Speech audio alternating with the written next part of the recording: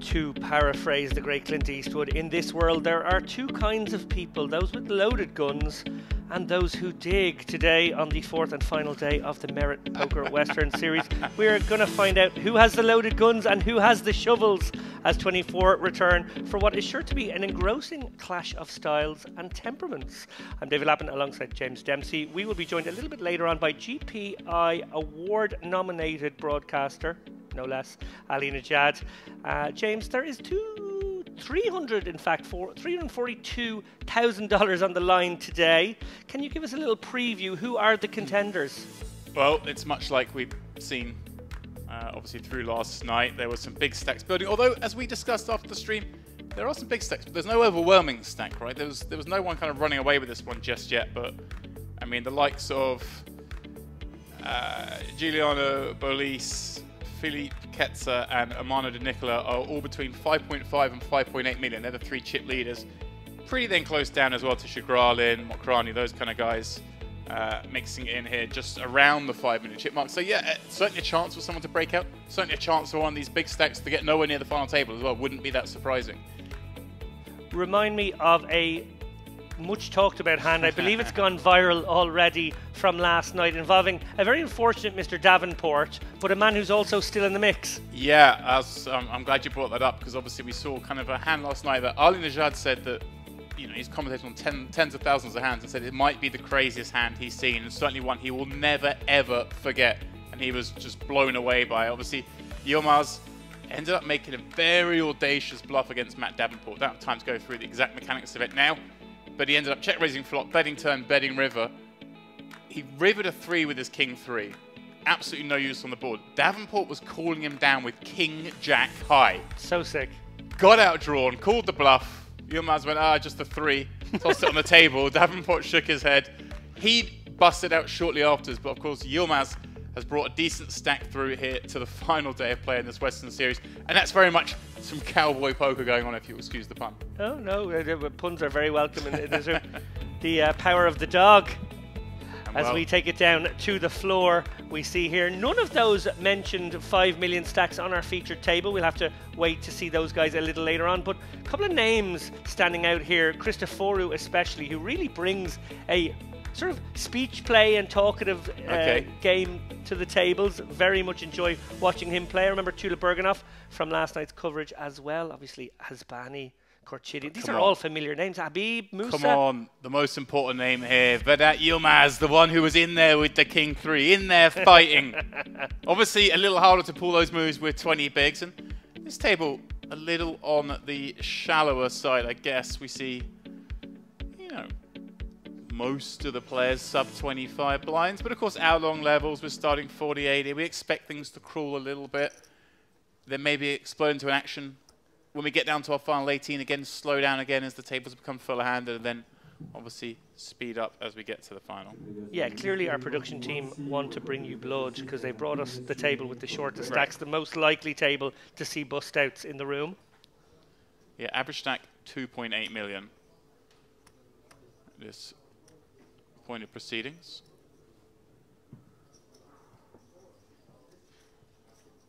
Rukadian, my first look at him. Obviously, by now we've seen everyone pretty much on stream, but obviously as we tag in and out, there's still the odd player that either you or I haven't come across just yet. Of course, you're the consummate professional, so when you're not in the stream, you're in your room just studying the stream, just watching, picking up tips. Mostly criticising, just why didn't they say that then? Musa. Why does Ali have his jumper on his head? Yeah, well, because Yilmaz made him do it. It was more sympathy pain for Davenport. Of course, it wasn't the only crazy hand we saw last night. The penultimate hand of the last last night might actually have been crazier. In that we saw Roman Hrabets donk a flop into a pre-flop raise, tiny. Bet the turn tiny when he paired his deuce, board reading deuce 3, 5, 6. Then bet 1 blind on the river and called a 1,000,000 chip raise with a bottom paired deuces. It was shown a straight, but a straight was unlikely to be part of that range that would raise so big. There were 3 hearts on board. Very, very fascinating hand. He then busted out the next hand, the final hand of the evening. That's getting us down to the 24 we have now. Yeah, the demise of Hrabec, a little unexpected, obviously, at this stage in the tournament. He had been flying so high for so long. It's funny, you say unexpected, and I don't mean this in a mean way to him, but I think with the play style he exhibited, kind of always is kind of expected. He definitely is flying high. It could go at any moment. It's incredible to watch. So we get a look at Yilmaz, the scallywaggery of last night. He must have woken up this morning and the first thought he thought about was Davenport's face. And Davenport, meanwhile, probably didn't sleep. I'd say he's on a plane already. I'd say he probably booked the 6 a.m. flight. Yeah, just get me out of town. Yeah, get out of Dodge after that. Of course, there are other things going on today. I think the final day of the Merit Western Series, not just our main event, but the very ever-popular Mix Max final day going off today. Of course, there is day 1C of it. Started at 11 a.m. Turbo flight. Late Rages closing about 3 minutes ago, so, you know, you're a bit late. Yeah, thanks for that. Well, you know, it might start 5 minutes late. If you're upstairs, run down. I'm sure they'll get you in. That is true. That is true. Yeah, so many tournaments. I guess we are getting to that stage, always final day of a festival, where maybe a few people have gone home and it does seem a little bit quieter, but yeah, it's not too much quieter. I saw some suitcases in the lobby of some of the players we've been covering. You know, everyone probably books their flight today and then they think, well, I can make the final day, I'll extend. But yeah, it's not just that Mix Max. We have Deep Stack Bounty. What I love is that because Merit Poker Festivals generally span 11 days and only one weekend, you go home to a weekend. Oh. You justify not working. Like that. How do you structure your work days? Do you have weekends? You don't have weekends. Do you really want me to get into the weeds? No. My We'll get into the weeds of this hand instead. Yilmaz has opened up the ace-9 from +1. A little fruity.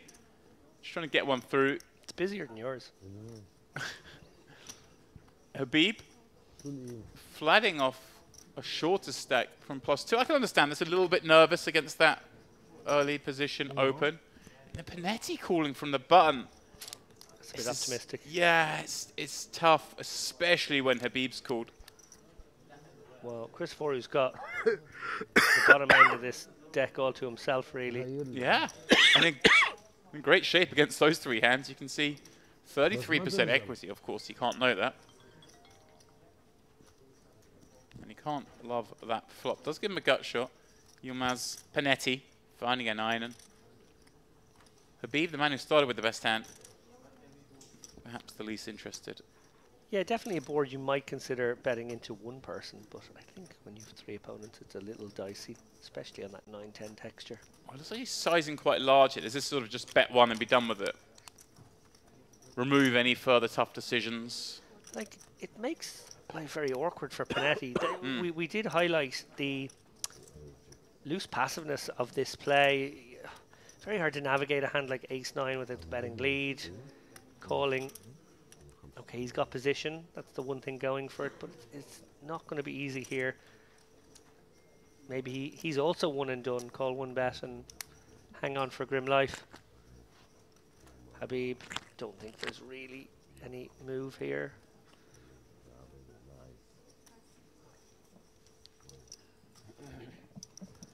Before he used one-time bank, you didn't take it. You take it? Oh, time bank police. After that. After, when the finish. I love that. Yeah, well, the hand's still on. Looks like Panetti will make the call here, and stack to pot ratio is. Yeah, this is grim for so both. shallow. Both of them are just probably wondering, how have I got in this situation where I've got ace-9, 10-9 3 board and a full-way pot, and I'm putting in 340k. Question is, as this board develops, is it likely that both will feel they have just enough sort of showdown to try just get there? I think that's the most likely thing. They'll hate this card as well. Yeah, I wonder. There's just so much in there is the problem. But that jack smashes. Smashes both. Does smash both, but I think it hits Panetti Right. a little bit harder after he's the one who called. I wonder if he ever feels like he needs to try and bluff a 10 off here. I feel like not this street, right? Maybe not. But maybe on the river.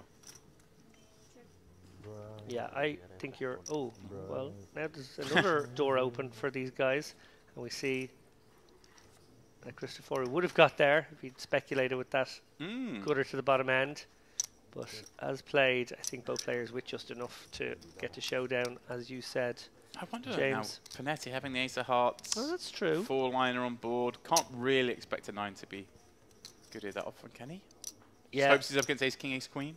That decided to bet flop. Could also be up against an overpair. Yeah. Is happy to show it down. Will be very happy, as both players will, to get this one. I'll tell you who's happiest there. Is Yilmaz after he tables his hand. And Panetti quickly picks up his cards to table his.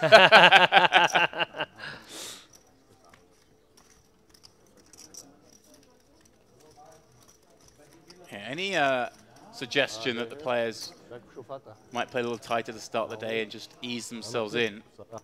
Quickly laid there those fears. Straight into action, and already a player down 23. In fact, 2 players down, I believe. No, we came up with 24. 1 down. Those are the 2 out of tables. Of course, we have a redraw shortly.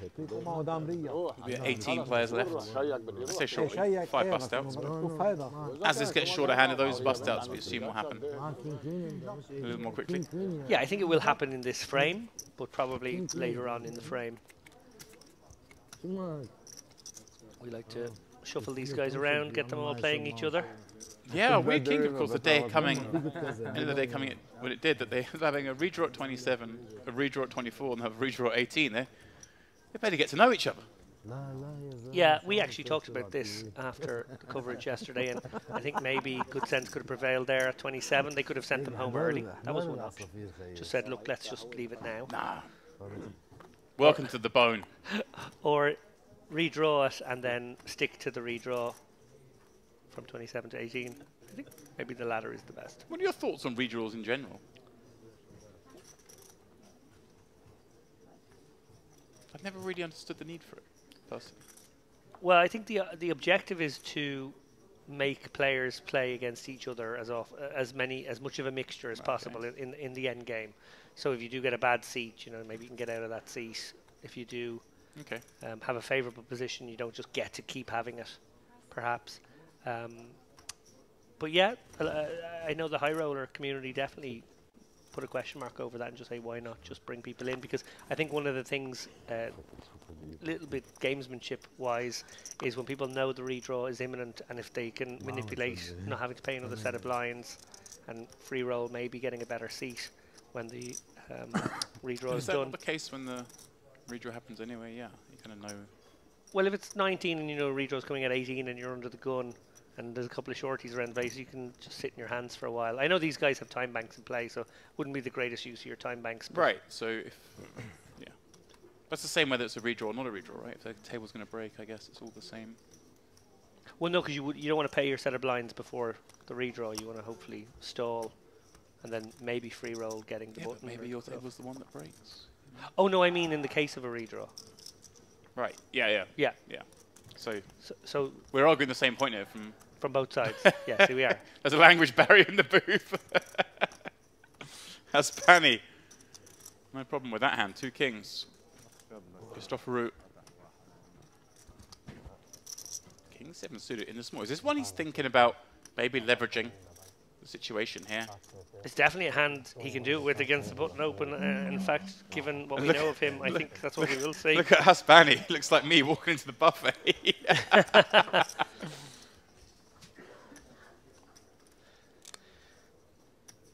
Well, Tula Burganov, obviously, no interest here. And again, are we just tanking here a little bit to reduce the number of hands in play? So we have... I think so. Achieved $13,730 payout. At 21, there'd be another jump, and then of course at 18 another, and just maybe against that last 2 tables as slowly as possible is a good thing for him. Now let's jump ahead here. Has Banning ever just flat? I would love a flat. Well, definitely when we see the hands, but like, does he ever just flat here, or does he just hope his opponent's got like jacks or queens and he can get them in? Quite like the idea of a flat here. Flat would leave him. At what, 1.3, 1.4 times pot? Which is absolutely fine. Yeah. If you flat here and get outdrawn by some nonsense that would have folded pre, and you're only 1.4 times pot behind, it's actually not that big a disaster. No. Right. It's different if we have 4 or 5 times pot behind. But so often your opponent's going to flop something, or they're going to bluff into you when you've got these kings. And we see there Hasbani going for a read of his opponent. Very important, because you want to ascertain whether it's a real raise or it's a light raise, because that is the #1 factor in what you do now. And he looks to me like he is quite kind of flustered, like he genuinely doesn't know what to do here. Yeah. That might be the case. He might be so torn between calling and jamming. But he doesn't look strong to me. Looks like he's in here with, yeah, like King Jack suited and Ace 10. He does decide just to drop it in. Yeah, and it's never bad, obviously. There's loads of upside to just getting it in there. If your opponent is using an ace blocker, you deprive him of getting to see an ace on the board. Situation where you might have to call one street again and send more money into a pot when you're behind. Also, you prevent the possibility of a hand like 10s or jacks escaping on a board. That would be a little bit dangerous for them. So, nothing wrong with dropping the hammer there. But sometimes fortune favors the brave. Give me 20. This might be the win. Another big factor actually is how often Hasbani thinks Christopher would do it with a king blocker, because then he's just absolutely loving life. Yes. He didn't give me his weakness. Yes. No, thank you. Yeah, it's okay. 22. This is a dealer mistake. Thank you. It's okay, it's okay. I didn't count my chips. Discussing the pay jump. It's not a 22, it's a 21. Yes, I mean, when there's 22 left, they're on the pay jump bubble. It's funny, isn't it? The way poker's progressed over the last, few years. I'm going to say like 7 or 8. The players are so hyper-aware of these little pay jumps in the middle of pay structures that I see Michelle Habib here, who, not wanting to judge a book by its cover, but in tournaments I've been in, wouldn't be the person you'd expect if you're looking going, when's the next pay jump for like a fraction of a buy-in? Yeah. Everyone's so aware of it now. And I almost wonder if we're better served sometimes in these big live events, that when we get to this stage of the tournament, that maybe we base like levels on number of hands played or something of that ilk. So if you guys finish your hands, you get the longer break. Yeah. And then we don't have so much of the completely understandably correct but unnecessary tanking. But then the issue still remains, even if you play a number, then it would have to be hand for hand the whole time. Right, I see what you're saying. Because otherwise then you're still going to finish after the other guys. Yeah, and you'll know. Unless you can wind it back and go, well, we'll actually just line it up afterwards who makes the pay jump. Yeah, or maybe if you but then you know what happens first, then you get the advanced knowledge. It still doesn't work perfectly. Doesn't work perfectly, but is it better than the situation we have currently? I don't know. Musa, he's found a situation he doesn't mind. Jamming has 10 bigs over Cordian's +1 open, which is a little scary, but I guess 10 bigs, ace 10 suited. He does have a little bit back, actually. It's more like a 15 big blind implied shove. Pardon me, you're quite right. So that may get him a few more folds. Yeah, and we'll probably get a fold from this hand where for 10 blinds, one imagines it would feel compelled to call. Especially with the 4.5 million. I think so. Stacked behind. Christopher Root. Not much he can do here, surely, with the opener still to act, and this 3-bet jam is... No. Ace-queen would be pretty dicey there. Right. Like, you maybe feel like you have to go with ace-queen, but that's the one that's on the line. Ace-jack, an easy enough fold. Julia Berganoff, we can assume, is going to take 25 seconds here. Oh, no. Quick one this time. Yeah, 13. That's fine. And Corchidian. Obviously, we'll be in good shape against decent chunks of the Musa range here, but overall, just a bit too concerned about the ace-kings and ace-queens, which dominate him. Yeah. You 3-bet with king 7. See the 8s, 9s, 10s, jacks. We do okay against. I have very good hand. Better than you.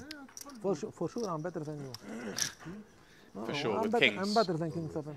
Last 5 seconds. I didn't shove with 8-9. I'm better than King 7. Interesting that he said last 5 seconds and then I'll fold. And that's very fair because actually in his seat, he can't see the box. He's a little bit obscured because the dealer is between him and the box. So everyone else has a very good view of the countdown. He can't. But it's interesting he said. But it's interesting he said like last 5 seconds and I'll fold. He's the one with 4.5 million chips on this table. He's the one that surely makes sense. Wants to play more hands. Oh, I didn't think he said last 5 seconds and I folded. I thought he said last. Tell me when it's last 5 seconds. Like as a thing going forward, like always, please say that because I can't see it. I have. You might be right. I thought that's what I heard, but You have red one? No, So what you the say makes second more VAR sense. What you say makes more sense. That's why I was surprised. yeah, I've been in that spot a couple of times where the 1 and 2 seat, it is a little annoying because you can't actually see the clock tick down. So you're relying on the dealer maybe to give you a little bit of notice. It's actually not great that it's obscured from a couple of the players because you even can pace the kind of decision you're going to make a little bit. You suddenly realise you have 5 seconds. It's a bit like, oh. Yeah. As opposed to being able to always glance up and realise. I think you can probably see it 10 there. seconds now. Looking at the line of it. But yeah, you're right. Certainly the 1 seat has to lean forward. So. Quite like actually, again, not wanting to hark on, but like Triton, kind of introduced a light strip in the table. You can see the time going down. Ooh, fancy. So wherever you're sitting, you can see it's just a LED strip in the middle of the table. Just ticking down. Panic as it gets near the bottom. I was going to say, it has a kind of a countdown clock vibe then. All in. Christopher Root, he'll be going all in with this, given the opportunity. Oh, and dangerous one for Habib here with 14 bigs. This is borderline. This is probably a shove, to be honest. And if he can somehow find a non-shove and save his tournament, he will be very fortunate because I think I probably just send this one, particularly against Christopher, who I think maybe opens lighter than most from the cutoff. Seems like there would be even more reason to get it in here. We are looking at entirely reasonable. David, you called it. And I think when you've seen Christopher just 3-bet fold instantly before, it's not like, if you haven't played with him before, you can tell he's obviously not a nit. Certainly not. Little stretch. I wonder what happens to nits when they turn up in the side. They just get sent back at the airport because we never see any on our tables.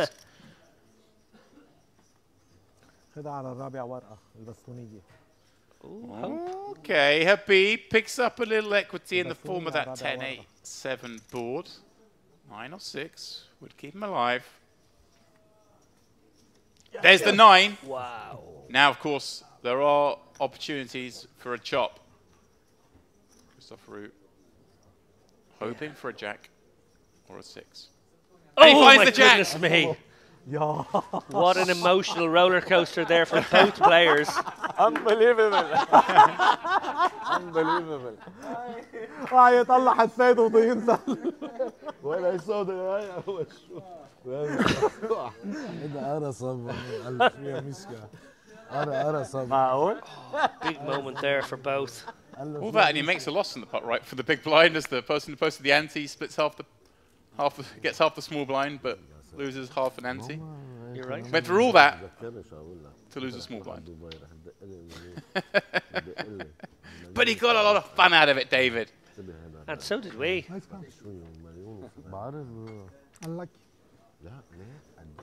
It's a funny one because lucky for sure. He got lucky and then unlucky. With the needle. Unlucky. I got lucky, finished the hand. it's a funny one because by the river both are happy in a weird way. Sure. They both come from behind, got a chop. How much? 80.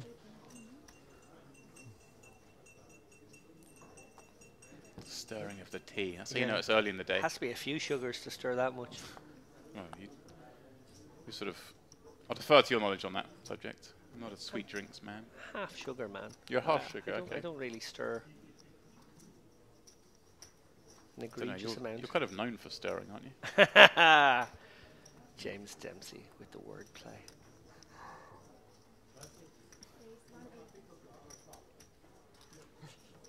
Panetti, ace queen. This one certainly does qualify. Do you think you'll feature in Ali Najad's speech if he was to win the Broadcaster of the Year? You are his producer at Triton, of course, and his co-commentator here. Would he give a speech? I suppose he'd give a speech if he didn't win as well. You mentioned he was obviously nominated earlier. Yeah. You kind of keep tabs on this. I assume has he won it before? I imagine he hasn't. He's been nominated once before. Oh, only once before nominated. Wow, okay. I'm kind of. I know it's a strange one because I think it's fair to say you and I would rate Ali to be thereabouts the best hand-for-hand commentator there has ever been in poker. Yeah. And yeah, maybe it's the case that the colour commentators get a bit more love because they inject more personality, but actually Ali injects a lot of personality into the drier role. Yes, certainly. Which is an enormous skill. Obviously his partnership with Nick Schulman, quite famous these days as... Who's also nominated. Yeah, and he's battling with a lot of his co-commentators right, too. Henry Henry's in there as well. I explained to Ali that I did vote for Henry first preference, but only because the rules state that if you work with somebody in the capacity 1-8 that they're up for, you're not allowed to give them your first preference vote. So obviously, 4 point something. Ali's co-commentator. So I stuck to the rules. I went for Henry Kilban. It solved a complicated decision for me actually, because Henry and I go way back as well. I'd be happy to see either of them win. In fact, I'd be happy to see any of those guys win. I think actually it's a good category this year.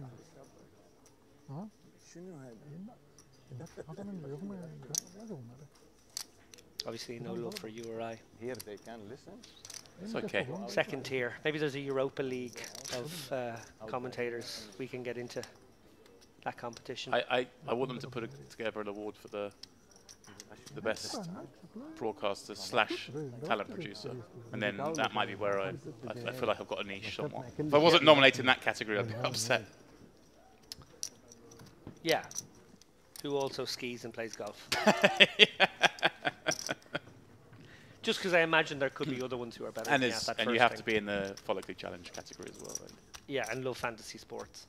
I don't know fantasy sports. You do a fantasy sport thing, was it? No, I've mentioned this on stream and you looked at me like, what are you talking about? I've never played any kind of Do you fantasy. not do some sort of team thing?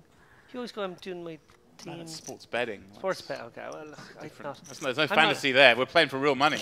I'm no gambler. I only play poker. Actually, speaking of being Follically Challenged, I have to say I think someone at housekeeping played a cruel joke on me. I'm not sure they weren't put up to by you, but I went to get in the shower today, and there were the little miniature tubs you get in hotel rooms for shampoo, conditioner, shower gel. There were no shower gels, but 4 shampoo conditioners. I thought, this is Lappin's work here. The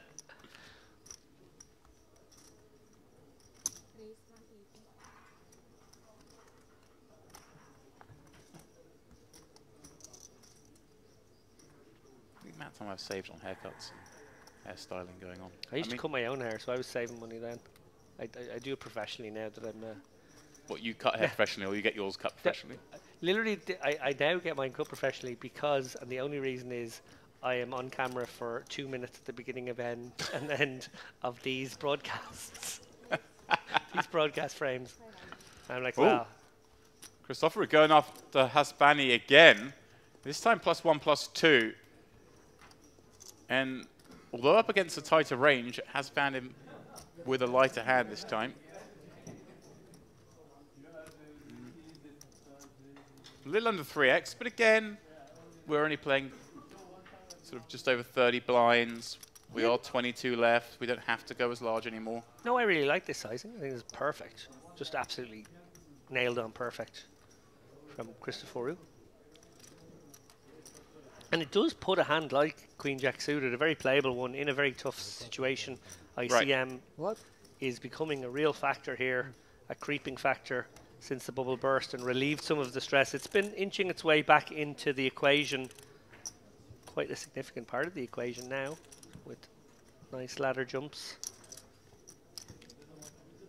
A reminder that the ICM implications peaks at around about 10 or 9 players left before inching its way back down again until, of course, there is no more. Heads up. Little wrinkle in the merit. payout structure that's actually a bit extra with 3 left. Oh, hello, Musa. Wow, finds it in a dreamy spot because this can be light ahead. He still has fold equity, which is always nice, even when you've got ace king. 900k in the pot. It will be some price Christoforu has laid here. Just 900k more into a pot of what I assume is going to be 3.5 million. That'll be 2.3. Yeah, sorry, when you're including his 900k. It was, you calculate it such the professional way. I can at the punter watching on TV way.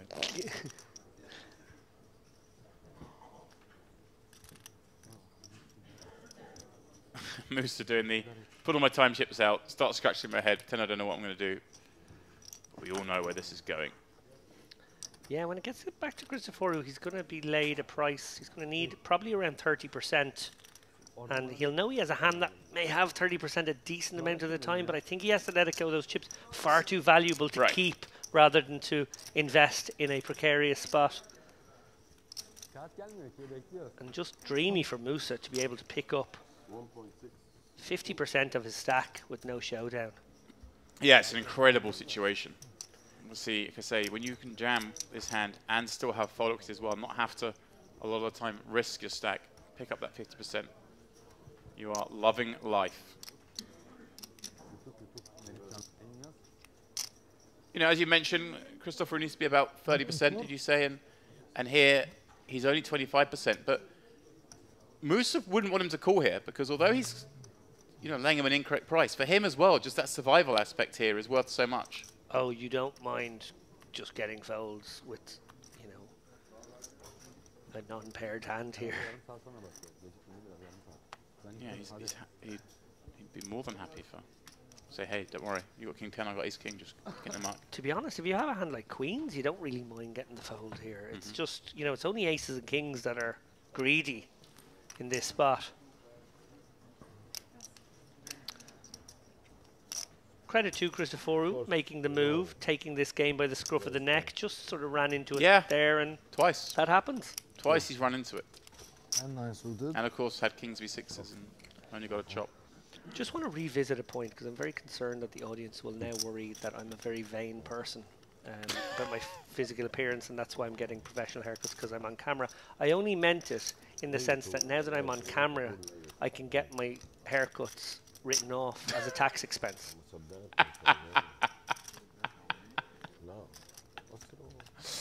Wow. There we go. Yeah, just want to make that clear. شو كانت ايدك؟ ما ايدني حلوة انا.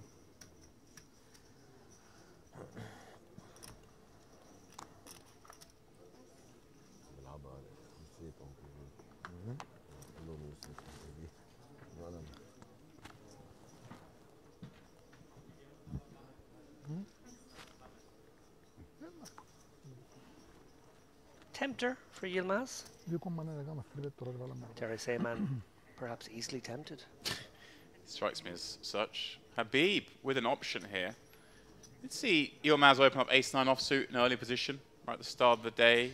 Really is aware of the reputation of liking to get in the mix. Making this one somewhat tempting, isn't it, for 15 blinds? Unquestionably a spot here. If this was cut off and button, I think you simply have to go for it.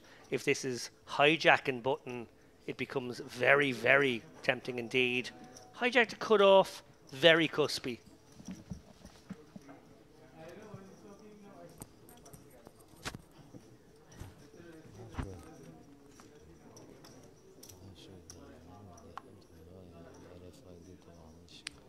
And Panetti with a suited hand doesn't realise those suits are smothered, of course, and sometimes a good adjustment to make here.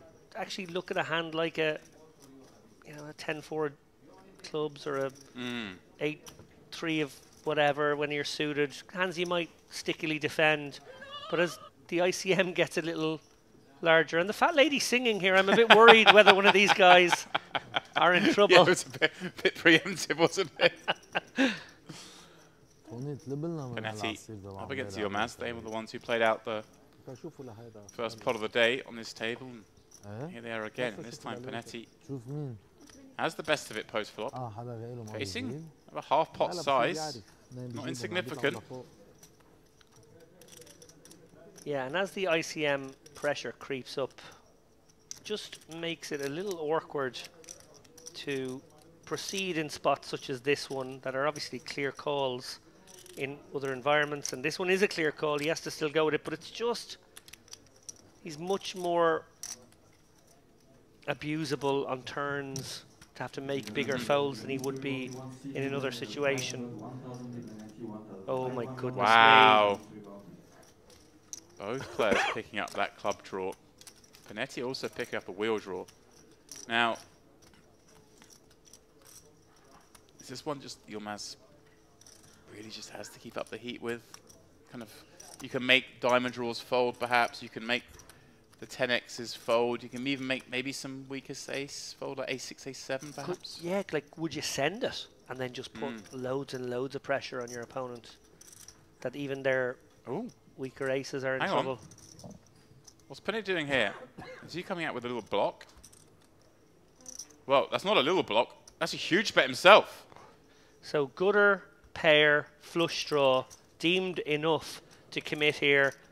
Doesn't want to face a bet, would rather make one, I guess is his logic. And is this sort of somewhat for protection, and then other sides try and make maybe a hand like jacks, queens, kings, maybe a weak ace himself fold? Is that the logic here? Yeah, well, definitely jacks, queens, and kings are in a world of hurt. I'm wondering if this ever works against some of the ace-x combos. Right. Like if you're there with an ace-9, are you loving life now? Very awkward. It's an interesting unlikely. deviation from the norm here from Yeah. Panetti. I thought it might be like a block sizing with a 10, but he's gone the other way. Gone huge. And what I would say is, this kind of play, this kind of aggression actually really does complement his willingness to defend a hand like 10-4 of Right. clubs. If he's willing to have these kind of moves, these kind of gears, then he can make it work for himself. How sick does Yilmaz feel like turning that club thinking, oh, here we go. Oh, I just have to fold with that pretty good chip in. On the flip side there, he might be thinking, phew, I was going to jam there and maybe I'd have got snapped off. Yeah. معي قصة ليتي. Deviations, the norm here. MPO Poker going down at the Merit Poker Western Series main event final day. We are moving very swiftly towards our final two tables, and of course the final table a little later today. And then there will be just one remaining. The Lone Ranger, perhaps. Someone's got to get to 64 million chips before then, though. 67, actually, I believe, isn't it? 670 entries, something like that. 672, there you go. It's hard to believe that one of these players will end the day with 67 million chips in play, because, as we mentioned earlier, there's no one with a really big stack thus far. No, I do suspect we're in for a long final day.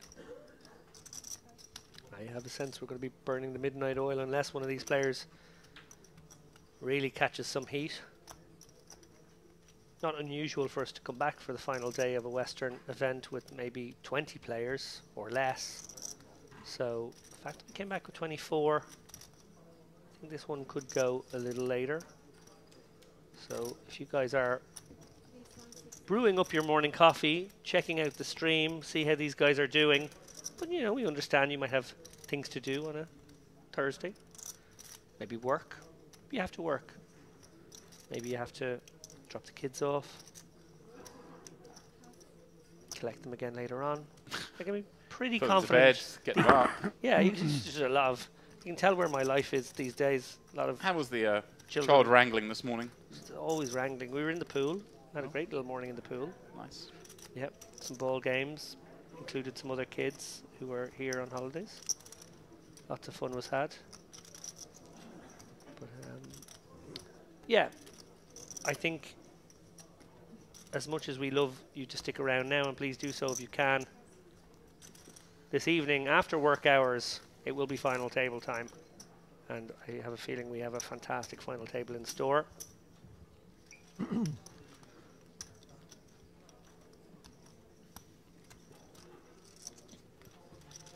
Can't imagine there's anything better in the poker world taking place between 7 p.m. and midnight tonight.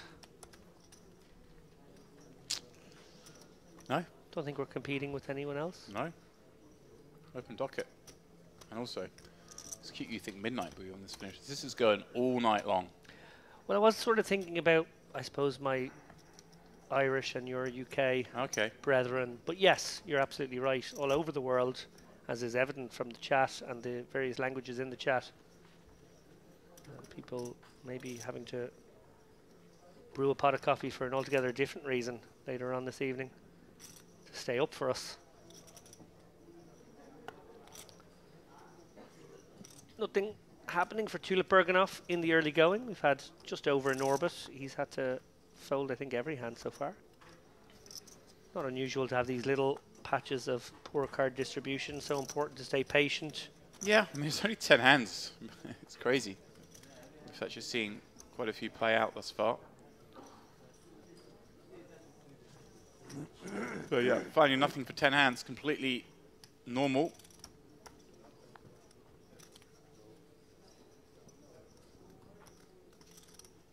And as David said, welcome to all of you watching wherever you are in the world, whatever language you speak. We do have the chat open. Let's see if we're getting a little action in there today. Please do let us know who you're rooting for. Or if you have a piece, maybe. Or if you have a piece, yeah. And that was the same thing, who you're rooting for, really, let's be honest. Financial incentive, a little extra, though. Yeah. I don't root for anyone unless I've got financial. If you're on the final table of the main event playing at someone I've never heard of, I don't care. Unless I've got a piece of you. I lie. I care. Yeah, but I care. Don't cry. There's always the, you know, if you want the mate, like, just sometimes money falls out of those people's pockets. Yeah. Stay close. Stay close. You just never know. Is that what Ali means by stay close? Yeah. Just stay close to those people who just won $342,000. Wow, this man is relentless. Christopher coming out for another light 3-bet with 8 deuce from the big against the button open again. The button going to be the lightest range. And kind of like the hand in the 8 deuce. Doesn't really play very well. Don't really want to fold it though, so let's just slip it in. Obviously, you know, we'd rather see maybe an ace 4 type hand, but kind of like this too. Yeah, finding ways to use all parts of the deck here, Christoforou. Yeah, I'm very impressed so far. And it makes him very, very difficult to play against. He finally wins one of these. He's been so unlucky. He's run into kings, run into ace king. Had kings against sixes, only got a chop. Now he finally wins one. All the sort of skills as he exhibited certainly deserve more than this thus far. And he seems the one on this table to me. But obviously, if he gets things going, he is willing to kind of go for broke, build a stack.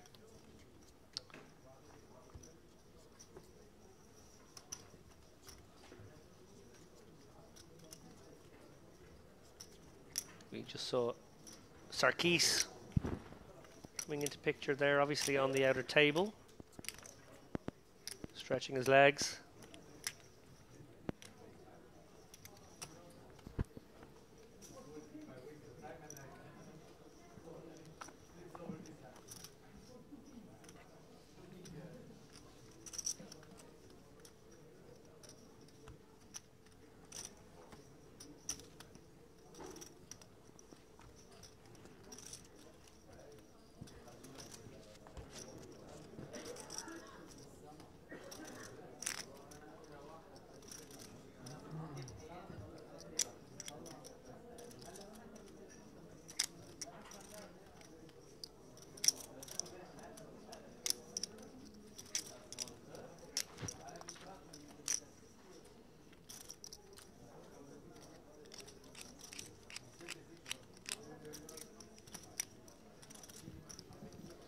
The ladies for Khurshidin.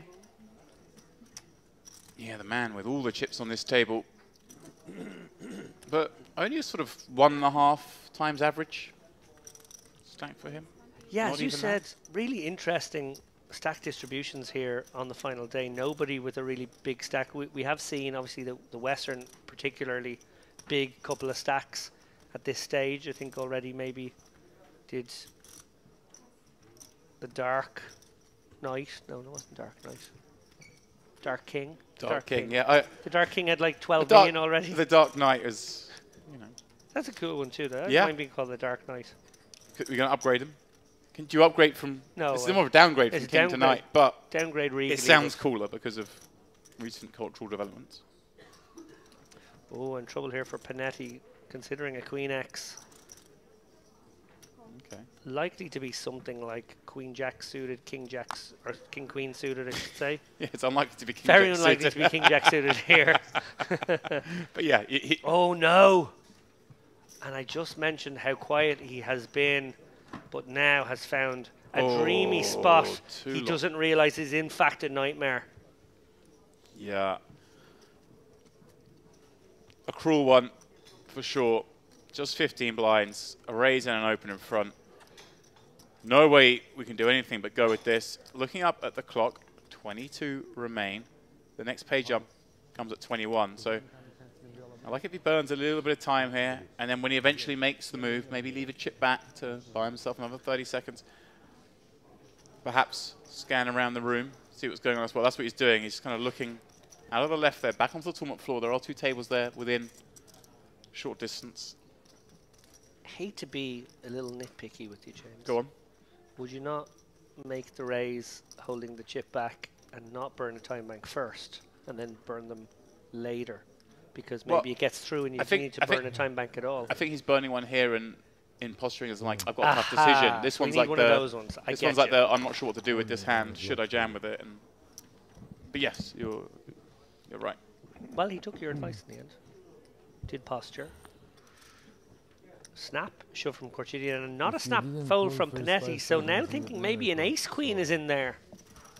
Maybe an ace-queen suited decided to take the flatting, more passive line, and now is wondering if they could ever be in good shape. I think I have 30 seconds. So yeah, he's just helping his man out. He just said I have such a sick hand. I think it is ace-queen of diamonds. I think he said I've just got 30 seconds. Oh, he was sorry. it's a very big fold, okay? What he has?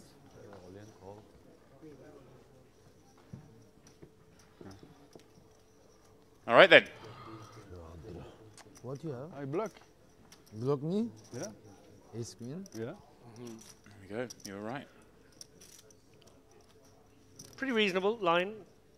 Flat the ace-queen. Then obviously surrender to this much action. Yeah, I obviously would have called against Tulip Bergenhoff, but Cordian ripped it in, and an ace-10 3-flop obviously would have affected the folded hand. As it is, no change here. Of course, I snap call him, but he's him. Guardian. I never can come. Jack's queen. Sees the 7 of diamonds roll off. Just has to fade one more card. Let's get himself up to the 6 million plus mark. What? That's what he's going to do, David. Tulip Bergenhoff out in 22nd. The last man Hard luck. picking up $13,730. Yeah, absolutely nothing he could have done there. A cooler of the highest order.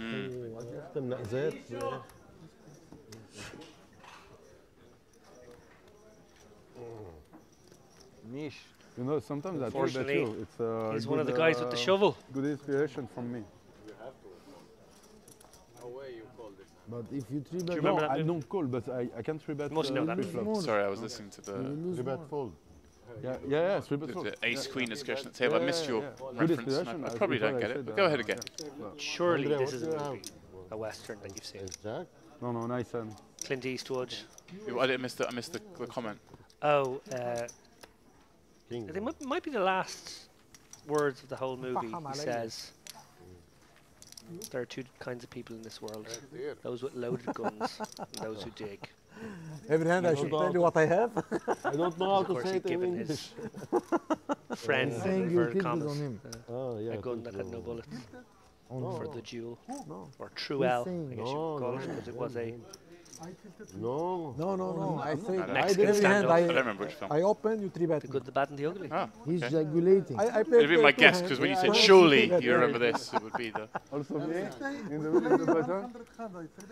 It is a great source of disappointment. I kind of get that the opera stuff is a little bit too swanky, but come on, westerns. Do you know what the worst thing is? Go on. Is that at No, school, because I A-level, asked you because you I thank did do you, media like- studies.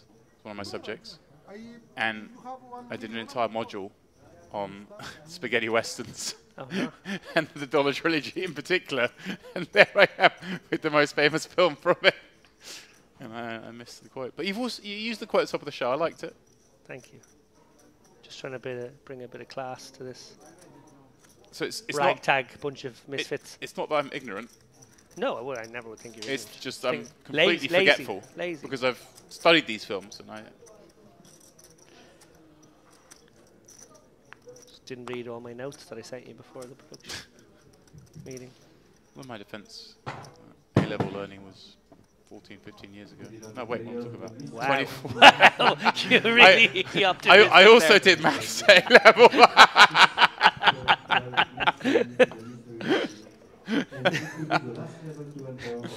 And they sit here beside 28-year-old James Dempsey. Oh, yes. 20-year-old James Dempsey would have been on this table just blasting away. He was a battler. There's no ICM back then. He played for the glory. In fairness, back then, sponsorship deals were so readily handed out. There was a lot of extra equity in winning tournaments. For sure. You won a tournament, you just got patched up immediately, no matter what, or Yeah. where it was, yeah. I remember some absolutely wacky patches being handed out. I won't ask you to highlight anyone. I have a list here. 18. Good guardian.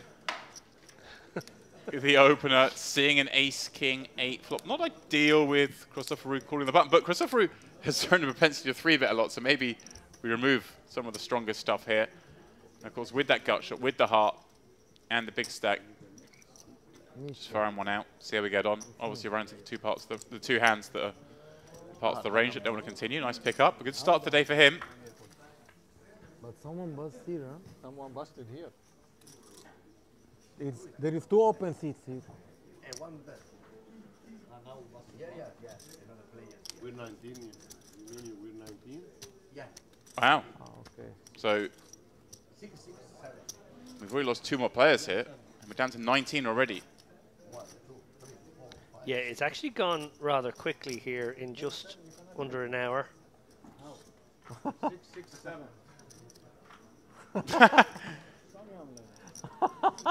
No, baby. Big blind. No, wait. Wait.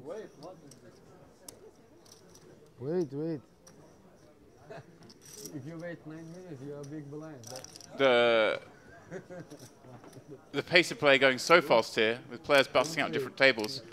I believe the floor even losing track exactly how many are on each table. I think it is 2 tables of 6 out there and a table of 7, so therefore, in that case, Habib will not have to move. We're just confirming that now. I don't think they realised we'd had a bust out here as well a moment ago. Sometimes it's difficult when the floor's working out the outer tables. They don't. There's obviously someone else keeping an eye on the feature table always, and sometimes that information doesn't always spread through, especially when the bust outs are happening this quickly. Yeah, and I think exactly what you said happened there, which is that we had a bust out. The guy was ready to go. He's like, okay, I'm going to get that guy off the table. And then there was a bust out on that table. No longer a need to balance, but you've almost sort of made the decision in your head to move the guy, so you're thinking that's what I'm doing anyway. Yeah.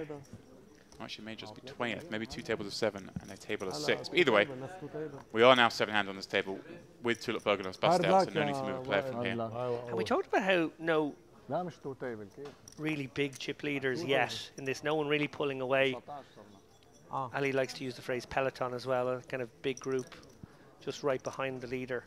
But Korchidian is sort of maybe, just maybe, the guy stepping away, stepping out. No reshuffle. Helps get hands like this. And credit to Habib as well, by the way, because he could have said nothing there, and he then moved off the table where he's about to big blind, and worst way he moved into a different big blind, but chances are move maybe a couple of seats in the big blind, and when we're so close to a table redraw, would have been very advantageous for him to avoid that blind. So credit for him for speaking up and saying, no, I think maybe you're wrong here. I think I should post. You want to give him credit for that? Why you Hollywood? You will fall. There are plenty of players who would I'm only joking. try and get out of playing the blind there. No. How dare you? You strike me as someone who you'd spill a coffee in a bubble, but I also feel like you're not a man who takes a slow walk to his new table or circles round when they're moving. Oh no, I would never circle Lenny around show. when I'm moving, but I الضحك Oh, على would. the slow المشتاق. walk. Okay. I'd slow walk it هيدا sometimes. الكوتش تبعي. Yeah, obviously الكوتش still الكوتش walk, تبع but just, كلنا. you know, I have a limp because I have a bandy knee, so I كوتش kind of البيج بوس justify it. تبعنا هيدا مشتاق. بيضل Maybe a slightly slow walk, or maybe if it's a last minute late reg at the World Series, I would circle back to the back of the queue. After you, sir. Yeah, and then circle back again. I actually spoke to the staff at the World Series, and I said if Darrow Carney and I are at the back of the queue, and we keep letting the other one go in front, technically the queue never ends. Like, we were getting into like an existential conversation about what is a queue and what is the end of a queue, and if people constantly move out of the queue as the Who queue are you having ends. this conversation with? Staff. Just wondering, And you didn't get banned? wondering if we could prolong the period before we had to actually jump in, because we love playing with like 4 big blinds. Don't I mind can't 10. remember what my ideas. I've got to go get it from the car. Yeah. Christopher Root, no messing around this time, just ripping it. Yeah, just short stacks behind it. No, sorry, Oh, not. The cool. big stack is Right. behind. Wow, okay, interesting. Obviously, It's surprising to me because he's a player who's willing to play. We've seen it. Multiple, like, 3 bets. yeah, this feels like a hand that actually works really nicely as an induce of the small blind. Yeah. And then if the big stack Corchidian 3 bets, you actually get to 4 bet with fold equity. So I am a little surprised by this. It's 80, right? That one is a little, For a man, exactly as you said there, James, who loves the click wars, loves taking it to the streets, loves battling. Yeah. That was clunky. You do see that from some players, but from a player who's shown a willingness to. What I would say is the hand category you mostly associate with those big shoves is the small pairs, and it's very important when you do that with the small pairs in that spot. You need a few to balance out with. Ace-Jack suited does make sense, King-Queen suited makes sense, maybe even a King-Jack suited makes sense for that big shove. So maybe just trying to have a balanced game there and protect some of his small pairs in the overall strategy of it. But yeah, I don't know, that just felt like well, I'm happy to get in against the short guy, and actually there's enough of stack here that I can raise, and if Corchidian was to make it 500k, I can stick it all in over the top of that.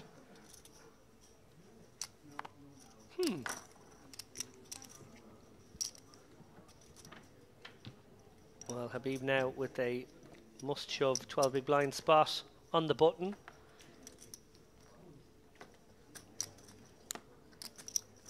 Yeah, next page I'm coming at 18. So still makes sense maybe to take a bit of time here and leave a chip back.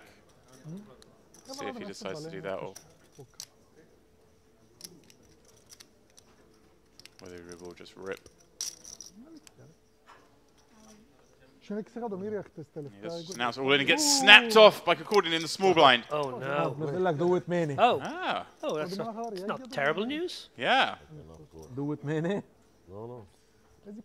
The snap there perhaps designed to make Musa potentially fold slightly better because it looks so strong. Yeah. So obviously Corchidian confident that Habib would have been in there with some weaker kings, maybe even a Yeah. 10 jack. Oh, for sure. It's a hand he wants to play. For the 11 blinds, 12 blinds even.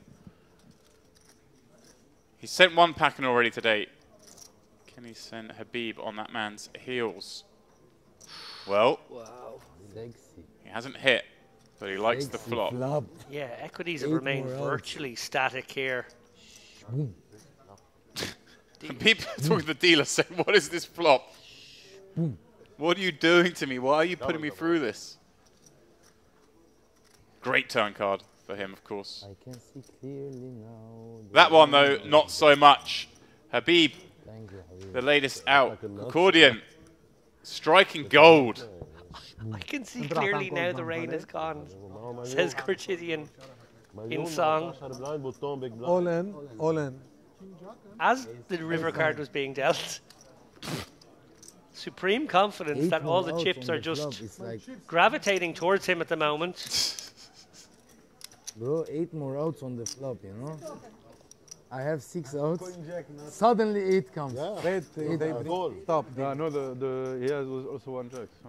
Well, I saw the floorman coming over there, advising the dealer to hold up. If we don't see his cards. Can mean only one thing, David.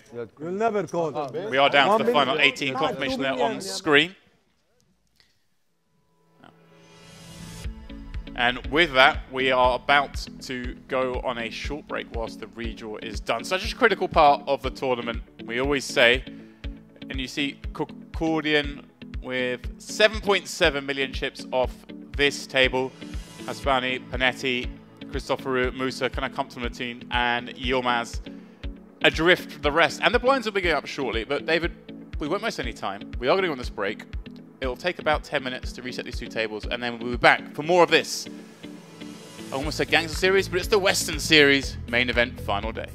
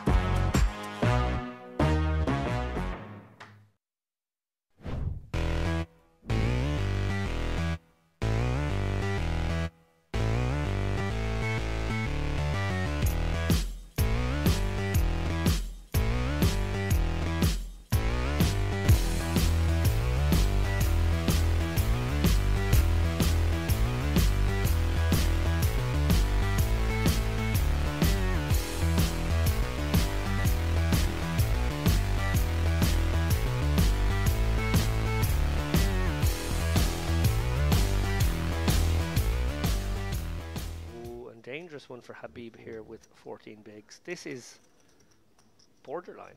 This is probably a shove, to be honest. And if he can somehow find a non-shove and save his tournament, he will be very fortunate, because I think I probably just send this one, particularly against Christopher, who I think maybe opens lighter than most from the cutoff. Seems like there would be even more reason to get it in here. We are looking at entirely reasonable. David, you called it, and I think when you've seen Christopherou just free that fold instantly before, it's not like, if you haven't played with him before, you can tell he's obviously not a nit. Certainly not.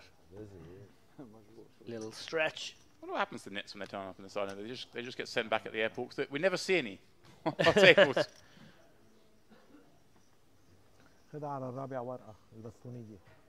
Okay, Habib picks up a little equity in the form of that 10-8-7 board. 9 or 6 would keep him alive. There's the 9. Wow. Now, of course, there are opportunities for a chop. Christopherou hoping for a jack or a 6. Oh, and he finds my the jack. Goodness me. What an emotional roller coaster there for both players. Unbelievable. Unbelievable. يطلع حسيت وينزل. ولا يصوت يا هو شو. هذا أنا صبر فيها مشكلة.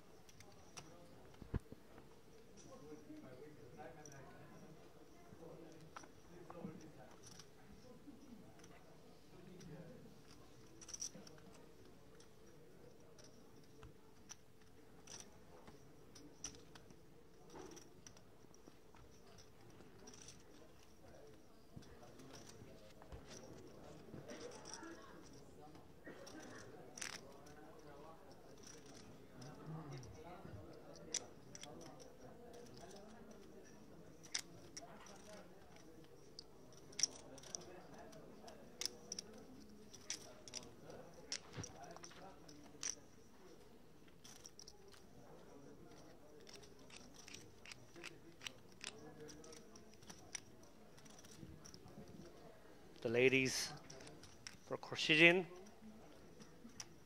Yeah, the man with all the chips on this table.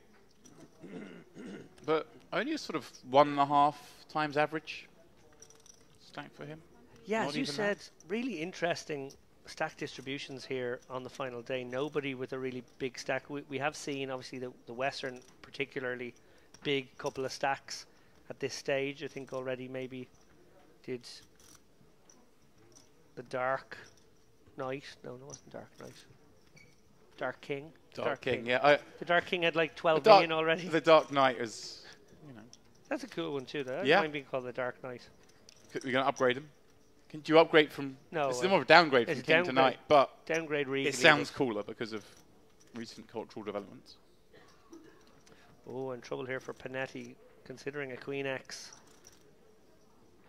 Okay. Likely to be something like Queen Jack suited, King Jack's, or King Queen suited, I should say. Yeah, it's unlikely to be King Very Jack unlikely suited. to be King Jack suited here.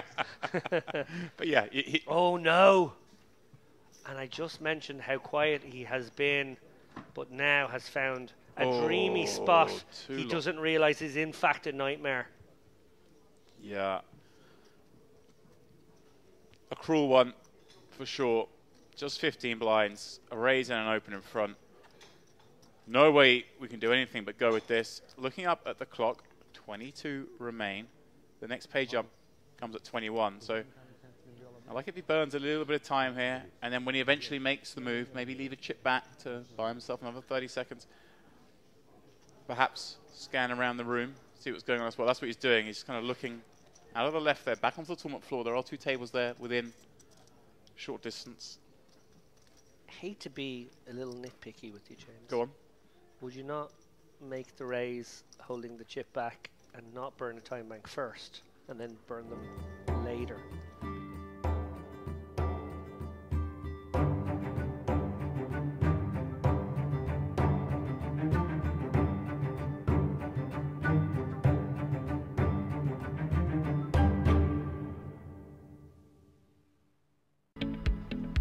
I am so hyped to get back here for that backgammon championship. Every time I hear that music, it gets my juices going. But for now, we have perhaps a slightly larger battle going on.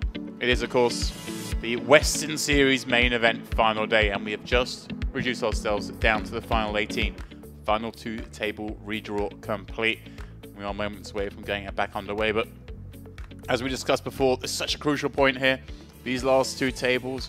What seat do you get? Where do you fit? We've just seen, you know, obviously some players busting, some players building stacks.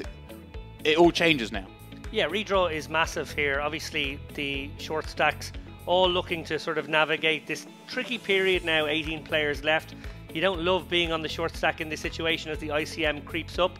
But also those big stacks sort of in the ascendancy. We saw there Khurshidin on the march. He's looking to build a big stack now for the final table. Won't be having much thought apart from that. He's going to try and bulldoze, I presume, the next period, singing as he does. Christopheru obviously stayed very active there in the last frame as well.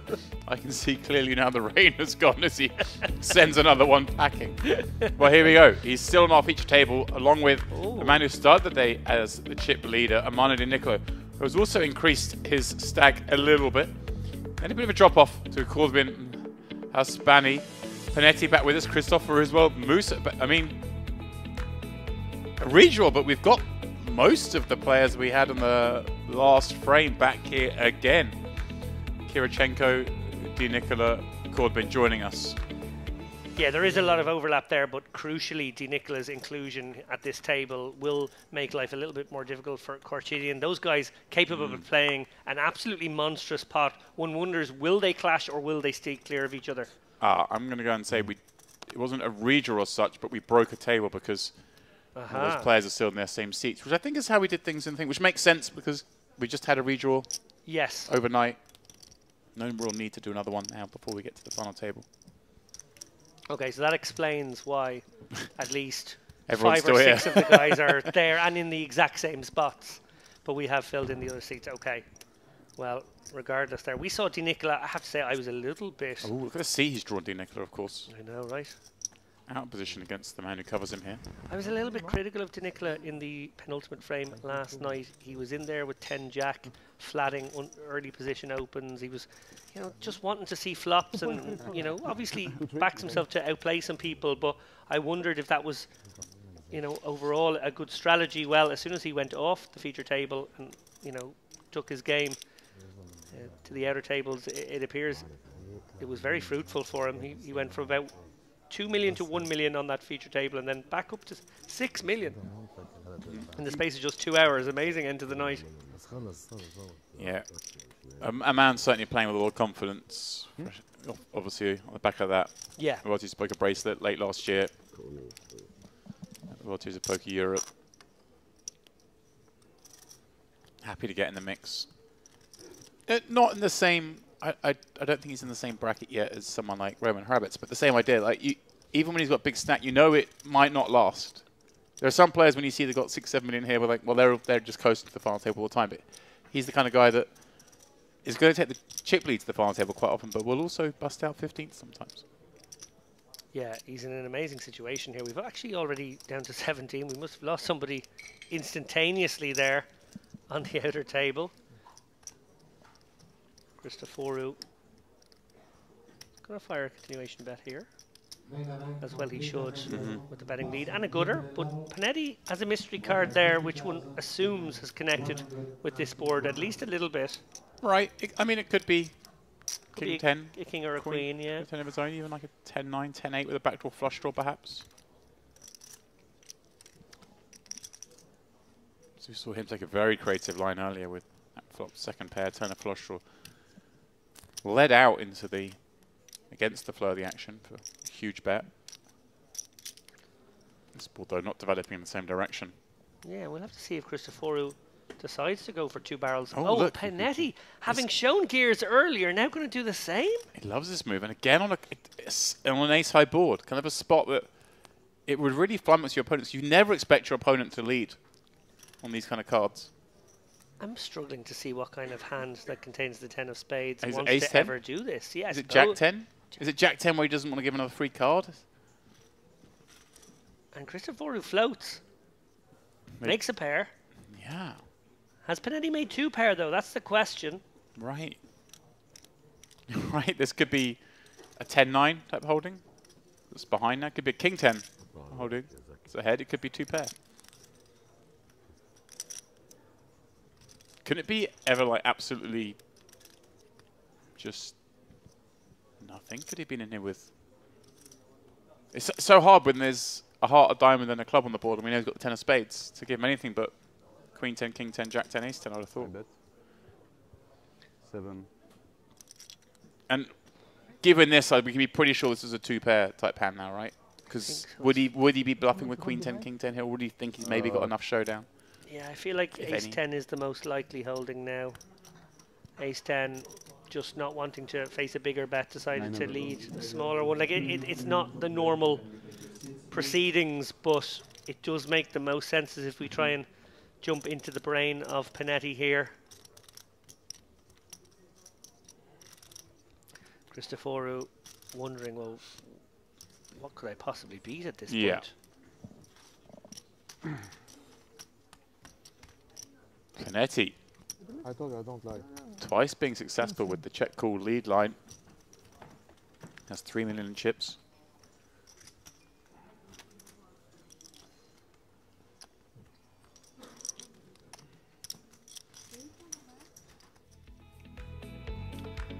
As we make way for another dealer. Not much has changed at the leaderboard. Blinds going up to 50, 100k now with the 100k big blind ante. Love this level, very easy to calculate the bet sizes. For those who are numerically challenged, this is the dream. Yilmaz down at the bottom there, 950k, just 9.5 big blinds looking to make something happen. Everybody else has a bit of wiggle room. 3 players around about the 20 big blind mark there, Musa, Kirchenko and Christoforu. And we see Hasbani and Panetti locked together with 30 bigs. Yeah, the 3 players there with the classical tournament stack, the 30 bigs, 3 with the classical 20 bigs, 1 with the classical 10 bigs, and then 2 outliers who've got 70 and 80 bigs, which you're not supposed to have on the 4th day of a poker tournament very often. No.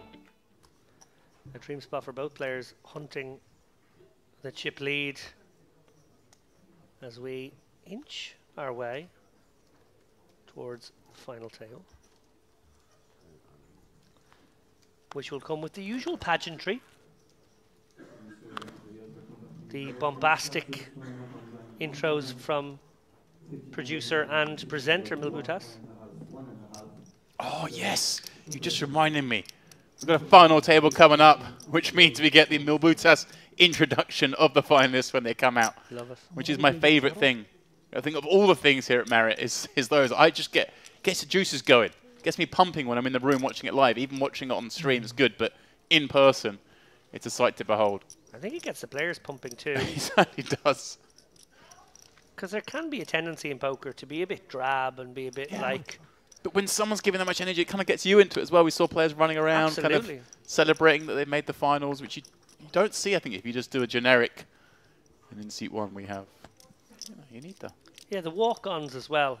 I almost feel like the guys for the walk-ons, you know, when they do the walk-ons in boxing and, you know, the Burger King is behind them and, you know, maybe Taylor Swift is there. I don't know. It's literally the only modern reference I could think of.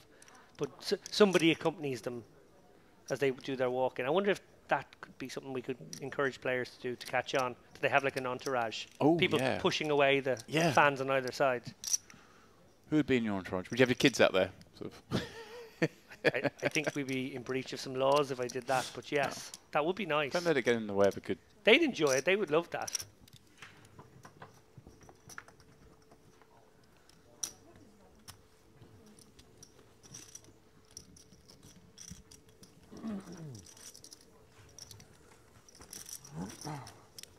Yeah, no, I do like the idea of that.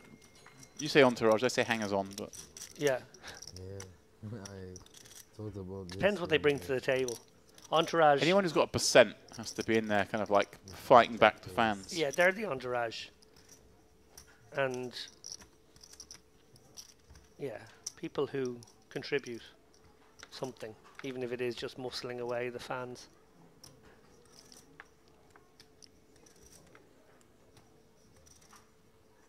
Joking aside, it is a lovely feature of the final tables here that we take that little break, we set up the stage, the share hand guys usually create some really fun graphics as well. The players' profiles displayed on the screen behind. The bombastic Milbutas. You look like Pocahontas. With a generous introduction for each player. I feel like he can go on the road with it. I don't think there's any poker stop that does it quite like Merit.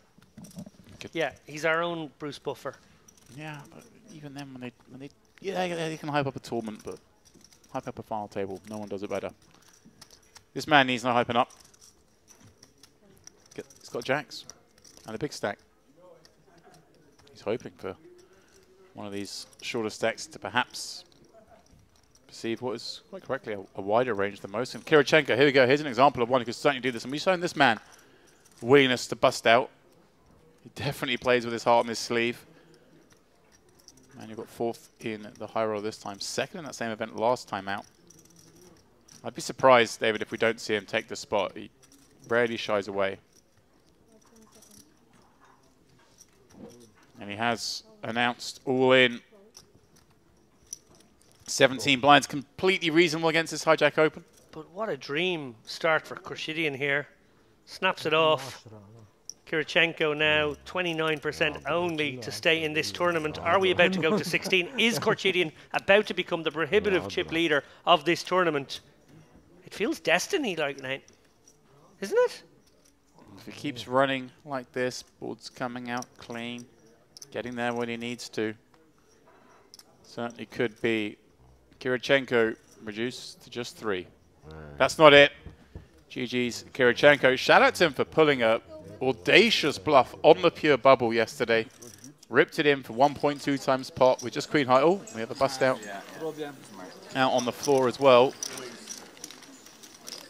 What is happening this morning? Clement Bonan holding ace-10. And then Ketzer getting there with ace-3. It was a 10-9-3 board turn 2, river 3. So he spiked the 2-hour on the end Yeah.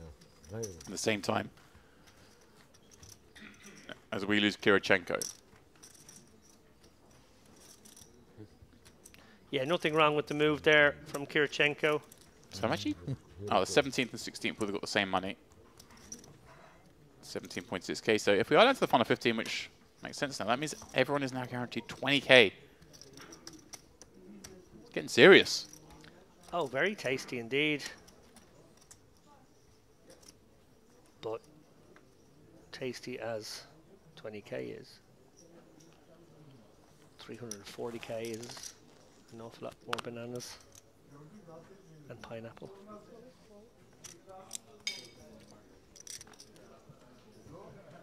You can't shame me for eating fruit. It's usually cookies I bring back here, so. I'm very impressed by your choice to spend that 8-minute break gathering some fruits.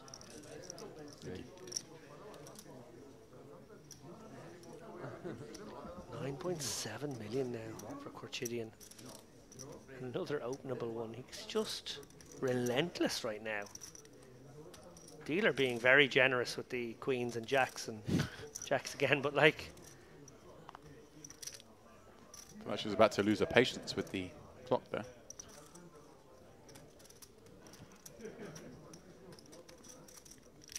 Haspani. No interest in playing back with this ace-3 suited. Didn't even cross his mind. Christopher Root in the big blind. King, queen off. Interesting spot again, David. Does decide just to rifle it in. Yeah. Not surprising from this seat that we see this maneuver. No, and 16.5 bigs, I think probably way too many for Corchidian here. He's finally going to have to when I let one go. Count, you stop the clock, right? Count. Love it. Just familiar with myself. Of course, he's facing a bet. If he asks how much the bet is, the clock has to be stopped. Give him the time. Yep, hoping for a slow count here. Yeah. I know I'm ahead. He's right. Big time. He's right. I know what you're shoving with. I know. But I'm afraid I will lose. You know, how much? Wow. A perfect handle on the situation. Corchidian. Surely not. Like Nostradamus today.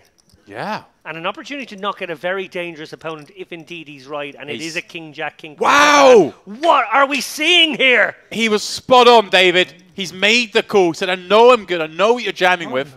Christopher feels sick seeing that hand call him. Wow. Well, huge moment for Christopher if he can get there with the near flip hand. Suited, jack 10 suited. You know, I know. But I will play 60-40. Let's see. I'm running good. Well, ain't that the truth? It is just 60-40, of course. The king-queen live. Still live, but after a 5-high flop, not enjoying life too much. Oh, and you do feel for Christopher, 2 cards away from elimination. Yes, yeah. He's don't expect to get called by this. Yeah, and he's obviously been very unlucky with his 3 bets lost. Tied kings, v6s all in pre. Now needs to hit king or queen on the river here. He's not going to do it. An incredible call from Corchidian.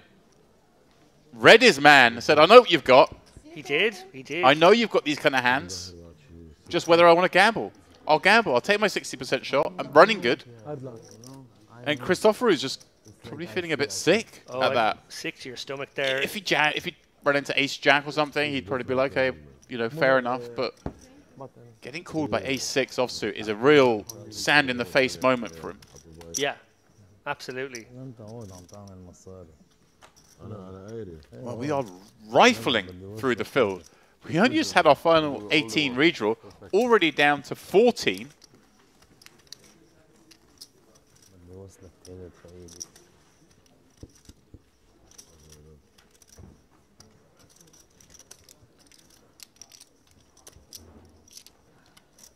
Each is 1 million, huh? Yes. I have 40 And you know what, James? And like this is sort of a 500, hidden 40 factor in is all only, of this now. But I feel obliged to point it out. 4, 5, 6, 7, and then I pity the fool and then I who show 3 it. bets Corchidian from here on out. Yeah. You're petrified to do it light. Right. Loads of hands that you're allowed to do it with, and you're thinking, oh, he might just snap me off here with the raggy ace. A huge marker been put down there. Insane stuff. انا ما هو عامل شاب انا راح اعمل عليه It's شاب. almost just ما a أصليت disrespectful الجماهير call. It's like a... ممكن علي بدك تعمل شو؟ لو ما I'm not انت having it عملت from you. اوبن راح اعمل شاب هيدز اب. Yeah, there's two sides to that coin. He spotted an opportunity to remove possibly one of the most dangerous opponents he could face here, but he also gave an opportunity for them to double up in 45% of worlds. Right. ما ايد منيح اصليت دينار يعني اكيد راح اعمل عليه شاب. I don't care. Extraordinary moment, I'm And sure.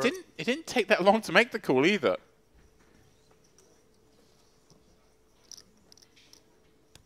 Got the count. I don't think he even used up a time chip. Yilmaz, 9.5 blinds under the gun. Ace queen. 14 players remain. Yeah, delighted to find a shove spot here. Really is. Struggling to get his engines going this morning. Maybe, just maybe, this is the beginning of the comeback. Of course, that famous hand from last night, which I feel like the world of poker, the entire poker community are going to have watched before this weekend is out. 1,225. Well, no double up, but he's going to get one through here at a nice time just before the blinds steal those chips right back off him. No, the cool bean. He's brought his jacket out for the day. I like that. He's ready. He packed, assuming he was going to go deep. بلعب تورنمنت مصري احكي بس حلل لي هماز. Do appreciate when people make a little bit of an effort to dress up. Yeah. I was hoping we might see some Western attire today. Someone had it in the locker, but This I play with. This I not to keep. be. 11. We'll see. Not counting on our staff. We're all dressed in the theme. I just upset I can't get a big hat and the headset over it. I would definitely don a Stetson if I made the final table. Yeah. No question. I did. When I got to announce the mystery bounties at this series last year, I wore a Stetson. They look pretty cool. That is pretty cool. Don't know who gave you the authority to do all the bounties, but we are where we are.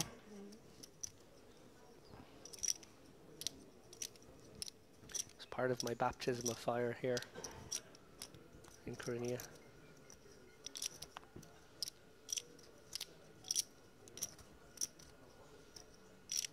Corchidian now able to open with impunity. These guys petrified to fight back.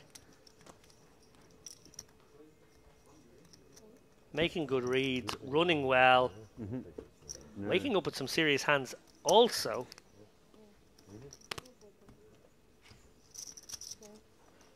How much you have? 11.5.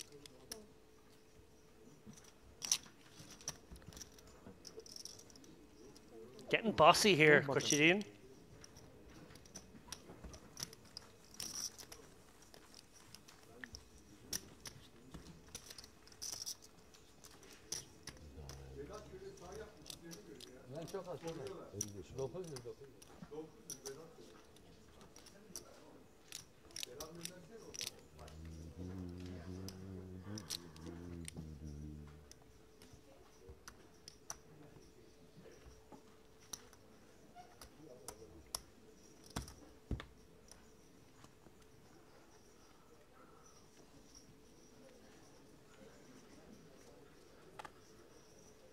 Sorry.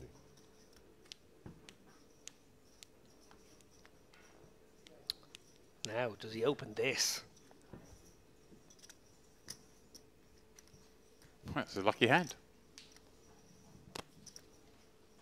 This is becoming abusive. I like it. But and like as you said,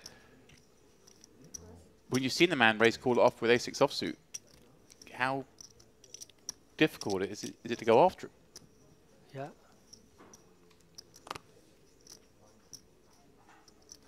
Yeah, his opponent's sharing a little laugh and a joke with him. Almost experience a sort of Stockholm syndrome. Obviously, they all benefit from that bust test. They're kind of enjoying it, but now they suddenly realise they're left with the remnants. Now they have to deal with them themselves.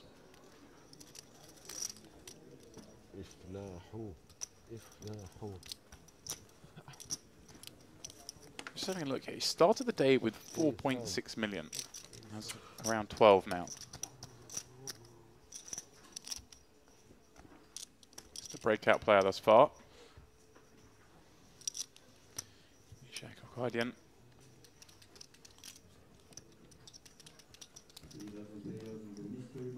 I mean, I'm sure this tournament is going to have a lot of twists and turns. But he's the early breakout, getting up to nearly 20% of the chips in play. Big blind is one entry, one starting stack. Yeah, this is one. This is my friend I put now. I always enjoy that benchmark myself. And my other friend. He's a player that's usually found in the cash game streets. Does have a fair number of caches, just under 400k on his Hennemob database, a bunch of which coming in this very place. Well, will it be a case of no man left behind here in defence of his soldiers as Hasbani takes a pre-flop stab here to the tune of 2.2 million. Yilmaz finding jacks with his 9 blinds over and open. Very reasonable to believe he might get paid off here. And this one would be a little optimistic. 150. I wonder if any amount of this is sort of a little bit of gamesmanship, like just to make sure that Hasbani knows it's sub 9 big blinds. Like, I don't think it is in this case because he's got all the chips, but he's on the short stacks. You just want to point out to the man who's open, hey, this is a really small bet. Hasbani gonna give him a spin here, getting a great price, 9 bigs only. Big moment for both players here. Hasbani, will he finish the hand with 2 million or 4 million? Will Yilmaz finish the hand with 2 million? Or a little piece of paper that says 14th place? Oh, ace in the window. Hasbani leaps out in front. Yilmaz does have the opportunity though, of course, David. There are routes to victory. Now there is just one route to victory. Needs a black paint card that says J. Floor. And we have service. Service. GG's to Yilmaz. I love you. Very unfortunate. I feel like there's a conspiracy with the dealers to give us an early night tonight. I was there setting it up going, we're going to be here till 2 in the morning. It's going to be a long day, 24 players. It's going to take a while. Half them are gone. Well,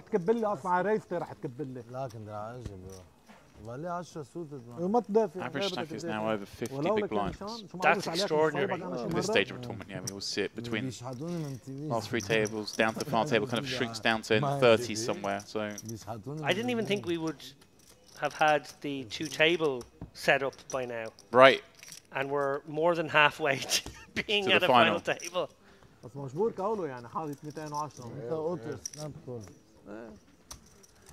The deck somewhat cooperating. Very much so. The all-in stack has not prevailed. Yeah, that's exactly it.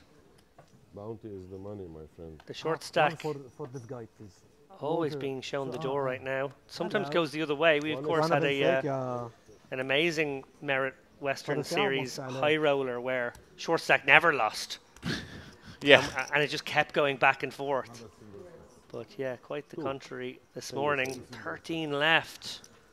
Who would have thunk it after just an hour and 20 minutes?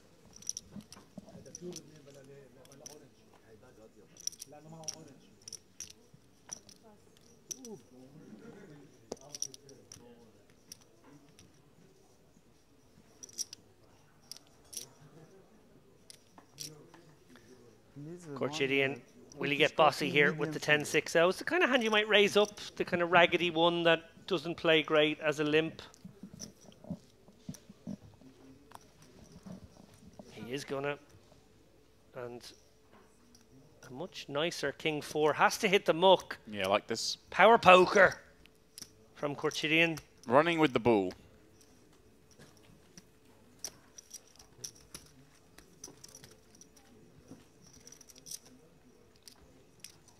Di Nicola, I don't think he's played a pot since coming to this table. Obviously, it's only been actually a handful of hands, and I haven't seen him fold anything tight, but he's watching this all go on. Thinking, Christ, what have I got on my left here? Yeah, and I wonder if he does dare open one at some point. Will Korchidian give some respect, or will he immediately pounce with the first playbackable one he gets? I have a feeling it'll be the latter.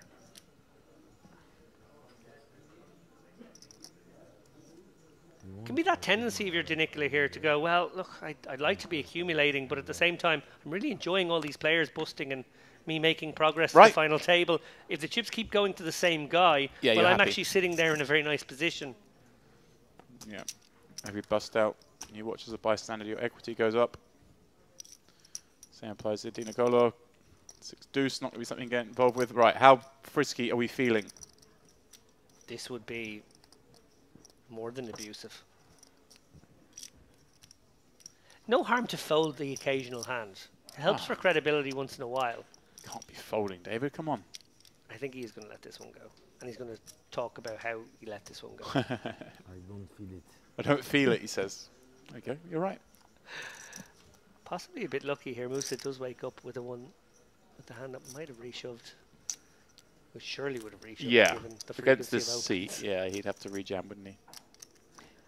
Yeah, you're shoving and then you're watching the rest of the hand play out through your fingers. You're shoving and hoping he calls you with ace 4. Well, yeah. Just going to rip it himself from the small, maximising the fold equity with these 18 blinds. Pay jump, 5k for the next bust out.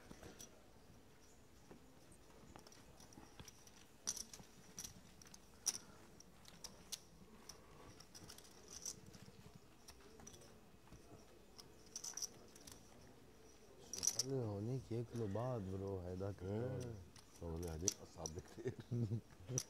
Pace of play also been pretty rapid fire. ضمير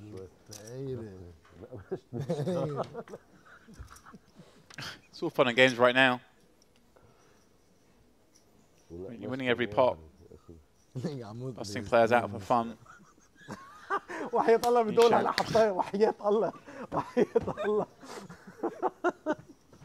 يدول هلا Here we go, David. Di Nicola. Opportunity for a light one himself. Ace 4 off from the hijack. He's finally going to get involved. And there you go. His man on the left did fold an ace. Ace 3, so instantly folding, giving a little bit of respect to Di Nicola. Of course, he should be folding ace 3, but we weren't sure how he was going to react to the opens when they came. And actually, the speed of the fold doesn't give Di Nicola any information either. He won't know that it was an ace. He wouldn't know that it was a possible 3-bet. He'll just think, oh, maybe look down at Jack 3 off. Oh, Hasbani.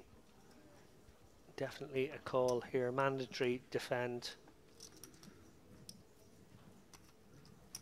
I don't think you want to get frisky with this one. I think you just want to navigate here, try and flop a set, maybe get a little sticky on some boards. Check dark. Ooh! The case 4 rolls out. The Hispani announces dark check. This day and age of dark check, well, players pretty much always checking flow anyway, so it doesn't really change too much. But it's odd that he's somehow done it now when he hasn't done it up until now. Yeah, Di Nicola feeling very good here with the 4 and the diamond, right? Yeah, I was going to say, Di Nicola has a lot of this himself. Middle pair, backdoor diamonds, wheel draw.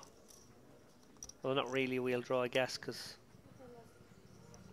with the 6 on board there. All right, Both players would make the same hand. Haspani coming out with a smaller raise. And I don't think you can fold yet. No, but suspicions will heighten.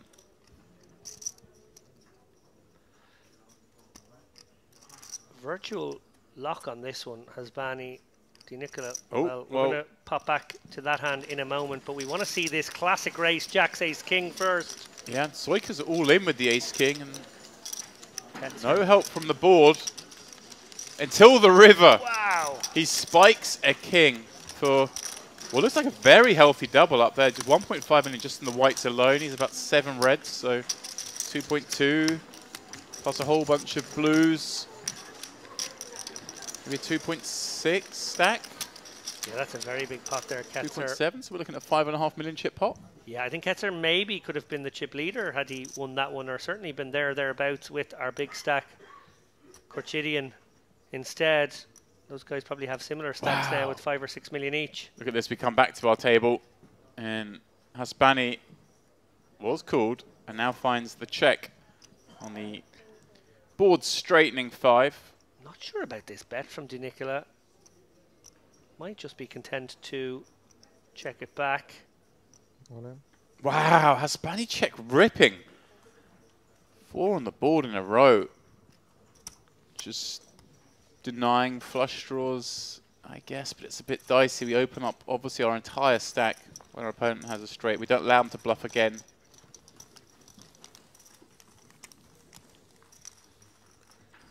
هيقلب هالورقة نزلت على رابع ورقة. Oh, welcome to the table, Di Nicola. You fold for 5-6 hands, you finally play one, you get check raised twice in the same hand. Yeah, a pretty big one there for Hasbani.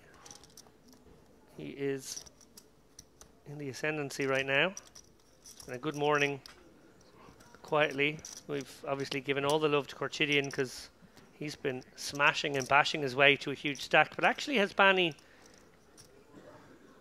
when been given the chance, is playing a cameo role here. Started the day with 2.2 million, now up over 5. Di Nicola with the hand he wishes he had last hand. Absolutely. We've got all of those chips barring a pair up.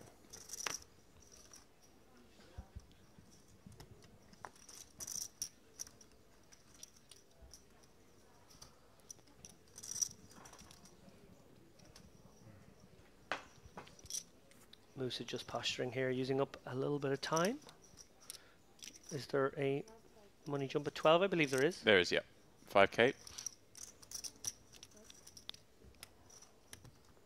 Panetti, Rags, Bin.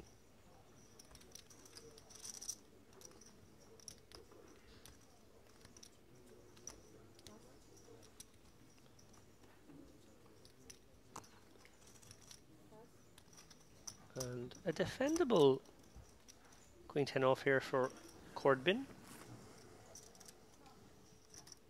Who asked for espresso? Let's just give it up. Yeah, I don't know. جابوا لي اياه لإلي، كل شيء بجيبوا لي اياه لإلي يا خيي. I'll take the espresso if it's going. Yeah, just thinking that. Long day ahead. Get caffeinated. You're a coffee guy, James? I am very much. Fancy coffees? You like your... I'm not like some sort of coffee snob, but I do have my limits. Do you have a nice machine at home? I do. But I tend to just go out for my coffees. I like having a coffee and a walk along the beach. It is a lovely thing. Yeah, and that's... I feel like they taste better out of the sort of the plastic lid, and you're walking along, the wind blowing through your hair. Well, I can get behind the wind blowing through my hair. I'm not sure about the plastic lid, but yeah. I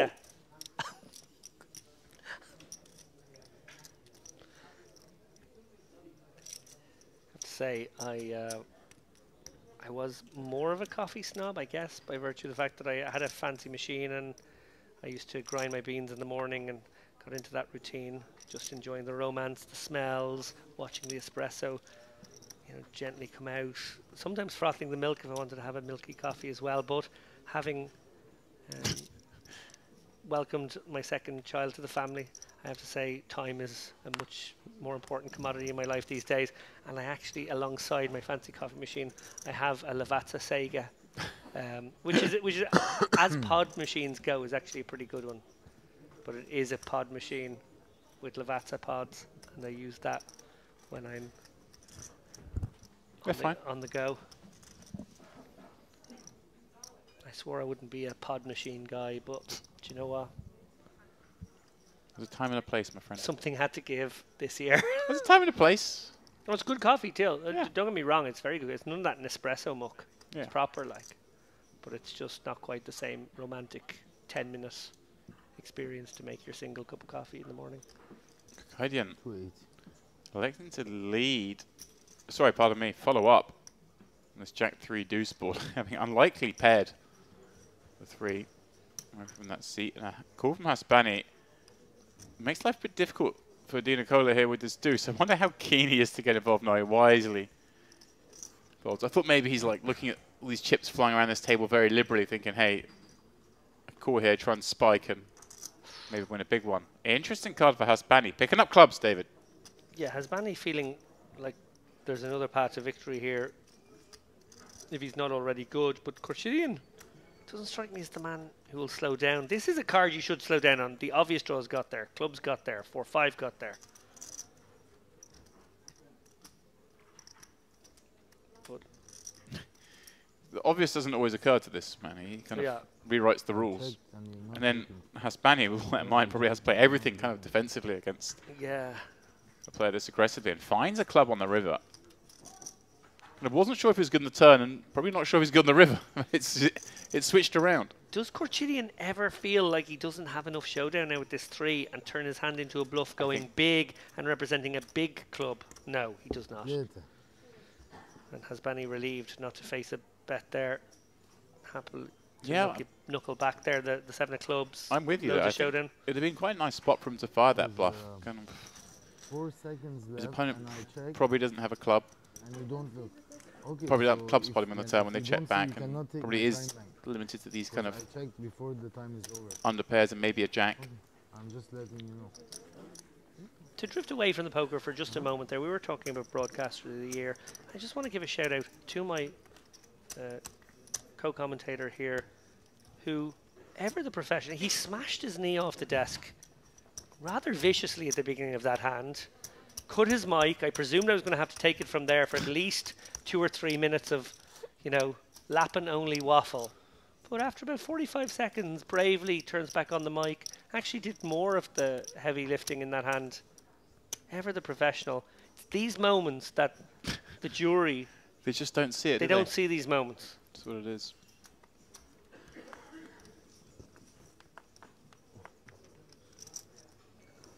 They hear Ali Najad's wordsmithery. They see him acting the maggot, joking around at the end of a session with props, producing bananas, putting jumpers on his head. Just a couple of the things I've seen this weekend. But they don't see the moments where genuine physical injury is just pushed aside and professionalism takes over.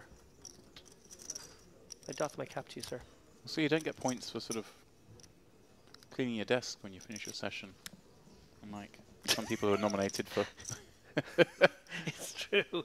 But maybe Ali and I should just be forced to share the same space, and you can have the clean area that you tidy up. It's a problem when you're in the booth together. Panetti. Put one up here with the 2 6s. Yeah, I actually got Ali with that yesterday. I don't know, you saw the end of the frame when he had his hood up. He did at the start of the frame as well. And I managed to trick him by sneaking around behind him. So when he took his hood off and turned to me, I wasn't sat here anymore. Because I was stood to his right. But obviously he could still hear me in his headset. Very much confused him. How did you do that? Well, I'll tell you in a second. Very Di Nicola stealthy. Very stealthy. is finally applying some pressure. He's been itching to do this sort of stuff. Panetti opening off 27 blinds. Kind of hard to imagine him wanting to continue here, isn't it? Yeah, he's getting a good price. Di Nicola really coming for a small sizing here out of the small, but this particular hand is very hard to navigate for Panetti. do feel like there'd be a decent number of suited Broadway kind of combos. Decides for that price, it is okay to have a little look. That reason you perhaps like slightly larger from Dina Color. I understand the sizing down against 27 big blind stack, but I do prefer a larger size against range. I wondered whether they would get the job done against these sixes, which are harder to play than, say, a hand like Queen Jack suited. But to the flop we go. ooh, great flop for Dina Cola. Must feel like he has the best hand here, bar traps. And Panetti's going to feel pretty confident about this board. Yeah, I think we're going to see a fairly small bet here from Dina Cola, maybe something in the region of 350. And it's going to be very hard for Panetti not to stick around for at least one, if not two streets here. Oh, even smaller again. Really milky. I like it. I guess with that smaller sizing pre, does have all these sort of queen jacks, king queen kind of hands that you want to target. Even some ace size, perhaps, like ace jack of diamonds, ace jack of clubs. Find it hard. This hand fraught with danger now for Panetti. Obviously not going anywhere. Has that six of hearts in hand as well.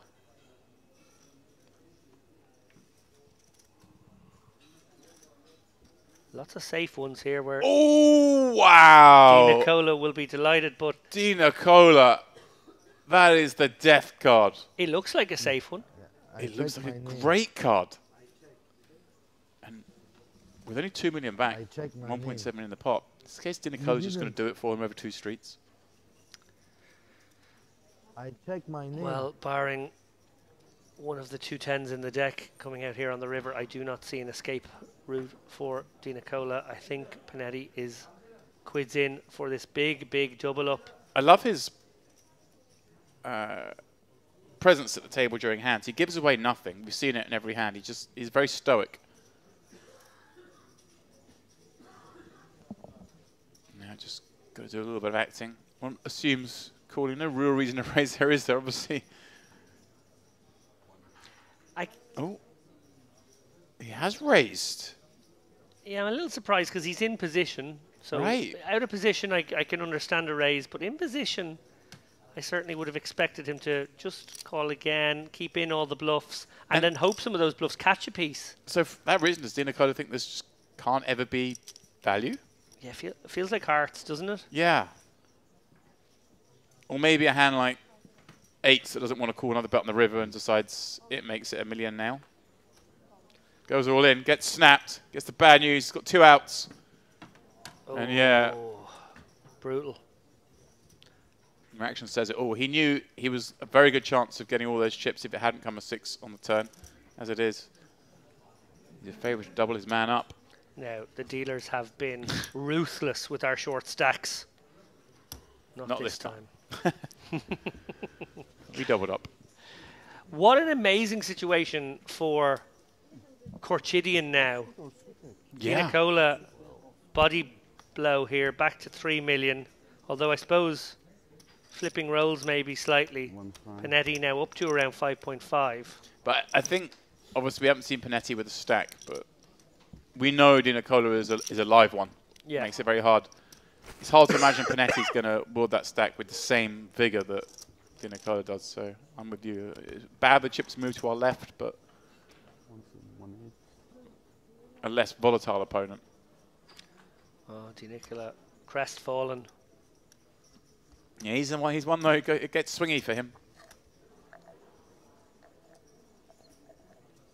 عطشوا.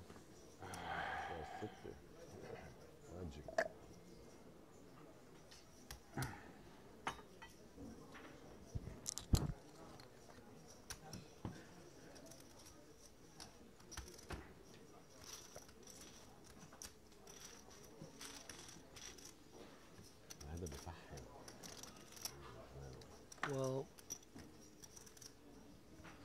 as if it couldn't get better than the last couple of frames last night. What it's building up already, isn't it? an engrossing morning of poker. These guys don't need to warm up at the start of a poker day.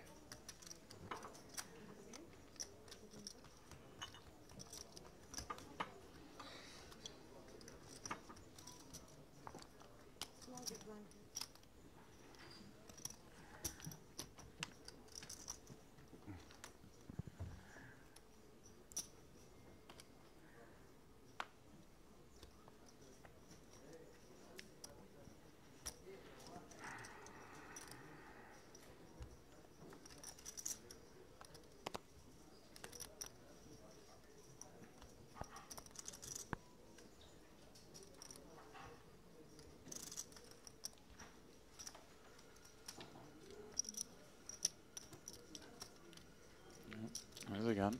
So he's found another playable one. Instantly using those chips. This time Panetti with the 9. It's like the third or fourth time we've only seen one of Panetti's cards. I think as well as he's doing at poker, perhaps he needs a little education in how to place the cards, David. Bro, put like me, like this. Very obvious. Okay.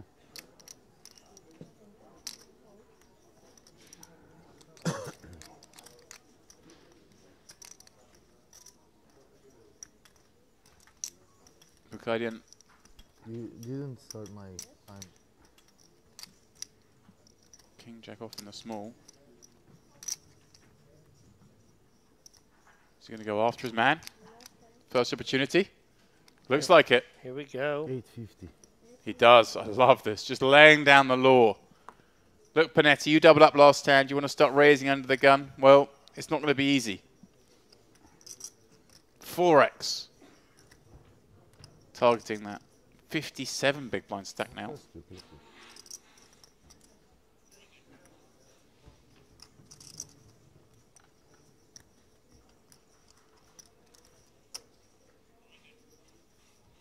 Musa just using up the maximum amount of time before folding.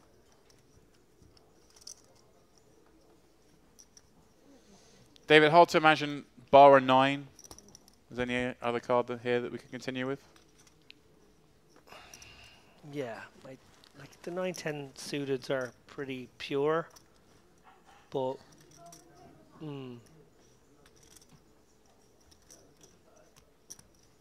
a big bet.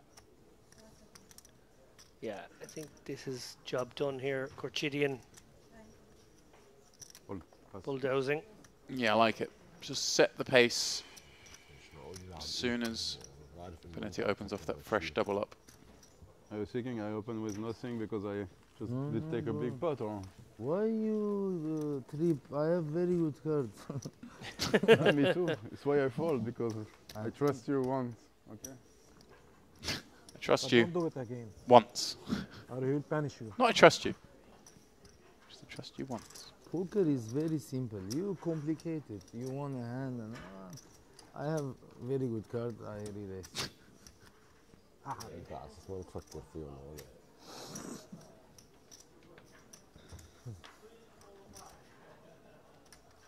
It's true.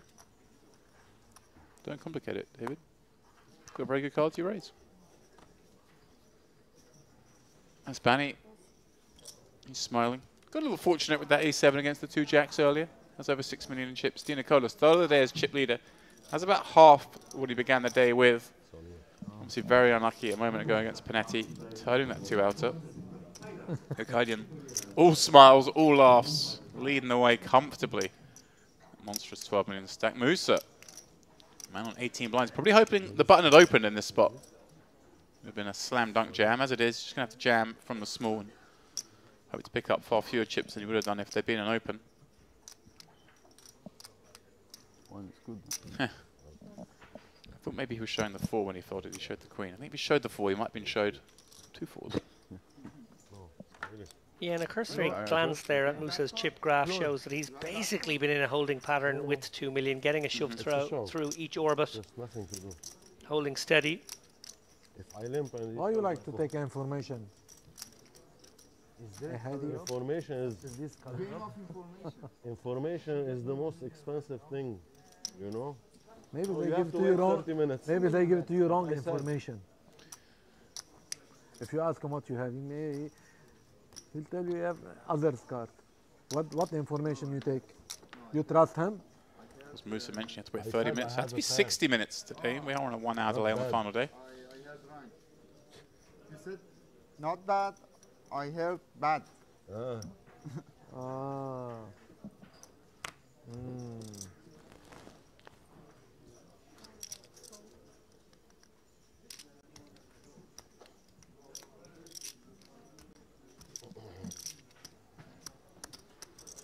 Yes. Thank you. Musa now on the button. Unopen pot with 20 bigs. I imagine he's going to look to play this 7-8 off, is he, David? Or 20?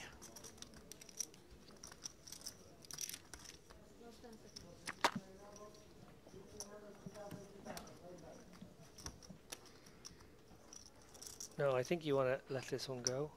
Yeah, nice. It's tempting though, isn't it? Obviously on the button, those connectors. Does wisely get out of the way because Panetti was lurking behind with this king-queen offsuit. Yeah, definitely a raisable one, but also could be limped in. Yeah, as a player who covers behind, there's the two big stacks there. Spani checking back the option with 10-5 off. Yeah, don't mind this. You keep in some stuff you dominate here. Panetti with gentle proceedings. Fire a little equity denier here, but you can also check it. Anna. Look at this. That's Spani the one reaching for chips. Representing here.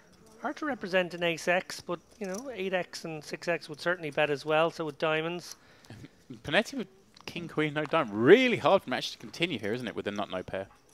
It's like, you feel like you have to, but there's so many bad cards for you on the turn, right? Yeah, and one would hope Hasbani would check back some ace-x hands, maybe like an ace-deuce or an ace-6. That makes a lot of sense here if you want to just have some aces that allow you to represent boards like this. Yeah, I like that fold for Panetti. It just gets too icky. And for that reason, do you like it? Tiny stab yourself maybe instead? I think on that kind of board texture where you just can't check call. Yeah. Or very hard to check call, I think having a little stab is perhaps better. Yeah, I think so. Obviously his preference was checking and hoping it checked back behind. Hope is not something you can rely on in poker.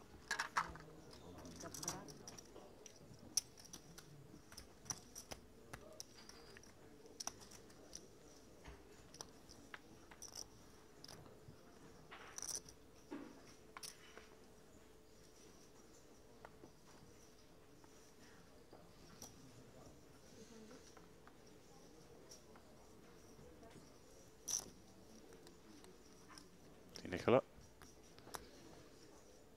Raise things up. King, queen off under the gun, certainly enough hand to be doing so with. Very bad start to the day for him. Obviously had a decent actual start to the day in that when he came to our feature table, he'd already picked up an additional 1,000,000 chips. Top of the 5.8 he bagged last night, but hasn't gone so well here. No, and one wonders if he has the patience to navigate, or will he really be looking to get involved a little more often than perhaps is always advisable in pursuit of those lost chips. Panetti again, the mystery hand.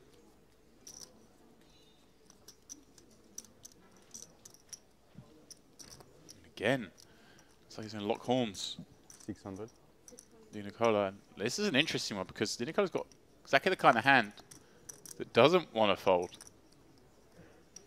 but also is sub-premium. Snap fold. Now, back to the opener. Teva, what are we feeling?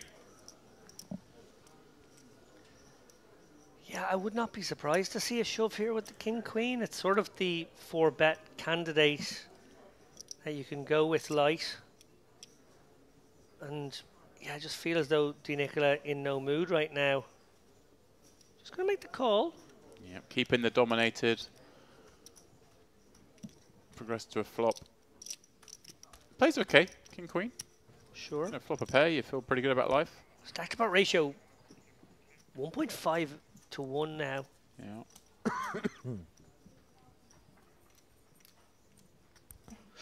Well, he's not going anywhere now, and we just don't know what Panetti's holding under there.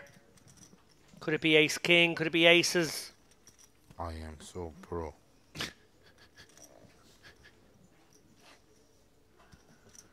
Who was that? It must be in Caucasian, I think. Musa chuckling to himself as he declared himself so pro. I am so pro, as it is. Panetti betting into Di Nicola.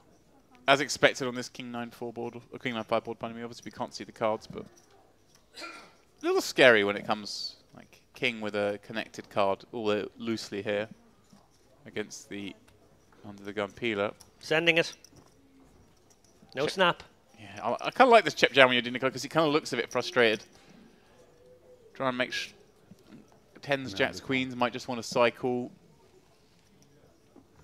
Diamond draws were cool. Yeah, he's almost played it like a diamond draw, Di Nicola. Does have the backdoor king high flush. And obviously it's one of these. We check jams. Just hopes for no snap. Yeah. Oh, exactly. No snap. Now he knows he's good. And does seem like he might be up against pocket jacks, pocket 10, something like that. Because there's a category of hand that's very easy to call with and a category of hand that's very easy to fold. And the ones being asked for the count and mull over are definitely those sorts of hands. The 10s, the jacks, the queens. Try to ascertain how often it's a draw versus how often it is a king. But then he makes the fold. We'll never know. We will never know. Sometimes you have to live with mystery in this world. You often do at the poker table.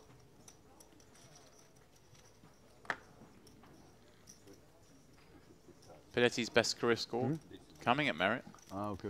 I push. During the Polypoker Millions North Cyprus event back in 2021. Third in the 10k high roller for 173k. By far the best cash he's had. Next best score being 23k, cashing the recent World Series Poker Europe main event championship. No, ace king. You fold? Big fold. Bro. Habibi. You jump In from fact, 10th floor, you don't fold this. The man who won that high roller at the Polypoker Millions Live is still in this field, Mustafa Erkam, on the outer table. Both of them, for both players, that's their career best scores. So here they are, fond memories of each other. Not there yet, obviously separate tables, but maybe they get to the final. Ah, you again, my friend. How are you? Favorite hand now, Quotidian. Suited variety this time.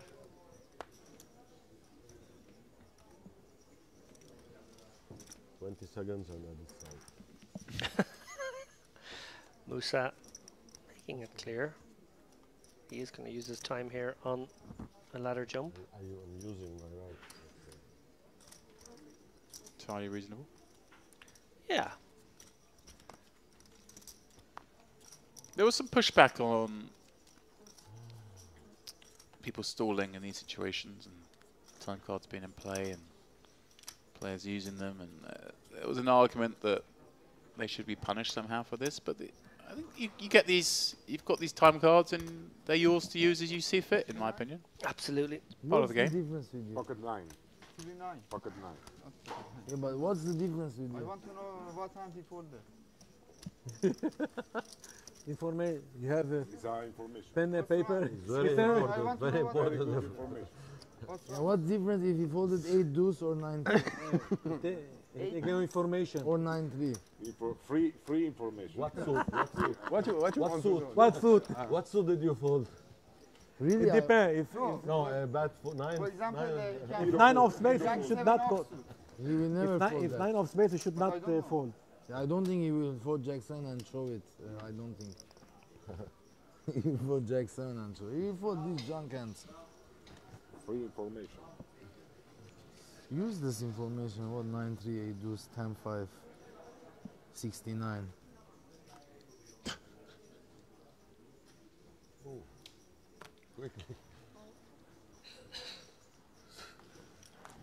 Very fast.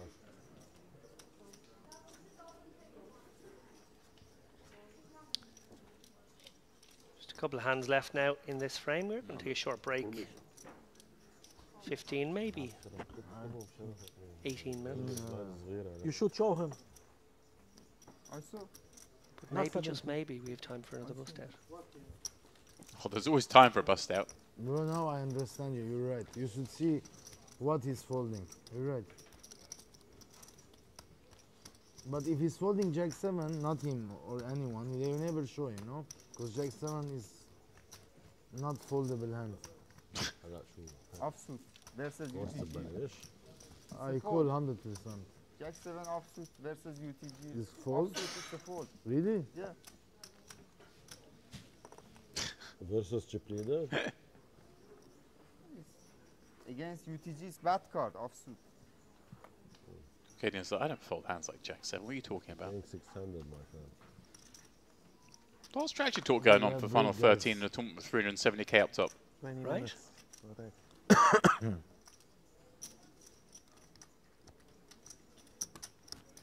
Well, not just Corchidian's favourite hand. Panetti going to take a shot here and under the gun steal with the ace 6-0.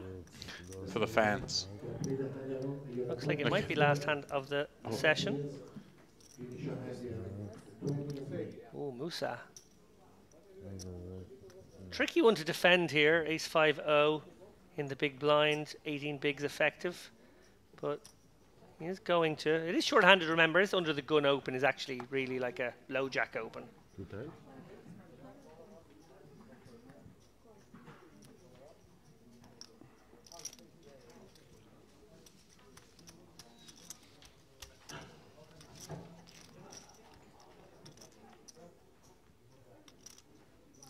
What a flop. Ace 6-4. Panetti smashing it, but Musa more than happy with that development. Oh no. I said there was time for one more bust out. Oh no. One assumes, though, he's going to play this one cautiously down the streets, having flopped that top pair against an under the gun open. Yeah, but he's also got backdoors, and it's going to be very hard to not call at least twice. Still So feel like he's going to call here. That was the first time I think I've seen Panetti break character. He sort of came up out of his seat, looked at his opponent, and gave like a little sigh. One assumes Panetti's going to come with a bet that sets up a river shove. Probably needs to make it about 400k. Looks like he's chosen 5. It's an interesting bet size actually, because I guess if you feel like your opponent has a lot of turn calls and river folds, Right. maybe you want to size up the turn. That makes good sense actually, because this is a spot where his opponent is going to struggle to find 3 street calls defending big blind. Well, Musa joking about how he would take 20 seconds until the clock died down and making sure not to invest time banks is actually investing time banks in a very real way now. And obviously, ironically, we are going on a break. You can see the rest of the players have left the table, so there is no clock to run down here. This is, of course, all genuine. Yeah, so difficult here when Panetti very capable of just taking that second stab to blow his opponent off a 6 or a 4, when in fact Musa's sitting there with the vulnerable ace that he's not loving right now. 2 time banks expended. Yeah, and is the rainbow nature of the board, no Broadway cards there, leading him to believe Panetti here for this ace? If it was, say, the 10 of spades in the turn, can he give him a lot more natural bluffs? Like in his mind he's thinking, well, this could be King Jack and I have a lock on the hand. Right. There's no way I believe you this time. I believe you this time. He says, I don't know why. Wow, That what sounds a like a read. fold. What a read. You can't continue after saying that. Sick read by Musa there. Phenomenal stuff. I'm strong. You will see. You will see. Whoa. What a nice hand to finish on. Musa, who's navigated this table very well, avoided one where a lot of other players may have busted. So congratulations to him getting off this table, this feature table as it were, with still 13 big blinds intact, David. Yeah, huge outcome for him there. His spider senses were tingling and he trusted them and he was right. No lie was told there. Obviously Panetti did have the goods that time and yeah, avoided disaster, it must be said. I'm going to jump in right away here and do something that I know James hates. He hates when I do these naff outros. I'm going to do it anyway. Sorry, in advance. We heard earlier the chip leader, Corchidian, singing that famous Johnny Nash song, I Can See Clearly Now. One of the obstacles in his way was Christoforu. Well, he dispatched him with the ace-6. We saw that. dispatched quite a few people. It's fair to say Kirchenko also set packing. But the question remains, James Dempsey, will it be a bright, bright, bright, sunshiny day? We're going on break. See you in 15.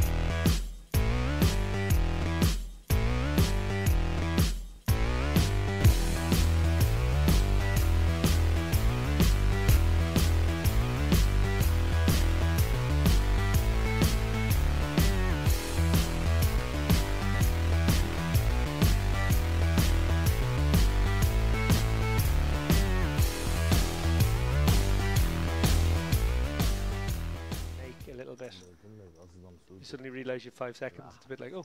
Yeah. As opposed to being able to always glance up and realise, I think okay, you 15 can probably seconds, see it 10 there. seconds now. Looking at the line of it. But yeah, you're right. Certainly the one seat is has to lean forward. So. Quite like actually, again, not wanting to hark on, but like Triton, kind of introduced a light strip in the table. You can see the time going down. Ooh, fancy. So wherever you're sitting, you can see it's just a LED strip in the middle of the table.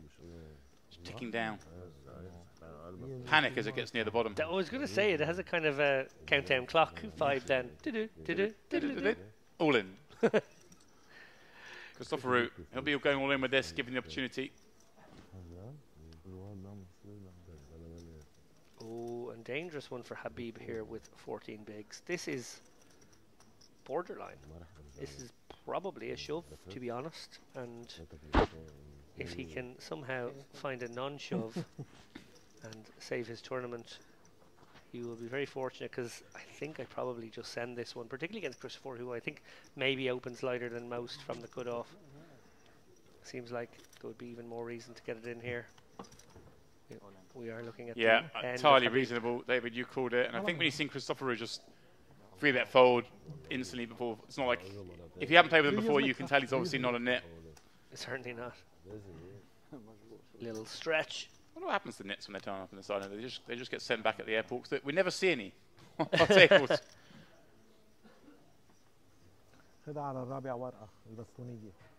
Okay, Habib picks up a little equity in the form of that 10-8-7 board. 9 or 6 would keep him alive. There's the 9. Wow. Now, of course, there are opportunities for a chop. Christopher Root hoping for a jack or a 6. Oh, and he finds my the jack. Goodness me. What an emotional roller coaster there for both players. Unbelievable. Unbelievable. يطلع حسيت وينزل. When I saw the eye, I was shocked. ده قرصة فيها مشكلة.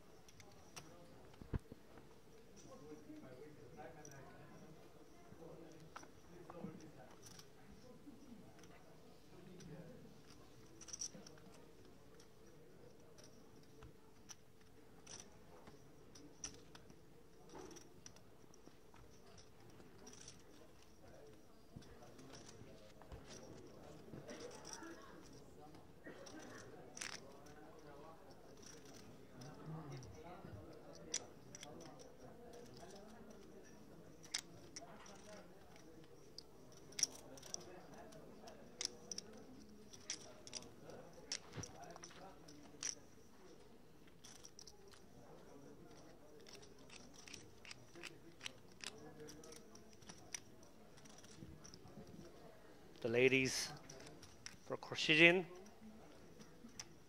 Yeah, the man with all the chips on this table. But only a sort of 1.5 times average stack for him. Yeah, Not as you even said, that. really interesting stack distributions here on the final day. Nobody with a really big stack. We have seen, obviously, the Western particularly big couple of stacks at this stage. I think already maybe did the Dark Knight. No, it wasn't Dark Knight. Dark King. Dark King, yeah. The Dark King had like 12 Dark- million already. The Dark Knight is, you know. That's a cool one too, though. I Yeah. don't mind being called the Dark Knight. We're going to upgrade him. Do you upgrade from... No, It's more of a downgrade it's from a King to downgrade. Knight, but Downgrade Regal. it sounds cooler because of recent cultural developments. Oh, and trouble here for Panetti, considering a Queen X.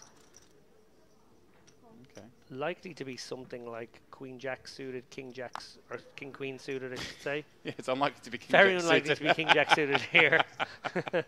But yeah, oh no! And I just mentioned how quiet he has been, but now has found a dreamy spot too he long. doesn't realise is in fact a nightmare. Yeah. A cruel one, for sure. Just 15 blinds, a raise and an open in front. No way we can do anything but go with this. Looking up at the clock, 22 remain. The next page up comes at 21. So I like if he burns a little bit of time here, and then when he eventually makes the move, maybe leave a chip back to buy himself another 30 seconds. Perhaps scan around the room, see what's going on as well. That's what he's doing. He's kind of looking out of the left there, back onto the tournament floor. There are 2 tables there within short distance. Hate to be a little nitpicky with you, James. Go on. Would you not make the raise holding the chip back and not burn a time bank first and then burn them later? Because maybe it gets through and you don't need to burn a time bank at all. I think he's burning one here and in posturing as like, I've got a tough decision. This one's like one of those ones. This one's like the I'm not sure what to do with this hand. Should I jam with it? And but yes, you're right. Well, he took your advice in the end. Did posture. Snap, shove from Khurshidin, and not a snap fold from Panetti. So now thinking maybe an ace queen is in there. Maybe an ace queen suited decided to take the flatting, more passive line, and now is wondering if they could ever be in good shape. I think I have 30 seconds. So yeah, he's just helping his man out. He just said I have such a sick hand. I think it is ace queen of I diamonds. think he said I've just got 30 seconds. Oh, sorry. it's a very big fold, okay? What he has?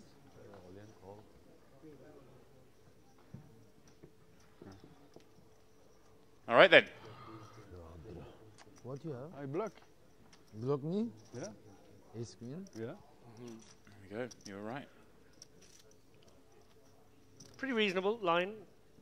Flat the ace queen. And then obviously surrender to this much action. Yeah, I obviously would have called against Tulip Berganoff, but Gordian ripped it in, and an ace-10 3-flop obviously would have affected the folded hand. As it is, no change here. Of course, I snap call in, but he's heavy. Gordian I never can come. Jack queen. sees the 7 of diamonds roll off. Just has to fade one more card. Let's get himself up to the 6 million plus mark. That's what he's going to do, David. Tulip Berganoff out in 22nd. The last man Hard luck. picking up $13,730. Yeah, absolutely nothing he could have done there. A strategy of it. But yeah, I don't know. That just felt like a, well, I'm happy to get in against the short guy. And actually, there's enough of stack here that I can raise. And if Khurshidin was to make it 500k, I can stick it all in over the top of that.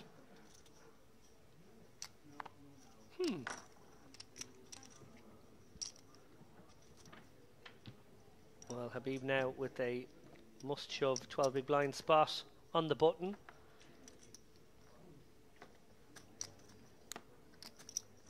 Yeah, next page I'm coming at 18. So still makes sense maybe to take a bit of time here and leave a chip back. See if he decides to do that or whether he will just rip. Yeah, now it's all in and gets snapped off by Gordian in the small blind. Oh no. Do with many. Oh. Ah. Oh, that's not terrible news. Yeah. Do with many. No, no. The snap there perhaps designed to make Musa potentially fold slightly better because it looks so strong. Yeah. So obviously Cortidian confident that Habib would have been in there with some weaker kings, maybe even a 10 jack. Oh, for sure. It's a hand he wants to play for the 11 blinds, 12 blinds even. He's sent one pack-in already today. Can he send Habib on that man's heels? Well, he hasn't hit, but he likes the flop. Yeah, equities have remained virtually static here. People talking to the dealer saying, what is this flop? What are you doing to me? Why are you putting me through this? Great turn card for him, of course. I can see clearly now. That one, though, not so much. Habib, the latest out. Accordion, striking gold. I can see clearly now the rain is gone, says Cortidian in song. All in, all in. As the river card was being dealt, Supreme. Joking aside, it is a lovely feature of the final tables here that we take that little break, we set up the stage. The share hand guys usually create some really fun graphics as well. The players' profiles displayed on the screen behind. The bombastic Milbutas. You look like Pocahontas. With a generous introduction for each player. I feel like he can go on the road with it. I don't think there's any Pokestop that does it quite like Merit. Yeah, he's our own Bruce Buffer. Yeah, but even then when they you can hype up a tournament, but hype up a final table, no one does it better. This man needs no hyping up. He's got jacks and a big stack. He's hoping for one of these shorter stacks to perhaps perceive what is quite correctly a wider range than most. And Kirichenko, here we go. Here's an example of one who could certainly do this. And we've shown this man willingness to bust out. He definitely plays with his heart on his sleeve. Man, you got fourth in the high roll this time. Second in that same event last time out. I'd be surprised, David, if we don't see him take the spot. He rarely shies away. And he has announced all in. 17 blinds, completely reasonable against this hijack open. But what a dream start for Khurshidyan here. Snaps it off. Kirichenko now 29% only to stay in this tournament. Are we about to go to 16? Is Khurshidyan about to become the prohibitive chip leader of this tournament? It feels destiny-like now, isn't it? If he keeps running like this, board's coming out clean, getting there when he needs to. Certainly could be. Kirichenko reduced to just 3. That's not it. GG's Kirichenko. Shout out to him for pulling a audacious bluff on the pure bubble yesterday. Ripped it in for 1.2 times pot with just queen high. Oh, we have a bust out. Out on the floor as well. What is happening this morning? Clement Bonan holding ace 10. And then Ketzer getting there with ace 3. 340k is an awful lot more bananas than pineapple.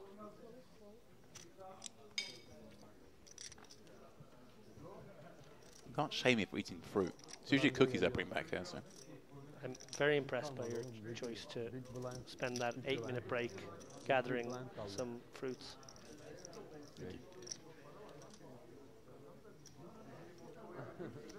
9.7 million now for Khurshidyan.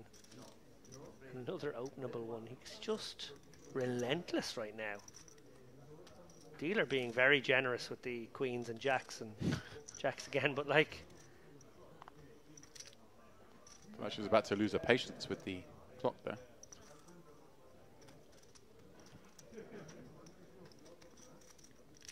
Haspani, no interest in playing back with this ace-3 suited. Didn't even cross his mind. Christopher Root in the big blind. King, queen off. Interesting spot again, David. Does decide just to rifle it in. Yeah. Not surprising from this seat that we see this maneuver. No, and 16.5 bigs, I think probably way too many for Cortidian here. He's finally going to have to So when I let one ask go. count, you stop the clock, right? Count. Love it. Just familiar with myself. Of course, he's facing a bet. If he asks how much the bet is, the clock has to be stopped. Give him the time. Yep, hoping for a slow count here.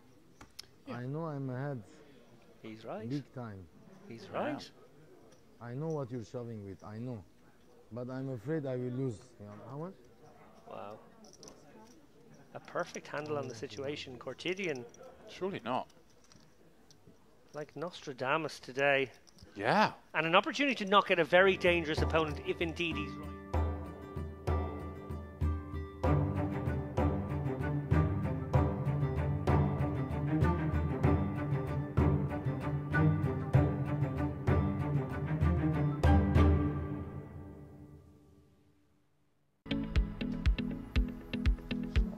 And welcome back for the fourth and final day of the Merit Poker Western Series main event. A main event which is certainly one for the ages. Ali Najad alongside David Lappin tagging in for James Dempsey.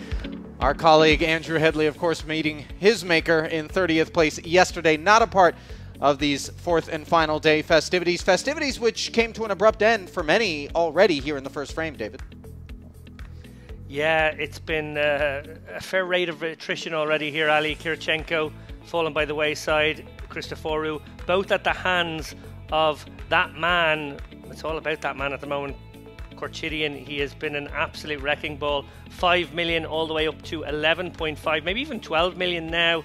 T. Nicola, well, he started with 5 million earlier in the day, and he's on the way down the chip counts, down to 3 million, of course, after that huge clash, that very fortuitous moment, of course, for Panetti, who managed to turn the set when Di Nicola had flopped top pair, and that is the reason Di Nicola finds himself now back in the pack. We're going to take a look at the new feature table now, featuring Philippe Ketzer at the top. Of course, a hand we went over to during the last frame, Ali. Ketzer was all in for around about a 6 million pot. Had that one gone his way, he'd be sitting with 14 million right now, still clearly in a great spot, though. So pivotal. And a flag that isn't flown all that often, just given geographics. You know, Brazil, we know there's plenty of talent when it comes to poker out that way in South America, one of those burgeoning markets. But unlike the Chinese delegation, yet to really field, you know, a large side here at Merit. But I'm sure eventually, as Felipe and the like come and get their taste of what's going on over here, the journey will be more and more justified as you see Jugralin and his talents taking a pass on this particular pot. Jugralin held the overall chip lead for quite some time during yesterday's play. He's been incredibly impressive on the occasions in which we have observed his procedures, the Kazakh national. Certainly a regular here, as we see Ceyhan Ercan. Mustafa Ercan, rather. Tezcan, the man I'm confusing him with from earlier actions. Raise and take it for Mustafa. Yeah, and interestingly, Bo Elise finds himself on the short stack now. You're right, he was right there at the top for a good deal of yesterday. In fact, I think he had a pretty good stack coming into today, or at least he did going into the last frame last night. That's when I bowed out, obviously, and wouldn't have followed it to the letter. But yeah, he's obviously had a great run in this tournament so far.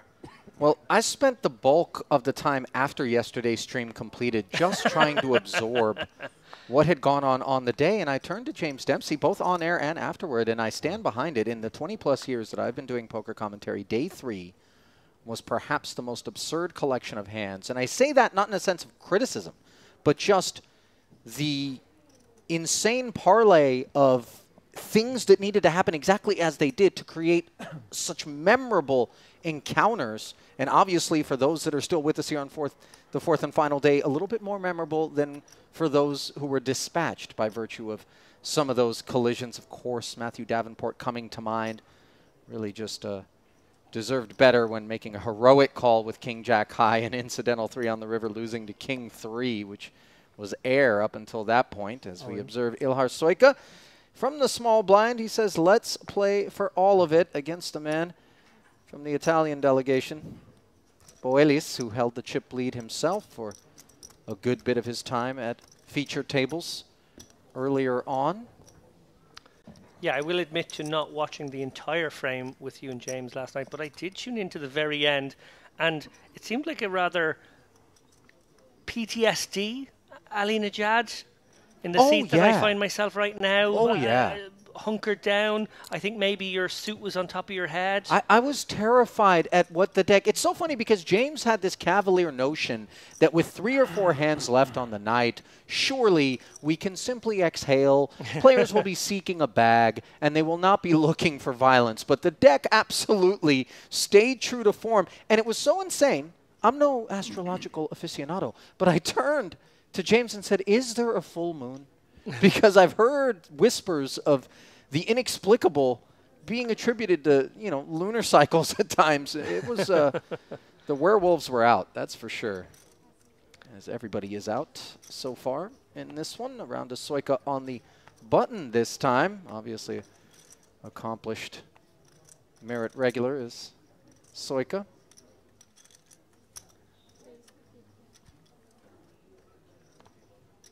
Beyond these borders as well.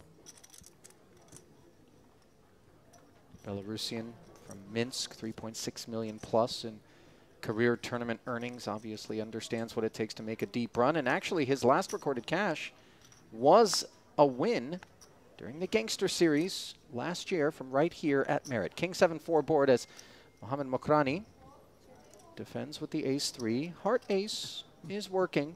Does have the best hand, but of course checks it over with the flow of play to the larger stack of Soika. Yeah, I'd expect Soika to fire a small continuation bet on the King 7-4 here. And I would expect Mokrani to include the ace-3 with the ace of hearts, crucial card, as you said there, Ali, as part of his minimum defense frequency. There are lots of good turn cards for him, obviously also drawing to a wheel. And also, maybe most importantly of all, ace high can be good right now. He will tear one off for the extra 175,000. You see him dart a glance over at Soika as he picks up not only that nut flush draw, but a two-way straight draw as well. Deuce or a 6 would do the trick. Yeah, basically the nut card in the deck for Mokrani here.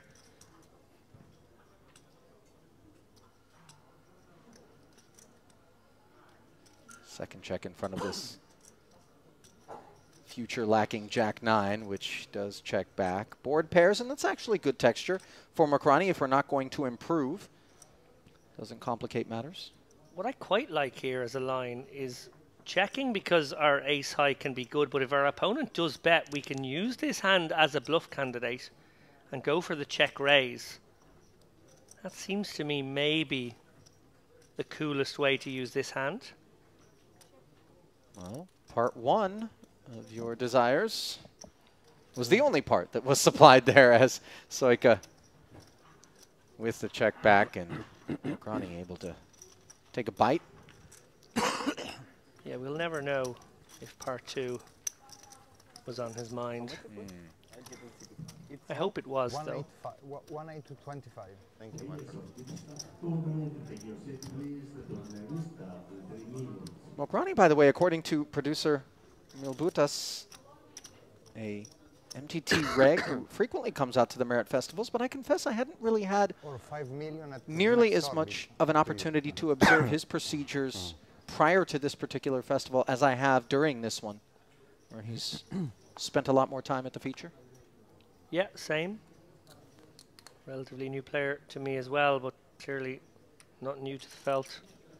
Not at all.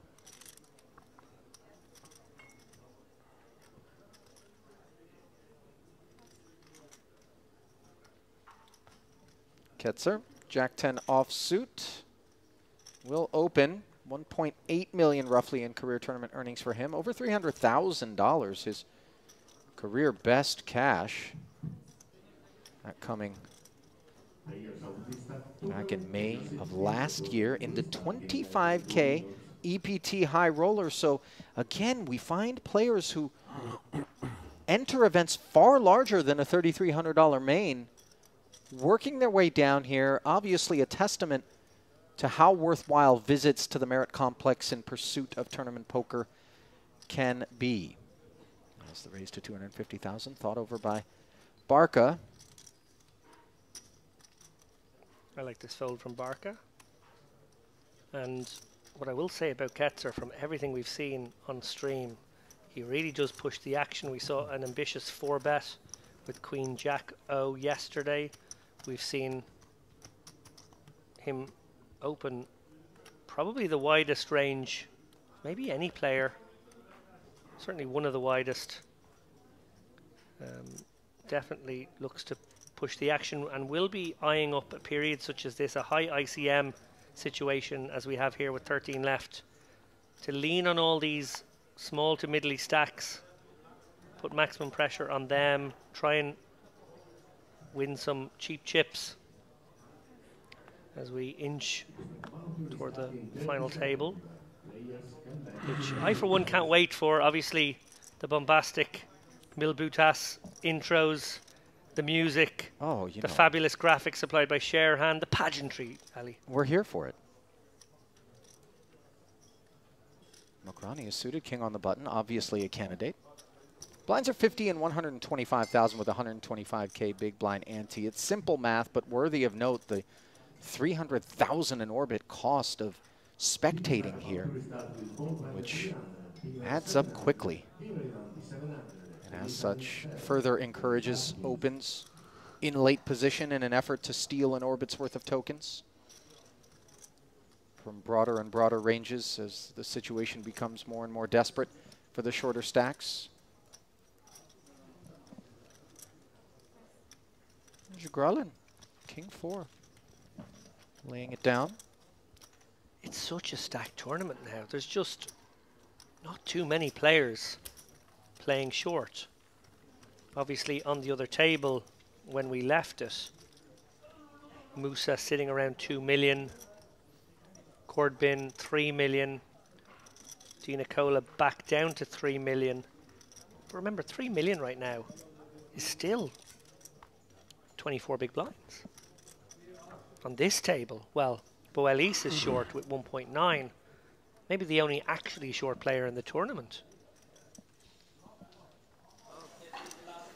Well, we find players on their feet here, and a wrap of the table. It appeared to be Hadi Hordbin. Not sure whether or not he was involved, but pocket queens may very well. Yeah, Musa getting the double up there, I think. Yeah, contributed to the continued journey for Basil Musa. He had 2 million roughly walking away from the table, presuming that there were no other skirmishes in the first 5 or 7 minutes of the frame. I'd say he's up to around 4 million now.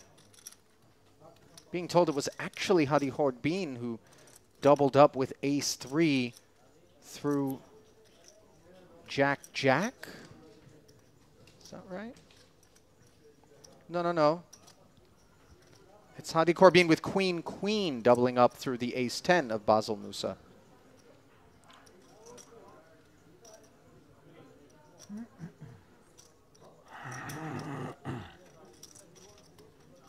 Meanwhile, Boelis, ace-9.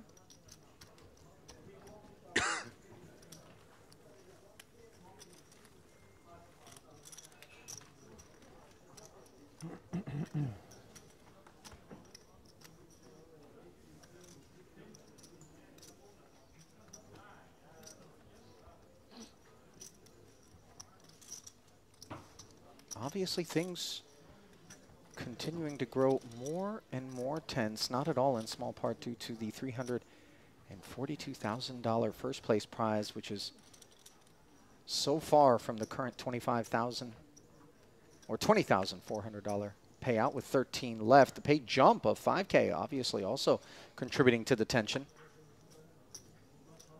as 12th will pick up that 25K. Yeah, far from insignificant ladders now.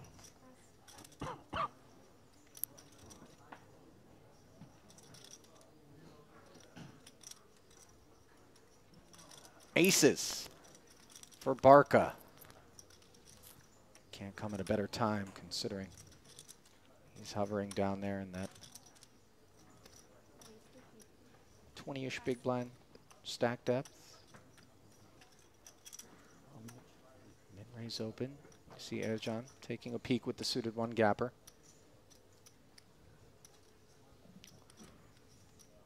While he mulls over this, I will issue a correction. It was Musa who held the ace-10, so he's actually been crippled here.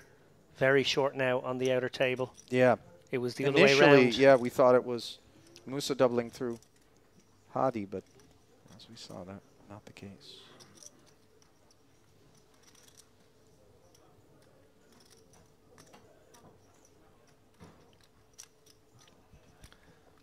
We wish Basil luck now, as he probably needs to get it in a few times to get back into this from a very short stack now. Good flop for Barca. Plenty of hands he can target. King 6-10. 2 diamonds. Gut shot straight draw for Ketzer.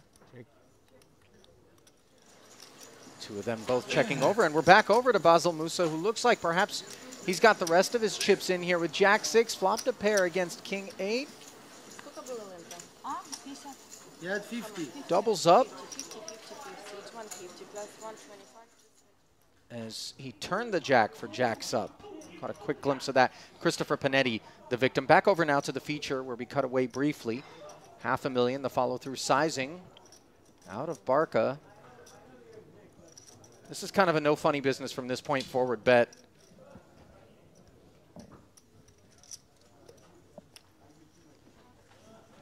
Yeah, and we'll get the job done here. Ketzer, not enough hand. Jack 9, gutter ball in the muck.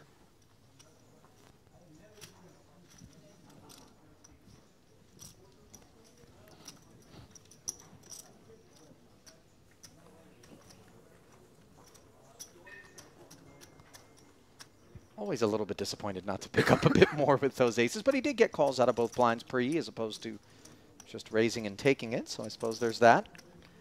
Step away from the poker for just a moment here. Sure, I'm obviously sitting next to a GPI award nominated broadcaster here, and I pay tribute in the last frame to James Dempsey, another excellent broadcaster who smashed his knee into the desk, cut his mic for about 10 seconds and then soldiered on, actually covered more of the hand than I did from that point on. And it's moments like that, I said then, that really just, you know, professionalism stands out in a big way.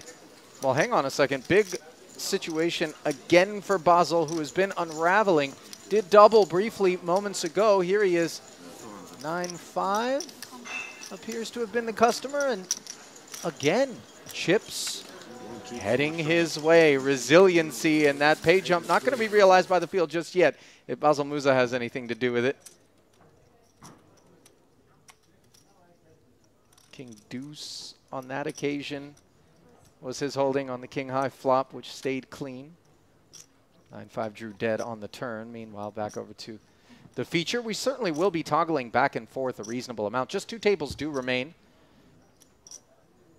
Playing 7 and 6 as it stands. Ketzer playing limp with the 10-5 offsuit. Dominating Soika's 7-5 suited.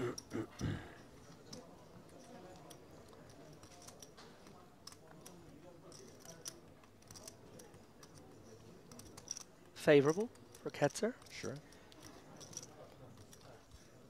Backdoor flush and straight draws to go with this top pair. Around the 6, but not much to write home about here for Soika. Maybe he uses this one as a stab bluff. Yeah. Looks like he agrees.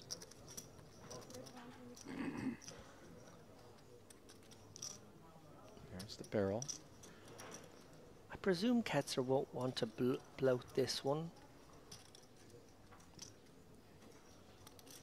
If you do go for a raise in this spot, you sort of represent stronger than you have when you actually have somewhat strength. It's a bit weird. Much prefer this check call line. Yeah, content to just take the passive approach out of position without much kit. 625,000 in the middle now. Second check from Ketzer, and let's see if it's one and done for Soika. Yeah, I would be surprised if Soika's plan here wasn't to only barrel on cards which picked him up some equity.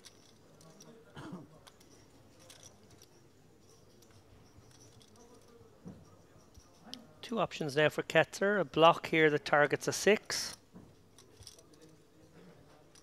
Or a check call.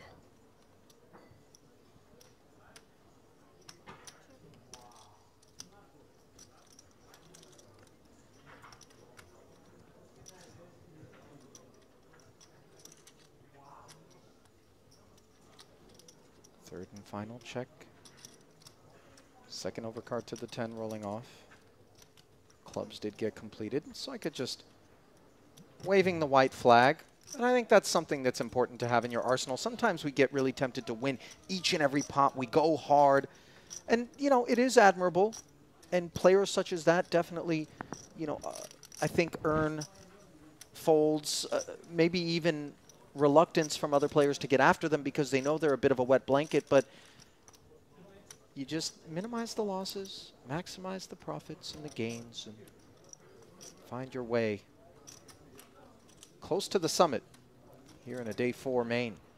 Speaking of the summit, so I waxed lyrical there a moment ago about the excellence in broadcasting displayed by our co-commentator James Dempsey. Well, unbeknownst to everybody at home, just a moment ago, extraordinary moment of precision, accuracy by Ali Najad. Not while calling cards, no wordsmithery was this, but rather the demise of a small insect in the booth here.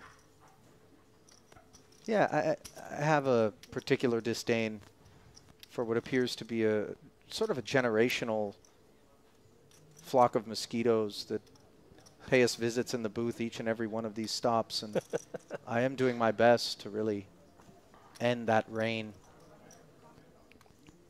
These are the moments that the jury are unaware of when selecting Broadcaster of the Year. I'm keeping your supple Caucasian dermis safe and insect bite free here, David. It is the Lord's work I do. Maybe a bit of grandiosity there as the 10-9 suited. Also behaving in less than humble fashion and humbling Jack High flop here as Ketzer's Ace Queen on the button.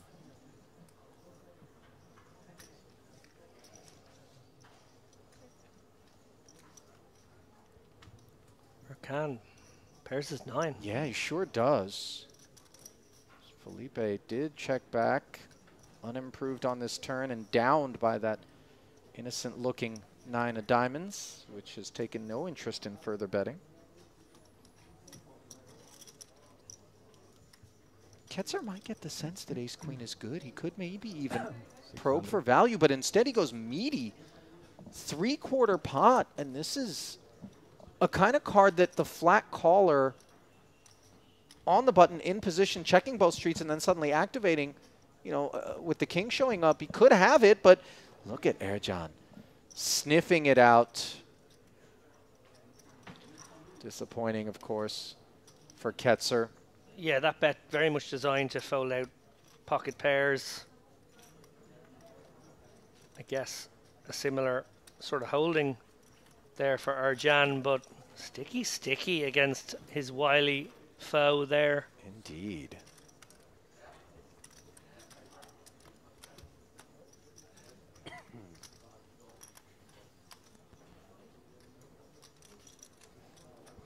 Will you write a speech to have in the back pocket for the big night in February? You know, it's funny because it feels unsavory. You know what I mean? To do something like that, presumptuous, you know, especially given everybody in the category is somebody who I work with. Kilbane on the Triton Poker Tour has obviously come into his own in the last couple of years, done tremendous amount to further his career, and really many have taken notice. You have Jeff Platt, who is effectively the Craig Sager of poker, what with the sartorial jackets that he dons on camera. Craig Sager, a very famous NBA sideline correspondent who is no longer with us, but was very well known for that. We tease Jeff. He's been also christened the Reaper by yours truly, because everyone, it seems, that he chooses to interview shortly thereafter ends up busting, no matter at what point in a tournament it is. But consummate professional. And then, of course, who can overlook Nick Schulman, man who I'm partnered with infrequently but delightfully during the World Series of Poker main event in particular. So stiff competition. I mean, I think you're almost better served not to write the speech, because chances are any of them could hoist the trophy in the end, as we see Ketzer hoisting 250,000 and then depositing it forward out of the cutoff with an ace-4, which Soika has chosen to flat from the button with the suited one gapper. And now Boelis, the temptations of perhaps squeezable scenarios with this King 10 not going to get the best of him. Mokrani out of the way as well, so table for 2. What do you think? Are you a speech writing kind of guy when you're nominated, Lappin, or do you just wing it? I write notes. A hedge. All the time. Hedge. I'm just constantly scribbling down things. So yeah, no, I would have the speech ready just in case. But not like something full, you know, just little bullet points. Things you want to make sure you mention. Nothing sincere, just piss taking. I love that. Absolutely no attempt to give my honest feelings or even reveal any of my true self in a moment like that. A full-on roasting of the losers would even be actually, I really like the sound worthwhile, of that. Yeah. Backdoor clubs and a gut shot straight draw here on the Queen 7-6 rainbow flop for Soika, and with the opportunity granted by Ketzer's post-flop check, he decides not quite to pounce, but certainly paw at this pot. And does so fruitfully, yeah. Yeah, you mentioned there Jeff Platt being the Grim Reaper. Very noteworthy that the only person who ducked and dived an interview from him was Dan Weinman. Is this true? It's actually a true fact. And multiple efforts, I presume, were made by Jeff to interview Dan en route to the World Series of Poker Main Event Championship last year. The victory for Dan. Absolutely, and on moments such as that, Sean Deeb was muscle and was like keeping him away, entourage style. That is fantastic. It is good to have someone in your corner in a situation like that. I mean, your star continues to rise, as does your net worth. The deeper you go, I mean, you need some security detail. As Basil Musa's stack has been fairly insecure. Again, he finds himself on his feet. Outer table action, pocket threes against ace-deuce. And he is held on once more. The resiliency. It's starting to get old, by the way, for everybody else at that table. You're busting one player, man, on the page jump. What are you doing? What do you raise? Anyway, thank you. What you have? I have denied. Call 25. Yes, denied. Look at T. Nicola pleading with everyone to just employ a bit of implicit collusion and not try to isolate. As we get back over to a Boelis all in on the button, suited connector, and a dominant ace-6 here for Barca. Will he don the sheriff's badge? This is a lot of his 2.6 back. He will assume that he's ahead of a decent chunk of this range, but ace-6 is just such a wickedly horrible hand to call with. Obviously, we saw the ascendant Corchidian treat ace-6 like it was the nuts earlier on. Indeed, it prevailed on that instance against Christoforou, but it's very hard to be the sheriff with such little kit. No disagreement here.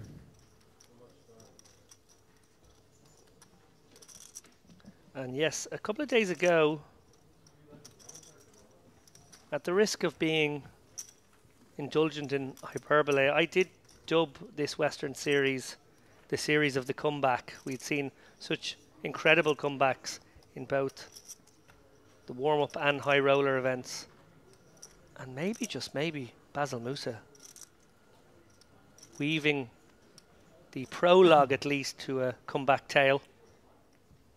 I mean, so far we've watched him double 3 times in one orbit. Surely he's got a serviceable stack. Still work to be done, without question. And as you pointed out, David, we got to 13 players in a hurry. Kind of an unexpected clip.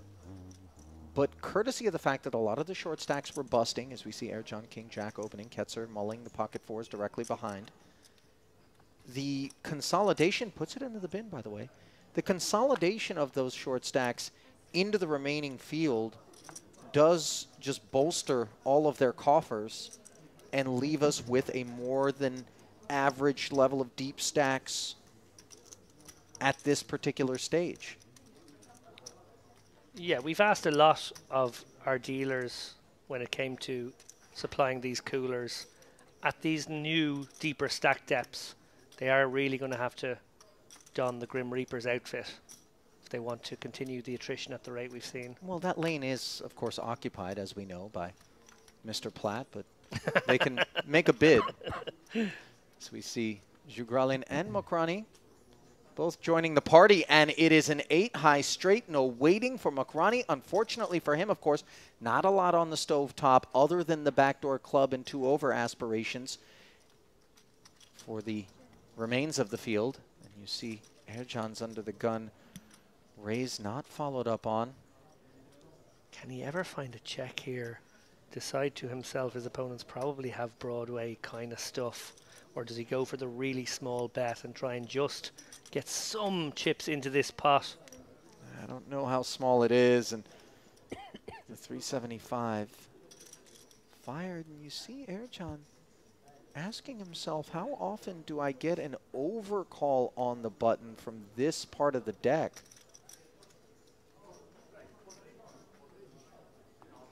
I suppose it's a SETI board as well. We see Mokrani obviously makes a straight, but it is a SETI sort of board for a button flatter.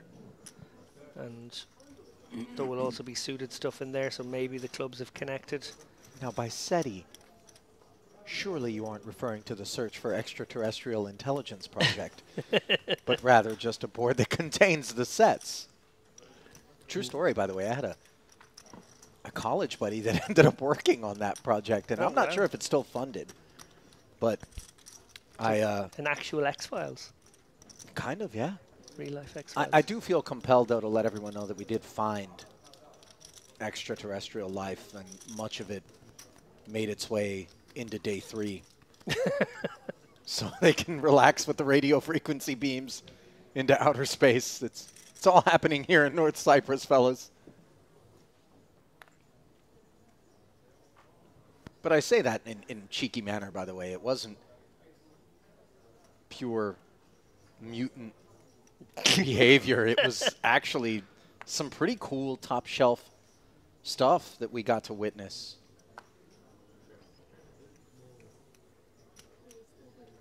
I challenge people who've never been out here to come in to a Merit cold turkey and try their hand at the regs here, because they've got something for them.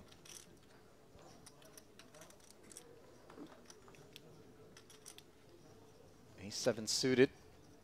Will pick up Barca's King-Queen on the button. Did you think maybe Barca would get ambitious and look to jam over the top of that? I did, actually. You read my mind. Yeah. Not sure of the pay jump. Perhaps having something to do with the more conservative approach right now. Yeah, King-Queen suited maybe rates to be a better flat here. King-Queen I might have put into my light shoving range, and it's not even that light. Well, nothing for the King-Queen here. Top pair for Boelis, bottom pair for Ercan, with just that little backup, the backdoor flush draw. So Barca obviously well served not to have got himself in what would have been deep trouble drawing dead against the Ace-7 suited, provided that Boelis would have made the call, which is certainly not a given.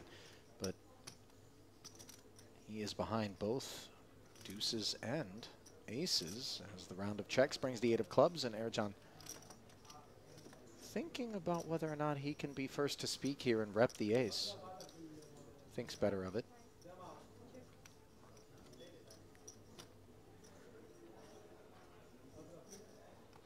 Boelis now with the arid texture, willing to stab. 3 1/4. Back over to Ercan. Which coincidentally is the name of the airport here in North Cyprus. ECN. Just about an hour and change from Istanbul.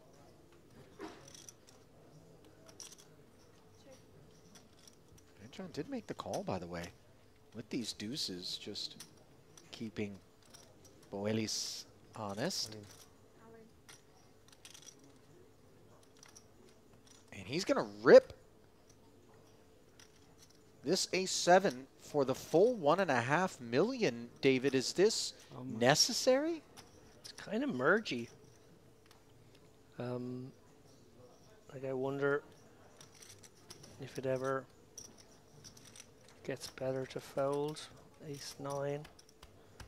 Well, it probably doesn't. Yeah, it's a little bit. I guess with the 2 and 3 on board, you can get called by Ace 4, Ace 5, Ace 6. Trying to figure out that one. Not quite sure. Was a big bet. Yeah, I confess to being a bit surprised by that choice.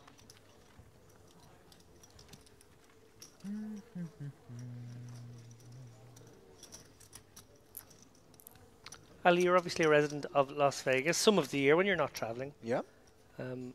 Interested to know, apart from the time when I joyously remember you reading out my name as host of the GPI Global Poker Awards. Sure. Is that an event you've attended? On a couple of prior occasions, obviously I did the hosting. I attended it once as a nominee in Los Angeles, once at the Poker Go studio. And so a total of 4 times, 2 as a host and 2 as an attendee, but none as a victor of any hardware. Is it a fun night? You know, yeah, I mean, you certainly don't regret going because you have so many of the people who often you and I don't really have an opportunity to interact with as much as we'd like to. We feel as though we are because it's, you know, through the screen. Sure. But just being there at communal tables and having a laugh, seeing everyone dressed up as well. You know, we see everybody in sweats and hoodies and, you know, oftentimes not really in any sort of formal attire. And in that sense, yeah, it certainly is a good time out. I don't blame you for not having come all the way over from Malta when the opportunity presented itself. But if it ever does from closer by, certainly would encourage it. King 8 deuce, by the way, as the blinds square off. There, John was dominant. Now trails Ketzer's bottom pair as he checks and faces the 2 1/4, which should send him packing. Ercan feels, you know, I don't want to make much of it just yet, but it feels like he's a bit frustrated, just a little. Looking out and seeing everybody else win a pot. When's my turn? Of course, as we observed yesterday, there's a deep lack of justice in poker that pays us frequent visits. So not exactly the sandbox in which you want to be searching for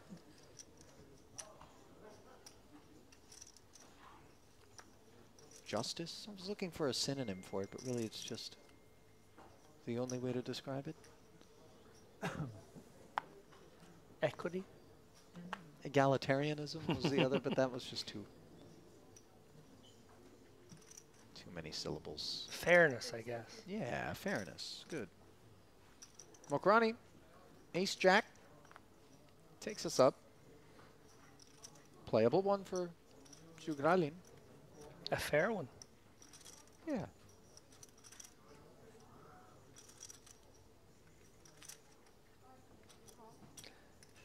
There will be something of a fair fight if these guys make it to heads up here. Position plus, oh, but they're not going to. Absolutely not. And the other thing about the eventual 3-bet that will be inbound from this big blind, if you're Mokrani, is being forced to question whether or not it's just the product of the Jugralin flat more than the actual holding, which as we can see is for sure the more 1.1. responsible element. Great point. 1.1, and there are the eyes of Mokrani darting over to try to make that exact assessment. Is this funny business or is this the real deal?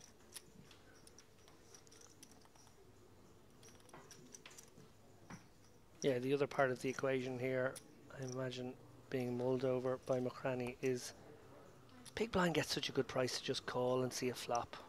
When they choose to 3-bet from that seat, particularly attacking an early position open, does lean towards legitimate strength, and I think he makes an excellent decision in the end.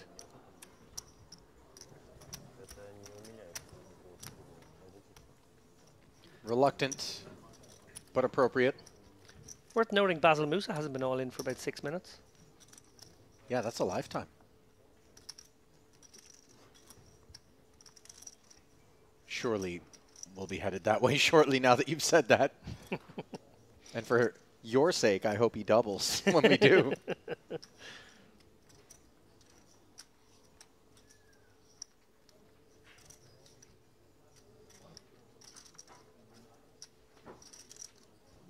Do want to take a moment to acknowledge all of you who are joining us here. Some of you from the very onset of our coverage, which began on day 2 here at this Merit Poker Western Series main event.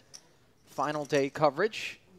Obviously, appreciate all of the support and encourage you to click the like button and the subscribe button to ensure that you don't miss any of the broadcasts from here at the Merit Complex, which stand alone truly in terms of the nature of what you're able to observe versus any other stream, of which each and every year there seem to be more and more of, David, but not all created equal. No, not at all. Some are absolutely rubbish. Not quite what I was getting at, but I was just suggesting the poker, the nature of what you see is different. Ketzer, though, pocket kings, and on the topic of rubbish, 2 jacks can be described as exactly that in this situation. Little does Soika know it, though.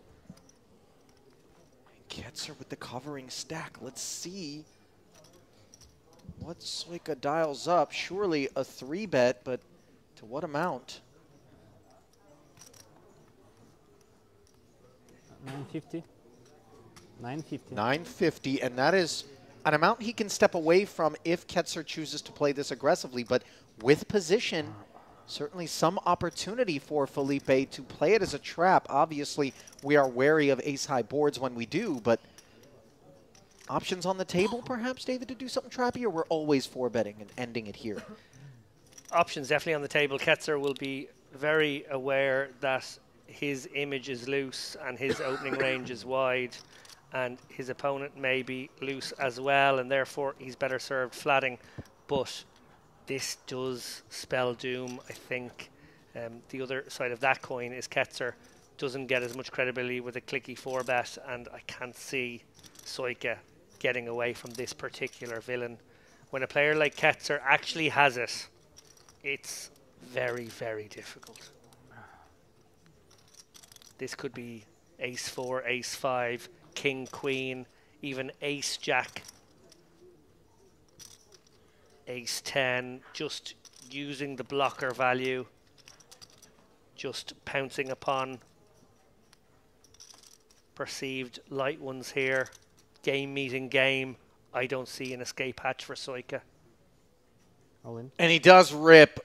This is exactly what Ketzer was hoping to hear. Double checks to make sure that the Cowboys are mounted up, and demoralizing revelations for Soika as those hooks have been lodged directly in the corner of his mouth as these kings are reeling him in for the time being in a massive 12 million chip pot where 774 provides little hope.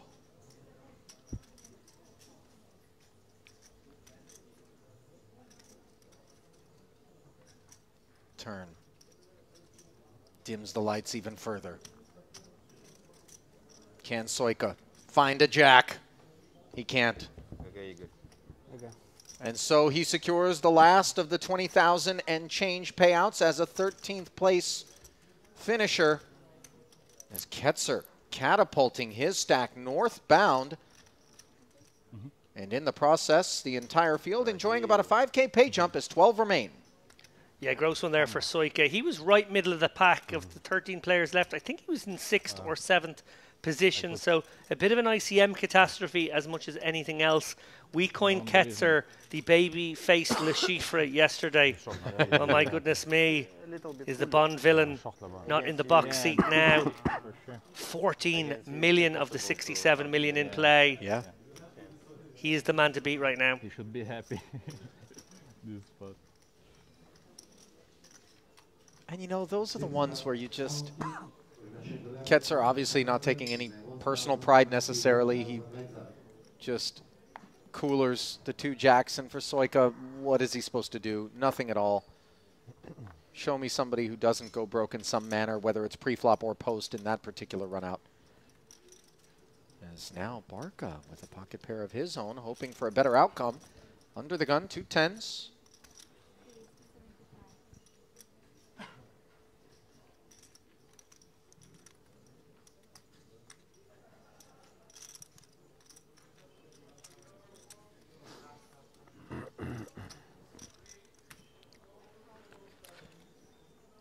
You almost killed him before. Yeah. You take back your chips.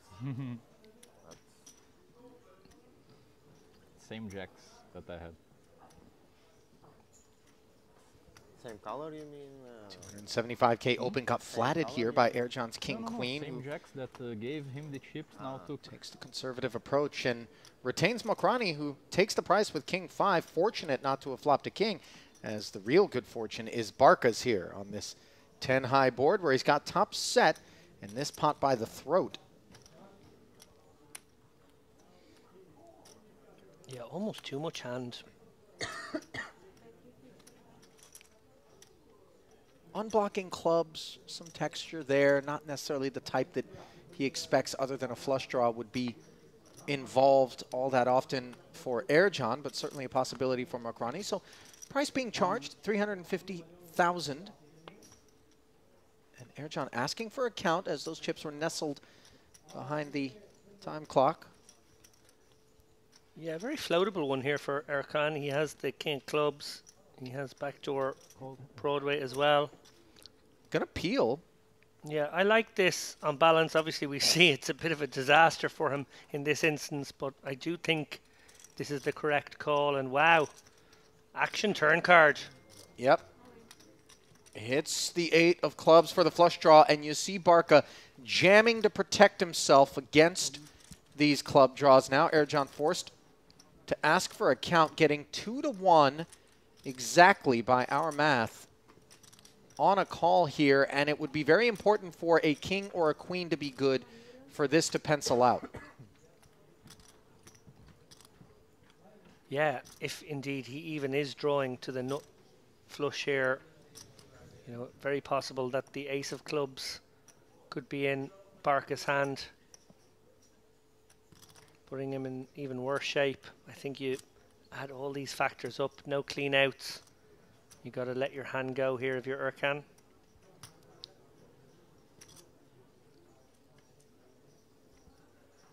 Good decision. Yeah.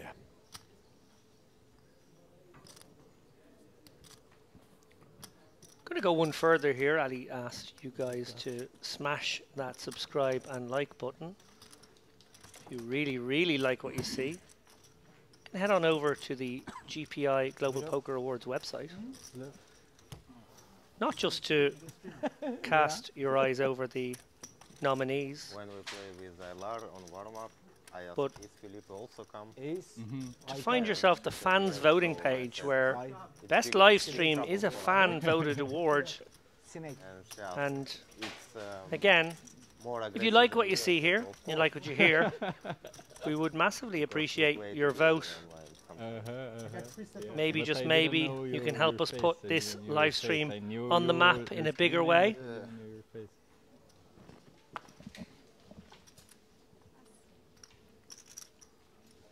Because we didn't play before. Yeah, I think we didn't.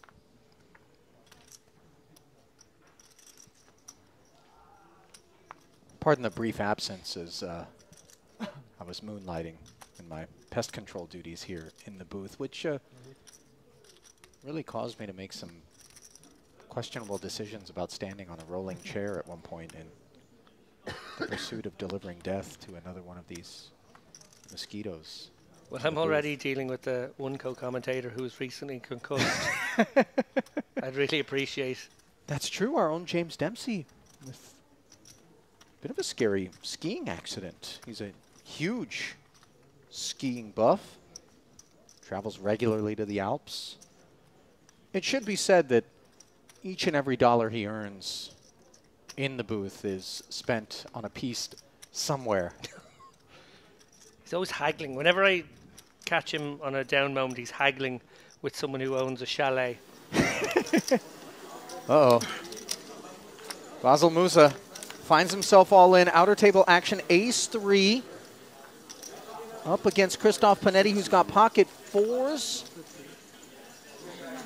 Now the 3 no longer good for Basel as the board runs out. 7-7, 6-5. Needs to find an ace. Instead, it's the 9. Could have counterfeited the 4s with a double-paired board as well, I suppose, but the run has come to an end, and the only silver lining, of course, that it happened on the back end of the Soika bust out, which means he will be securing the first of the 25K payouts here.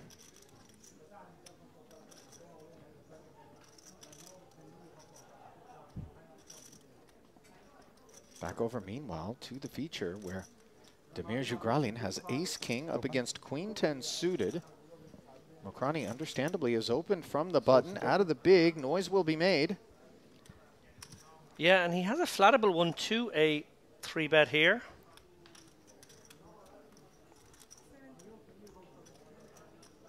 I assume he raised there, or did he just limp in? I think graphically we suggested he limped in, but I don't think that's right. If he did, I would be surprised by his sizings from Zugralin. Unless Zugralin thought he'd raised when he limped. Does look like a single 100k and a single 25k chip out there. And that does make it a little bit more sensible that he would limp and then fold to a 6x rather than, say, a 4x. So, yeah, I think that's what's happened. What do you have? Never mind. Okay. Queen 10. Diamond. Queen 10. Honest exchange there between the boys.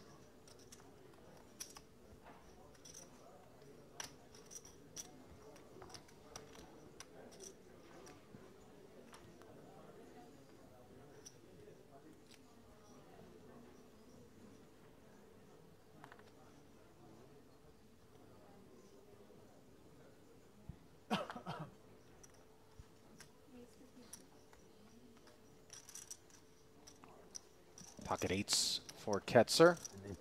Opens.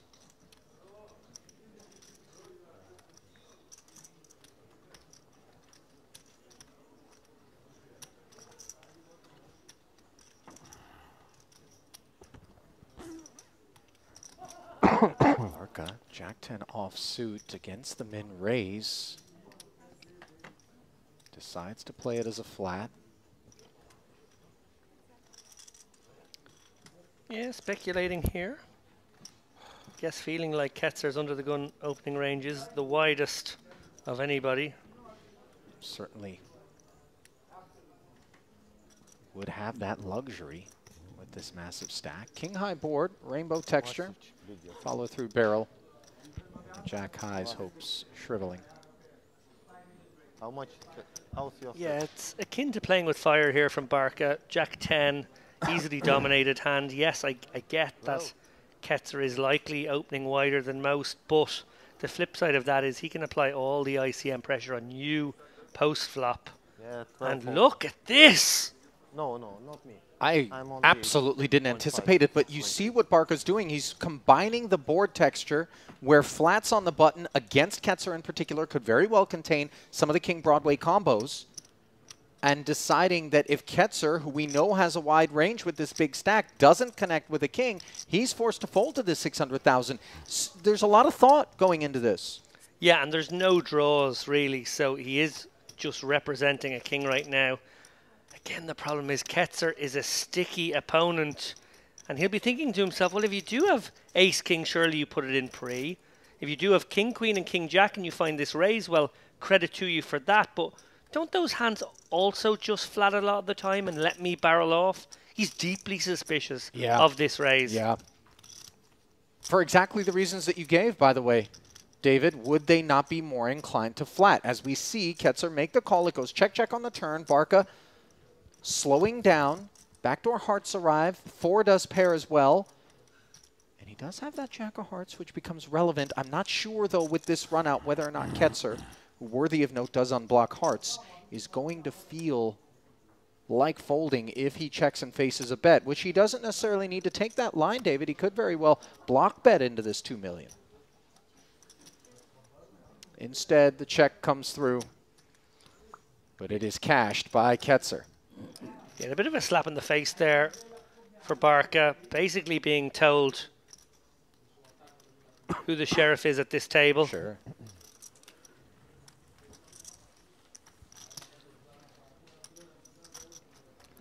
And boy, oh boy, do we have a front runner now. Obviously over there on the other table, Korchidian bossing it up. But these guys clear of each other now. Don't have to worry about each other. Can just get to work piling ICM pressure and every other sort of pressure onto their respective opponents. Maybe put off a clash until we do get to the final table. 11 left, you see there. Not far away from the final table. Barca with queens. Can he get us closer? Certainly going to do his best to do so.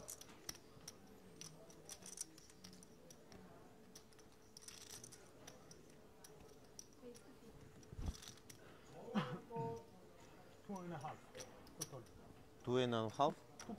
Jugralin on the button. King 10 suited. Interests peaked, and oh, wait a minute. Di Nicola on his feet at the outer table as we pop right back over. King Jack suited against Queen 6 suited, both in clubs. And that is it. Hermano Di Nicola on the Ace Jack 5 10 3 board falls to Korchidian's King Jack of clubs.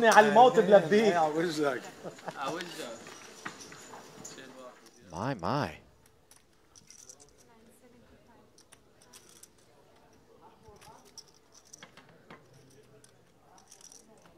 What is happening this morning here in the Merrick Crystal Cove? We looked away for just a moment, and the flat is now being squeezed by the King-Queen suited from the small blind for Ercan, who is in a bad way with 1 king busy and queens for Barca, which we know are going to continue.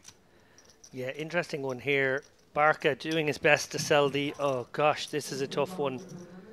But what's actually happened here is Ercan has priced himself in against the original opener. He's going to have to just call 1 million more, snaps it off, knows exactly what he was doing, treating this king-queen suited like a value hand. And is it about to become final table, Ali? I mean, we have 10 left, 9 we go to the final, and it certainly looks as though Ercan is not covered, but obviously would be left with very little. Flops himself the gutter and the backdoor spades on an ace-10-7 board. As you see, Hadi Horbin, front row seat to the festivities. Kills some outs. Yep. With the arrival of the diamonds, you see Barca just needs to fade the jack or the king, non-diamond in nature, and he's done it, running aces. Huge double there for Barca. They basically switch roles now. Ercan was the man with 5 million. Now he's the man with 2.5 million. Shortest stack in the tournament now, Ercan. 2 million. Big blind will hear. This is the most extraordinary morning of poker. You said last night was insane. Obviously, it was more down to the crazy hands and the sorts of setups you saw. Today, it's just been cruel, cold deck after cool, cold deck. Yeah, it's a continuation of what really had its seeds planted from the onset of the day all the way through. I look back at the sheet that we fill out here in the booth where we take note of memorable hands. In each of the prior days before day 3, we had 3, maybe 4 hands that we had written down on the sheet. Yesterday, there were 14 or 15 hands, and ratings of 10 were assigned to half of them. I put 11 after one of mine. Rightfully so, by the way. And you were big blind. Little Spinal Tap joke there for everyone. Yeah, volume dial, remember it? Yeah, focus. You know too. You know everyone.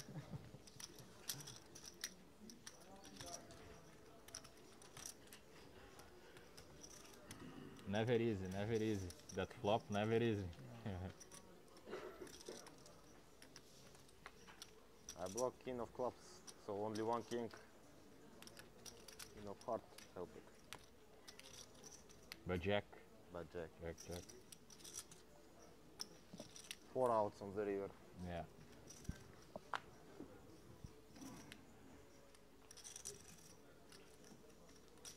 $250.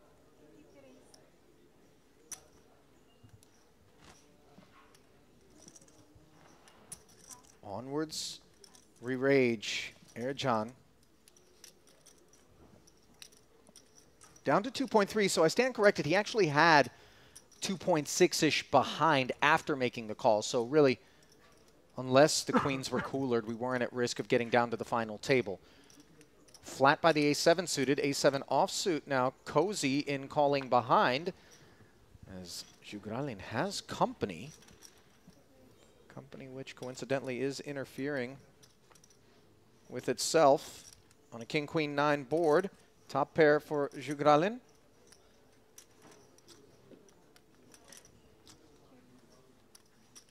Check.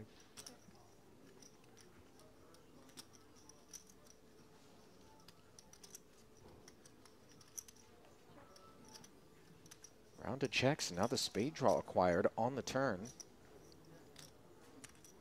And Jugralin plenty comfortable enough to fire.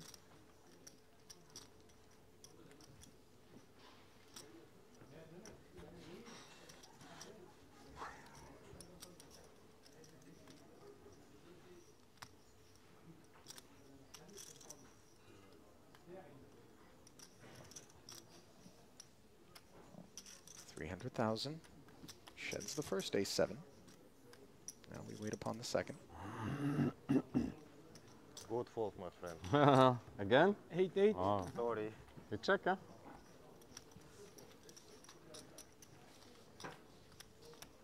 I will not try bluff you. Okay. But maybe.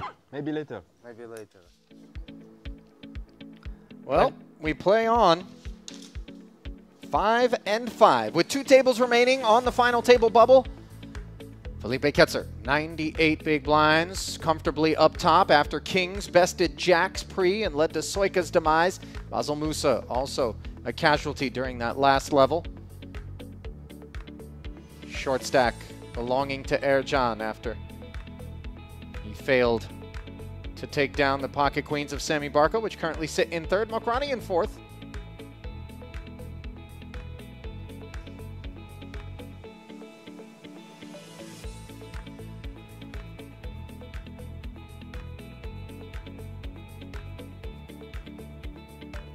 Yeah, incredible spot now for Ketzer. Yeah. 100 bigs at this stage of the tournament, my goodness.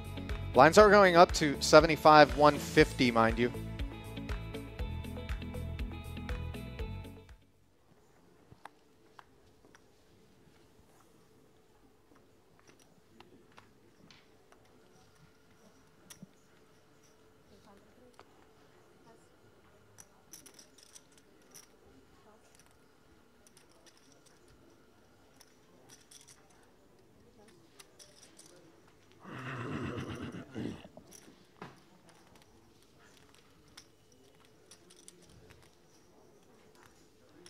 Pocket tens for Jugralin.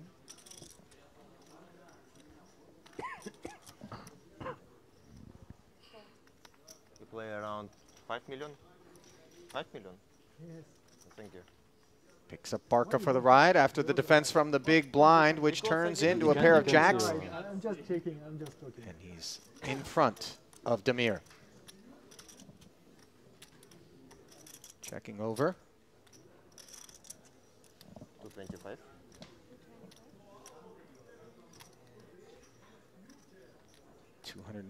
$225K C bet from Jugralin. 10 of hearts, obviously playing a role. Barca, second pair, no heart. Flats, pot up to 1.25 million. Very dry deuce on the turn.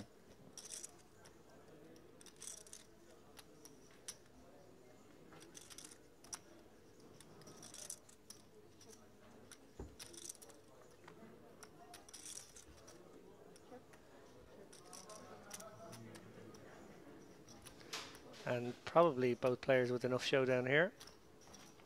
No more money gets into that pot. And Barca dragging in another one. A little bit smaller than last time round, but all donations gratefully received.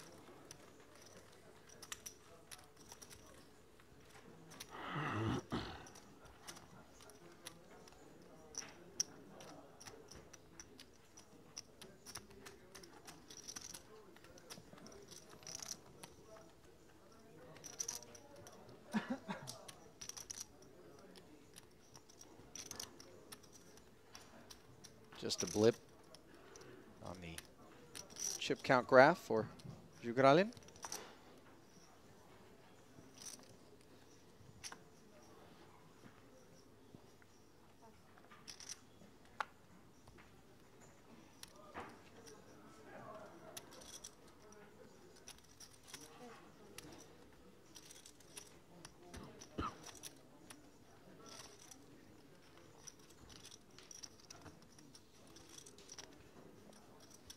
Pocket kings now for Barca in the face of an ace-7 open on the button from Mokrani.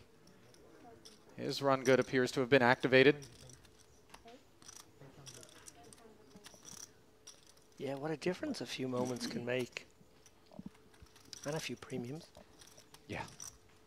Don't leave that part out.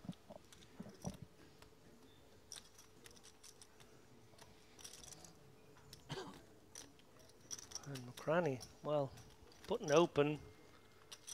Small blind 3-bet. Does have an ace. Would be a little optimistic to go for this spot. He's going to call though. Wow. Pot brewing. Yeah, this is perhaps a bit ambitious, especially up against a covering stack of Barca, who hasn't been out of line. And this is a board where perhaps Mokrani is going to be able to spare himself further losses. We wait and see. As we flip back over to the outer table, final table bubble action as we touched on. Yes. Yes, the declaration there from Hadi Khorbin, who appears to have doubled up with ace-3 offsuit against Nihad Khorchidian's pocket jacks on a board of ace-deuce-5, deuce-8. Yeah, that could have been it as well. We've had 2 bites at getting to this final table. Khorchidian, obviously a monster stack over there, but he's been dented ever so slightly by that one. Barca obviously going to keep firing here. One presumes that's exactly what's happened as we rejoin the action. No, he actually did. He threw a little rope and oh my God, and disastrous decision. Manages to hit the ace. This is so gross for Barca. Note that he does check, however, David, and that is fairly astutely recognizing that the kings do potentially have some problems in a spot such as this. Maybe pocket 9s, pocket 8s are a part of the equation. I'm sorry, actually. This was a float from Mokrani. We obviously cut to the other table there, but based on the size of the pot, some chips definitely went in on that flop. Yeah. It was raised, 3-bet call, then a follow-through from Barca, then the flat from Mokrani, finds the ace. Wow. Goes check, check, and now with the second check in front of him, he's left wondering whether or not there isn't some value available. Yeah, some of the light 3-bets will be the ace-5s, ace-3s, and he does actually have his kicker playing against those. That's an interesting little point to consider. Then he would think that the good ace-X, the ones that do it for value, ace-king, ace-queen, ace-jack, would do their own dirty work here. Obviously, kings, queens, and jacks would also proceed that way, and that is one of the hands we see. He can definitely go for a little value here. Look at the way in which he does so. You know, I love that shot. It was just a ginger million.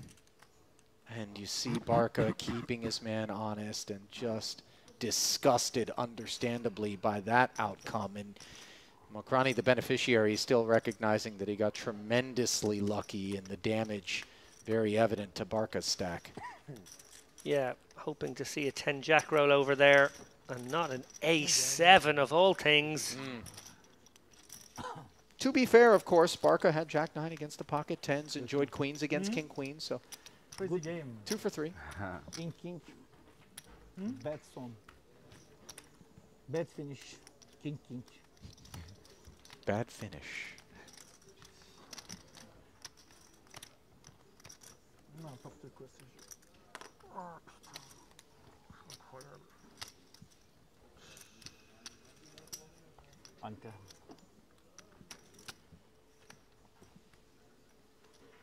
Incroyable.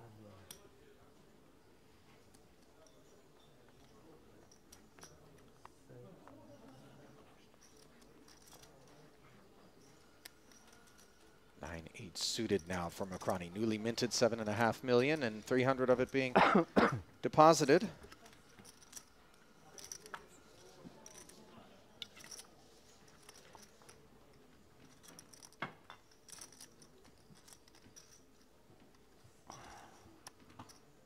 Ace deuce of hearts. We know these are candidates, David. Sure are.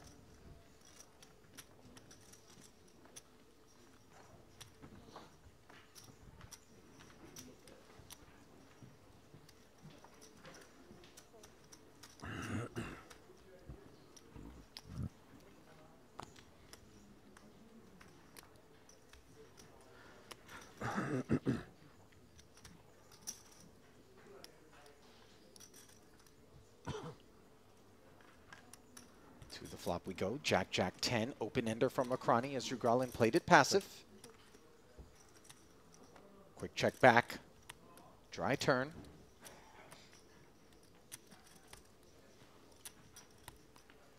Yeah, obviously Mokrani deciding that this is a board texture that will also hit his opponent, and maybe facing 2 checks, a delay c-bet is more the order of the day.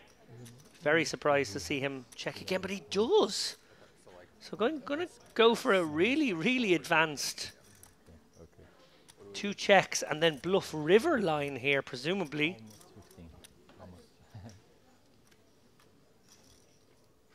Okay. No. What? Just shut it all the way down. Knew he was never a winner at Showdown and yet decided that as played it would have been a bit too ambitious for him to try to win that one. And of course, David is befuddled by that. There's just so many king and queen highs that you need to fold out. I'm really surprised we didn't see a c-bet. I'm really surprised we didn't see a turn bet. And I'm gobsmacked we didn't see a river bet there. Unless Ugralin is just pigeonholed as a massive nit. I don't really understand that one. And I think he's getting ribbed for his decision not to fire out a bet at some point. Lucky chip. Perhaps.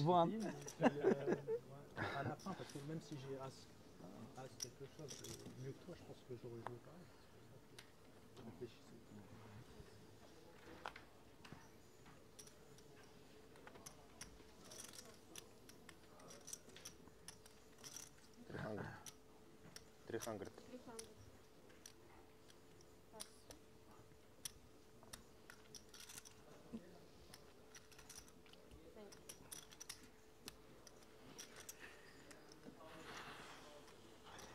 Sevens for Jugralin, the follow-up to the ace-deuce. Now ace-10 in the big blind for Ketzer.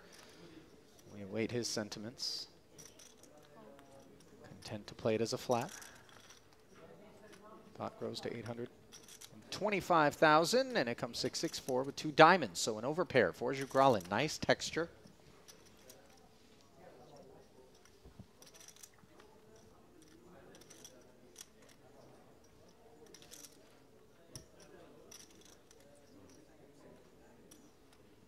Does play it as a check back though, David, and that allows a jack to roll off.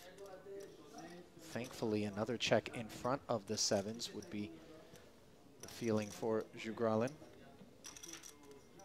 250. Does announce 250 now. We see a lot of these delayed C-bets with hands that don't necessarily need to have the ace-10 beat. Certainly an en vogue sort of approach. Yeah, Mergy one here, obviously denying some equity, setting his own price in case he's up against a jack. Getting some value from an ace high. It's a multifunctional sort of bet. Well, Ketzer can't love that card either. Nor does Jugralin. And I can't imagine any more chips getting into this pot. Yeah, Ketzer did make that one call there just in case. And Jugralin recognizing that perhaps value is no longer available to the pocket 7s. Checks back. Will be pleased to haul that one in. So having peaked at 16 million, Ketzer uses a couple of small ones there, back to 14 million. Still in an incredible spot in this tournament, sitting with maybe 22, 23% of the chips in play. Korchidian over on the outer table. We know has built up a big stack as well, sitting on around 11.5, 12 million when we last left him. Now we know he lost a little pot there a few moments ago.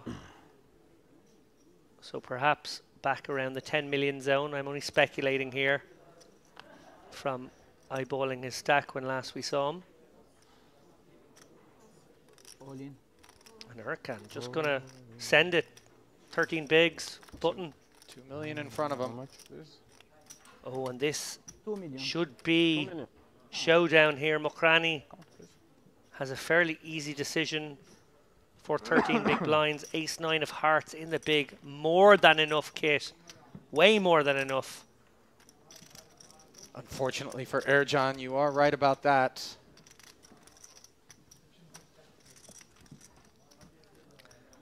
There will be how much you have? Chops 20% of the time. There will be victories for Ercan 20% of the time, but 60% of the time, Mokrani will bring us to a final table here. Oh, wow. He really is mulling this one.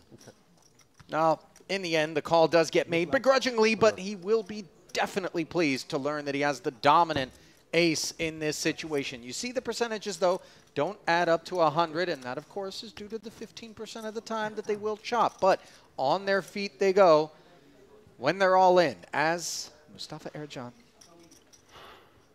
has done. Back up against the wall, 9 in the window, disaster, but a monotone board gives him all of the clubs. Table having a good chuckle. Can Ercan find the club? Not yet, but he does find more outs as 10s join the party. Too many outs? 4.1 million in the middle. And the 10 comes in, giving Ercan the jack high straight. And you see him sharing a one busted there? little grin with Mokrani, who he takes this bite out of. Very fortunate, David, to escape there.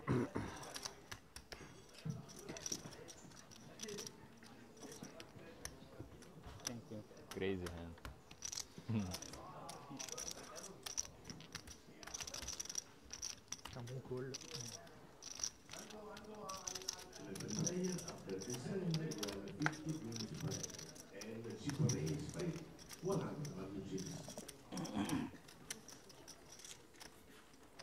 you want to win chips, you have to play not good.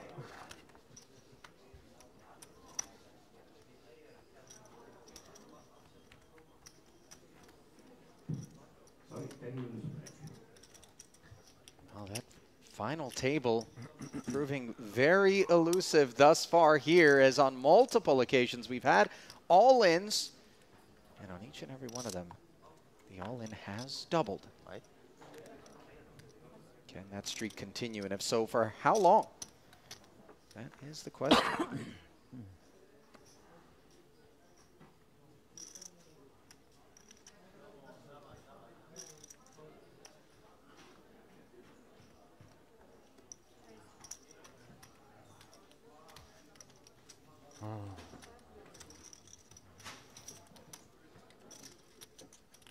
$325K open from Ketzer as we see the luxuries of being the big stack on display. And look at Barca. Gonna dig in with 10-7 and is dominating here.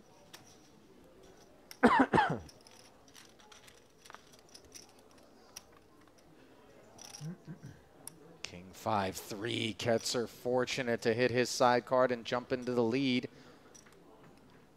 Not sure how interested Barca's going to be.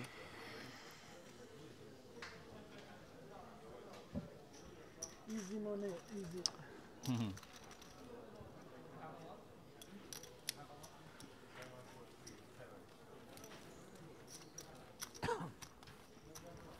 $250K ending the affair there as Barca check folds.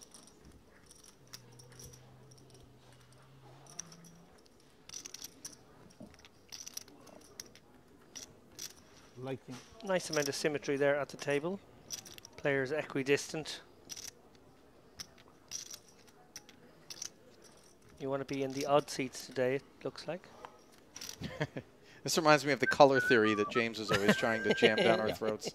It's not a thing, Dempsey. Why? Okay. Oh. Okay, no problem. Oh, James has just WhatsApped me. It is a thing, he says. No, get out. Good change. Good Cut change. it out.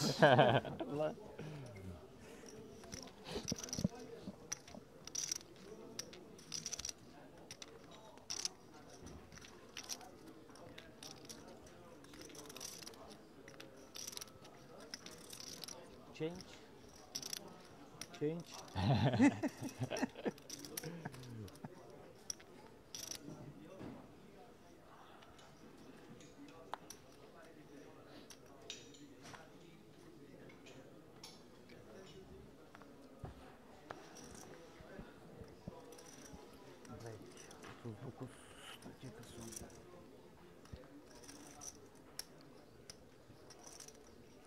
Barca.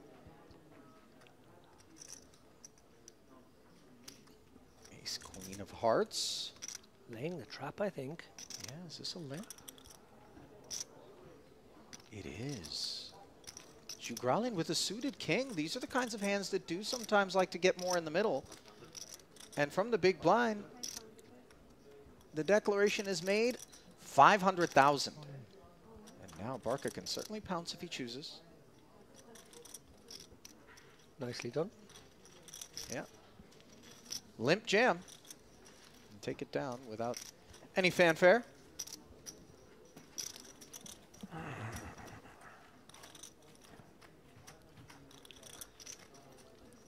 A reminder, guys, ICM peaking around about now. Now on 9-handed. The absolute pinnacle of the pressure can be put upon shorter stacks here. Medium stacks also not loving life. Equity catastrophe. The real possibilities we see. Wow, what a big stack there from Ketzer.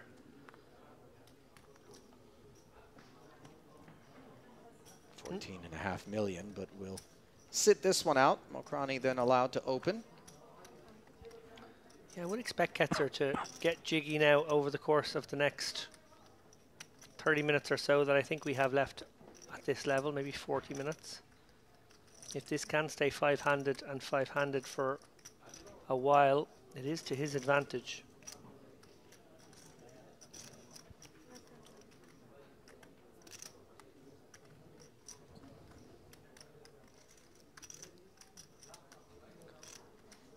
Will Barca be tempted here with a small pair?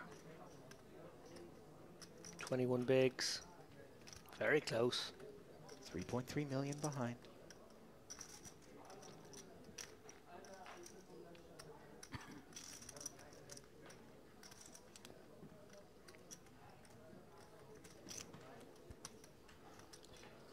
Oh, I didn't expect this.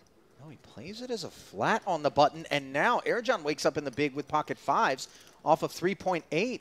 Could he want to play this as a squeeze? Yeah, he absolutely could. There's a lot out there. And yeah, there's the jam. Almost 4 million in total. And here's what could have happened. Barca, had you taken this reshove spot yourself, Ercan, no way he calls it off with fives. So you've had your pocket pinched there.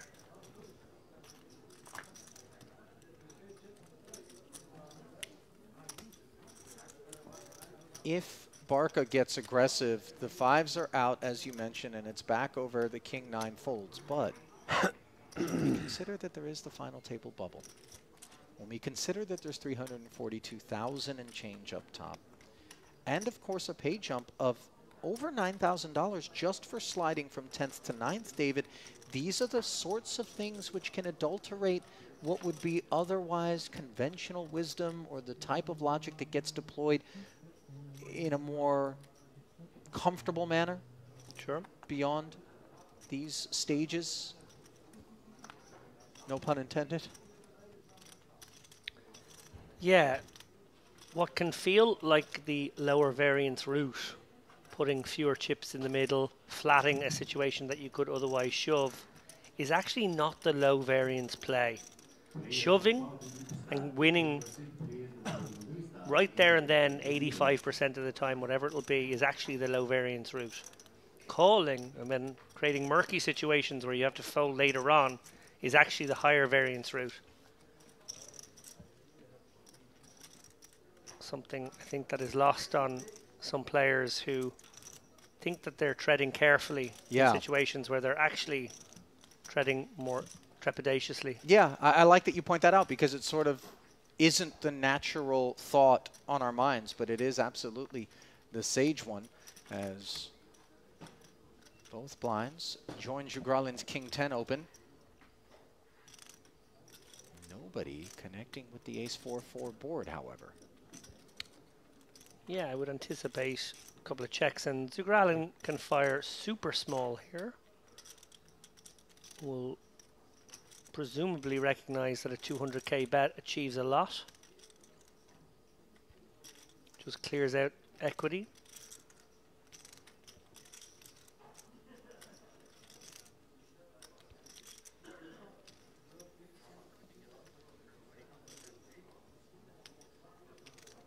Jugralin would appear to agree with two checks in front of him as he barrels into this million. He barrels in for 625. Yeah, that's wow. meaty. And I don't know that that 6 1/4 accomplishes something that 3 1/4 doesn't on a board texture such as this, David. Absolutely. Like, yes, an ace will be put under some pressure, but they would always have to call once. Oh, look at this. Ketzer recognizing that that's a very fishy bet. And he's about to do something a little audacious. Yeah, I would take the over on a little audacious as punishment delivered to Jugralin, and at a number that was larger than it needed to be, dare I say. Not to be overshadowed, though. Ladies and gentlemen, we give you Felipe Ketzer. 7-5. Dust.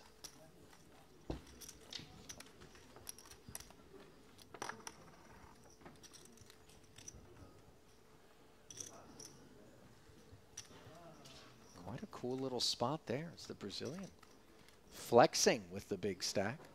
Yeah, and almost recognizing the doors being opened by the large bet, that just a very minuscule click of that large bet represented super strength. Actually looked like a 4.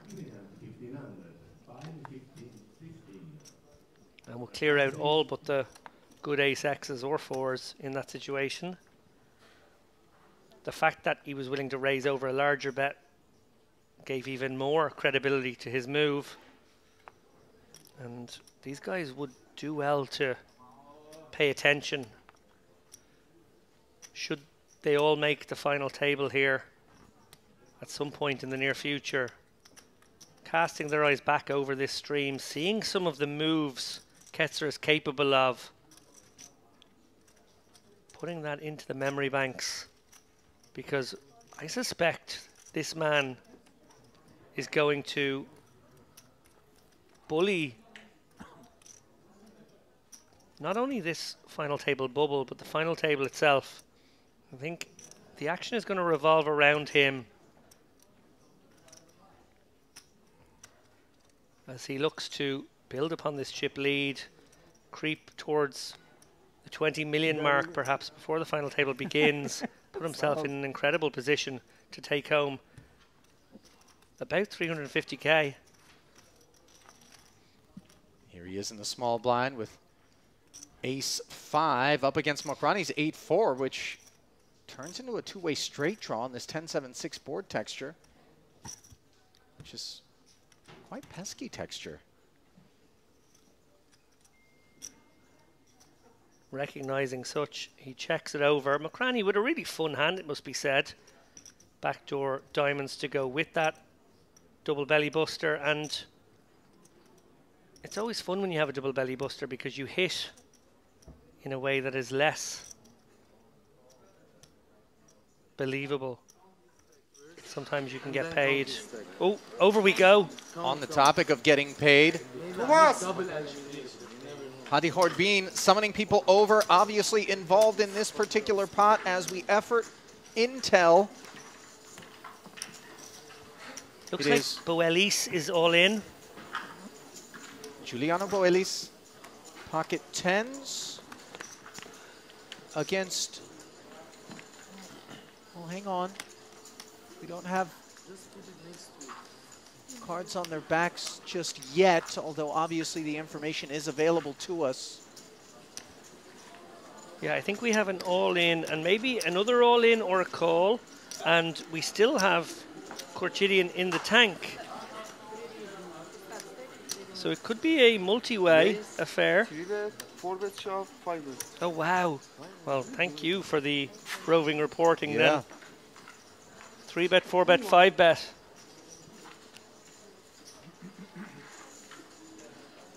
Please cold water, but glass bottle. So here is 2.5, there is 3,975,000, so 4 million. 4 million. 2.54, 2.54, okay. You can start the time. We saw Korchidian with this move earlier on today, asking for both counts before the clock starts, buying himself that bit of extra time. So strong, you snapped, you were excited. 3 players in the hand, probably rubbing right up against the rules there, talking with one of his opponents. Fold declared on their backs. Ali, what have we got? Well, there's the 10s for Boelis and for Hordbin. Pocket kings, I'm being told, as a validating declaration of I knew he was so strong being issued. Queens, the way you shove is like I can fold maybe kings. Queens?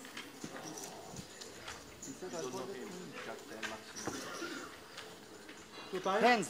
Hordbin in a wonderful way here, but threatened on this 6-7-9 board. I have kings. Wow, we're Has seeing to fade some the 8 or the sickness. 10. Oh my goodness. The 10 rolling off. Now he needs a king for a win, an 8 for a chop, and instead it's a 5. Boelis will take his seat once more, and you see an incredulous Hadi Hordbin being doubled through there. Very deflating developments. Yeah, he called for the rail. He had the Django's. He wanted to celebrate with his friends, but in a 6-6 turn No, I can have 8. of looking. Look, he's very short now. I have stronger than 8. No, I have stronger than 8. They're the 25k chips, Ali. Left with just over $1 million, I think, Yeah, or looks around like about $1 million. vapors from this angle. Knockout. Very unfortunate for Hadi.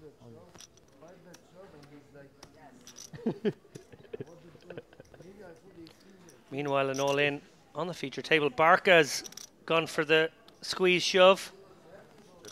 In fact, it's 2-7. Fold. So raised flat by Mokrani.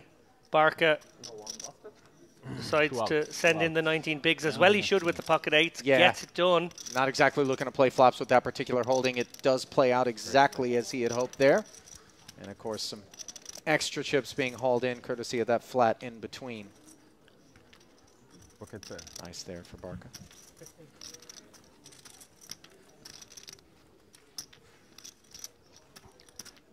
Well, Boil, at least on that outer table, I think it was said that he had 2.5, 2.4 million, and then his opponent had 4 million, so I guess we can do the math there and guess that he is a little over a million left. Boelis doubles to around 4.55 million, something in that neighborhood. Worth noting whether there are short stacks about here. Obviously, both tables should be keenly aware of the stacks on each other's tables. And Ketzer, well, he doesn't have to be worried about anything. He can just pound on this final table bubble. That he can. And Barca with the pair again. 24 bigs. Will he learn from what happened the last time he speculated in this spot? Yes, he will. I like this fold. So him call with the pocket fours last time round. Decides once bitten, twice shy. 10-4 deuce as Ketzer. Second pair up against top pair. Jugalin in a nice way after defending. Checks with 875 in the middle. Yeah, and certainly going to be hard for Ketzer not to lose some chips in this spot. He has made a hand here. Now, Ketzer is a creative player and will figure out ways to win without hitting if this board should run out scarily for his opponent. As is, probably has enough to just check this back now. Although I don't really want to predict what Ketzer will do because I think he understands this FT bubble dynamic better than anyone, and maybe will try to pressurize some hands he does check. That is what I would have done, but like I said, this man has found bets that I nor not too many people would have found already on this feature table. And now certainly both players with enough showdown, one feels.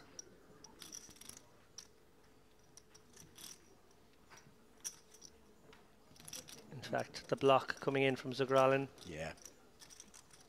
Emboldened by this run out where he does hold a spade, and this range perhaps he perceives, especially with the actual 10 in tow. Honestly, I'm not sure whether Ketzer is contemplating call or raise. He is greedy right now. He wants to win every pot he enters. He's going to have a little think. Obviously, it is scant showdown. Wondering maybe if his opponent would ever blocker a queen 4 or jack 4. Maybe his opponent would block her an ace deuce in this manner. I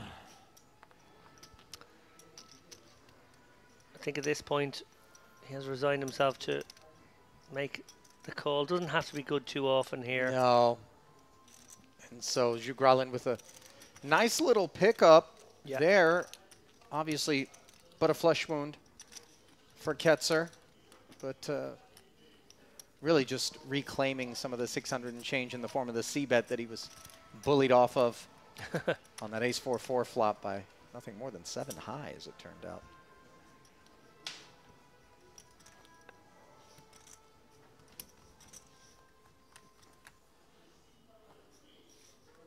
even without this massive stack, David, we always knew Ketzer was going to be one to watch, not simply by virtue of, you know, flying the Brazilian flag. We know that there's a lot of talent coming out of there, but just the glimpses we've had.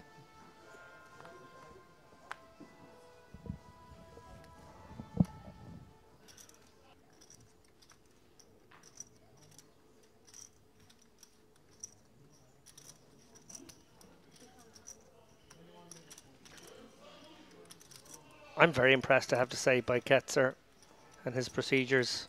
We saw it yesterday, some beautifully timed 3 and 4 bets. We've seen some creativity, some real get after it. Yeah. Very fair way to describe it. Once again, the big blind defender with 9-10, and once again connecting. Mokhrani has a range c-bet here.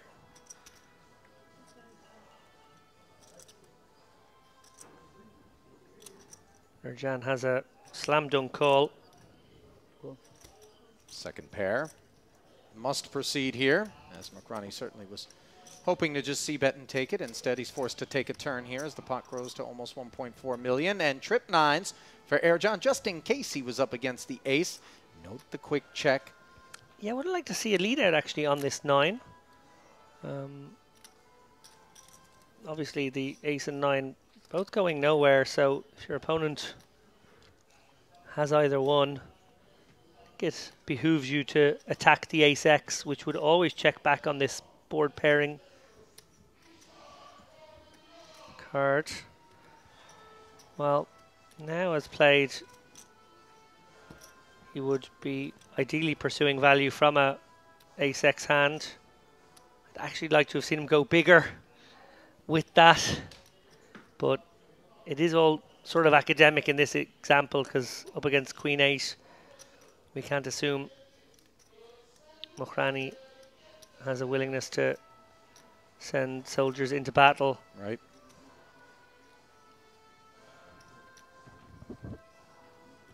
I say that, however,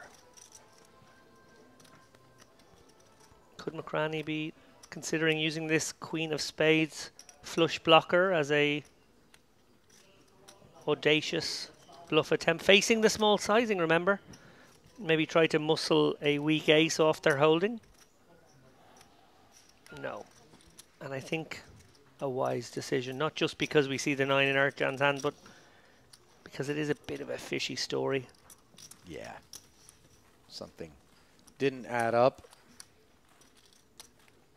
Ercan's not supposed to be behaving in that manner without some strength at a minimum. So the pace of play has cracked along all morning. Obviously, we went from 24 players down to 13 in the first frame and a startling attrition rate. It continued for the first hour or so of this frame, getting us down to 10 rather quickly.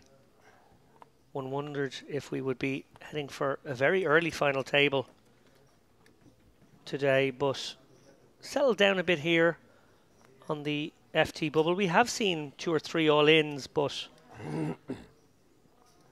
short stack coming out on top in all of those. Of course, the 10s cracking the kings a moment ago. That could have been it.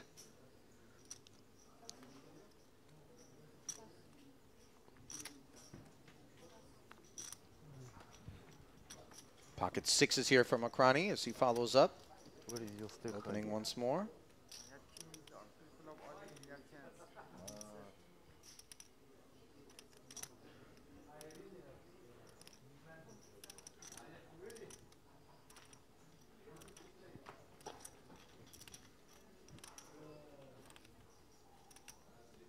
Picks up one caller who has a 6 in his hand, that being Ketzer.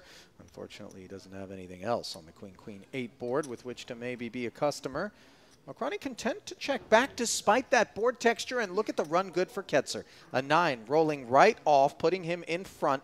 And a very textured card too, David, that's going to leave these 6s feeling very uncomfortable.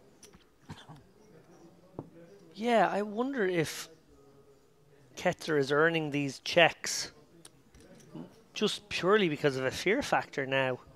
I thought on a paired board the sixes would be very happy to c-bet. Yes, of course, some of the flats are in that neighbourhood, but I think you just got to take your stab there with the sixes, deny some equity, protect your hand, dare I say. Gave a free card, let his opponent overtake him, and now in a bit of a dark tunnel knowing whether to call this 325 or not. There will be a lot of bluffs in Ketzer's range, one feels, and Mokrani, having not committed any chips post-flop in this one, might feel like he has to be sticky with the pair.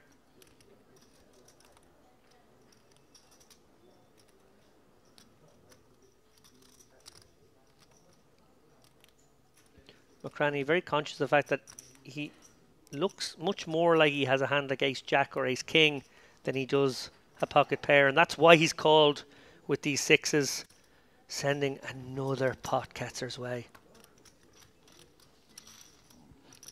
So payday for Ketzer there, as he is kept honest.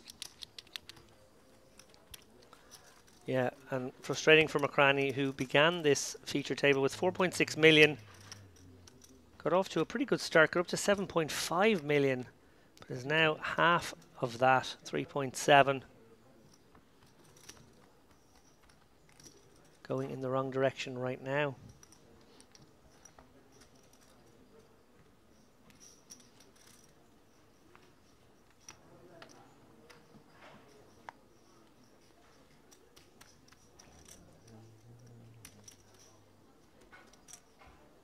King Queen for Barca.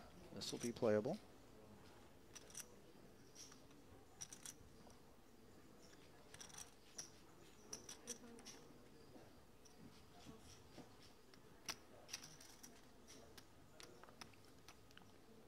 Min-raise open.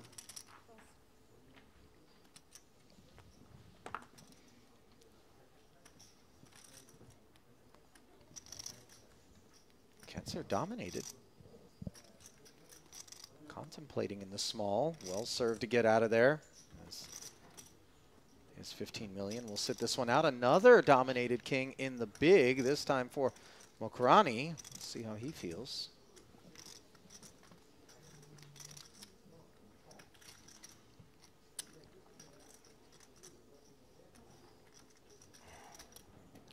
Respect. So rare to see a raise and take it at this feature table. In fact, I don't remember the last one.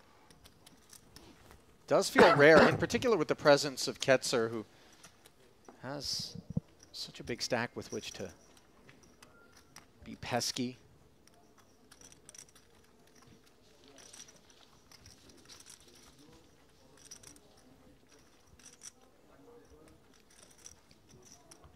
Oh. Glance over there by Zugralin. Is something happening on the other table? Very interested. Yeah. And a little bit of noise to accompany. There we go. Yeah. And on this occasion, it is Boelis on his feet. Big pot then. He had 5 million. Korchidian, the man on the other end, is it? If it's Korchidian, this is 2 big stacks. Oh my God, aces against jacks, an absolute cooler. The board. 7-4 deuce, a 5 on the turn, and I go final table with 5. Final table has been achieved, and for one very short stack, that is cause Look at for that celebration. Yeah, Ketzer's going to have company once we consolidate here, as that elimination does bring us to our final 9. But a pot in progress still at the feature, where the holes will be filled in shortly by the 4 players at the outer. Zugralin raised with the Queen 9 suited, Ketzer on the button, Queen 8 off. Yeah, because we don't go hand for hand in these tournaments, we have technically reached 9 left, so these players have all laddered. I wonder if that will play a small factor in the equation. Barca, a very defendable ace-7 here, but might just think, I fold. Milbutas will be reading out my name in 45 minutes' time. Yeah, very well could be. No, he is just going to play his hand. Ooh, and play it as a raise. So Grolin opening the queen nine of diamonds here in the hijack, and Barca getting frisky.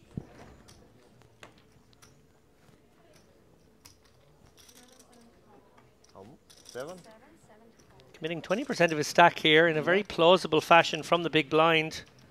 I imagine, despite the playability of a hand like queen nine of diamonds, it's going to hit the bin, and that will be that. I don't think Demir is going to be particularly interested with this combo, especially the final table is set. Granted, that's just psychology, but hang on, he's reaching for chips. Here we go, here we go. And we're going to play one. Benefit of position, of course, a factor, without question.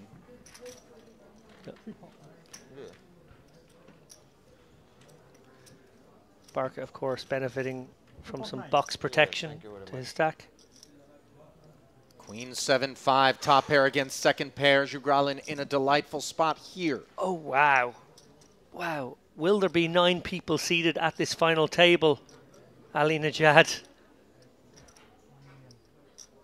My goodness. Or will there be just 8? How much? Barca c-betting $1 million of his remaining 3 into 1.7. Top pair is so much hand.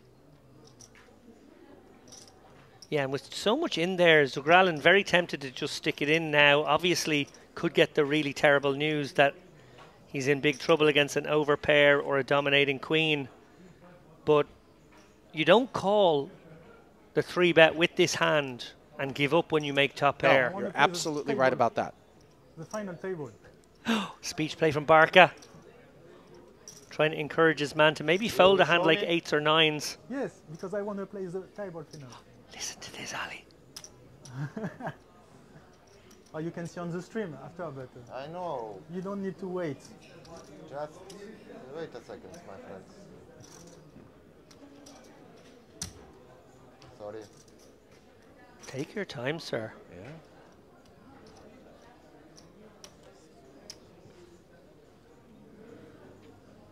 And if Barca gets this one through, wow. He seems confident. He tried to project that of a man with an overpair who didn't really want to have 75% equity, wanted the lights, camera and action of the final table in an hour's time. You're very right.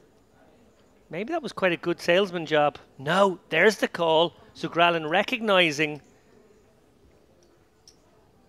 that he just simply has to play this hand after making top pair, and one wonders now how strong Barca thinks he really could be.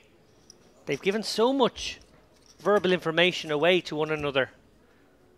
Look at that. Look at that. Ace on the turn. Barca taking the lead, and in comes the remaining 2 million. No, if you don't pay before. Note, by the way, that Jugralin's choice not to check jam actually saves him considerable number of chips, David. Quick fold, I think, there by Zugralin, who ultimately didn't want to commit any more chips there on the worst card in the deck. Let's be honest, Ketzer, 15 million. Wow. Just staggering size of stack there, but he's going to have company, as obviously Korchitian making waves at the outer table, dispatching on the final table bubble the Italian Boelis, as we bring you back into the commentary booth for a break, as we will be getting that final table set up. It's going to be about a 30-minute break, so brace yourselves for that. But David, final thoughts then as we step to a bit of a longer respite. My final thoughts are more general thoughts about the day so far. It has been absolutely incredible stuff. Sarkis, bust. Julia Bergenhoff, bust. Christoforu, bust. Kirichenko, Denicola, Musa, Soika, and then Boelis there just a moment ago. All bust. The Shepherd's Crook has been deployed relentlessly during this final day. We've lost 15 tributes in just over 3 hours. I'm gobsmacked. I can't even say gobsmacked, I'm so gobsmacked by the pace of play.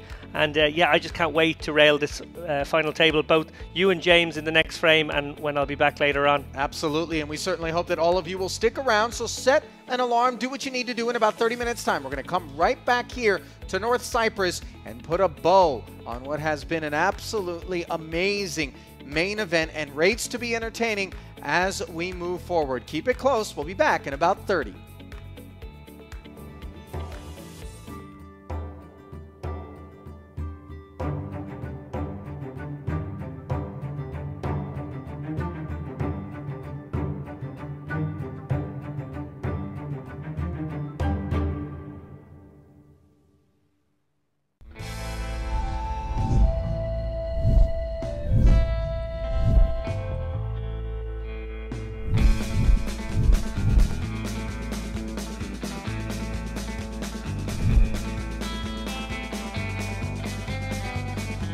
What's going on, everybody? Very first break during day 2 of the main one. Look what we heard from the boot to the game. What's your experience with the main one? Really good, mate. As we know, Merit, amazing place to play poker. I was very lucky this stop to be able to do commentating duty and then play the main event. Started the day with 400k, which is a nice stack. Oh, beautiful. Lost a very tough one with aces against 2 pair where I was very sure my hand was good. I shoved the river for value.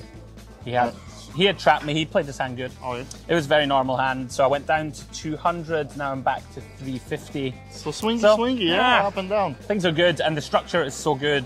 Yeah, great experience, and we're halfway through the day.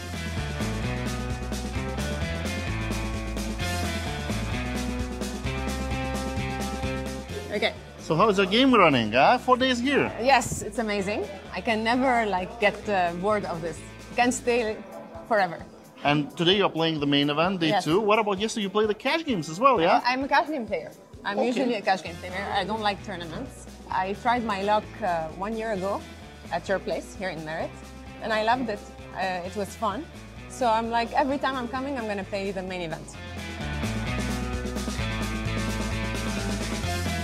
Straight from the feature table. I had plenty of tough spots, to be honest, so my heart is a little bit broken because I managed to have a bunch of good hands like aces, queens, and I feel like I didn't win a single time with those strong hands, and I had to maneuver through that TV table a little bit differently. I folded aces, I folded queens, it was just frustrating, but well, that's the game.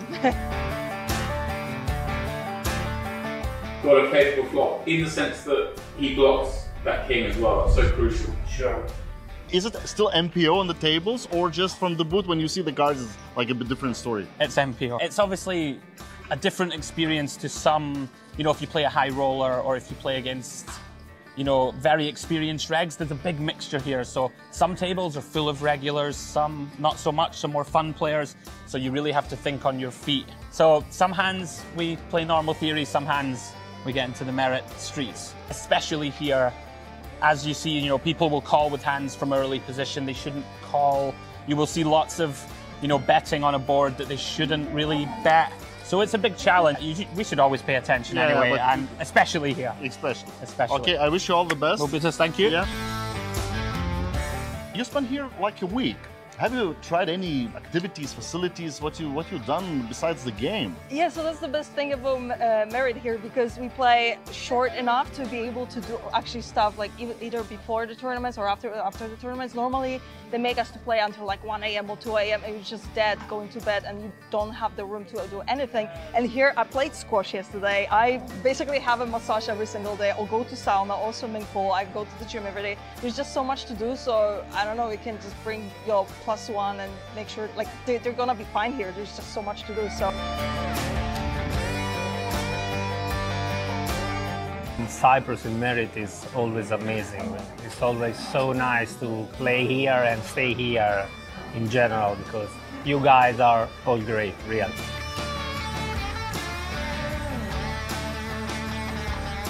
We saw on your social media, you love puppies and it's the place for you, yeah? I love them. We were just actually talking. There's Isla and my boyfriend, and they're actually like looking at the pictures of the puppies. There's plenty of dogs and cats, and I really love that culture because it makes this place more human. Like normally, like in Europe, they're just like so strict and they're just like so cold. And here, I love it. I love it. It really like makes you smile out of like no reason. So I'm a big fan of the idea, and this is actually our pre-tournament routine. We just like go visit the puppies, like pet them a little bit, and come back.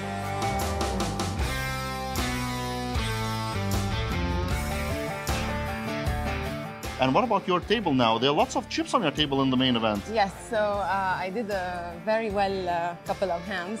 And now you're going to the feature table, huh? What's your strategy to maybe push a little bit players? Because you know... I'm very aggressive. I know, I know. And they usually like to block a girl or to put a lot of pressure on the girls because they think she's gonna fold easily. Yeah. And I made a couple of loose calls and it turned out well for me. So it was we nice. are looking forward to some action from Intuitive. Of course, always. Yeah, cheers. And we see so many Italians after Andreas Dato's victory. How it's about Italians? They know better Merit and they come back here for the bigger ones. I can say that in some way, me and our organization Imperium, we helped to push so many Italians here, but we did it with big pleasure because every time an Italian players come here, then he always wants to come back because he's very happy, always.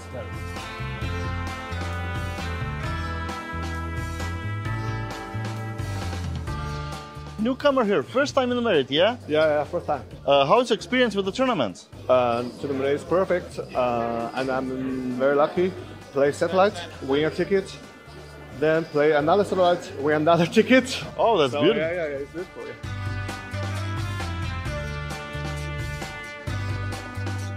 And what we can expect of upcoming MPP, you know, some big things, some... For sure, a lot of Italians will come for MPP, but they will come also for La Dolce Vita series that we will have in the end of July and August. It's a great opportunity for Italian players to come here, and we will be very happy to support everybody to join us.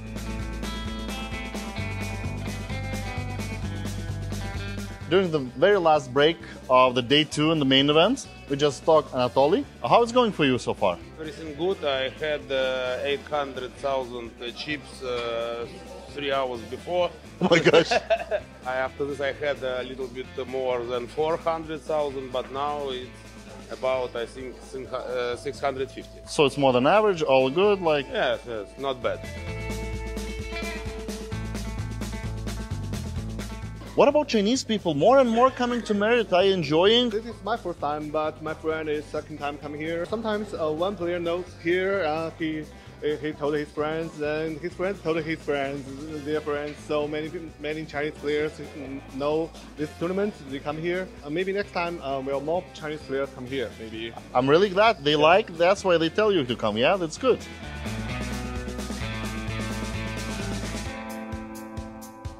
What if not in this place here? What you would choose this time, right here, right now? What to choose? Which place in the world you want to be? Now I want to be, of course, with my wife and my dog. Maybe you know Rudy. One time I was here with him when we traveling by car. Yeah, I remember. Okay. Yeah, I remember. Merit series was in Diamond. Okay, you have the wife, with the dog, yes. But where? Where in the world? Which place? We have a small dream with our wife to go to Japanese. I have an idea.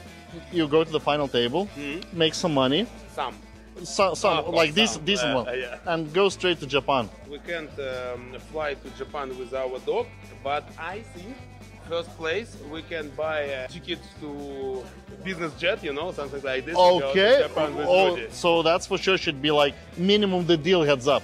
Yes, minimum. All right, ladies and ladies, in the main event, division 2, lines are 2,000, 4,000 with 4,000 liter and we will shuffle up a bit. Players, we wish you the best of luck.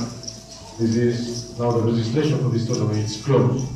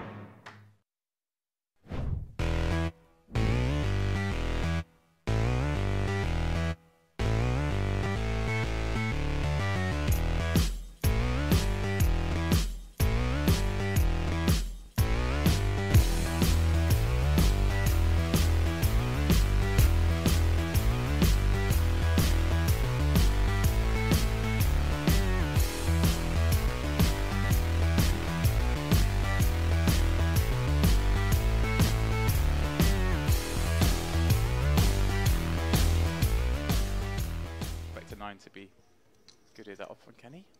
Yeah. Hopes he's up against ace king, ace queen that decided to bet flop. Could also be up against an overpair. Yeah. Is happy to show it down. Will be very happy, as both players will, to get this one. I'll tell you who's happiest there. Is Yilmaz after he tables his hand and Paletti quickly picks up his cards to table his. Surprise. Yeah, I've been in that spot a couple of times where the 1 and 2 seat, it is a little annoying because you can't actually see the clock tick down. So you're relying on the dealer maybe to give you a little bit of notice. It's actually not great that it's obscured from a couple of the players because you even can pace the kind of decision you're going to make a little bit. You suddenly realise you have 5 seconds. It's a bit like, oh. Yeah. As opposed to being able to always glance up I and think, realise, I think okay, you can probably see it 10 seconds now. Looking at the line of it. But yeah, you're right. Certainly the 1 seat is has to lean forward. So. Quite like actually, again, not wanting to hark on, but at Triton, kind of introduced a light strip in the table. You can see the time going down.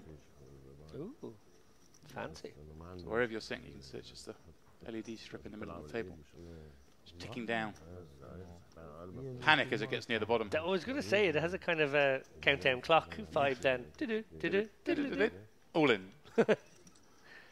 Christopher Root, he'll be going all in with this, given the opportunity.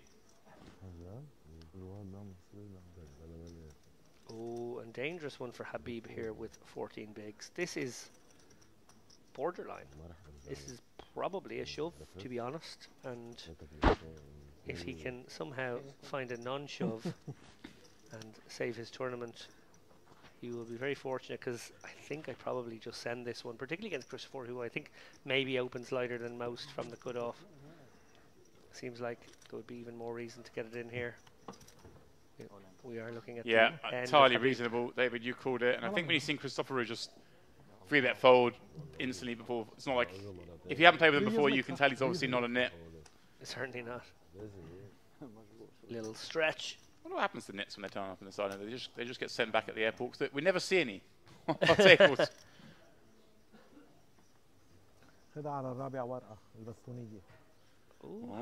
Okay, Habib picks up a little equity in the form of that 10-8-7 board. 9 or 6 would keep him alive.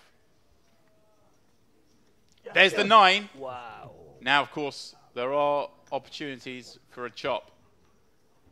Christopher Root hoping for a jack or a 6. Oh, and he finds my the jack. Goodness me. What an emotional roller coaster there for both players. Unbelievable. Unbelievable. يطلع حسيت وينزل ولا يسود يا هو شو هذا انا صبر فيها مشكله.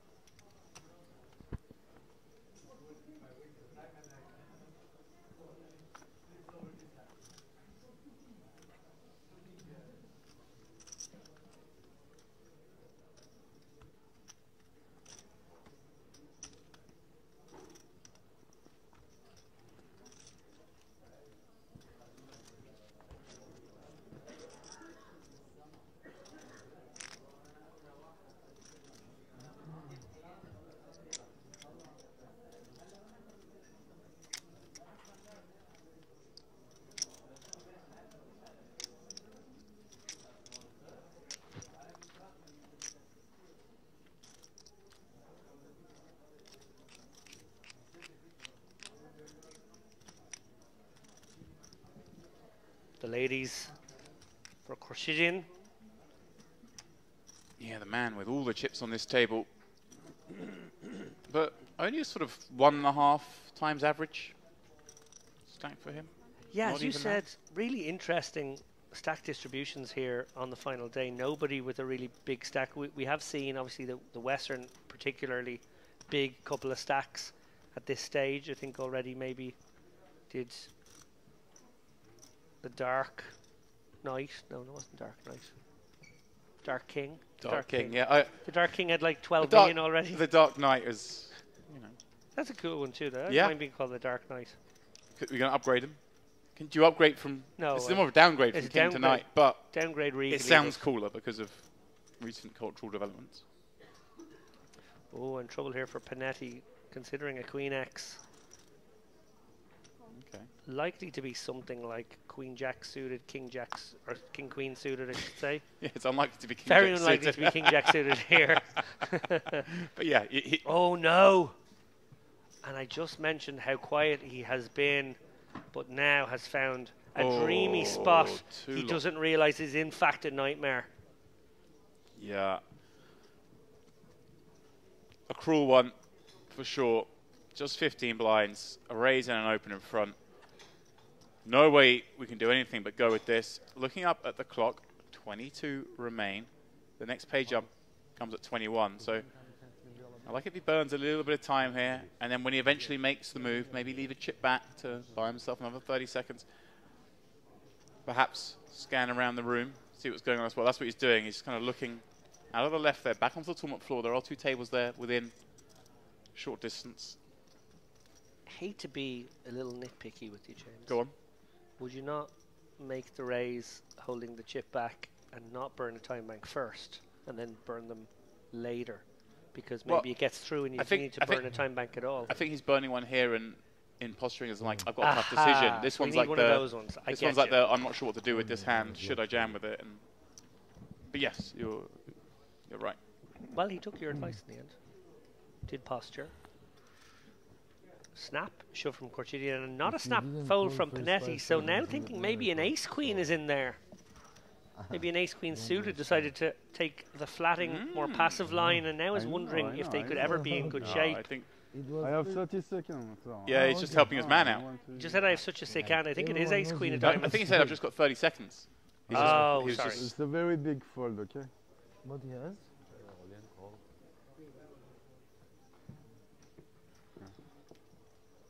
All right then. What you have? I block. Block me? Yeah. Ace queen? Yeah. There we go. You're right. Pretty reasonable line. Flat the ace queen. And then obviously surrender to this much action. Yeah, obviously would have called against Tulip Berganoff, but Cordian ripped it in, and an ace-10 3-flop obviously would have affected the folded hand as it is. No change here. Of course, I snap call in, but Cordian. I never can come. Jack queen. Sees the 7 of diamonds roll off. Just has to fade one more card. Let's get himself up to the 6 million plus mark. That's what he's going to do, David. Tulip Berganoff out in 22nd. The last man picking up $13,730. Yeah, absolutely nothing he could have done there. A strategy of it. But yeah, I don't know. That just felt like a, well, I'm happy to get in against the short guy. And actually, there's enough of stack here that I can raise. And if Corchidian was to make it 500k, I can stick it all in over the top of that.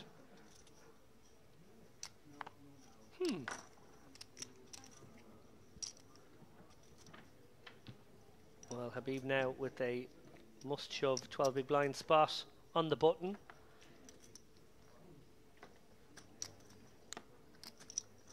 Yeah, next page I'm coming at 18. So still makes sense maybe to take a bit of time here and leave a chip back.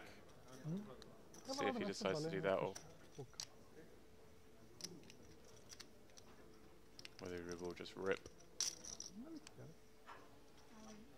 Now it's all in and gets snapped off by Cordian in the small blind. Oh no. Do it many. Oh. Ah. Oh, that's not terrible news. Yeah. Do it many. No. The snap there perhaps designed to make Musa potentially fold slightly better because it looks so strong. Yeah. So obviously Cortidian confident that Habib would have been in there with some weaker kings, maybe even a 10 jack. Oh, for sure. It's a hand he wants to play. For the 11 blinds, 12 blinds even. He's sent one pack in already today. Can he send Habib on that man's heels? Well, he hasn't hit, but he likes the flop. Yeah, equities have remained virtually static here. People talking to the dealer saying, what is this flop? What are you doing to me? Why are you putting me through this? Great turn card for him, of course. I can see clearly now. That one, though, not so much. Habib, the latest out. Cordian Striking gold. I can see clearly now the rain is gone, says Corchidian in song. All in, all in. As the river card was being dealt, Supreme. Joking aside, it is a lovely feature of the final tables here that we take that little break, we set up the stage.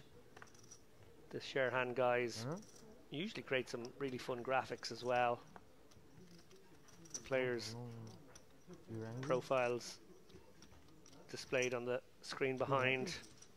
The bombastic Milbutas. You look like Pocahontas. With a generous introduction for each player.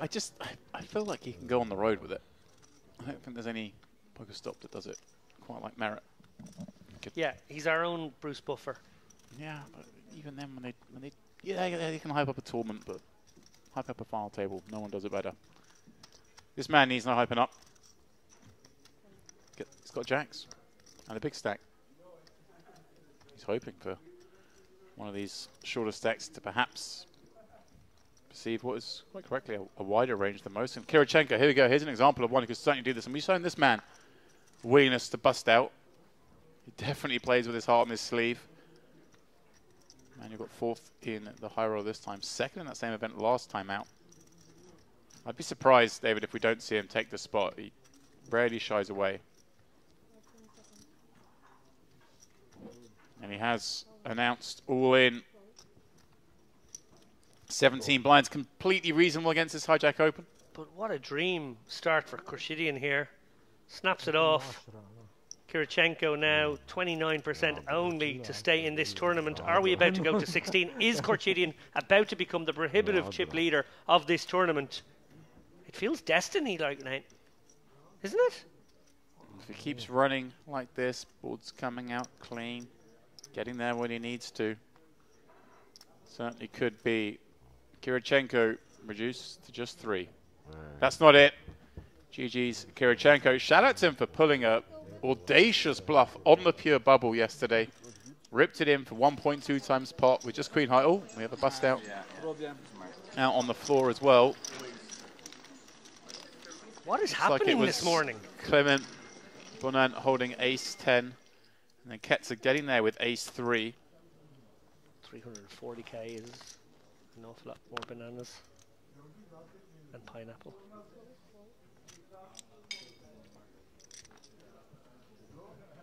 You can't shame me for eating fruit. It's usually cookies I bring back here, so. I'm very impressed by your choice to spend that 8-minute break gathering some fruits.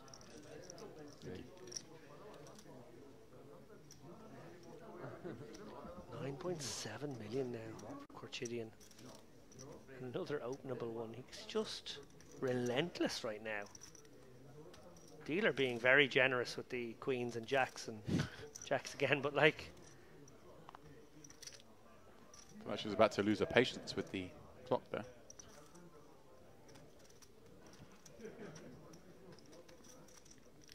Haspani, no interest in playing back with this ace-3 suited. Didn't even cross his mind. Christopher Root in the big blind. King, queen off. Interesting spot again, David. Does decide just to rifle it in. Yeah. Not surprising from this seat that we see this maneuver. No, and 16.5 bigs, I think probably way too many for Khurshidyan here. He's finally going to have to let one go. Count, you stop the clock, right? Count. Love it. Just familiar with myself. Of course, he's facing a bet. If he asks how much the bet is, the clock has to be stopped. Give him the time. Yep, hoping for a slow count here. I know I'm ahead. He's right. Big time. He's right. I know what you're shoving with. I know. But I'm afraid I will lose. How much? Wow. A perfect handle on the situation. Khurshidyan. Surely not. Like Nostradamus today.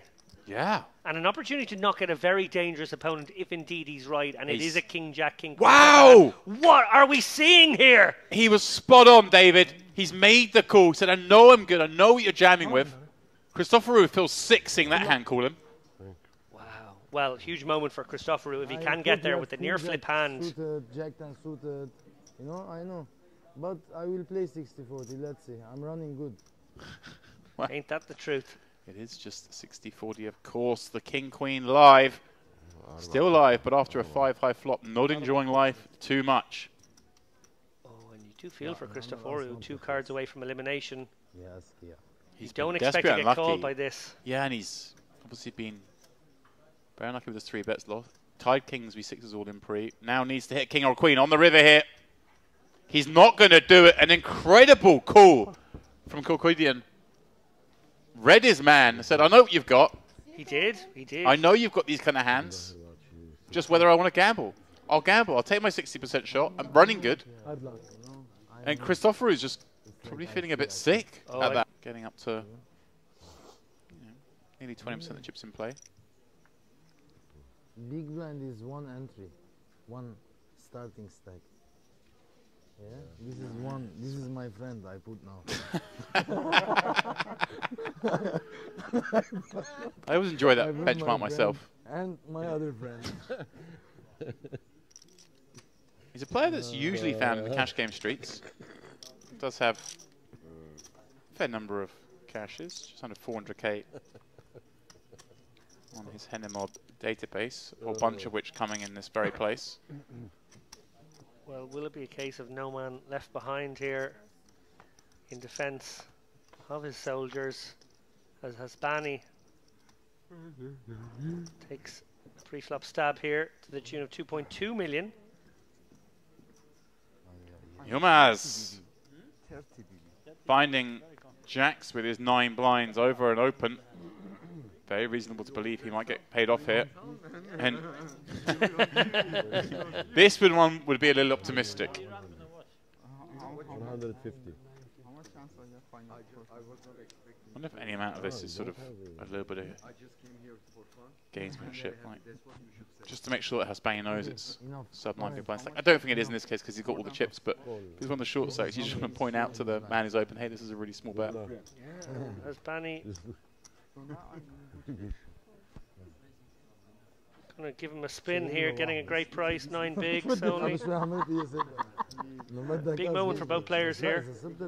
Hasbani, will he finish the hand with 2 million or 4 million? Will Yilmaz finish the hand with 2 million?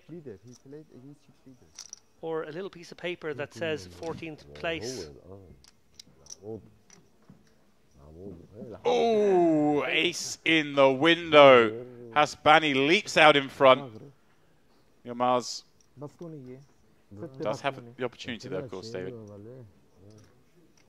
There are routes to victory. Now there is just one route to victory. Needs a black paint card that says J. Floor. And we have service. Service. GG's to Yilmaz.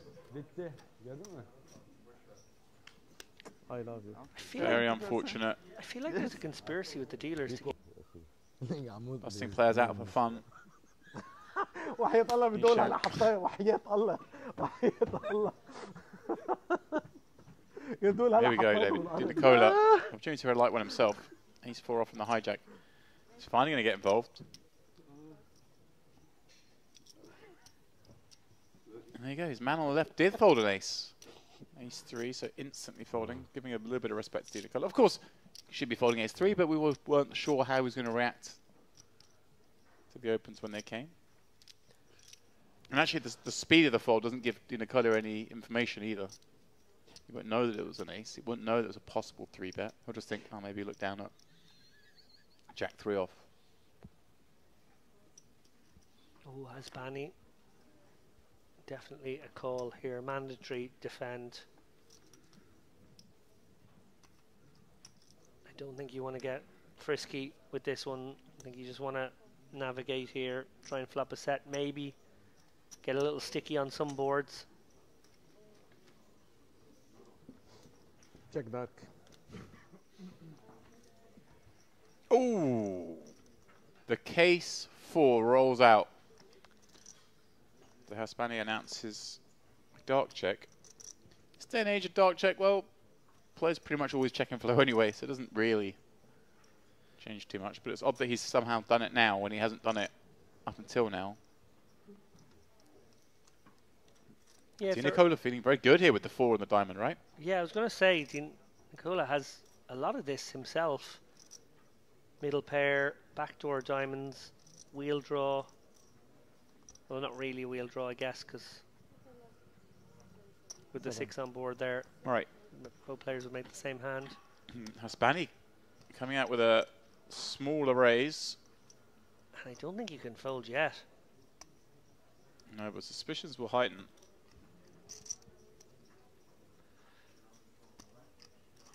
Virtual lock on this one, Hasbani, Di Nicola. Oh, well, we're going to pop back to that hand in a moment, but we want to see this classic race, Jack's Ace King first. Yeah, and Soika's all in with the Ace King, and no help from the board until the river. Wow! He spikes a king for what looks like a very healthy double up there. Just 1.5 million just in the whites alone. He's about 7 reds, so 2.2 plus a whole bunch of blues.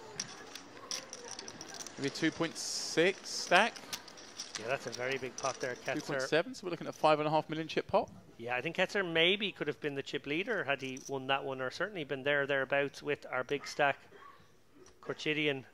Instead, those guys probably have similar stacks now with 5 or 6 million each. Look at this, we come back to our table, and Haspani was called, and now finds the check on the board straightening 5.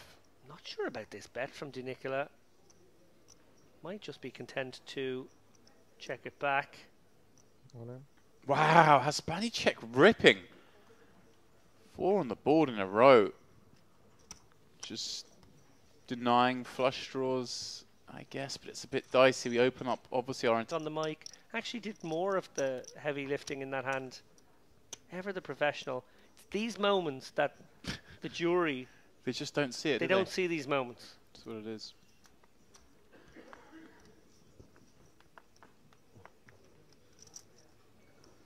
They hear Ali Najad's wordsmithery. They see him acting the maggot, joking around at the end of a session with props, producing bananas, putting jumpers on his head. Just a couple of the things I've seen this weekend. But they don't see the moments where genuine physical injury is just pushed aside and professionalism takes over. I doff my cap to you, sir. So you don't get points for sort of cleaning your desk when you finish your session. Unlike some people who are nominated for... It's true. But maybe Ali and I should just be forced to share the same space, and you can have the clean area that you tidy up. It's a problem when you're in the booth together. Panetti. Put one up here with the 2 6s. Yeah, I actually got Ali with that yesterday. I don't think you saw the end of the frame when he had his hood up. He did it at the start of the frame as well. And I managed to trick him by sneaking around behind him. So when he took his hood off and turned to me, I wasn't sat here anymore. Because I was stood to his right. But obviously he could still hear me in his headset. Very much confused him. How did you do that? Well, I'll tell you in a second. Very Nicola stealthy. Very stealthy. Is finally applying some pressure. He's been itching to do this sort of stuff. Panetti opening off 27 blinds. Kind of hard to imagine him wanting to continue here, isn't it? Yeah, he's getting a good price. Di Nicola really coming for a small sizing here out of the small, but this particular hand is very hard to navigate for Panetti. Do you feel like there'd be a decent number of suited Broadway kind of combos? Decides for that price it is okay to have a little look. That reason do you perhaps like slightly larger from Di Nicola? I understand the sizing down against a 27 big blind stack, but I do prefer a larger size against range. I wondered whether they would get the job done against these 6s, which are harder to play than, say, a hand like Queen Jack suited. But to the flop we go. Ooh, great flop for Di Nicola. Must feel like he has the best hand here, bar traps. And Panetti's going to feel pretty confident about this board. Yeah, I think we're going to see a fairly small bet here from Di Nicola, maybe something in the region of 350. And it's going to be very hard for Panetti not to stick around for at least one, if not two streets here. Oh, even smaller again. Really milky. I like it. I guess with that smaller sizing pre, does have all these sort of queen jacks, king queen kind of hands that you want to target. Even some ace size, perhaps, like ace jack of diamonds, ace jack of clubs. Find it hard. This hand fraught with danger now for Panetti. Obviously not going anywhere. Has that 6 of hearts in hand as well.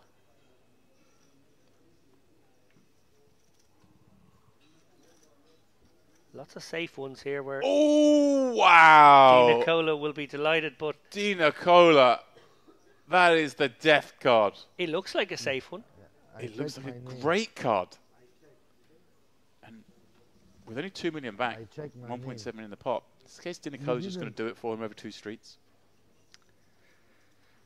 I check my name. Well, barring one of the 2 10s in the deck coming out here on the river, I do not see an escape route for Di Nicola. I think Panetti is quids in for this big double up. I love his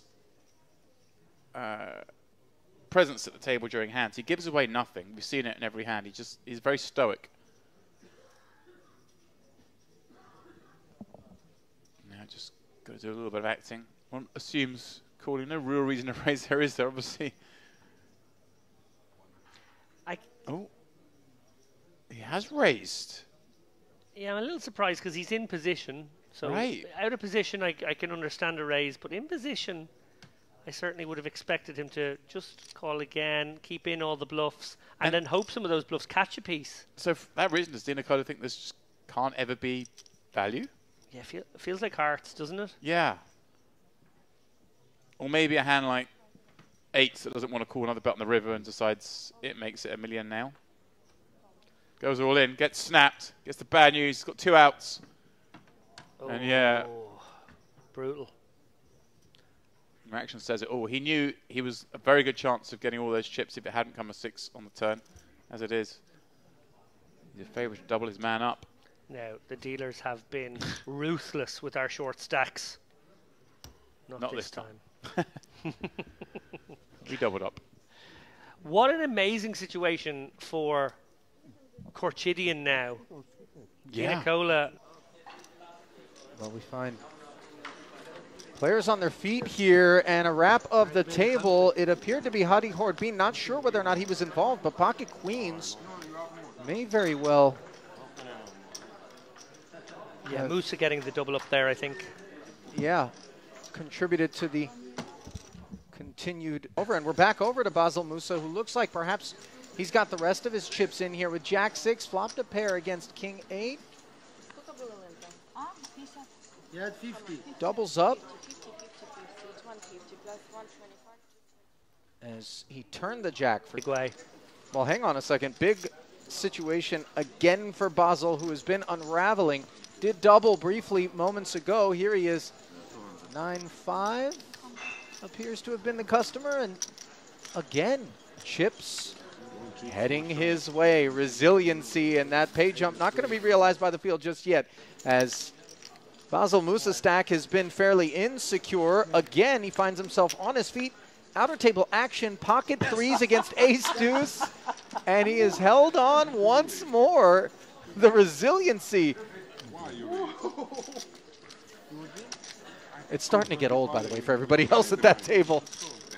You're busting one player, man, on the pay jump. What are you doing? What do you raise? Anyway, thank you. What you have? I have denied. Call 25. Yes, denied. Look at Di Nicola pleading with everyone to just relax with the radio frequency beams into outer space. It's all happening here in North Cyprus, fellas. But I say that in a cheeky manner, by the way. It wasn't pure mutant behavior. It was actually some pretty cool top shelf stuff that we got to witness.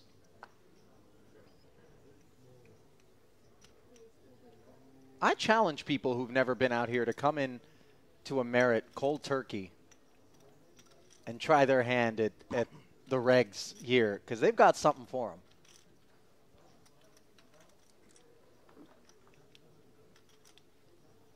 Ace-7 suited. We'll pick up Barca's King-Queen on the button. Did you think maybe Barca would get ambitious and look to jam over the top of that? I did, actually. You read my mind. Yeah.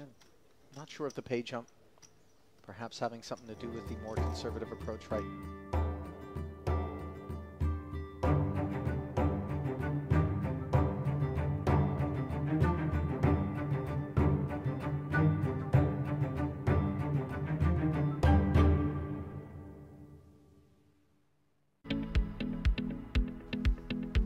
Strap yourselves in as continuing coverage of this fourth and final day of the Merit Poker Western Series main event is underway, and we welcome James Dempsey back into the commentary booth alongside yours truly, Ali Najad. Delighted, obviously, with all that we've been able to offer you to this point, but the final table is at long last set, James, 342,000 up top. Obviously, that's what's on everyone's mind. Worthy of note, of course, that 9th place is a guaranteed $34,300, but the massive stacks of Korchidian, obviously, one guy that we want to be keeping our eye on.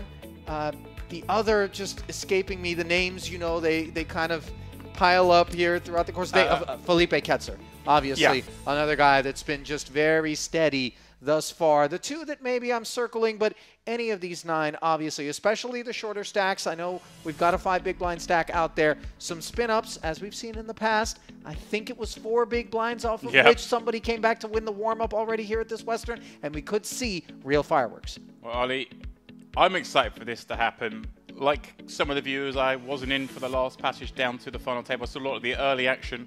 The good news is we're about to get my favorite part of the series, which is Emil Buta's introduction to a final table. Oh, yeah. And see our lucky 9 in action. Nothing better than that. Obviously, he is a longtime regular here. He is our producer. You hear us talk about him all the time. He's mostly behind the scenes. But then, when it's time for the final table intros, we call upon him and all of his energy and all of his presence to get out there onto the stage and deliver all of those introductions. Just about 20 seconds away from that. If you've never borne witness to it, it's worth checking out. We were discussing it earlier. It kind of gets the players pumping as well. Some of the guys who normally come out a little low, we saw in the warm-up final, coming out dancing because the music's going. Milbutas is like generating the crowd, and everyone in the room stops, watches. It makes it a much bigger event. So without further ado, we give you down to Vita for the final table intros. Ladies and gentlemen, the Cowboys from Merit Poker is calling. And I have the mixed feelings. In other hand, it's the last day of the tournament and all the best things goes to the end. But in other hand, it's the most exciting one because it's the final table of the main event. 672 entries were made, and it's still more than 1.1 million in the cashier for 9 remaining ones to share, including the marvelous $342,500 US. So let's meet our luckiest and most accomplished ones. Sitting in the first seat and representing Lebanon with 4.4 million in chips is Anton Hasbani.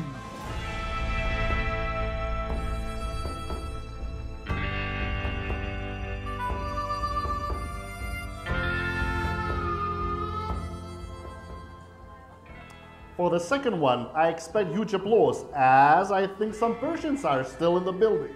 So he's the shortest one, but he's a very experienced cash game table player. So it's Hadi Corbin.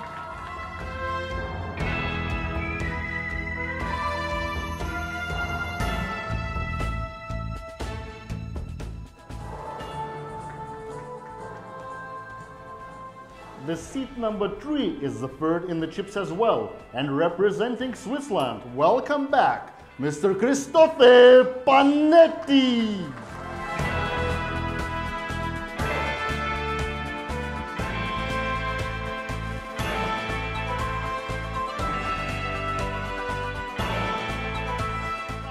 Who's sitting in the middle. He has great success in Merit Poker events lately, and he's back for one more final table appearance. 4.3 million in chips. It's Damir Zhugralin.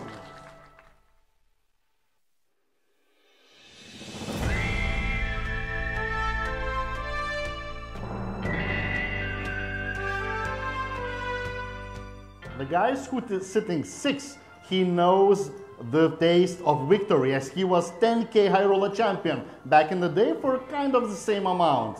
And I expect some Turkish player applause. It's Timur Ercan.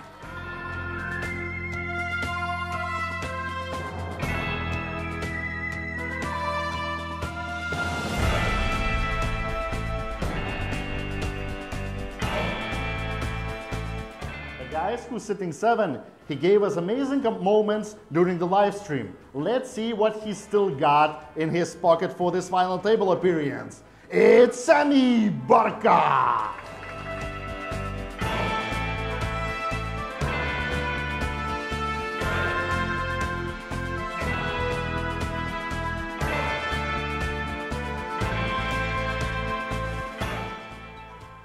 Every final table has its own chip leader, and we start to talk the 8th and 9th place, which are the biggest one. And let's start 19 million in chips from Lebanon, cash game specialist, Nishan Hordemian.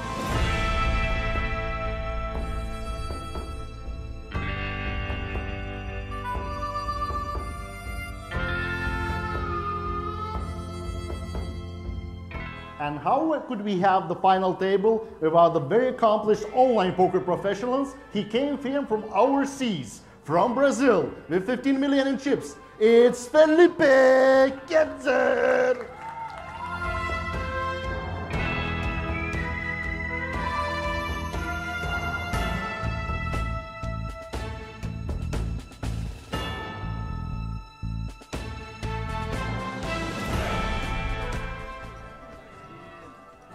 Guys, I wish you all the best.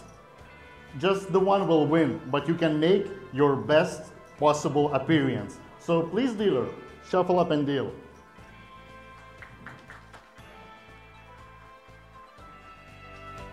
And our thanks to Vita for what was, as promised, a very hyped final table intro. You see Hadi Horbin, 5 big blinds.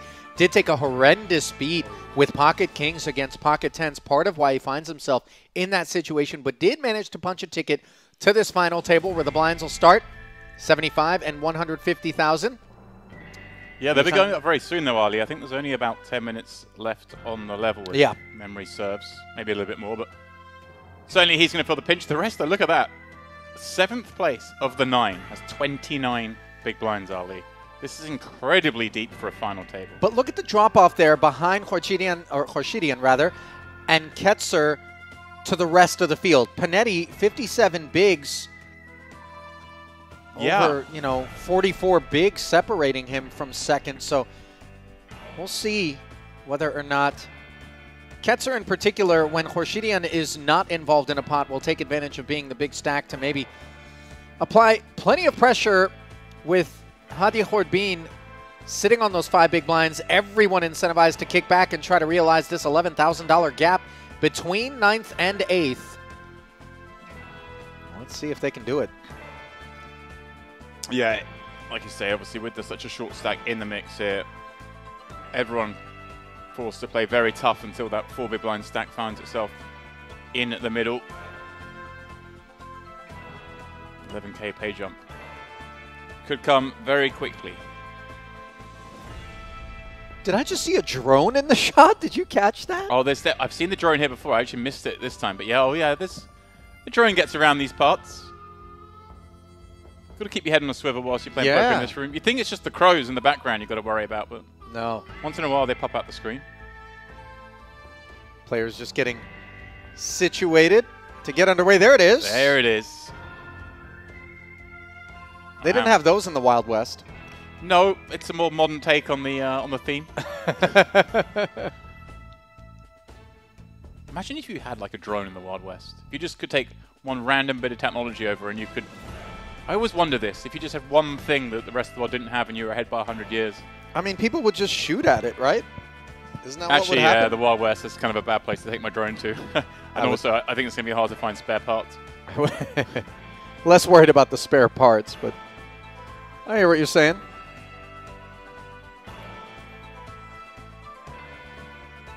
All of the festivities. I see everything moving out.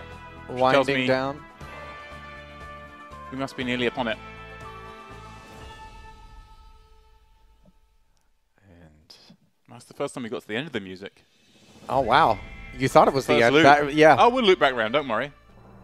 It's like when you pass out in bed with the reel running on your phone and it's just the music's going non-stop.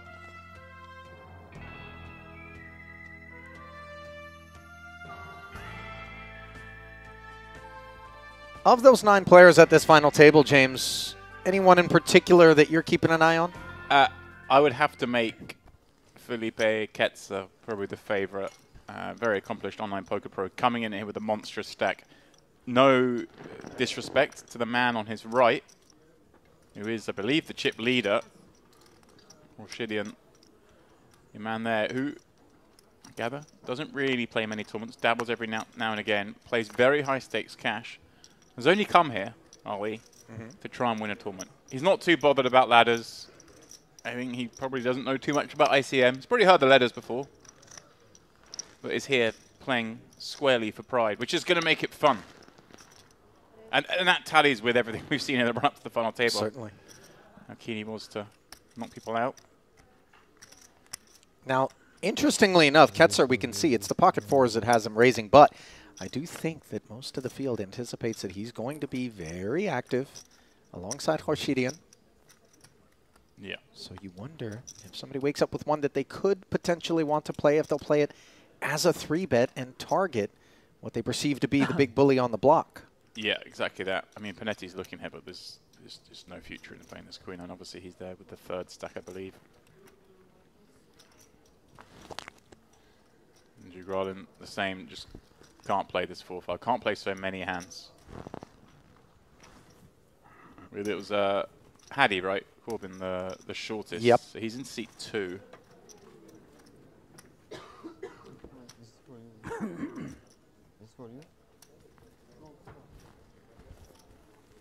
There, Erjan and Barca. No, this is for you. Yeah. Back to back. Yeah, it was, I believe you and I were in the booth, weren't we? Yesterday when Barca made a bold play with the 2 7s on the bubble, rejamming over, raising a call, and more than a few flip. of them. Showed no fear that moment. These ladders up, though, Ollie, a little bigger than they were at the start of the pay ladder.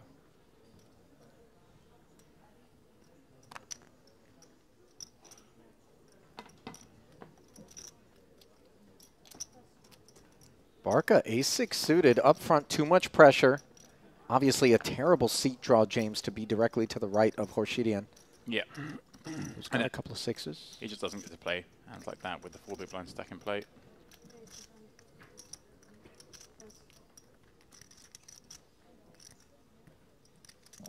Rorshidian, of course, opposite, gets to play loads of hands. And everyone's just annoyed when Haddy Cordman folds. It's like, come on, dude. We can't start playing this final until you move those chips. You either got double or bust, but do something quickly, please. Well, he's not going to get those chips in motion until absolutely necessary, unless he finds a hand that he wants to play. Mokrani, though, willing to get involved with this Queen 10 suited, James, and it felt as though you were taking issue with the choice. Just with that tiny stack, I mean, this one's just about okay normally.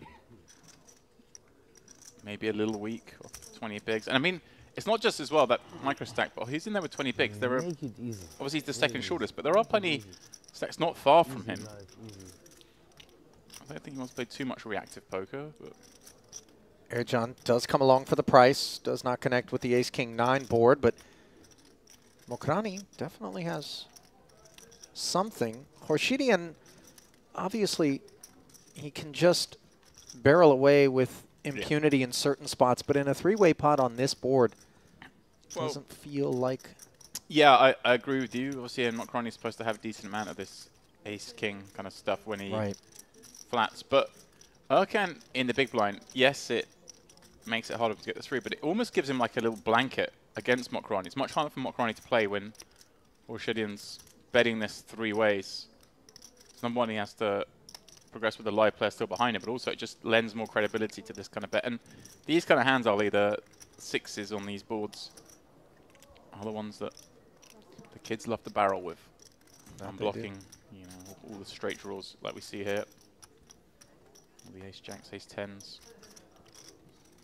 So Mokrani does take this turn.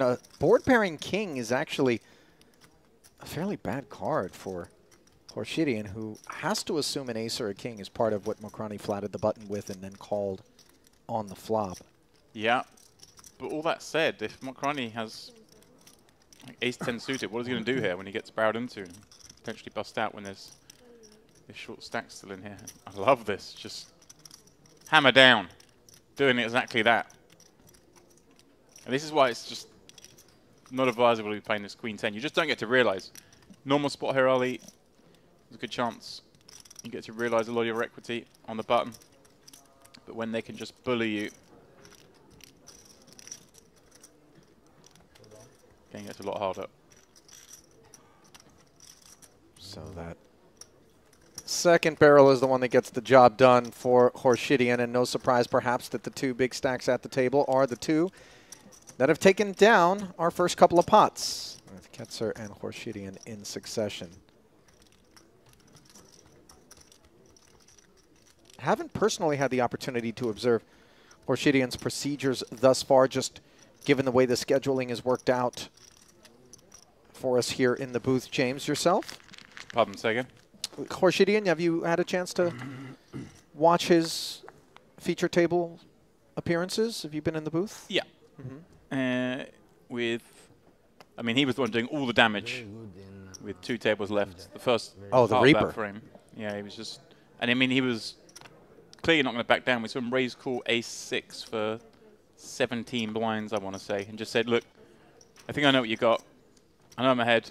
He said, I know I'm ahead. I know you got a hand like King, Queen, Jack 10. It's just whether I want to gamble. And we were like, well, he's surely going to fold this ace-6 offsuit. Then he called. Won the gamble against exactly King Queen. Pretty shocking that he did use that particular hand. Obviously, it was very disappointing. I'm watching one of these moments in the booth here where King Queen. Ali is focused firmly on a mosquito, but no, he was spinning around on his spot so much that I thought the mosquito was winning this battle and you're going to be tangled up in your cable, but thankfully you reversed your pirouette. I wouldn't bet on the mosquito in this particular exchange, I don't know, I thought I had you there for a second. No. Ketzer, Jack-9 suited. Unclear why the pause on the button. Jack-4 for Jugralin? I think. Looking to get the blinds up. I think the blinds, yeah, he's obviously desperate for the short stack to be all in as soon as possible. So just trying to make sure the blinds go up before they get to him. As I say, by my reckoning, it was around 10 or 15 minutes left of the level. Like those little nuances, Ollie, we see of just doing that tank. It's amazing how far poker's come. I mean, think how good poker players have got, but there's all these extra little bits we can do, these tiny little edges. Being pursued. And he's doing it for the benefit of everyone at the table, apart from the big stack and the short stack, effectively. Yeah, the big stacks want to get in as many hands as possible under current conditions. Oh, they're desperate for Hordvin to double up when he does get these chips in a minute. But not go any further than that. Like 10 big blinds and below is exactly where you want to keep him. It makes it even harder for the rest of these guys. Obviously, we see now Barker must be down to high teens after peeing that Queen 10, calling a C-bet. So he'd be the next shortest. We're going to change, though, when those blinds go up to 100, 200 very shortly.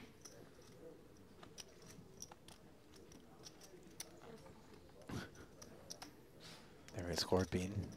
He either wants to get a deal premium or trash at this point, because there's always a chance of a bust out. There's always a chance of ladder up. You can just get super cold decks, and you can get players get a bit too jiggy. There's nothing worse. This is so grim for Sugarolin. Than when you find yourself playing some absurdly big pot, well aware that there's that 11K pay jump and a 5 big blind stack lurking.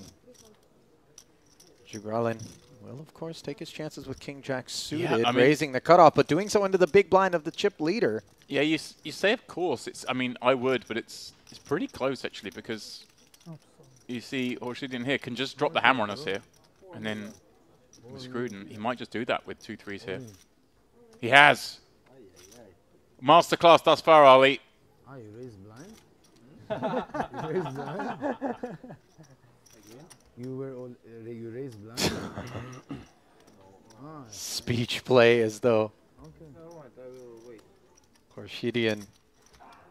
Yeah, always folding. He just said he's going to wait. Just trying to get those blinds up on the short stack.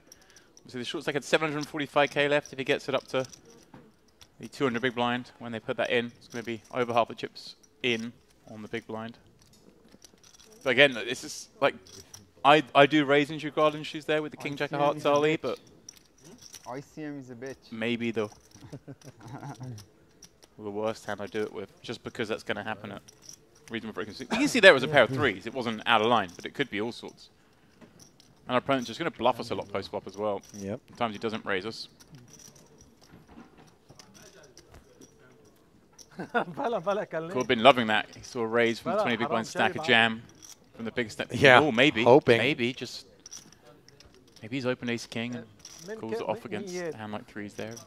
Not to be, though. Gets a shot at the ladder. Bro, he was saying online pro, you play on Stars or DJ? You used to play a long time ago on Stars? Looking for some intel, apparently. 6 years ago. Chatter about whether or not there's some online handles that might be familiar to some of these guys who obviously are playing tournaments, both live and online quite often, especially those that work their way down this far. You do have to be fairly technically sound. Yeah, conversations between Ketzer and Khorshidian here. The 2 chip leaders, they're playing a different game. Yeah. And yeah, Ketzer's just loving life that he got that seat draw. The other way around would have been very problematic for him. Yeah. Mokrani, I don't like this, Ali. Again, it's just a hand that's pretty hard to play. Best case scenario is we get folds and we don't block any of the big hands. You know, traditionally we're down to 7s, and it's a good hand, and it is a good hand. Just this situation, I think, it dictates you want to be folding. Well, Mokrani disagrees for the time being. As you see Jugralin again, the guilty party when it comes to trying to incinerate this clock, and obviously Hordbean will be irritated by this. But and he's actually burning a time bank here this time to do it, which to me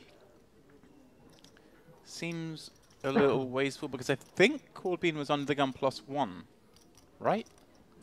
So I wouldn't waste a time card here, just because this hand could take ages anyway, and you can always waste a time card the next hand if you wish to.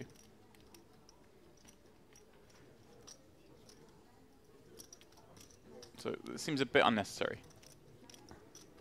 Well, I think if this hand takes 5 minutes, you just wasted a time card for no reason. Yeah, obviously, though, it is fair play considering that it comes at a cost. Time banks have to be expelled, so you can't really take that much issue. But if you did this the next hand, Ali, when Hordbean's under the gun and then the blind levels can go up when he comes into the big. If he's going to be big by next hand, I get it. But he has a whole hand. Like, he just used that 30 seconds the next hand instead. And like I say, this hand might have taken 5 minutes for all you know.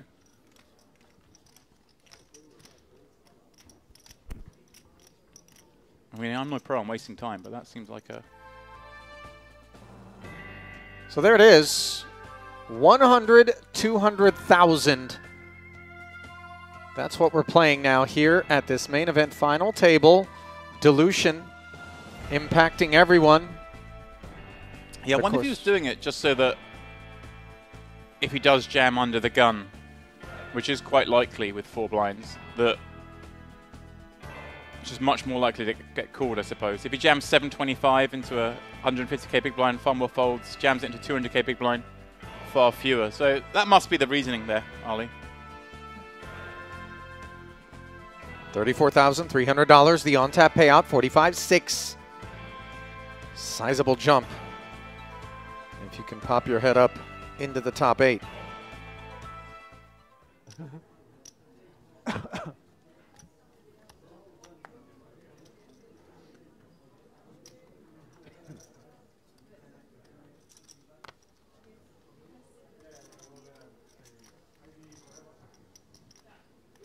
That's where it gets fun.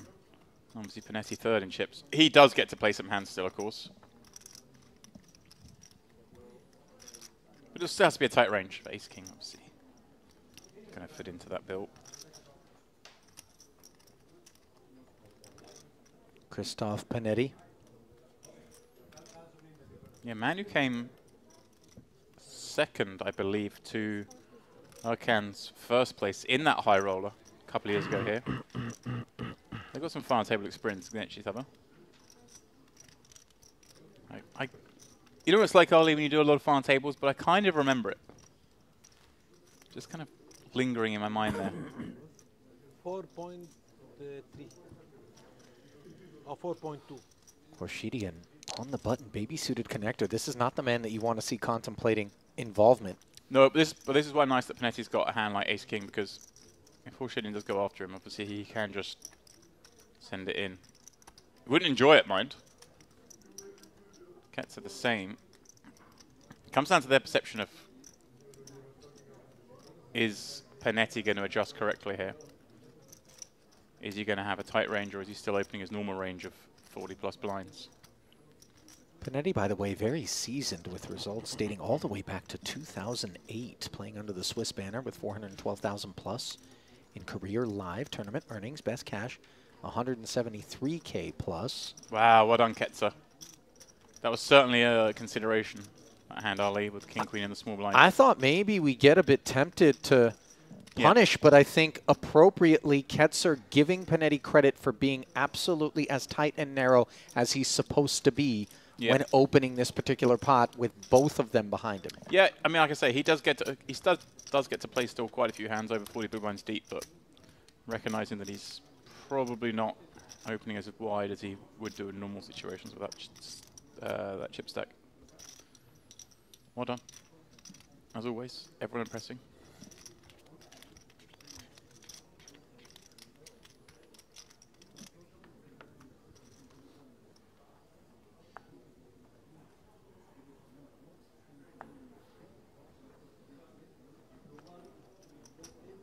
This one significantly less attractive for Panetti.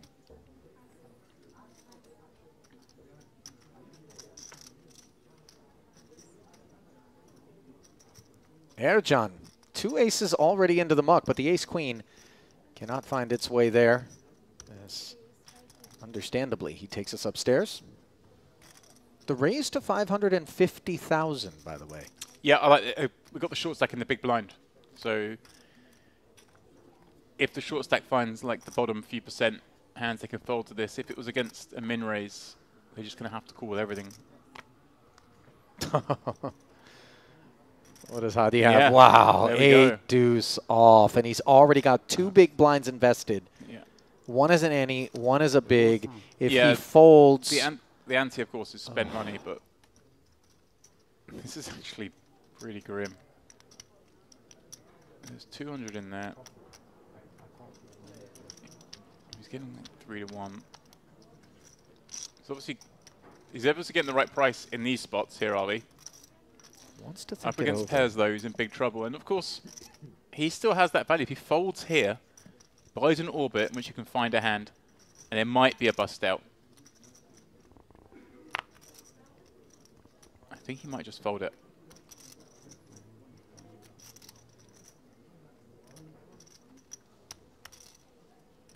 Oh no. This is grim. Okay, calls here. Slams it in there, obviously begrudged to have been dealt about as poor a hand as he could be here with the 8 deuce. 2 clean cards. 1.5 BB. 1.5 BB. Kind of explaining his decision just in case any eyebrows are raised. I think the railer back there. Yeah, some supporters looking on, obviously cheering their man on, hoping that this 1.35 million chip pot will head his way. Obviously, there are 8 others who are rooting for quite the opposite. 8 high board, though, looking good. John not entertained. Certainly even he can sympathize with the decision. We go to the turn, which remains clean. And all Horbin needs to do is avoid an ace or a queen on the end to double and deny the field the pay jump. Right in the middle is that king. So Khorbin will take a seat. 8 deuce, offsuit, 1.5 PB on big blind. Terrible for the rest at this table, bar the 2 big stacks, of I was course. thinking to fold and wait for one more round with 1 BB. In these small final tables, you have to gamble. You have to gamble. No, for pay jump. Yeah, terrible news for those sort of 15 to 30 big blind stacks here, Ollie. Just continue to be handcuffed. He's only doubled up to Imagine now I win this solo. 6 blinds. Get first. Miracle. I think Shugarden's got 3.7 million chips. Yeah, I wonder what makes you think that, James. The graphics, of course. Doesn't take sign language to work that out. Really? I did have a chance during the break to kind of watch the final table assemble, and these guys do have a lot of supporters. I mean, there are very few lone wolves that wander about the Merit Complex. There's so many actual friendships that seem to either work their way as a grouping over to Merit to play their tournaments, or be the product of just coming time and again and starting to get familiar with folks who are making deep runs and, you know, doing their thing out here. I think a lot of the latter there. Like I say, a few stops ago, I think I described this place as the world's biggest small poker room. Yeah. Has that feel. Everyone kind of knows everyone, even if it's not the most depth. But yeah, almost like coming back to school every 6-7 weeks when they have a festival here. It's like, oh, hey, buddy, how you doing? Yeah. Oh, how are the holidays? Wife and kids, how's the girlfriend? Yeah. Now I'm 3-betting you. What do you think about that? Ace King. I think the Lebanese nationals in particular have a lot of fun with it. And this is cruel. This is cruel. The 8 deuce doubles. Now all of a sudden Khorbin looks down at an ace queen, a Barca open. Very understandable, his desire to get it in. And the hand that he snapped off a moment ago is the one that is dominated and in his possession on this occasion. No, much better. Much better it is. It's a much, much better hand, but no use against this hand, Ollie. No. Maybe queen come. 3.1 million chip pot. Again, Khorbin looking to stave off elimination, and again behind. Yeah, the rest rooting for him, except perhaps the chip leaders. Or even they don't like having a 15 big blind stack in here. You're right about that. A king in the window was bad news, at least a queen behind it, along with the ace of spades working for the time being.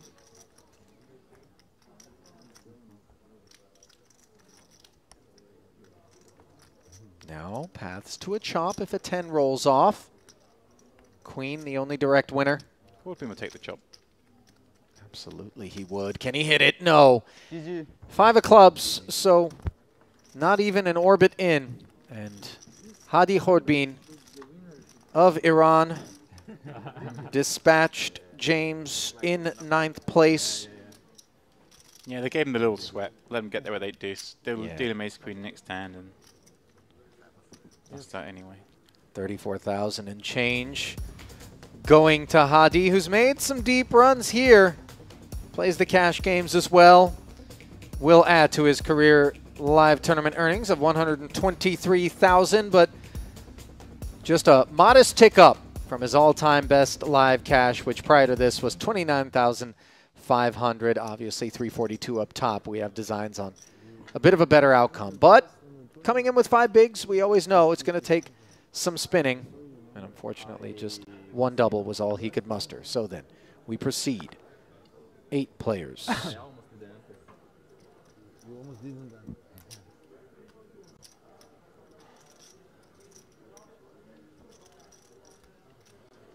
Kind of reminds me of, I mean, this was a far more tame example, but I remember when James Aiken had made the final table of the main event, Ollie. I don't know if you worked that one.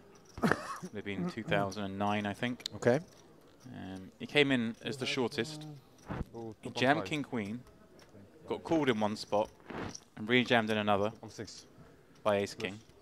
He spiked the Queen to triple up. Suddenly he juices a go, and you're thinking, oh, here we go. This is the start of something special. Then they deal him kings. No. He gets it all in pre-flop. Aces Thinking, or here ace we king? go. What is it? Yeah, aces. They gave him the. That's the cruelest time to do it. Still finishes 9th. They give him the. They give him the triple up. They give him the kings all in. Yeah, that is very cruel. And you go 9th anyway. Otherwise, he'd have been right up there.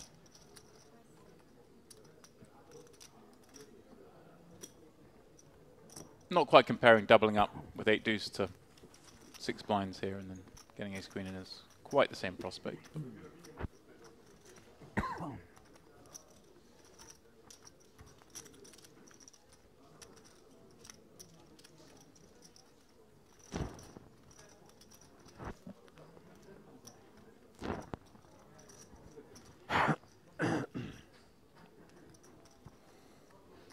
Aces versus kings at the World Series of Poker main event final table is cruel and unusual punishment. No question. Of all the times, of all the stages, after all those hands you've played, all the struggles, all the big laydowns, the beats you've endured, perhaps a few you've dished out, and you meet your end in that way. That's emotional. What maybe makes it worse is this was back in the days of November 9. And in the interim, it's like, yeah, not only did he have months off, but in the interim, we obviously had the World Series of Poker Europe when it was in London. He made the final table. No stop. Finished 9th. Surely. How's that for cruel?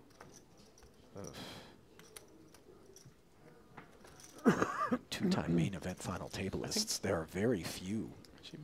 I had to double check that. Maybe he definitely had something in the interim that was pretty cold. I think it was that. I may be misremembering. I'm getting old, Ali. Had a recent head injury. We were talking about that actually during the prior frame. No injuries here. As Khorshidyan's choice with ace-jack, very much predicated upon the hand and nothing more. Zhugralin, though, showing that he's willing to use these time banks in order to attempt to force others perhaps into some higher blinds. But we just had a level up, so it's an hour. So why now? I mean, is there really much to think about with King 8? Yeah, a little ways. Trying to work out whether it's worth playing. I think we're just best served with the fold here. Especially in a merit field where players are less fearful of ICM. I think you want to go a little tighter. Yeah, I just checked on the head of my volley. He was 9th in the main in Vegas and 9th in the WSOP Europe in the same year. You know, Mark Newhouse and Damian Salas are the two names that I can safely say have been at the final table of a World Series of Poker main on more than one occasion.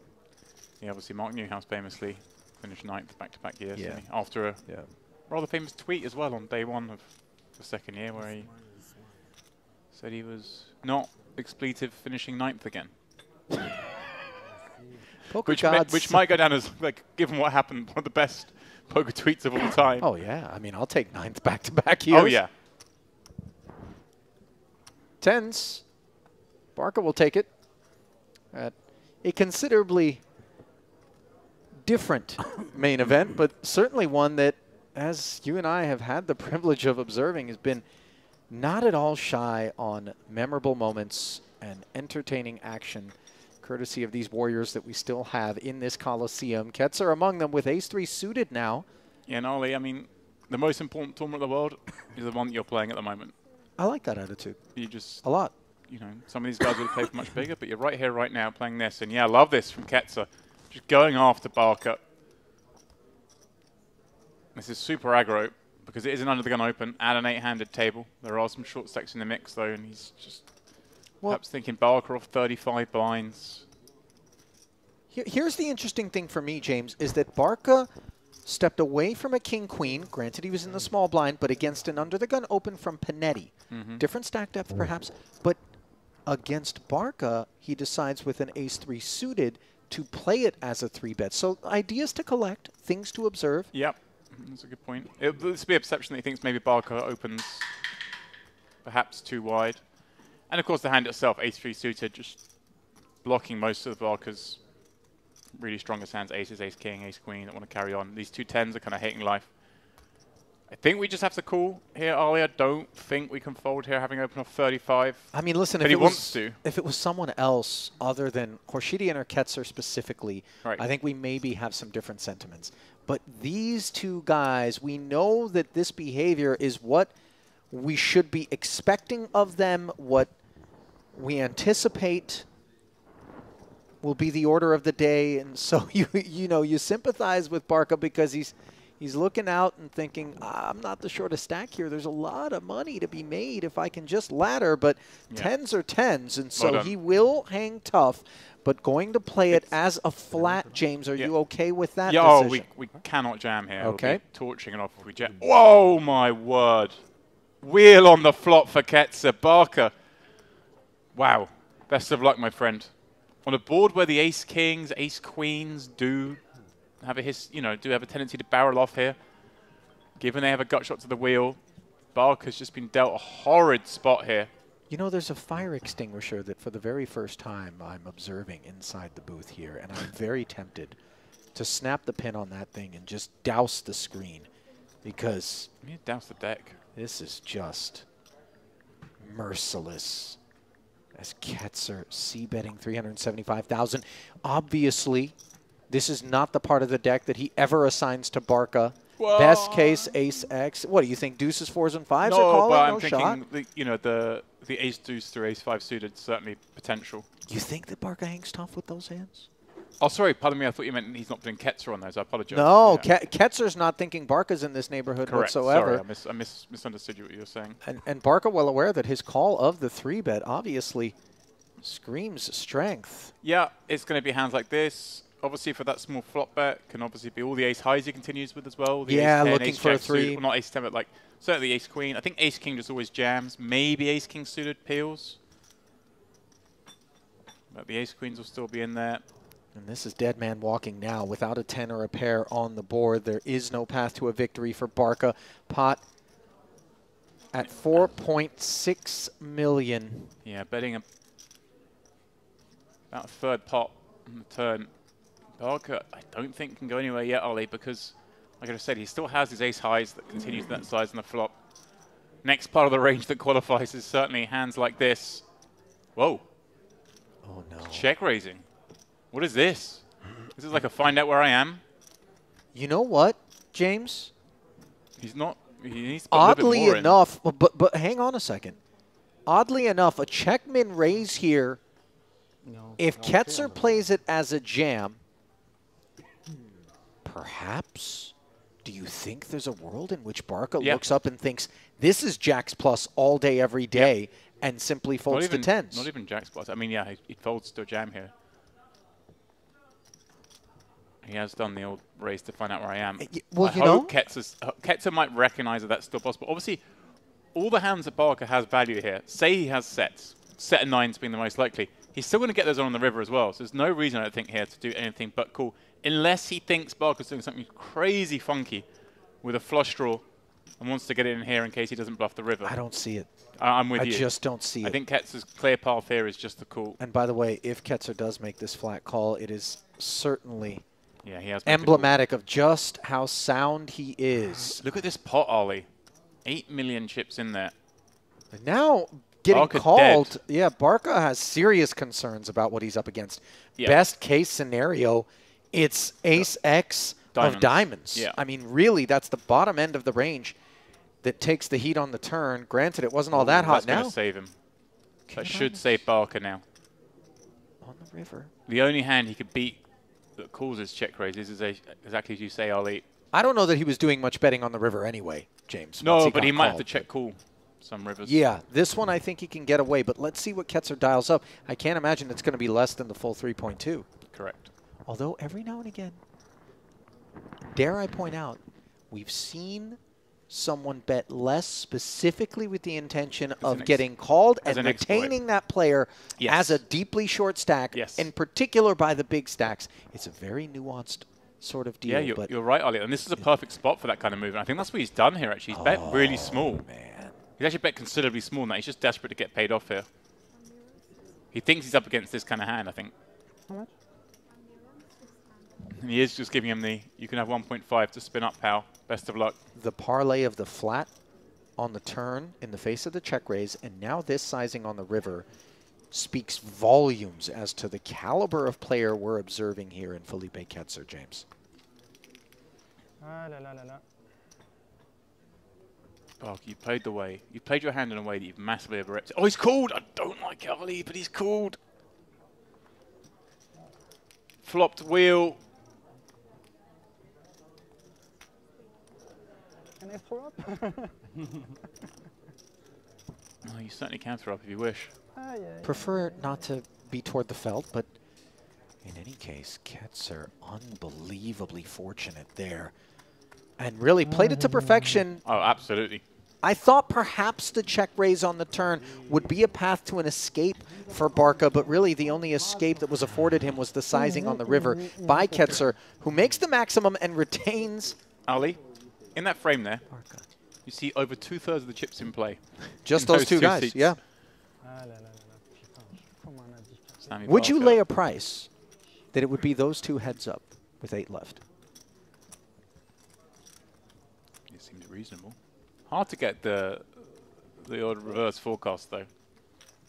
I mean, you know, you're looking out. You're saying it's 2/3 of the chips in play. Obviously, we should expect. I mean, it's the favorite combination. It's certainly not a favorite. No. So much poker to be played. Ali, we've seen plenty of farms before where neither of these players can get to heads up, potentially. You've seen it all before. Well, I thought you had, and then you saw yesterday's play and it blew your mind. So I'd never seen a day like yesterday, ever. I just saw you tweet something to that effect for the link to yesterday's stream. Told everyone, just watch it, trust me. Yeah. And then people took umbrage with the fact that I had linked an 11.5-hour stream. Yeah, so then I did take a photo, by the way, of our highlight sheet and post that in the same thread so that people could shuttle around and find the choice cuts. Look at you doing your own work. You know. Ketzer back at it. Jack 10, an opener. Mokrani with ace 10. Delightful spot here. Offsuit, though. Oh. Jamming over the top. 2.5 million. A little over 12 bigs. Seems all right. Against this range, yes. A little scary in that, you know, Barker's on 6 blinds. I mean, is it ICM? Is it ICM irresponsible with the pay jump of 12 grand? I think we've seen already that Mokrani set it stall early. He raised up with those 7s. He called the open with the Queen 10. I don't think he's too concerned with ladders. He's playing chip accumulation games still, so this kind of fits the MO. Would I advocate it in a what wins us the most money strategy? I think probably not. But if we're trying to maximize our chance of winning the tournament, it's fine. So that's small another blemish. thing I love about this play. You don't like most tournaments you go. People are just trying to maximize their dollar equity. It's some exceptions, but here there are a number of players who are they're just desperate to win one of these tournaments. They just want to win a merit event. It's not necessarily all about the money for them. You give up a few dollars to perhaps leave with a trophy. Especially when the trophies here aren't that big, Ali. It doesn't cost you a lot to take it home. You can fit in the carry-on. There have been some obscenely large and not easily transportable trophies throughout the course of the years that I've always wondered, what do people do with these things? Shout out to World Poker Tour. I'm told that they just bring them on board the plane and stick them in the overhead. I had to, I mean, brags, but yeah, I had to pay for another case and ship my trophy home. I mean, it comes in a case. It comes in a box the size of a suitcase. Yeah, it also comes with more than enough money to ship it. Yeah. Just so you know. It was, it didn't hurt. They should include shipping, by the way. They should take it out of the prize pool, whatever the cost of trophy shipping is. I don't want to encourage people to take money out of prize pools. No, but I'm just saying, you know, what is it, $50, $100? Like, I think nobody will miss that. Jugralin, King Jack offsuit. Is that a Chelsea kit? It is. How do you feel about it, James, as a big Premiership fan of Brighton and Hove Albion? Well, there's certainly a big rivalry developing between the two teams, surprisingly. There's a reason I ask. But right now, I think most Brighton fans are like, hey, Chelsea, thanks for the money. Yeah, there was a transfer fee that they collected, which I'm sure is going to serve them quite well. Obviously, they stole our manager last season. We were upset. Then they took our 2 best players. They took our best player from last year and our best player from the year before. And they took our out-of-favour goalkeeper. And they've overpaid for all of them. I'm sure that they regard Brighton at this point as sort of the farm team for their club, but the farmers are driving around in Rolls Royces right now. Tony Bloom and company, of course. Jugralian's open with the King Jack. Barca briefly thought about it with the King 10 suited, was well served to get out of there. Yeah, just committing here. Notice obviously putting half a stack in just in case action kicks off behind.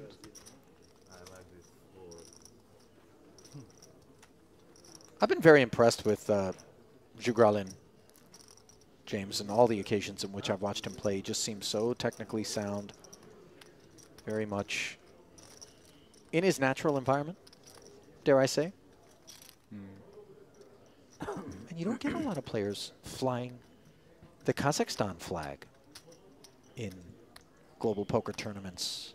Obviously not the most populous nation to begin with, but just in general, it's nice to see poker reaching into Central Asia. Oh, people talk about different sports and different activities being global. I can't think of one that's more global than poker. Maybe chess, because it's been around for so long, and but poker's surely right up there. No, I mean, football has to be far and away the most global sport. Oh, yeah, but that's a real sport, Ollie, where you have to run around and kick a ball. It's not one of these sports.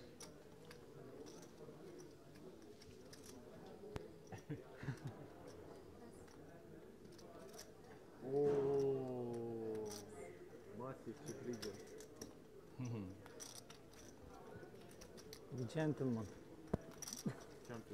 Champion gentleman. Champion Cove. No.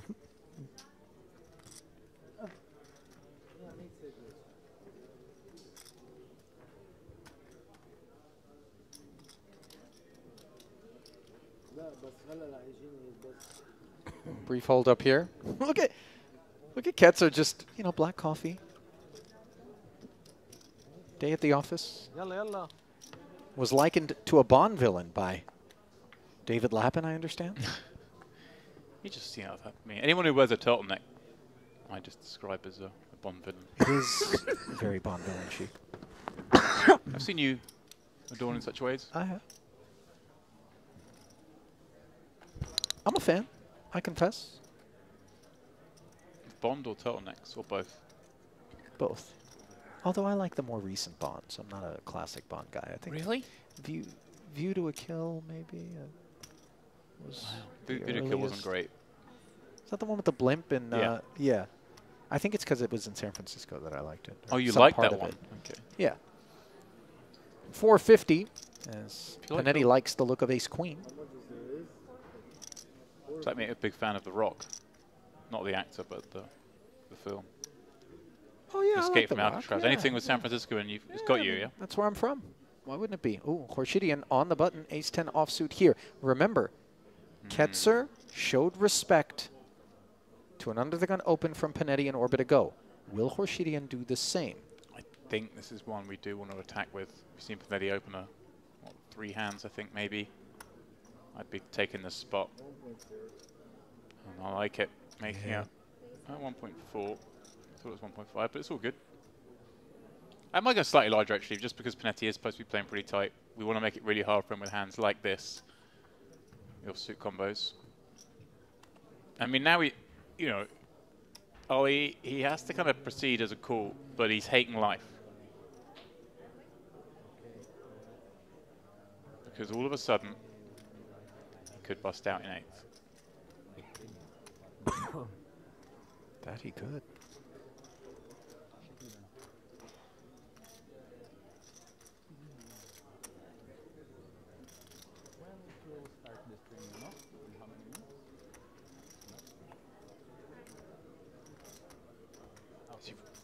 It looks like he might fold. Wow! Okay. That is extreme deference being shown to ICM pressure. Exactly. By Panetti there. He hates to do it. He knows the ace-queen performs well against the range, specifically with the button 3-bet coming from the chip leader, but even he cannot escape the laws of ICM, and being the player that he is, as I pointed out, results dating back to 2008, he's been down this road before. It's a marathon, not a sprint, and when you're looking out at the stacks and the pay jumps and the 342,000 up top, it's okay to step away. Yeah. I don't hate it, Ollie. It looks a lot worse than it is. You know what's interesting is the same sort of player profile that caused Ketzer to concede with King-Queen, granted small blind, to Panetti, instead of 3-bet, it's the same thing that you can leverage to tell yourself, if I do 3-bet, I've got a guy who's also capable of laying down. Yeah. Because he recognizes... Yeah. But the counter to that point is, if he's folding the ace-queen here, well, so obviously last time the open was jacks, I believe, was it Ollie? Last time he opened? Well, ace-king. No, he had ace-king and then yeah. ace-queen. Yeah, but this just goes to show. So he's folding ace-queen there, but in his mind he's thinking, well, that's kind of like the worst hand I've got here. Like he's just not opening anything light. So that's the reverse strategy for it. So you can try and take advantage of him if you want, but most of the time I'm going to have a hand I want to play for all of it with. There's two ways. You either have to incorporate some flats and 4-bets, or you just play a lot tighter in those seats. And he's clearly in the play a lot tighter strategy. Back-to-back queen jacks, the suited variety for Ercan, the opener.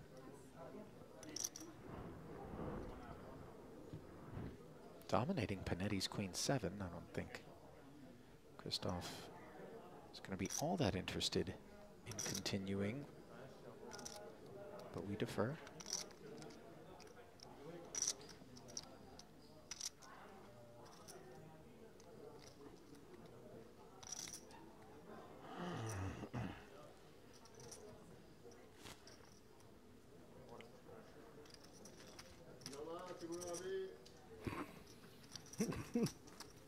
All smiles in Camp Ercan as he's able to get one through.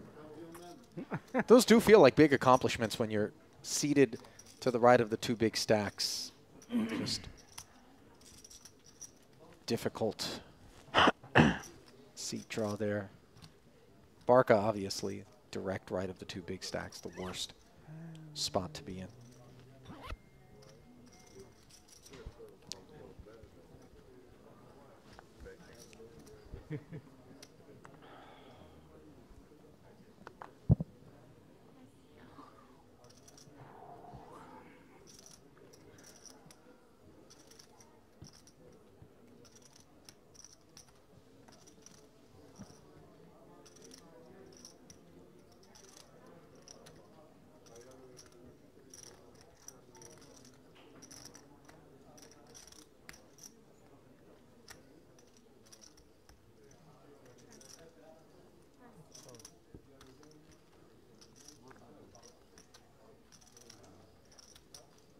Folded around to Ketzer's cutoff, 6-3 suited.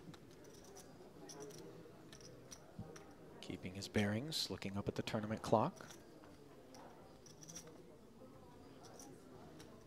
Haven't called Hasbani's name as yet here.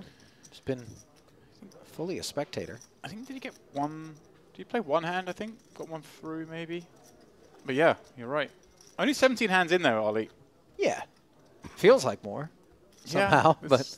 Because there have been some fun spots. Yeah. Obviously the hands at the start of the frame taking a lot longer because there was some clock manipulation going on. Sure.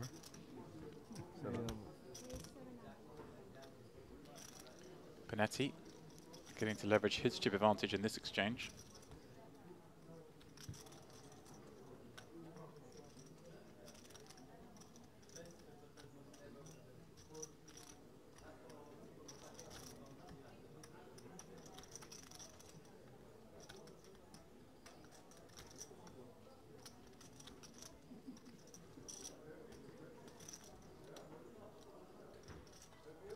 Ooh, Makrani. He decided to run this, Ali. Note the sizing, by the way, well over 3x here. Yeah, these are the ones that you're just trying to dissuade your opponent from ever peeling. You're trying to make them decide for a jam or fold. And those facts are not lost on Makrani, which is exactly why he's deliberating with this ace-8. And I like that. I think the super premiums either limp a lot or raise a little smaller against the 15 big blind stack. I think once he goes this size, it's very much trying to dissuade calls. It's more the garbage. This hand actually is one I wouldn't necessarily expect to see in that range from Panetti with the ace deuce. That hand tends to like to limp more.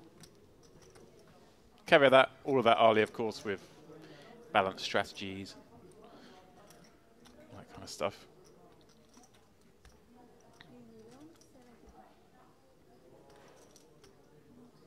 More. 3,175,000. 2, 5, 2, 8. 3 million 3, 1. 175. 2 million? 3 million 175. Someone said 2 million. My crony's Yeah. like, someone correct him Excuse quickly, me? please, and Yeah. say 3. Definitely would rather just get a fold here. Certainly be up against hands with better equity than this ace deuce. Now Panetti looking over after having asked for this count. Ace deuce just doesn't perform all that well against virtually any two No. that we would expect Macrani to be jamming here. So If we're going to get this in, Ollie, with the ace deuce, I think we're much better served with just jamming for the 15 blinds. Make hands like ace Agreed. 8 maybe fold. Agreed. Dissuade hands like, you know, jack 10 suited that might have just jammed here over our open from calling.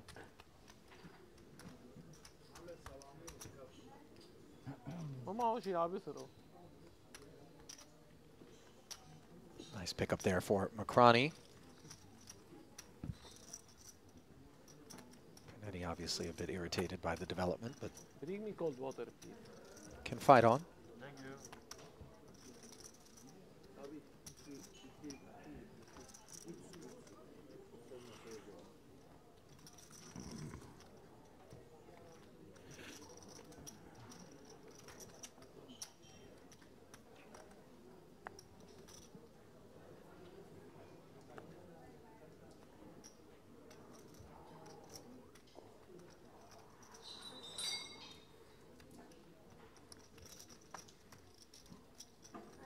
8 and Queen 9 and Queen 3 in succession.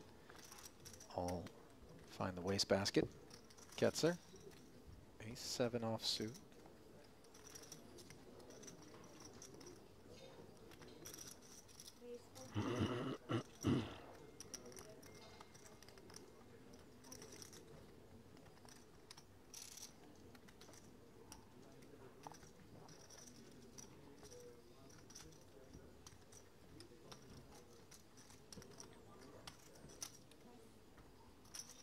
$450 to go.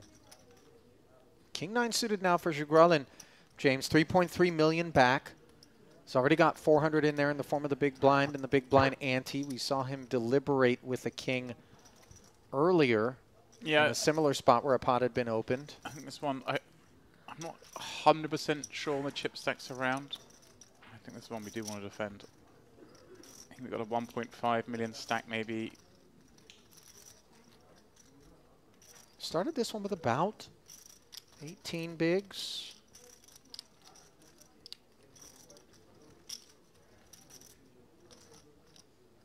Yeah, this hand just plays with a nice enough equity, and Ketzer's also going to be very light opening once the chip leader folds on his right. I say chip leader, I guess he may just be in front now, but either way, the two of them have got all the chips. Oh, wow. Plays it as a jam. Like it. Because you can make King 10, King Jack fold here early. Yeah, it's risky, of course. Fact's not lost on him, but he summons the courage. And he's Obviously, you can make an ace fold as well. Ace 9 might fold here. Will fold, in fact. Nicely done by Jugralin, going after that super wide range. You know, it's a 4. day after day they come for your lunch money, and then one day you show up at school and you tell yourself, today is the day that I'm going to stand up to that big bully. Was that the day you broke your arm, Ollie? I was the bully. Oh. Okay. I'm kidding. I can't see it, but sure. No, it's not my MO. I'd see you being the smart ass kid that got the occasional smack. Somehow I was definitely the smart-ass kid. Somehow I avoided the smacks, though. Oh, yeah? Too smart. Or just fleet-footed. Yeah, well, I know that's not the case. Certainly not today. Barco with just 5 blinds and an ace. It's under the gun. It's 8-handed. It's grim. But he may just decide to run it. Going to be in the big blind next hand, of course. Going to be posting 1, having 4 back, 1 in.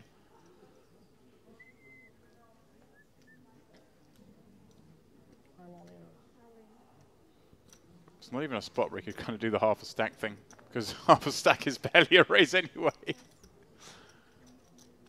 Just to maximize the old fold equity. You know, as the stats go around, I like that Jugralin jam even more because he's a little bit adrift of the rest. Only the one super short. Recognizing the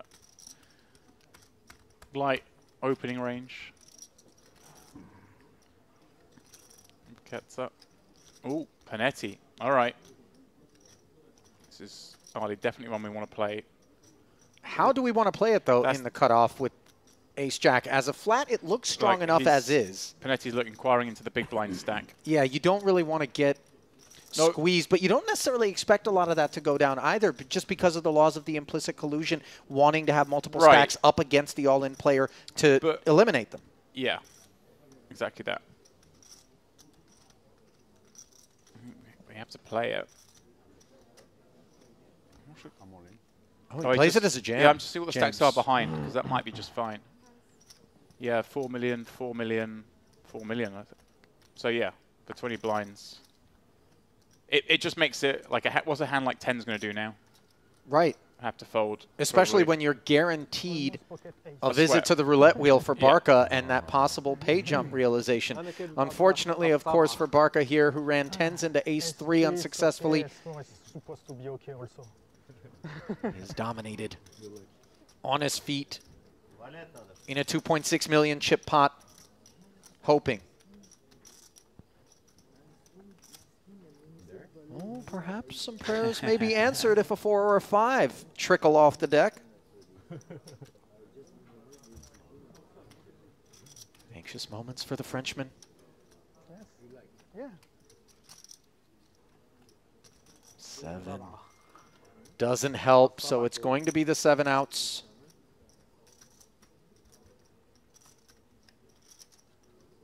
And that's not one of them. That'll do it for Sammy Barca of France. 235,000 in career live tournament earnings, 131K, his high water mark. Not going to be bettering that here today as GG's the 8th place finish here in the Western Series main event. We'll award him a tidy 45,600, but nothing more as the field realizes a roughly $12,000 pay jump, courtesy of the second casualty thus far here at this final table. So then the beneficiary is Panetti, 7 remaining, and that 700K that he got bullied off of rapidly restored, and then some. Yeah, nicely done. Down the hand at the right moment. Gets to knock another one out. Everyone climbs up the ladder a little bit. 57K in the guaranteed payout. That's nice. We're getting through them, Ollie. The all-ins are not running too good. It's the case with 2 tables left. Myself and Dave are in here, and it's every time. Pardon me, myself and you were in here, weren't we? And every time there was an all-in, we lost a player.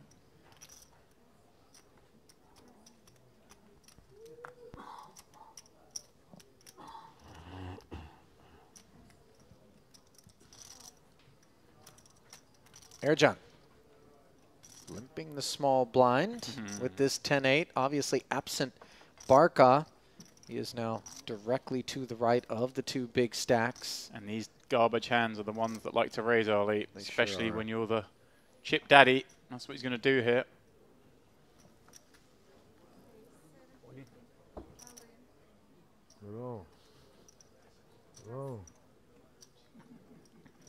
Wow, Ercan springs the trap with 10-8. He knew what he was up to, limp jamming it over the top. Well played, sir. Well played. That happened so quickly, it caught me very off guard, James. It's funny because I thought, I didn't want to say it beforehand because it's not like solver approved, but I thought we might see it as an exploit. Problem.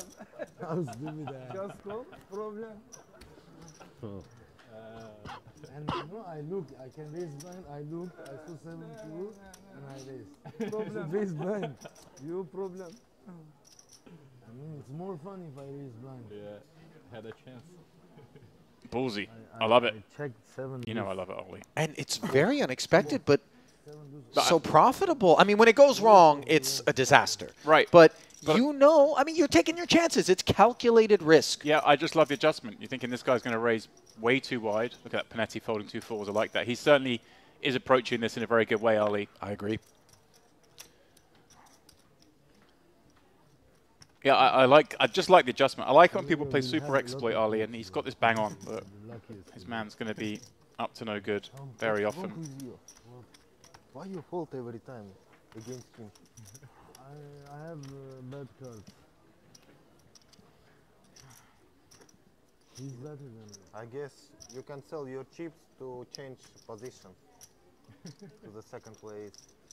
He's better than me, bro. Why I wait good cards against him.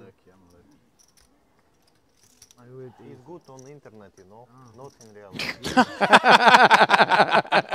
Now I will raise next round. In real life, I guess you better. This is really. Trading him. Why'd you give him a walk? Oh, he's a good online player. Yeah, but what does that mean here? Love it. Rather than just trying to stir the pot between the two guys who got over 100 blinds, why don't you guys get it in? Like, get ace, king, and tens in. Go on. I dare you. Khorshidyan, by the way, saying, no, he's better than me. Yeah. A lot of times that's disingenuous, but perhaps, I mean, certainly. No, Ketzer's looked very steely in all situations. Yeah, I think Ketzer coming to the final table probably, as I said, my favorite, probably the most accomplished or most competent table. And word in that stack to the left of the other big stack. Great position. Is Khorshidyan going for it again? Cutting out chips. Oh, he has just called this time. Okay. Can't 3-bet the guy every time, can you, Ollie? Got to show him a little bit of respect.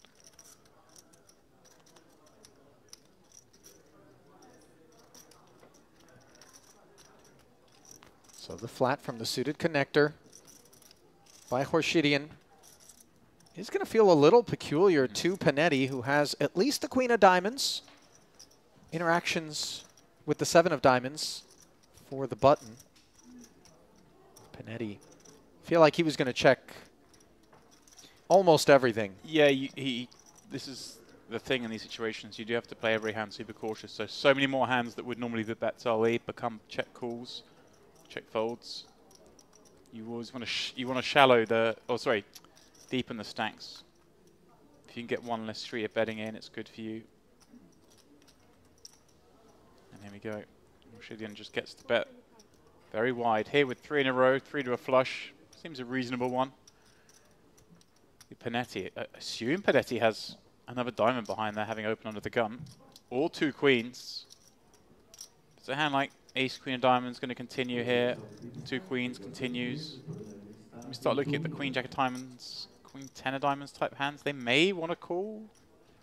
It's tough, but against the player playing as liberally as Khorshidyan, he might just do so. Well, he does call once. Ooh, diamond on the turn, delivering the flush draw to Khorshidyan's doorstep. Panetti may have a better flush draw. We don't know.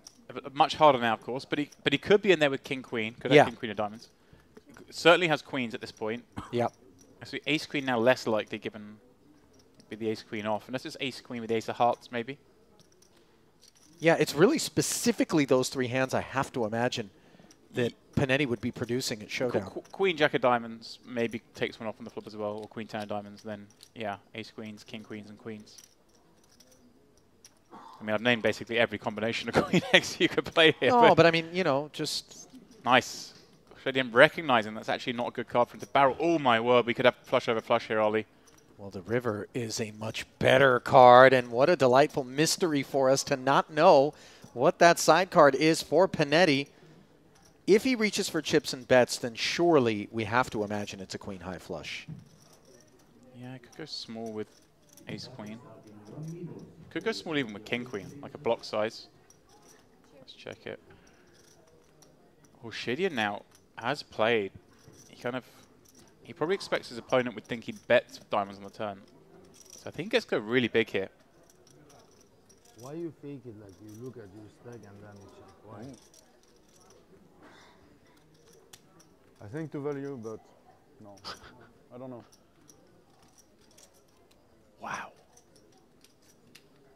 You know what's crazy is that Khorshidyan actually trying to disguise the strength of his hand. Love the bet. By asking the question of Panetti. Bang on pot. Love this. You're supposed to bluff big here.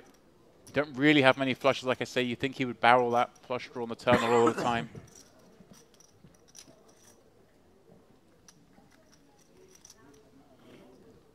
Panetti will have to call with ace queen.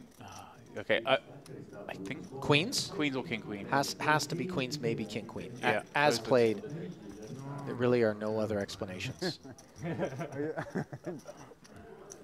You value this hand. So. Of course. A good king. Yeah. Ah, there you go. Said it a good king. So a brief pause, giving us an opportunity to look at the updated chip counts, the shortest among them, belonging now to Antoine Hasbani. Yeah, and Panetti now really in a much more difficult situation. You see there a clear band on his own in third place. Yeah, I mean, two big stacks neck and neck. Panetti on an island, and then Ercan Chugralin Mokrani, the next band down, and sort of Hasbani a click back of that. They're all actually kind of in that have to fold a lot, but particularly Panetti because he needs to outlast a few of those guys before he really wants to risk busting. This music's getting me going, Ollie. It's like the final shootout. Should I leave you alone in here? Not in that way, Ollie. Okay, just thankfully. Different kind of pistol.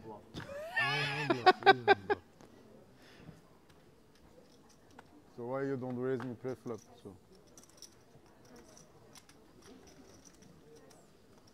Believe Panetti inquiring as to why it is that Horshidian did I not think 3-bet him pre-flop? I think Horshidian's claiming he had a really good hand, and there's some back and forth there. So Right. whilst we listen to the music, there must have been like a. Oh, what are you saying? You had like ace queen, ace A little king? debrief, yeah. Like, come on now. We know that's not true. I tell you what, Kedger's getting folded to enough here by Horshidian. There's almost like a mutual respect here. He's not taking every spot he could. Letting Ketzer get a few raises in. Here he goes with Jack 4 offsuit. Panetti, ace 10 in the big. Again, just has to play every hand so cautiously now, even more so than the hand before. Don't see any reason to do anything but call here, Ollie. Again, just play passively down the streets, even with some strong hands. And out flop the ace 10 as Ketzer's done here. Yeah, see this hand from Panetti. These are usually the hands you want to continue with. Like ace 10. Oh, Ketzer just checking back. This is a bit grimy, but the Queen of Hearts gives him a baby flush draw to go with the jacks, but Panetti presented with the Broadway gutty. I don't think he's going to be interested in barreling, as we can see the check, predictably. Board pairing queen Ketzer. on the end. Ketzer checked both flop Yeah. and turn, James. I think obviously just checking flop was an exploit. I think you just want to bet the flop for most hands, but deciding with the top pair and a low heart to check back. Turn makes a lot of sense. You could have bet really small on the turn to try and get value from a big heart. Checking back. Trying to perhaps elicit a bluff. But Panetti may be thinking he's up against a worse ace high here has played.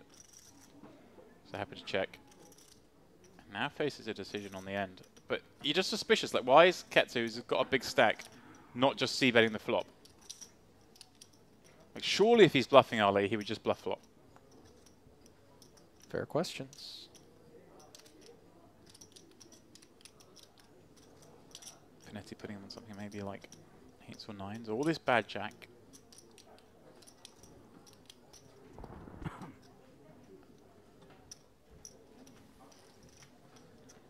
Must feel like he's getting roughed up a little bit.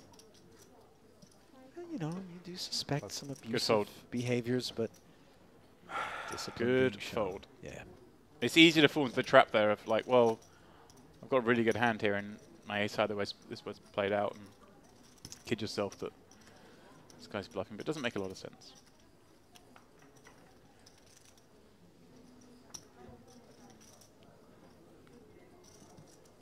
It has been a very blemish-free resume thus far for Ketzer here at this final table.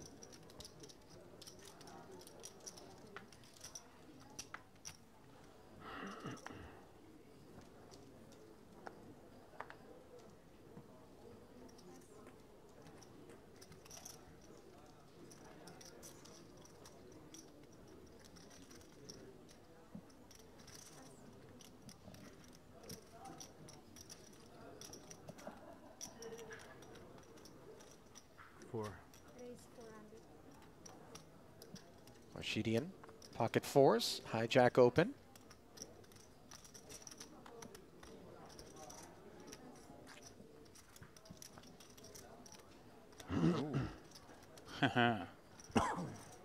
Another time. It's never easy for Panetti. Pocket nines in such great shape here. Yeah, I think we just want to call again. Disaster to Blust in 7th.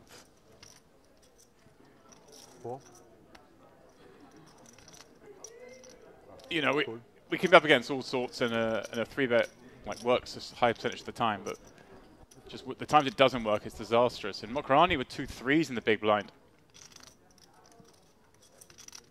See, incentivized potentially to jam when Panetti just calls, but Panetti is still going to call with some very strong hands like this. So I think best just to flick it in, try and catch that 3. Yeah, the small blind fruit does feel ripe for the squeezing. Yeah, it's not normal small blind fruit though. It's small blind fruit peeling again as the 3rd stack peeling against the chip leader. Yeah, it's a very different scenario. Oh, I love poker so much. How this all changes around depending on stack sizes. Now the ace-10 deuce board. All 3 players have got a flush draw working in conjunction with their pair. Obviously, there will be some deference on this board texture by both blinds over to the big bully with 21.9 million. I like a bet here, Ali. I think Panetti's never going to really raise you. You definitely make some better fold.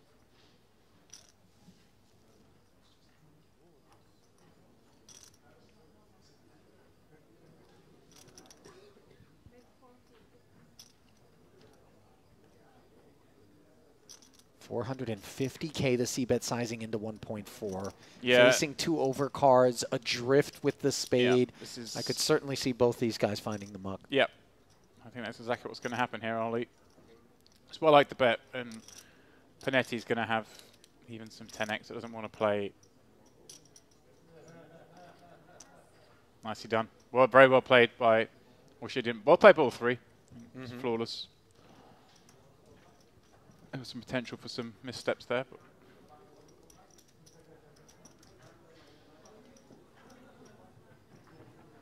you know what I'm upset about, Ali? What's that? Actually, there's 2 things.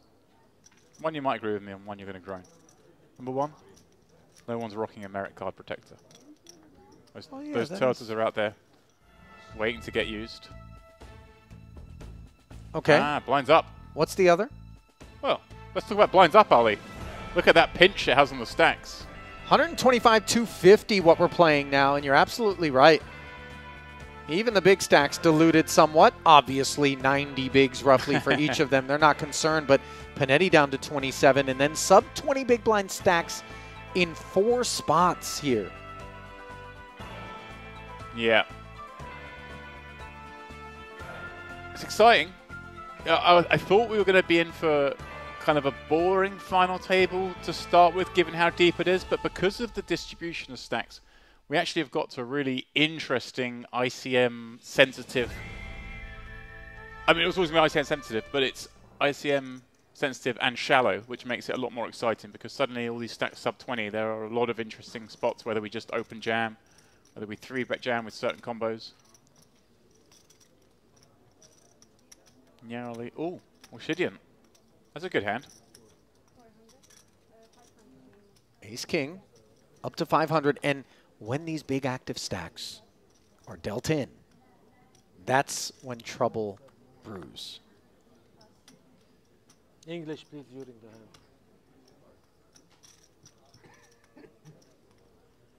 Yeah, Panetti, no interest in these 2-4, surely. I like how he's approached this. He's actually run pretty bad. If you look how his chip stacks dwindle a little bit, but he's been dealt a number of not super hard spots, Ali, but tricky ones. Oh, hang on. He's reaching for chips. 4, 5. This one I don't like. Oh.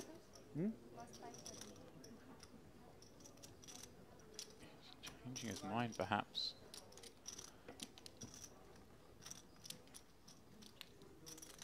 All those sub 20. Yeah, well done.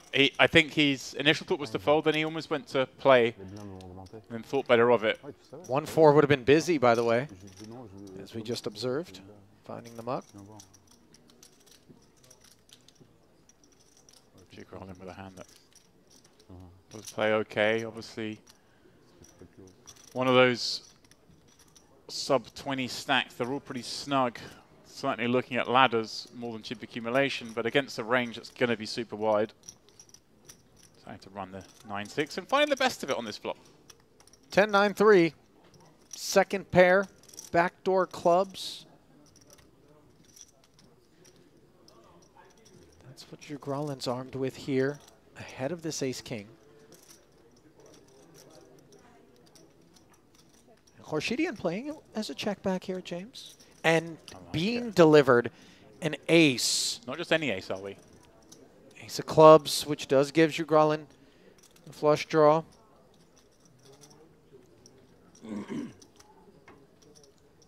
Must bet for Khorshidian here with range at this point, having checked back flop. I do kind of like a bigger sizing on this. This has gone half pot. You can go a little larger even. Grolin is going to have a lot of hands that still want to continue on this 10-9 complexion.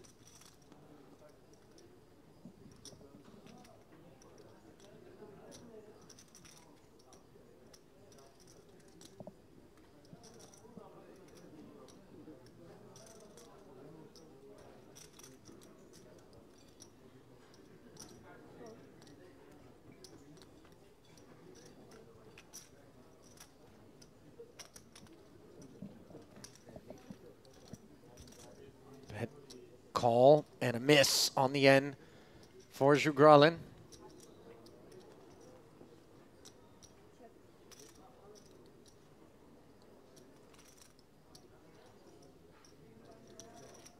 Now, will Khorshidian go for value? The Jack of Diamonds a little bit pesky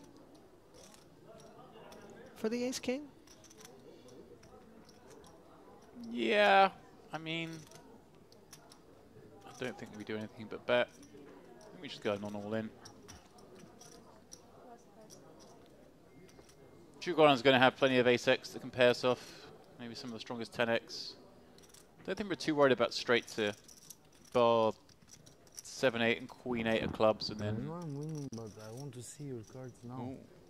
Not after 1 hour. I want to see them now.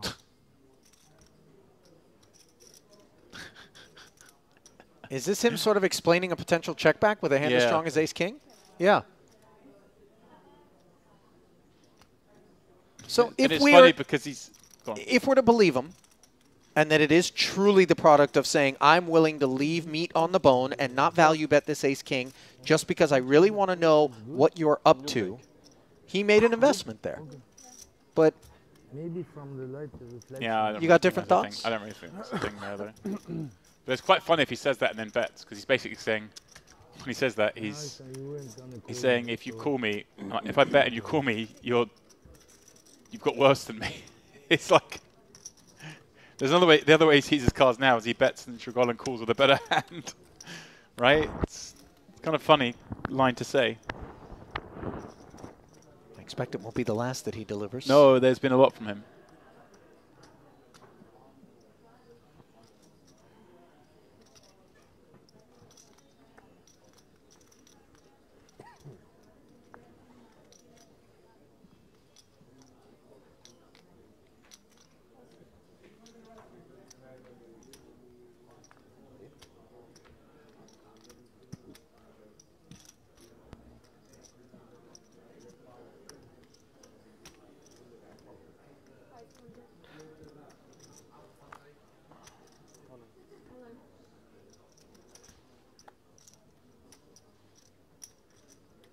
Gets her. Chirping, as Bonnie does not make a meal of pocket threes. Oh no, forgive me, he is declared all in. I thought it found the bin. That one snuck up on me. It's had enough. 12 that blanks. way. Ketz is raising super wide, which is correct. 2975. 2975. Yeah, 12 blinds. Just Ketz can't call this. It's supposed to be much tighter range than this. And of course, Doesn't hurt him to keep these short stacks in.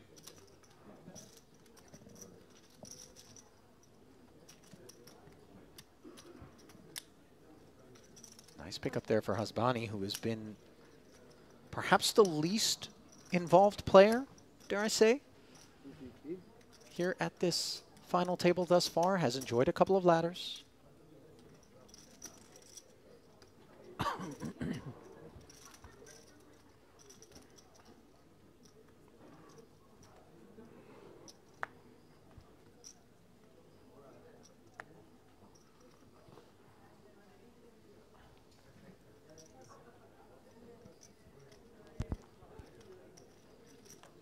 Pocket nines on the heels of the threes. Yeah, I think just jamming here is Yep. best. Or maybe making it 2 million, but... Yeah, like a pot committing size Right. in case of emergency. Makrani's going to be a customer here, and Here we he go. is covered, by the way, James. Yeah, but Hasbani only just covering as well by, what, 3 blinds.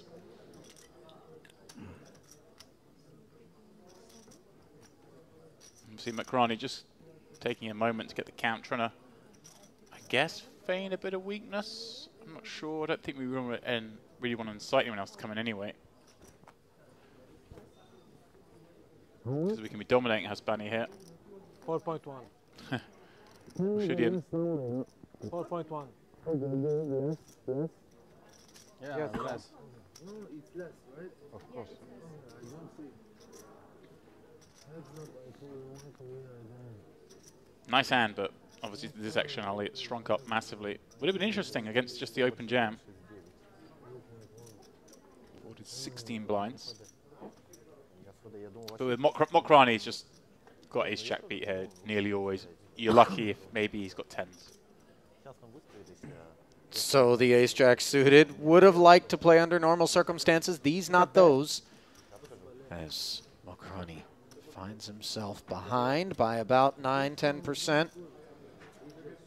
Tense moments for him as the covered stack here in a 7.1 million chip pot. Can Hasbani go back-to-back and be rewarded for his patience? The flop will bring it into focus, and that focus is upon the king of diamonds. A shake of the head there from Antoine, as Mokrani is well out in front. No diamond for Hasbani either, just hunts a 9 alone for the time being. 10, under normal circumstances, the jack would have worked. Of course, Mokrani blocking with the ace, no straight draw to speak of.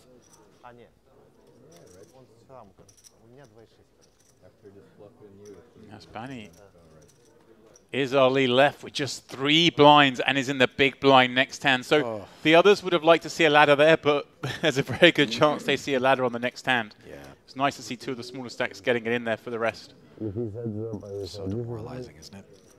Huge flip there for Mokrani. I can't even begin to calculate the equity of that. You lose, you're out. You win, you're away from the bottom, kind of tied. 3rd place. Could be a big dollar value there.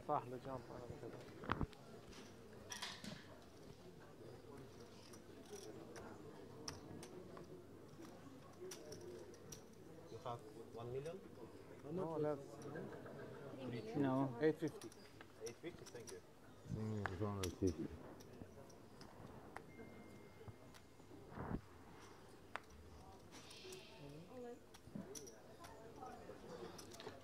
Oh, pardon me, Hasbani was under the gun, not in the big blind this hand. Has decided to put it in. Very much making sense, Ali. He's found a big one. King, Queen. Jugralin thinking about it here with an ace. Wow, he is going for it. Thinking Hasbani's I'm a little in here. surprised, yeah. Yeah, I guess he thinks Hasbani's just putting it with any 2. Well, looking to avoid 2 random cards the very next hand in the big blind, right, with the big blind ante. So Jugralin pouncing with an ace-5. But I mean, Hasbani was going to get called here. Jugralin could have allowed it to happen behind. Right, because these big stacks are... Yeah. Oh, my word, we could have a double elimination, Ali. Horshidian waking up with ace-queen suited, and this is not what you want to see when you're Jugralin. These are the risks. And obviously worth noting, Shugralin does have more chips than Hasbani, so when he does this, he would secure the ladder up if Horshidian wins the pot, but there are obviously scenarios where he goes out here and Hasbani doubles. Wow, I think this is a little optimistic. So a double elimination potentially on our hands. Note that Horshidian dominates both Hasbani and Shugralin in a 3 million chip pot. Yeah, Erjan sitting there going, this is quite nice. I just ladder up 2 more spots here. The dream for him. 7 left, 56k, 57k, pardon me. 5 left, it's 85k. Look at the rail. Shugralin needs to find a 5. And he's found not one but 2 of them. The injustice. Wow. Ace of hearts as well, just in case. Yeah, no route to victory for the other 2 here. Hasbani could make the running kings. Yeah, right, are we? Now he draws dead, of course. 4 of hearts, no less. Hasbani's queen of hearts won't do the trick, and 5's full. Look at the Kazakh boys celebrating. Wow. Not to be overlooked, of course, the lack of mercy being shown to Antoine Hasbani James, who took pocket 9s and king queen in back-to-back spots and ends up a 7th place finisher. Certainly made the most of what he was given, but the Lebanese national with 144,000 in career tournament earnings coming into this one will haul in $57,300 and leave us with 6-handed action and a payout of 69K secured. Next jump, 16,000 and change if you can work your way into the top 5.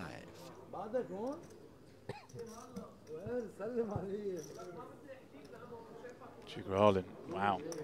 What a maneuver that was. Finding the 5, not just 1 but 2. Was about to be out in 6th.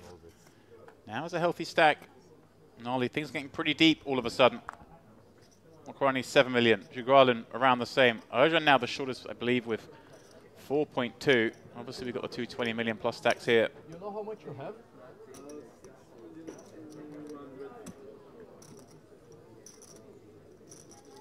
Feels like we're playing this final table on 2 times speed. You know, I don't think we would have expected to be playing 6-handed as deep as kind of a lot of these guys were. But, you know, every hour those jumps come. Shorties haven't been able to spin, really. Yeah, losing 3 players in the first hour and a bit. Certainly wasn't something I was going to predict. Well, listen, we thought we were going to lose 2 in that last pot instead, somehow. Yeah. Shugralin takes a bite out. The all-ins have run fairly bad, I suppose. The situations haven't been kind to the short stacks. That one, the first deviation. Although we still lost a player in the hand. Thank you. Yeah, there was still 1 bust out, but Horshidian will be a bit disgusted by Ace-5 versus Ace-Queen not delivering 2 pay ladders. How amazing would that be? Just picked up, he'd have another 7 million on his stack, be just under half the chips in play. Yeah, a bit of a runaway freight train scenario, potentially, as he would put a good bit of distance between himself and Ketzer, who obviously wants to keep pace and not end up one of the abused. Yeah. I mean, Ketzer obviously still in a nice spot, given that he has a whole host of chips and the right seat to have them in. Shugralin maneuvering. Well, he's performed well when he was dominated, as we observed moments ago. Yeah, can he get away with it again? Ace-7 suited, a raise to 500,000. Erjan, Ace-King suited, 4.2 million behind. Seems like an easy one to jam this early for 17 blinds. Does not jam, though. Just makes it a cool 2 million, yeah. Again, always just giving yourself that out in case it goes berserk behind. Look at this Panetti with Ace-King. Suddenly he's been dragged into the mix, and we'll like this spot. Ace-King performs very nicely against Erjan's sort of sub-20 big blind rejamming range. However, of course, he will be looking at this thinking, wow, could I actually bust out here if Shugralin wakes up with it? But by jamming here, of course, with his Ace-King, over that 3-bet jam, or effective jam, Shugralin would just have to fold so much good stuff here. I mean, would he want to call off with jacks? I don't think so.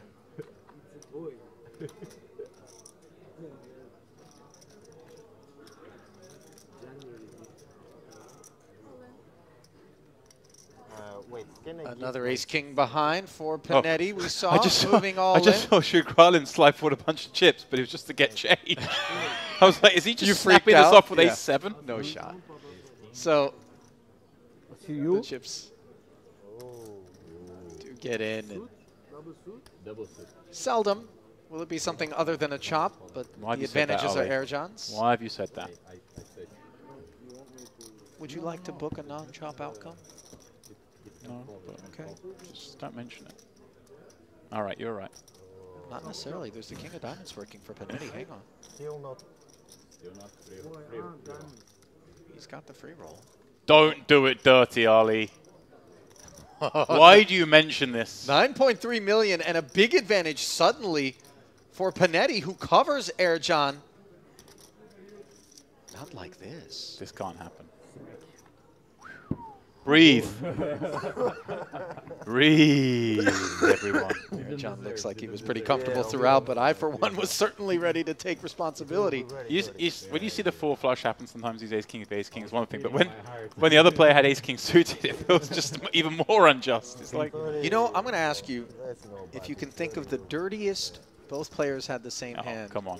Go ahead. There's only one. El Jefe and Conor Drennan, aces v aces, $1 million buy-in tournament. It's going to take something to top that. Is it the worst beat of all time? No, but it has to be. If it was queens v queens, it wouldn't be exciting. It's aces v aces in $1 million buy-in tournament, and one gets there. And also, let's be honest, the one who doesn't need the money out of the two. If there's justice in this world, yeah, the young, aspiring poker pro would win that one. As opposed to the billionaire owner right. of Poker Go, Kerry Katz. You know what? Remember what year that was? 2014, 15, somewhere around there? I think it was the first one, wasn't it? So yeah. It was the first $1 million tournament. I remember when they announced that tournament, they had their opinions of it, and I was like, well, let them do whatever they want to do. It's not going to affect me. Was that the one eventually won by Antonio Esfandiari? It was. Yeah, I thought, well, let these people play $1 million tournament. Won't bother me. And this is when it was way bigger than anything that ever happened before. Next thing you know, Ali, I had about 40k in action in that tournament.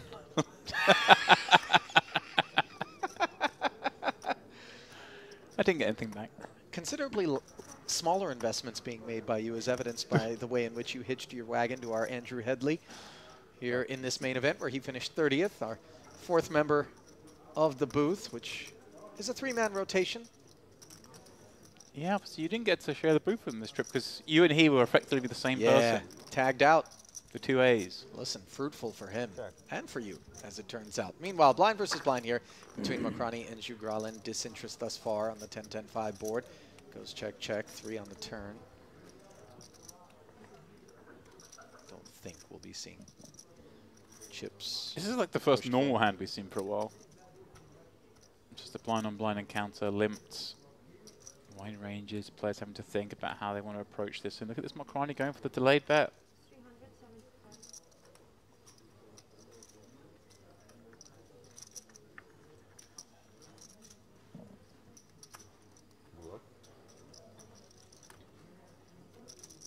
Shugralin looks over and asks bluff. The thing is that once you say say that, if you make the call, obviously it really affects the action. Yeah, they've been very talkative this table. I think perhaps like just feeding off the fact that Horshidian is doing a lot of talking himself as a chip leader and has been all day, making kind of loosening up the chat at the table. It's nice to see. Yeah, that 1 million, one drop Ali.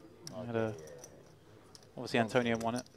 A key pot for him with about 13 or 14 left because he got aces versus Jason Mercier's kings. Yeah, a little piece of... That's where some of my money was, yeah, in the kings there. It's nice. In the money, though? Nope. Ouch. And the worst thing is, I told Antonio when I saw him about a week later, I went, oh, you know, can't believe you got aces versus kings. I had a piece. He said, why didn't you have a piece of me? He was selling. He didn't tell me he was selling. Didn't know he was playing. He goes, oh, I just sold you a piece. I'm like, thanks, buddy. I still, to this day, and I've known the man a long time, and I know people that know him, have no idea how much of himself he had. Yeah, he's none. You never will. Was it 10%? Right. Was it 50%? Yeah. You know? Card's close to his chest. I mean, he's doing all right for himself, but, you know, that just how big a launch pad was that particular cash? By the way, it could have been a launch pad for some of the backers, potentially. Right. Who knows? Ketzer, ace-deuce suited. Obviously, my boy Trickett got second in that one as well. Raise nice. and take it. Did he really? Yeah, it was Trickett. Oh, Heads up. all right. Mike Sexton min cashing. Or he might min cash plus one spot. I remember Mike Sexton saying that Sam Trickett is his favourite player in the world now because on the bubble, Sam bursted the bubble and did it in the most unnecessary sense. I think he just like called off with King 8 for a jam, or jam from the small with King 8 against the big blind. I can't remember exactly what it was, but the bubble just took no time. 4 million around, yes, my friend. 4 million. Mike got his $1.3 million cash. It's always nice. 300K. Obviously hoping for better ROI when you put that much on the line maybe, but not a bad day's work. I think if I remember rightly, Mike actually got in a kind of a weird way. I think super high value. It might have been a really high value VIP free roll satellite kind of thing to get in. The guy who won it managed to engineer it, so Mike played it for him, and Mike was playing on a free roll, I think, for 20% or something like that. That's even nicer. Oh, yeah. I might be wrong with that. But. Meanwhile, on the topic of nicer, upgrading to ace-king here, you saw a pause out of the jack-9. That certainly feels more like posturing than anything else. Jugralin, though, on the button, ace-10. And we've already observed the way in which he has been willing to react to Ketzer. And it's on display yet again here. 5.5 million, ripping it in. Erjan, ace-jack suited might have been the one to do it.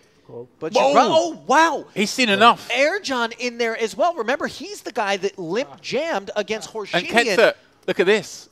He's going to laugh, but let's see how he figures this out. That looks super strong from Erjan, just casually flicked it in.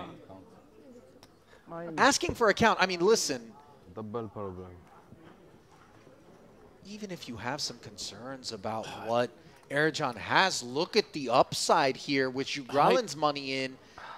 You block aces and kings. I can't believe I'm saying this. Don't say he should fold. But this might be a spot we can fold. Just because Erjan snapped that off. He's never got ace-queen. He's never got tens. Well, he's not supposed to have ace-jack either. No, you're right. You're right. MPO adjustments. But I can see a world where Ketzer folds it. We can't discount Jugralin as well, jamming 22 blinds. But look, you've already got a little bit invested. You've got 21.6 million back, and you've got a shot at an almost triple up here. Yeah, and this could be like a two-pocket pair situation where you're in great shape. I say triple up in relation to your investment, so not the entire stack. He's going to fold it. Wow. Wow. Incredible. Look at this situation for Erjan. He's got ace-king to fold, and he's up against ace-10. Why? Incredible. And note that Jugralin said ace-queen because he never imagined ace-king would have got out of there. Right. So Erjan earns himself domination of Jugralin by flicking the call in the way that he did with a hand that really should not be involved. If he tanked, the ace-king calls. It's the fact that he called so fast. Ketzer just thought it had to be super strong. And a king-king-10 flop. Jugralin finds the 10. This is Ketzer would have unbelievable. had them basically dead. Erjan would have been drawn to a gut shot. What on earth is going on? Heart on the turn. Oh, hang on. Oh. Handshakes, perhaps a little bit friendly. premature. Look, just a friendly draw, development, gutter to Broadway. A jack would do the trick. Instead, it's a black 7. Wow. What an incredible turn of events. This should be 2 players out. The second time we should have had a double elimination here at this final table, and instead, once more, Jugralin, improbably with a dominated ace, Good luck. ends up the beneficiary. I'm on board with the fold of the ace-king. I understand why he's done it, Ali. It's not as mad as it looks for 20 blinds. The pace that Erjan put that ace-jack in with created a scenario. He got ace-king to fold. He was up against ace-10. Got outdrawn the flop, but actually had decent equity going to the river. Jack, queen, or heart would have done the job. Whew. That's a merit hand if ever I've seen one. How much you play? I have 21, 22. 20, okay. You're 20, okay. Down to 5. 22. Ollie, this is going fast. I'm going to need a moment just to process what we saw there. What the F was that? Almost 10. Panetti, 2 9s in the hijack. Wow, the situation's changed a lot for him. He has secured those ladders up. Everyone now guaranteed 85k.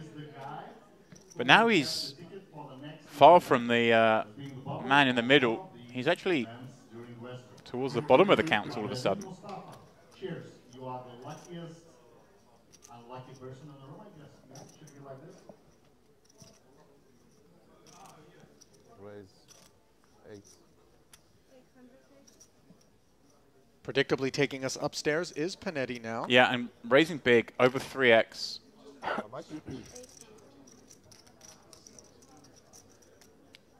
Jagradin wisely folding the 2 7s. So got over 10 million in chips now. He's got it in with a weaker ace 2 occasions.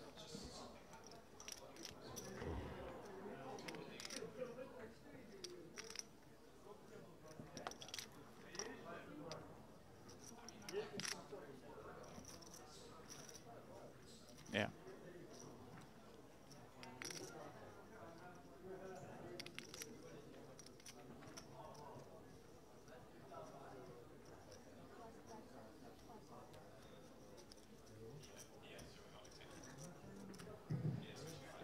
Ketzer, by the way, still just shell-shocked at the lost opportunity to secure himself and the rest of the field 2 pay ladders. Yeah, 4-1, 5. Instead, only one, much like Horshidian before him, was able to be secured as Ercan did pick up 69,000 and change for his efforts. James not to be overlooked. 85,700 for everyone from this point forward. Ercan, by the way, has tasted victory before. He won the 10K high roller back in 2021 here for 377,000. Did Mustafa, 430K that's tournament earnings. That's the one that he beat Ercan heads up in the managers departed. Yep. That was a Party Poker Live event. Jagradin, what a spot he's got himself in here. It was all in with ace-5 against ace-queen, then all in with ace-10 against ace-jack.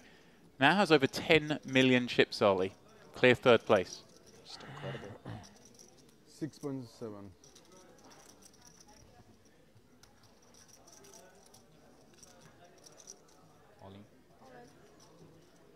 Is all in. Declares Ketzer. Panetti hoping to wake up with one.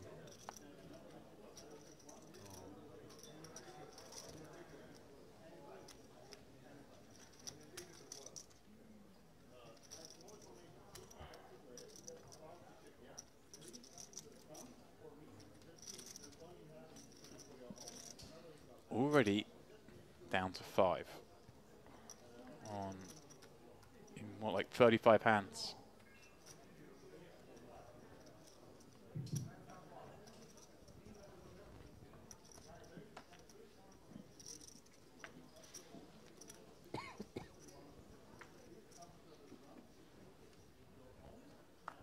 Had Ketzer taken that pot, he hauls in another 10 million. He becomes the chip leader. And he's playing forehand. Oh, wow. This is, what an incredible run Jagradin now finds himself on. Just got lucky twice, now gets dealt this. Ollie, there's just no way this doesn't go in. He took down ace-queen with ace-5, he took down ace-jack with ace-10, and it certainly feels as though he's about to be taking down ace-king suited with aces. And he'll be basically chip leader. 3-bet from Horshidian, absolutely a dream here. Yeah. Just trying to work out if Jagradin wants to play this as a trap, or whether he just kind of clicks it. I think I like click. This is an insane spin-up. Horshidian's just been hyper-aggressive in these spots. Earlier on the final table, we saw them. He hasn't had any of them since because the stack depths have been the way they are, but now finally going after a 40 big blind stack. 3-betting the first opportunity. Might blast off. Clicky sizing here. May keep a lot of hands in as well. He has gone for the clicky sizing, Ali. 2.9 million. Horshidian's just going to jam this on him. Yeah, absolutely. We're going to play a 20 million chip pot. Aces. Yeah, he's the crowd. I've got aces all in, boys. Don't get cocky, by the way. He has no idea what he's going to get shown, obviously. Hey, he doesn't care. He sees the ace-king. It's the dream scenario. Sometimes aces lose. Ace-king obviously is a dream scenario, but 22 the range million. was always super narrow to be playing this 22 million chip pot, as you pointed out, Dempsey. So improbable, and somehow Jugralin has spun his stack into a position to... Oh, my word! 10 Jack Queen! No! No way! The nuts on the flop for Horshidian. I shoot out 2 left players ago. Wow, well, Zugralin very, very much zen about the matter. Recognizing that he was always on borrowed time. That is insane, Ali. He was celebrating so early, like I've lost the stand a lot, so he still can lose. There you right? go. Just look at Horshidian zeroing right in on the superstitious side of the equation there. Exactly what you said. So just like that, Damir Jugralin improbably, in the one spot where he had the big advantage, ends up taking the worst of beats. Couldn't even find the chop with a king on the end. Ace is going down to ace-king suited, and now Damir leaves behind 4 players. He does collect himself $85,700 for his efforts. The rest of the field playing for 114.4, and look at indeed that big stack of 32 million plus, James, in front of Horshidian. And look at those 2 stacks. Panetti, Mokrani, now absolutely in a waiting game against each other. 27 big blinds, far adrift the other 2, but with 27 blinds, this is so deep. Listen, if I'm Horshidian right now looking at dead even stacks at the bottom of this 4-person leaderboard and a pay jump of 40,000 and change that they are going to be vying for, I'm just going to attack relentlessly. You can put the handcuffs on Ketzer, who obviously doesn't really want to get mixed up with you now, despite being neck and neck with you prior to that exchange. It is just Warhammer time for Horshidian.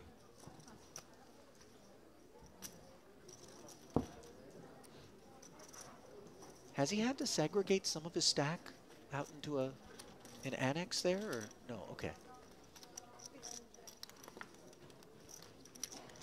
I think that's Ketzer's reds. Look at these 2 guys have just seen ghosts. I mean, they weren't involved, but they had a front row seat. What on earth?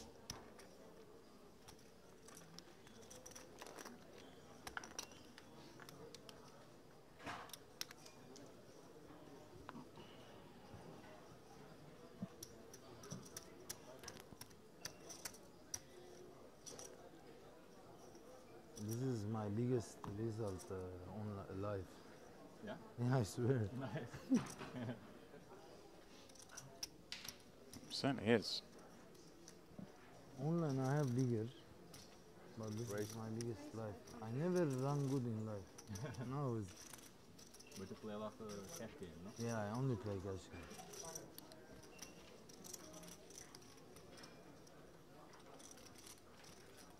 Panetti, 5-6 suited as we work our way forward. Short of breath. It's 500. This, you know, Panetti recognizes he's going to have to do his own bidding to an extent here, as the war of attrition between himself and Mokrani is quite evident. Creating separation between those 2 stacks for each of those guys is so important, but so much abuse is available to the big stacks right now.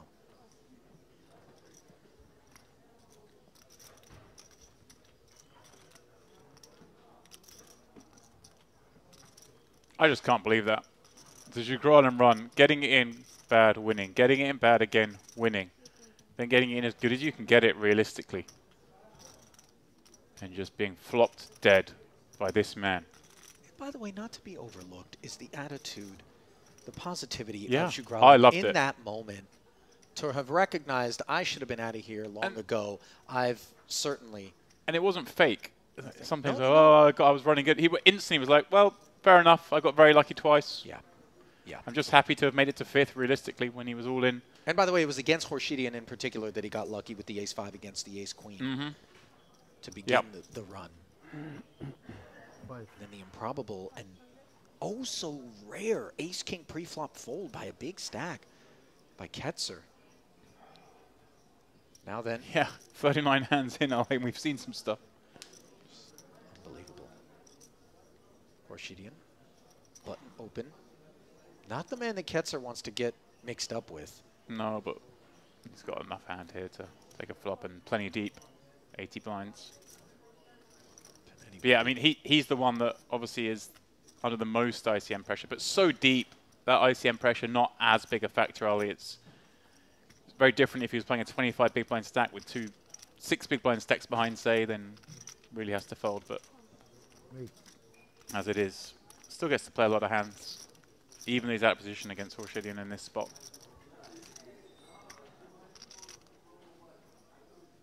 King 9-4, no pair anywhere. Gut shot, straight draw for Ketzer. Panetti taking the price with the suited one gapper. This is not his board. Checked around to Horshidian.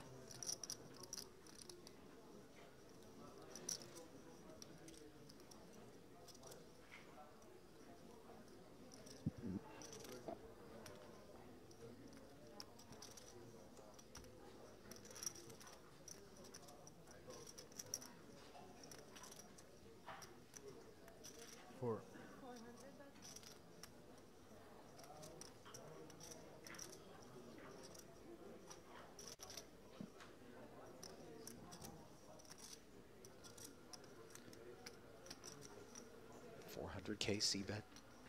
Yeah, Ketzer, of course, has played this in a way that he has to continue on this kind of board. And his range does like this kind of board, the King 9 texture of it. Don't hate the C-bet though from Horshidian. Panetti, of course, has no interest in Horshidian with the best of it still. This ace high. Is the 2 big techs play out a relatively small pot. You surprised at all that Ketzer will want to peel here with a hand like Queen Jack, or obviously deep as he is, he knows Horshidian's going to be up to no good, although in 3-way pots maybe less so. No, this is, yeah, for sure we're peeling this. Horshidian is going to still value bet, pardon me, continuation bet a lot. And become, well, somewhat protected as well. It's very hard for Horshidian to go barreling here because we can easily have a king as played. A little harder to have a king as played now. Yeah, check back from Horshidian. I'm not sure this board ran out as the one that's going to leave Ketzer looking to bluff, but I wonder though, because he can certainly bet a 9 here as well. He can bet a king. Does have some value hands. I wonder how much he thinks he's up against an ace high that he needs to make fold versus how much he's up against just no hand that he's already beating. I think he's gone for the latter, thinking maybe he just has the best hand. Horshidian going to be opening so wide on the button. So checking, thinking you're winning, I think is actually probably the better play there. So few combos of ace high versus all the combos of nonsense he might give up with.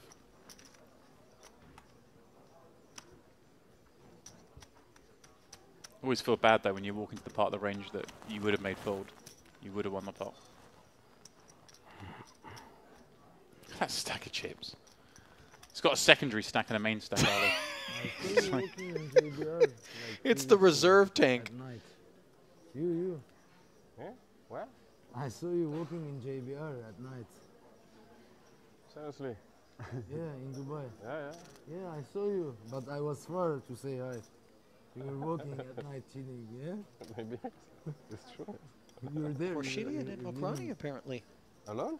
You're living there? Yeah. Oh, okay, I saw it. You?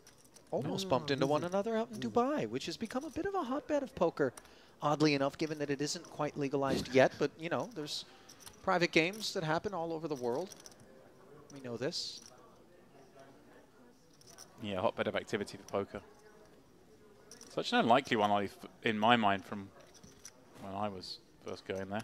Well, last going there as well. Though. For most of the year, the beds there are hot. That's for sure. Stone desert. Yeah, this is the nice time of year to be there. I've yet not been to Dubai, and I have so many people who I know who live there. They've invited me. I was supposed to go for New Year's, and things didn't work out a couple of years back. And I am very eager to pay my first visit at some point. I would say, Ali, I'll blend right in. Correct. I was basically going to say something of the sort, but I was going to insult you on the way in. Well, It's a horribly fake influencer, run over, flashy, showy place that is a bit disgusting, and I don't want to spend any time at. So right up your street. Which way? Point me. King 9-5, middle pair against backdoor diamonds and a gut shot straight draw for Ketzer, who has it checked over to him by Mokrani. Little C bet of 350, which we know doesn't have to be attached. How much? To anything. Right. Again, just substantive. Attacking these shorter stacks. Right.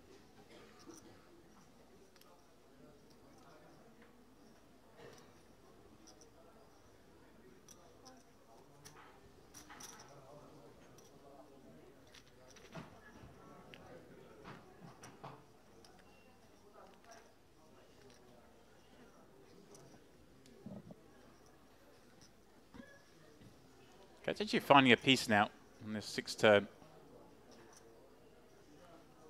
I think he should be happy just to check back a lot of time, but you could fire again here with this increase in equity and try and make a 9-fold, maybe even a bad king.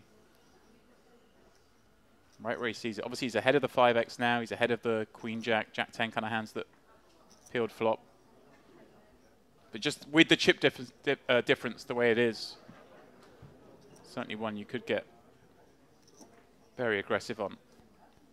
Almost turn the 6 into a bluff. Yeah, instead decides to play it as a check back, and now let's see. I don't know that Mokrani is going to be looking to fire here. Obviously block under normal circumstances, but I think he can block. He gets to have some. He gets to have the 5s, of course. But you just get abused by Ketzer Yeah. at a higher frequency than under normal circumstances, James. I mean, Yeah. wouldn't you agree? The thing is, you block, you open yourself up to a big raise, but it's hard for Ketzer to really rep too much if he does raise big here on the river. But yeah, I do like defaulting Ali in this situation to just being, hey, it's 4 left, I've got to respect ICM. I'm in a tie with my man on my right. Yeah, the shutdown there from Ketzer, by the way. Barreled with air, and then made a 6 and checked back 2 streets. Well, there it is. We're playing 125, 250 with 4 left here in the Western Series main event, which has left us just as breathless. It really has left us breathless, Ollie. I mean, honestly, crazy, crazy action. We've rattled through the first half of the final table, first half of the field of the final table in record time.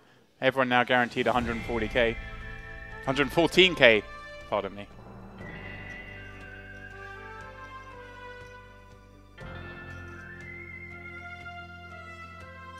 This one, Ali, I still suspect it's going to take us a long time, but I never thought we'd get down to 4 this quickly. Who knows? No. Agreed.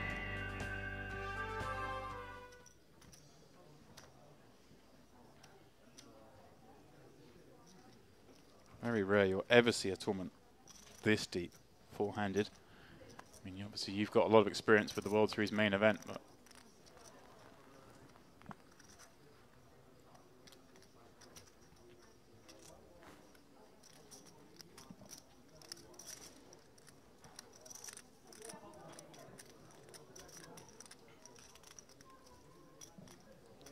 But 70 big blind average. Yeah. Right? No discounts here. In Mokrani and Good try, good try. Panetti certainly showing an understanding of how to navigate the situation. Perhaps Panetti more when there were 8 left. He was kind of in that difficult spot. I'd say Mokrani at the start of the final table showed a willingness to perhaps battle a little bit more. I mean, fluid and dynamic scenarios. T'étais pas venu? T'es venu cet été? Pour le TT? At every final table. Pour le TT, t'étais là, c'est sûr. We're well served to ensure we make adjustments in light of.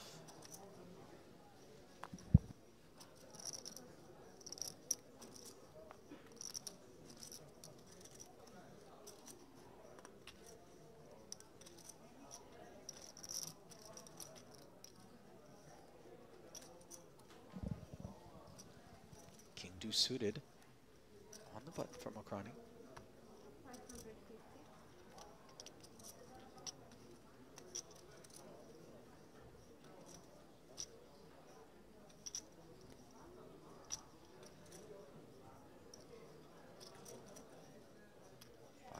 $550K the open. Orshidian, Queen 10 offsuit. Thought about it for a second. He'll leave it to Ketzer though. Yeah.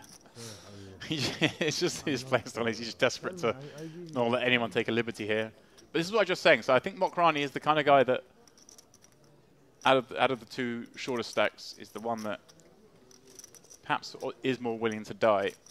If I was a betting man, I'd say that Bonetti's going to finish in the top 3 more than Mokrani. But on the flip of that, Mokrani probably has more chance of winning this tournament than Bonetti, just with their 2 approaches.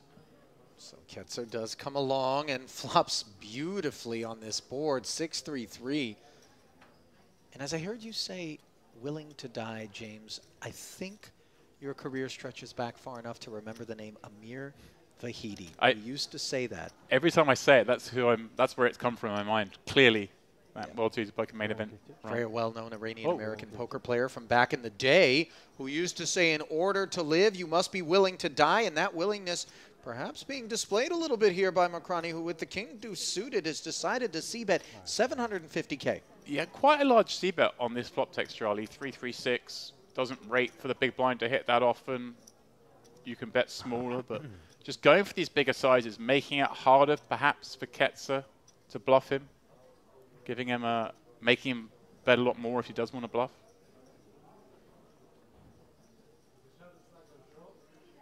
You know, you could have c-bet this for 350. Ketzer's got, you know, 7-9, Jack-8, all these hands would just fold. Of course, the benefit of this is you do make the king highs and the ace highs, I think, fold. Maybe not all the ace highs, but some of the ace highs fold. And when you've got king deuce, that's obviously a great thing to happen. He does have ability to barrel on a 4, 5, or diamond as well, you would imagine. As it is, Ketzer continuing with that 6.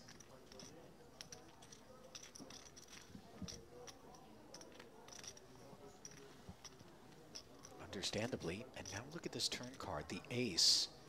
And it's peculiar because when Mokrani sizes up as he does on the flop, I think it may reduce the frequency with which Ketzer would assign him ace high in particular, which would have connected with this turn. So kind of working against him on this run out.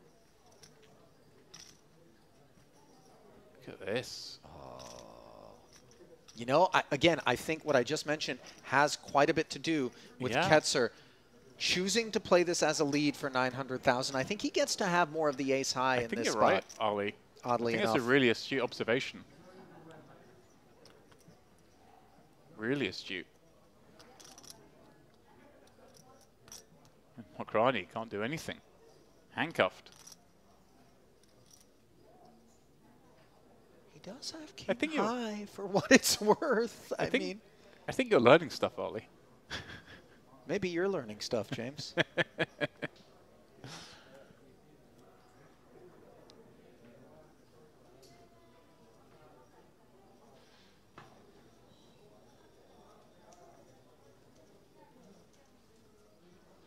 You see it's discombobulating for Mokrani, but the trouble is if you give off too much confusion here,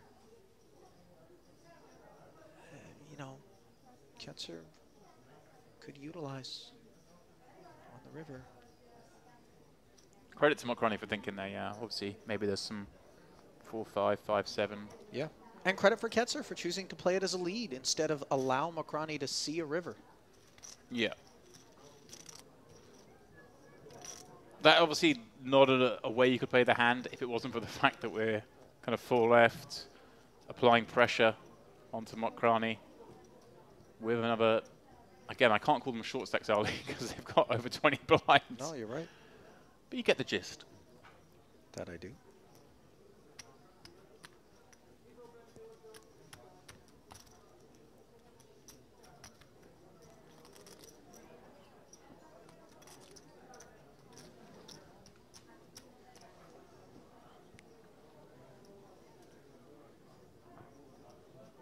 It's amazing, actually, Ali, thinking about it. We've gone down to just 4 players. But apart from the aces, we haven't really seen any other big pairs get involved. Trying to think back. There's been some 10s, I think. Some queens. But yeah. I think you're right, James.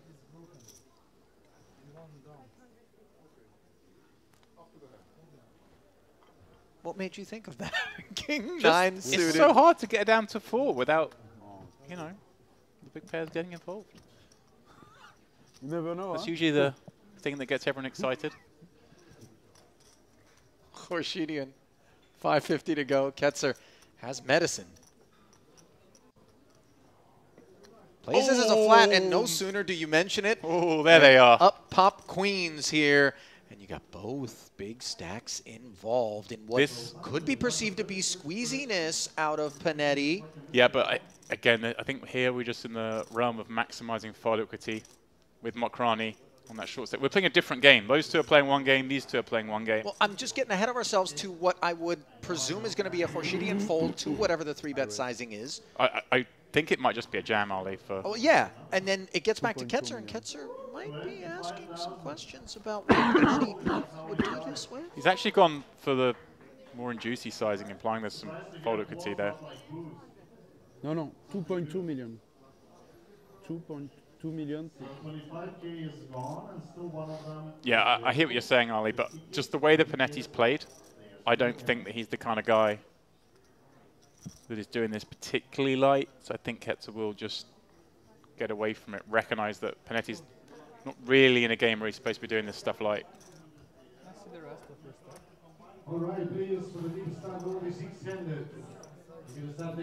I'm very impressed with Ketzer. Like I say, I mean, the ace-king fold we saw was clearly not correct in the cards we're up against, but I think it's very, very good reasoning to find it.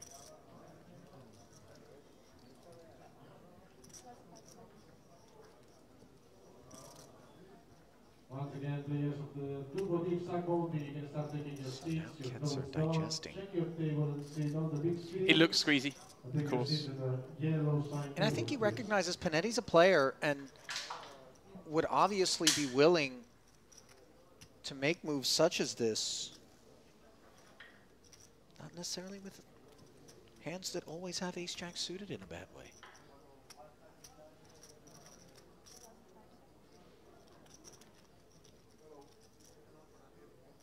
Is he going to take a flop? He's going to take his time. I guess what he's thinking is Panetti doesn't have many hands that ever want to 3-bet call it off. So therefore, this is weighted towards the bluffs and then the absolute top of range. I didn't suspect queens would even be looking to 3-bet call this off. Thought that hand might just jam. Wonder how Ketzer has solved this case.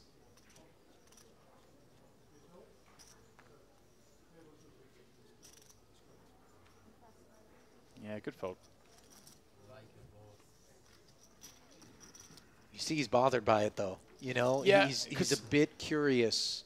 It's only the second time I think he's peeled from the small blind in that spot and then gets squeezed when you've actually got a really good hand. But Ketzer does have a lot of really good hands when he peels the small. He doesn't get to just 3-bet, play a big pot against the chip leader. That's exactly so right. And Panetti's supposed to be mindful of that. So the squeeze is supposed to be pretty tight. And like I say, for what I've seen of Panetti so far, it doesn't strike me as the guy who's going to be willfully going for it there with like an ace-5 suited just 3-betting. Because Mokrani has shown a willingness to get involved, Ali. We're seeing the opens with hands like King Deuce. We saw the hands at the start of the final when he's flatting opens with Queen 10 and the like. So if I'm if I'm Panetti there, I'm thinking, right, Mokrani is going to potentially bust here in fourth. And with the chip stacks the way they are, his only goal here, realistically, is to get to the final three. We get queens, obviously we're going to go with it because it does massively increase our chance to win the tournament. But his stall is set out. And I've been really impressed at how he's actually navigated this final table so far, Panetti. As have I, and I don't know that it's surprising. One look at his Hendon mob and you realize this is standard operating procedure for him.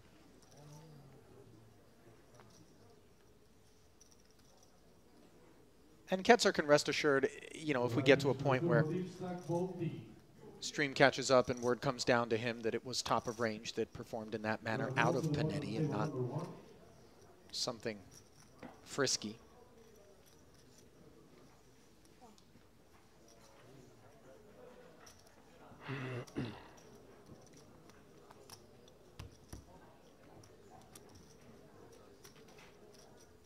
So Mokrani will take a twirl with Horshidian. Flops himself a wheel, Gutty. In the turbo deep stack, place the button on seat number 5, please. Dealer button on seat number 5. We are ready to start in level 1. Small blind 100, big blind 100, with 100 big blind hunting. Dealers, shuffle up the deal. Players, we wish you the best of it.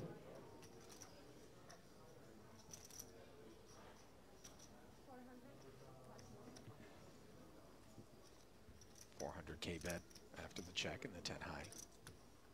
Easily folds.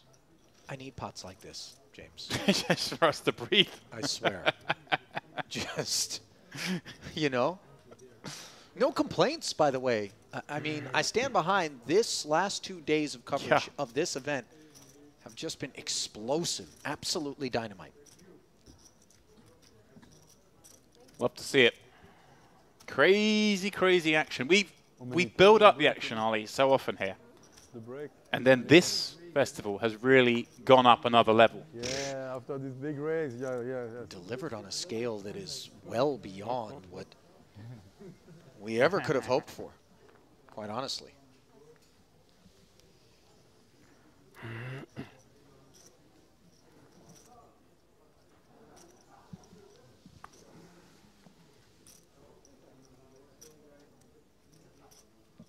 Panetti now. Ace on the button.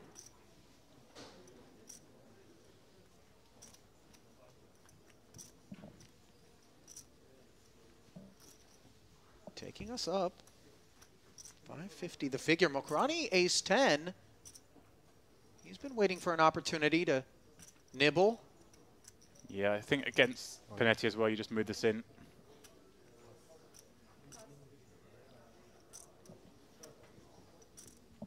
That he does. I mean, he's moving this against anyone's raise, but always nice when you take chips away from Panetti, kind of equalize those two stacks a bit. That in particular is the most important entity from which to cobble away tokens. Oh, so this is a spot Panetti does get to call off a little bit wider as well, of course, because he gets to knock someone out potentially. Ça fait 2 fois que tu me le fais light, hein? No? He suspected that it was a light jam, but an honest shake of the head from Mohamed Mokrani, who ever so slightly trails Christophe Panetti here at this Western Series final table, which has delivered on all fronts, and the delivery of chips to the doorstep of Horshidian to the tune of 113 big blinds. As we'll head for the 150-300 level, he'll sit with 34 million in chips. On tap payout as we bring you back here into the booth. Ali alongside James, 114,000. The jump up to third, not at all negligible. 41,000 roughly, James. And boy, what do we say about that? What don't we say about that? I thought we'd come back to the studio with 7 or 8 left at the first break. Really? Instead, we come back with like a 70 big blind average and A lot of the chips have moved to the same seat. We've got a runaway chip leader. That we do. And, you know, we've got our breath held here, kind of in anticipation as to how these four are going to go about their business with the blinds moving up. We will take a break, and when we come back, we'll answer that question from right here at this Western Series final table. Stay close.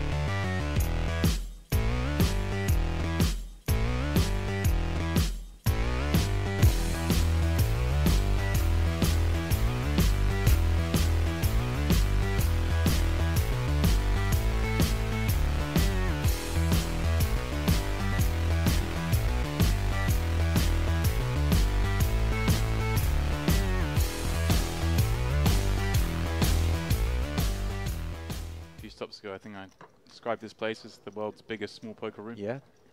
Has that feel. Everyone kind of knows everyone, even if it's not the most depth. But yeah, almost like coming back to school every 6-7 weeks when they have a festival here. It's like, oh, hey, buddy, how you doing? Yeah. Oh, how are the holidays? Wife and kids, how's the girlfriend? Yeah. Now I'm 3-betting you. What do you think about that? Ace King.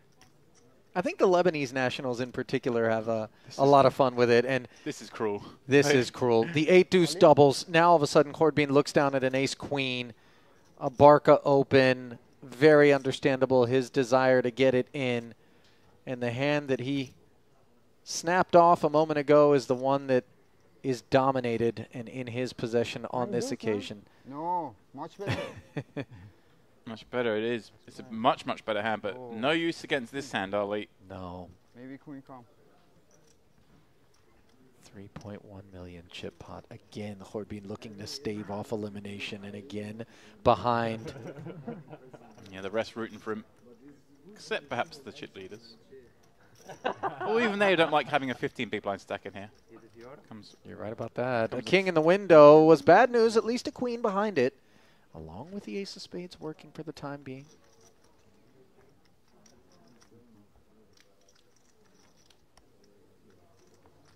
Now, paths to a chop if a 10 rolls off. Queen, the only direct winner. Corbin would take the chop. Absolutely, he would. Can he hit it? No. GG. 5 of clubs, so not even an orbit in. And Hadi Corbin of Iran dispatched James in 9th place. Yeah, they gave him the little sweat. Let him get there with 8 deuce. They'll deal him ace queen next hand, and that's that anyway. 34,000 and change going to Hadi, who's made some deep runs here. Plays the cash games as well. Will add to his career live tournament earnings of 123,000, but just a modest tick up from his all-time best live cash, which prior to this was 29,500, obviously. Oh yeah, too smart. Or just fleet-footed. Yeah, well, I know that's not the case. Certainly not today. Barco with just 5 blinds and an ace under the gun. It's 8-handed. It's grim. But he may just decide to run it. Going to be in the big blind next hand, of course. Going to be posting one, having 4 back, 1 in.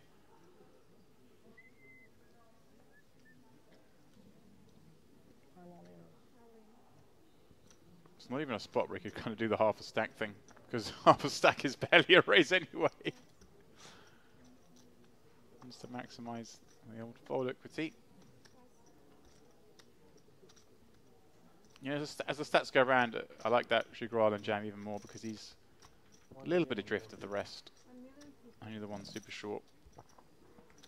Recognizing the light opening range. Gets up. Oh, Panetti. All right. This is definitely one we want to play. How do we want to play it, though, in the cutoff with ace-jack? As a flat, it looks strong enough as is. Panetti's inquiring into the big blind stack. Yeah, you don't really want to get squeezed, but you don't necessarily expect a lot of that to go down either, but just because of the laws of the implicit collusion, wanting to have multiple stacks up against the all-in player to eliminate them. Yeah, exactly that. We have to play it. Oh, he plays it as a jam. Yeah, I'm just seeing what the stacks are behind, because that might be just fine. Yeah, 4 million, 4 million, 4 million, I think. So yeah, the 20 blinds. It just makes it like what's a hand like 10's going to do now? Right. Have to fold. Especially when you're guaranteed a visit to the roulette wheel for Barca and that possible pay jump realization. Unfortunately, of course, for Barca here, who ran 10s into ace-3 unsuccessfully, is dominated on his feet in a 2.6 million chip pot, hoping. Oh, perhaps some prayers may be answered if a 4 or a 5 trickle off the deck. Anxious moments for the Frenchman. Yeah. 7. Doesn't help, so it's going to be the 7 outs.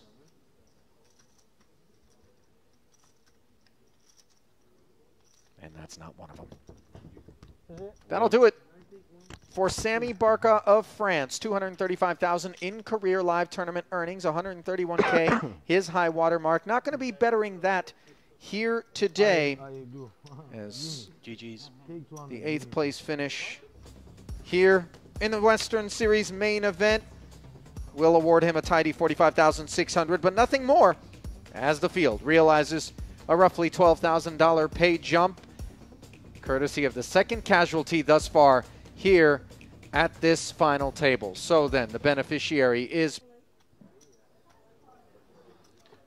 Oh, pardon me, Haspani was under the gun, not in the big blind this hand. Has decided to put it in. Very much making sense, Ollie. He's found a big one.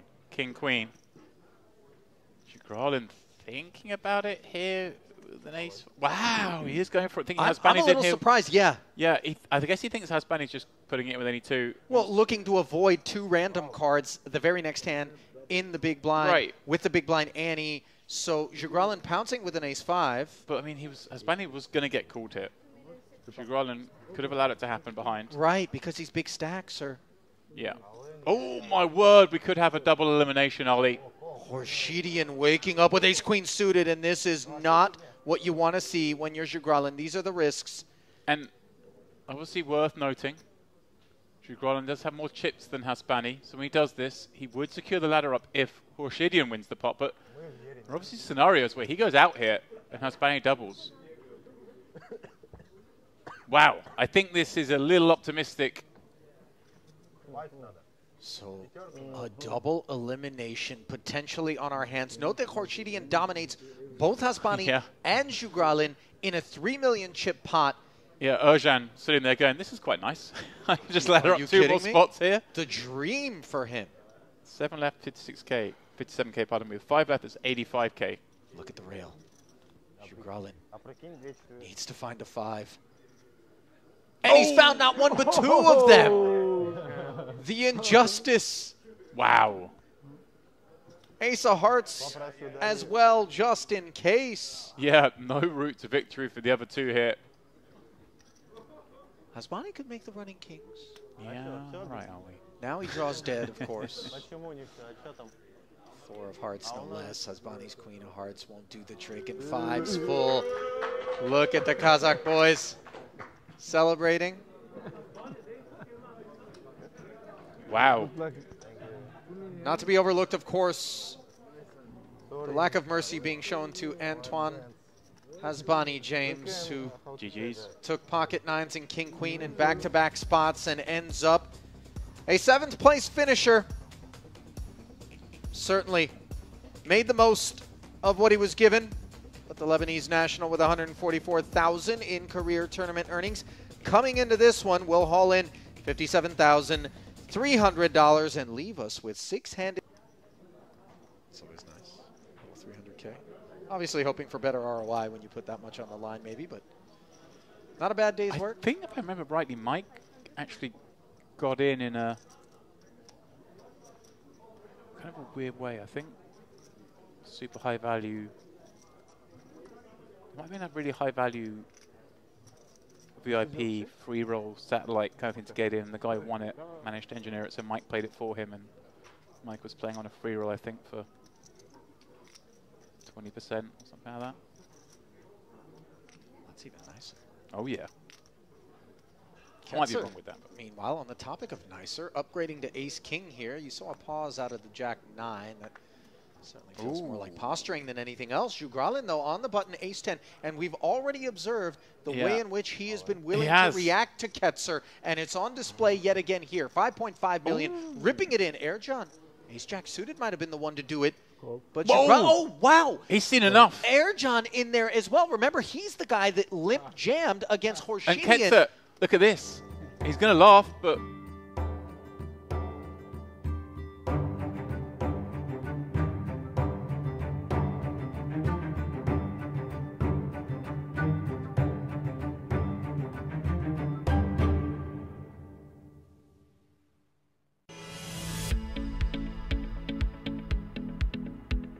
Welcome back, one and all, to continuing coverage of this 4th and final day of the Merit Western Series main event, the first of a whole host of events that are held here each and every year in North Cyprus. Ali Najad joined now by David Lappin, as David had to be brought up to speed on some of the carnage that has already taken place at this final table, but you had to guess that that's the case just simply based on the pace at which we worked our way down to these final 4.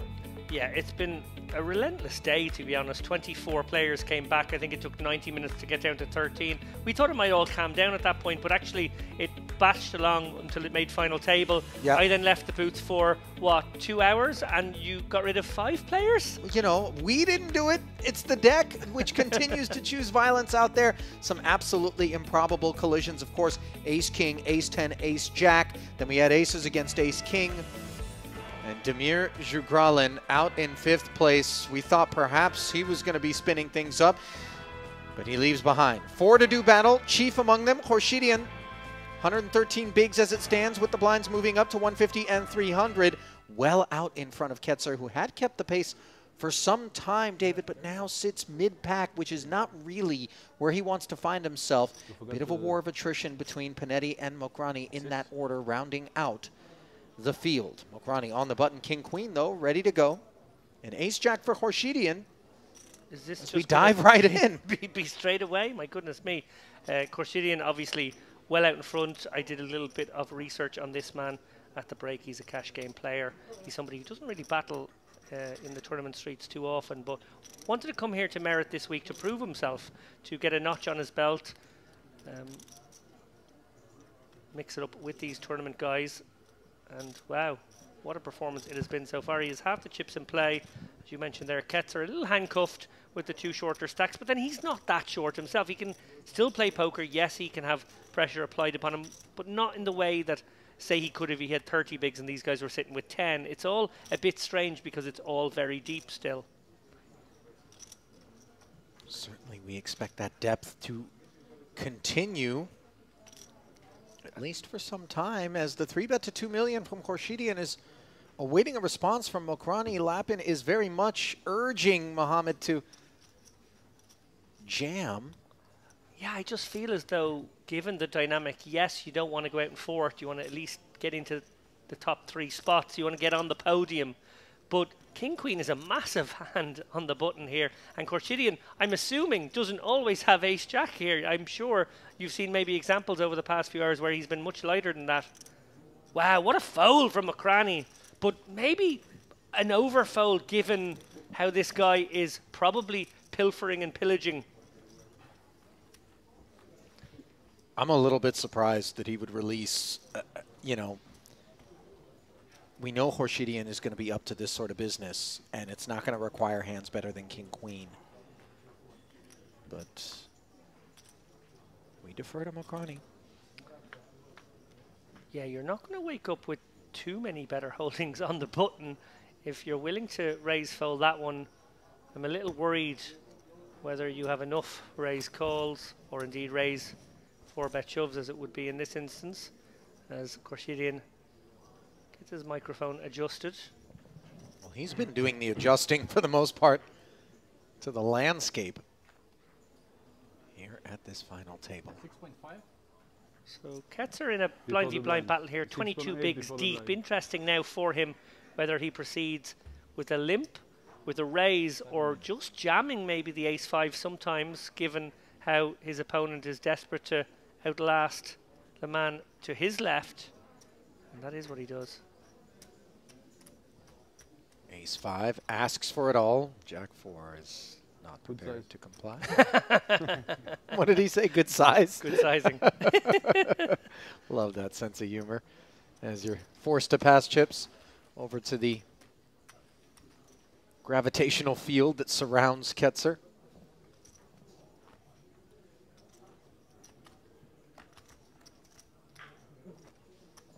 I did actually meet Felipe Ketzer very briefly out in Rosvadov. He was playing the World Series of Poker Europe, as so many were. The freezing cold of the Czech-Germany border. My first visit over to that property.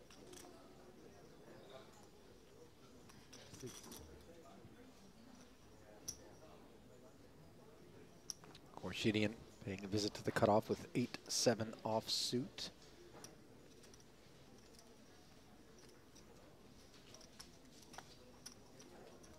You see just this sort of snowball effect of being the big stack in a situation such as this one.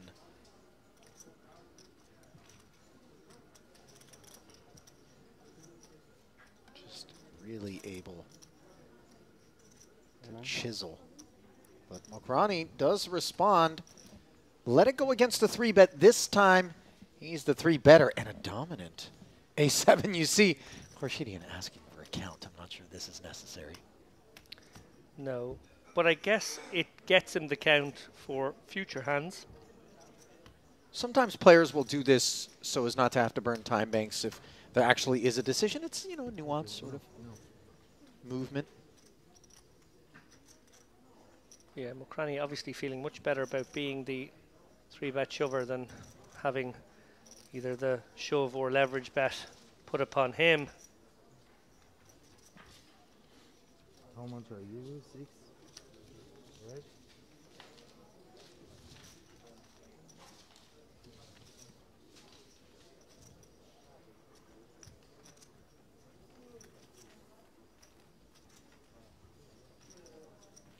As you observe these chip stacks and as you invoke your knowledge of these 4 in this event to this point, David, what is it that you predict we'll see in terms of behavior? What do you anticipate out of this group as it stands in this climate? Yeah, it's an awkward one because our front runner, Korshidian, while maybe not playing the deftest poker, he's playing the kind of big ball bully boy poker. It's very hard when a guy with those skills has the chip lead and can apply all the ICM pressure upon the other players. Obviously, they'd all love to get into a top 2, top 3 situation here. and they've all got each other to worry about. So I think we'll probably see them play a tippy-tappy sort of game. No tippy-tappy. Out of pocket eights here. Panetti ripping, getting it right through.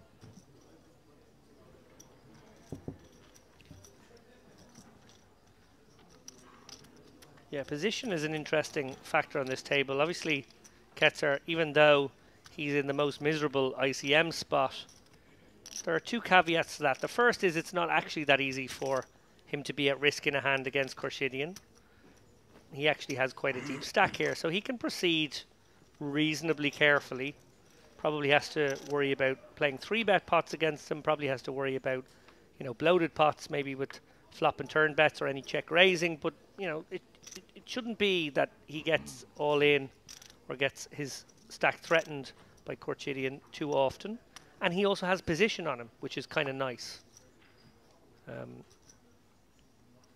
I would expect to see Khorshidyan using the under the gun position, which is of course the cutoff here, into those blinds, depriving Ketzer of spots as often as possible.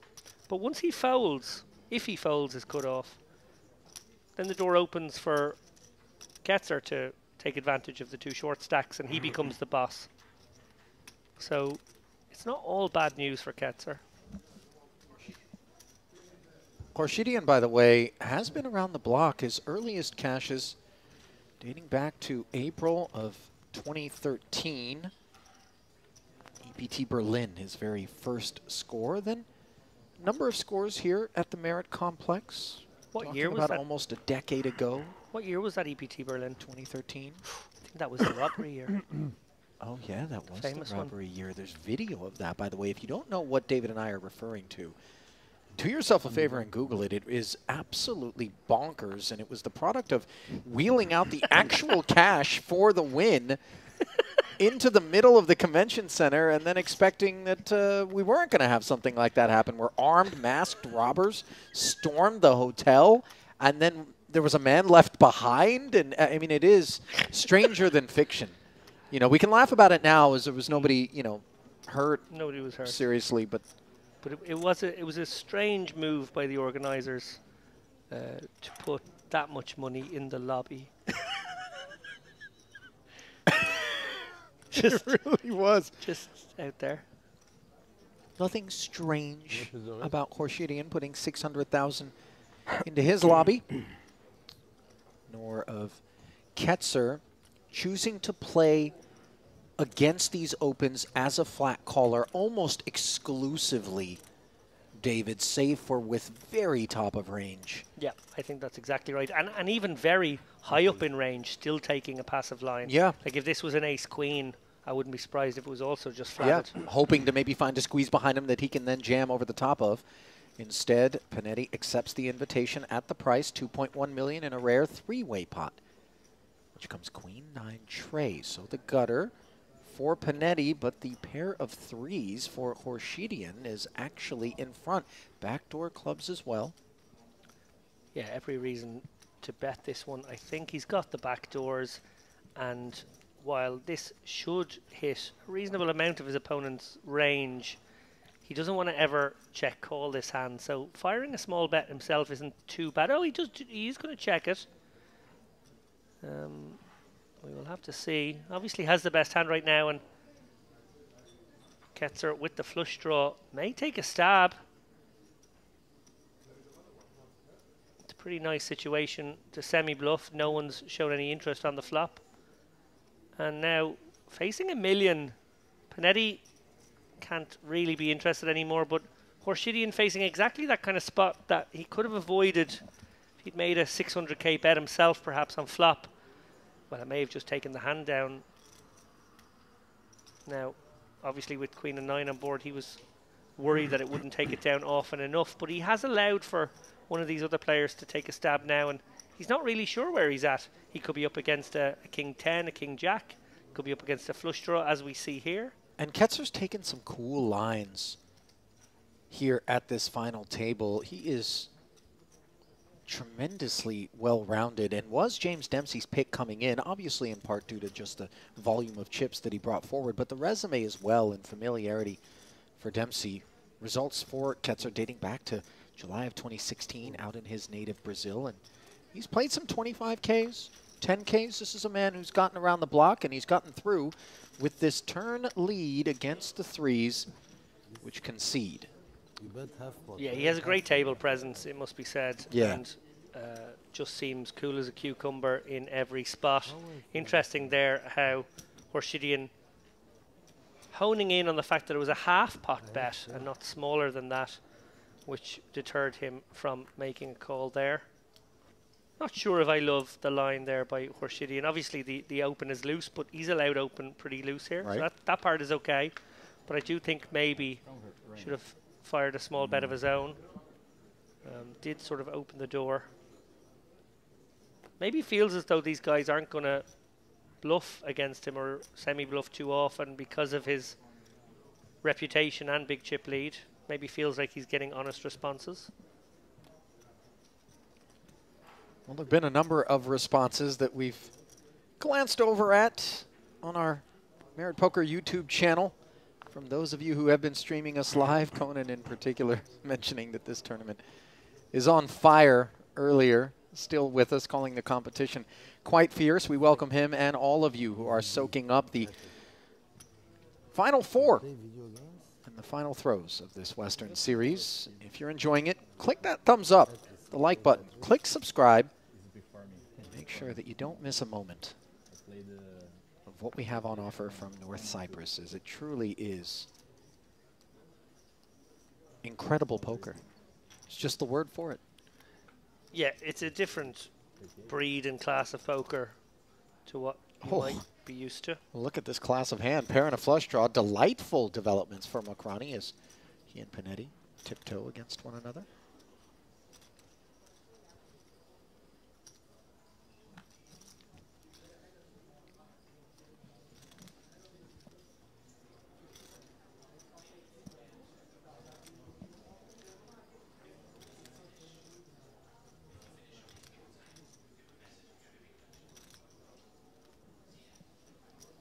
Jacks and deuces, the turn development. Yeah, can't really have much more of it, Macrani, and can't really have much less of it, Panetti here, so. I do like the choice, by the way, to check back the flop, obviously, with, you know, the ability to disguise and earn yourself even more, perhaps. Later streets. And barring a moment of madness here, this is hand over. Well, moments of madness is what we've paved the road to these Final Four with, to be fair. Yeah, the remaining pay jumps are very big. These guys playing for a lot of money now, and what I would say is, even though it's been swashbuckling all the way to four-handed play, the stacks are deep. Like, our short stacks have 20 bigs each, and then we have two guys sitting with, I don't know, 60 and 80 bigs or something of that nature, maybe more again. So every reason to believe that even though we're down to four, it could remain four for a long time. This could be a war of attrition from now on. And I think the operators in particular, maybe bar Horshidian, but even he, you know, he understands. Not just out there as reckless as maybe some of the hand histories might make it look as though he may have been from time to time. You know, he was like a hot knife through butter for a time, but these guys are just sound, it must be said, and have impressed all the way through, as Panetti impressed by ace-king suited and the button. Makes it 600. Queen 10 is playable for Horshidian. Yeah, absolutely. I wonder if he ever considers this to be a raising spot. I think it's probably just almost too good for that. You want to play the Queen 10 here for one more big blind.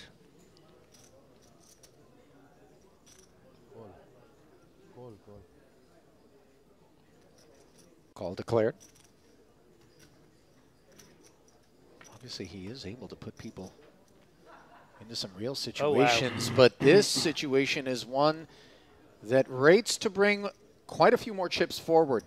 Top pair, checking over to 2 overs and the nut flush draw. 300. Barley and hops as one brews. 500. I think he said 300, but think they are maybe I'm wrong. No, I want 300 now. Just getting clarification on that. I think that's what Khurshidyan heard as well. Either way, he's in. It is 300, so ignore that 5 for a moment. And the raise is to 1K. Or sorry, 1 million. Oh, we're way beyond 1K. It's 1 million.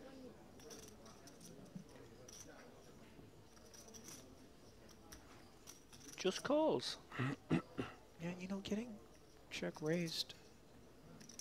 You still just have ace high for the time being. Obviously, you can force the issue. Instead, the flat call brings the 6 of spades and brings another bet out of Khurshidyan, who asks for it all. 4 million. This is precisely why I would have just stuck it in on this flop here. Bet, get raised, and then shove. With some fold equity against a player who might well have some raises that are just trying to leverage pressure on you. The problem is if we just call and get shoved on and don't hit, we end up in a pretty miserable spot here. That we do. Our opponent is capable of bluffing. After Could have a worse flush draw, remember, which would be an absolute disaster if we were to release our hand. That it would. And then even when he does have exactly the hand that he has, which is right up there with the best he can have, we have basically the right price. So I think when you add in all that stuff, you may have to make a very sad cry call here. And it's not the manner in which you would have hoped to get all these chips in. Yes. I think the jam on the flop, you feel a lot better about things than you do Oh, yeah. calling off here. But at the end of the day, Take after One more. oh, Panetti very take after that. irritated by the time bank. I don't request like there. that from the other player there, I must be honest. That's an issue between the dealer and the player. The players shouldn't be getting involved there because it does disrupt Khurshidyan, your that thought is. pattern. Actually, I think it might have been Mokrani? Mokrani who pointed out that another time bank card was due. And you just wait till the end. It's not your business. And if you do disrupt the thinking pattern of the player, I think that's actually really, really Look wrong. at this, the Wow. fold from Give me the the queen. ace-king of diamonds. Improbably. You have the queen? I have 10. So easy. I'll tell you what, Khurshidyan's laughing Panetti. Me, of course, queen 10. What? You think I'm ace 10? You think I'm crazy? I have queen 10. Panetti had heaps of equity and quite the price there.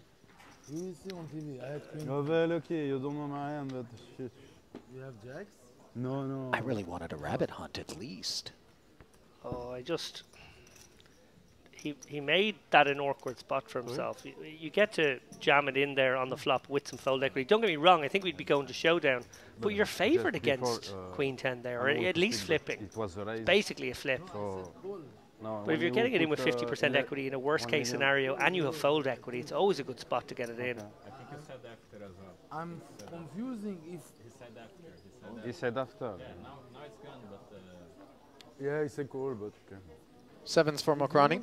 I could have raised, no problem. For me. I wanted to call, you know. My intention is call, not raise. And I'm not. If you raise, it's completely different. But yeah, but I'm not what they say. Khurshidyan saying I'm not, and I think he was trying to say angle shooting just based on some discrepancies there pre-flop that were identified, but then ends up, you know, as we can see, Mokrani's going to open anyway, potentially being perceived to influence action by making it clear he's folding his small blind before Mokrani acted. So just a snowball effect of bad optics. And on the topic of things that are optically displeasing, how about 9 deuce off? Yeah, Ketzer's just in a nice spot here. Doesn't want to really get involved with this kind of silly hand, I think. No, he doesn't. He already Sometimes dead bottom of range does, you know, make a bit of noise. so as not to have to take a flop. But fold is the other way to avoid taking a flop. We sometimes overlook that, don't we? These are 500. Yeah, I not think 250, 500. it's quite a nice situation for him to take occasional aggressive lines here. Obviously, with Panetti having whittled himself down to 4 million now, maybe even sub 4 million after that last hand. I think Ketzer with devilish ideas of really putting Okrani in the blender. And of course, we saw him fold the king queen earlier, so capable of being blended. Speaking of blends, I've just discovered that we have a lactose-free milk behind the barista bar here, which I've employed. Now, obviously, begs the question that what was I working with on the other occasions in which I had the coffee, and what sort of damage did I do to the local plumbing as a result? But I happy to report, as is my tummy, the lactose-free milk is being blended in to my nightly iced coffee to keep us going late through the night. I feel bad now because since my very first visit here, I've been deploying the soy milks and lactose-free milks merrily. Here we go. Without so much as mentioning it, David? Without mentioning it on air. Ace Queen for Khorshidian, and this is absolutely all the evidence you need that in this specific setup, even with all the chips that Ketzer has, Ace King is supposed to play like this, and just note how nicely doing so is going to be, as we can see Khorshidian having binked top pair here, improbably in front of Ketzer. Panetti with a little gutter. Not sure he's going to stay interested, but still, we note it.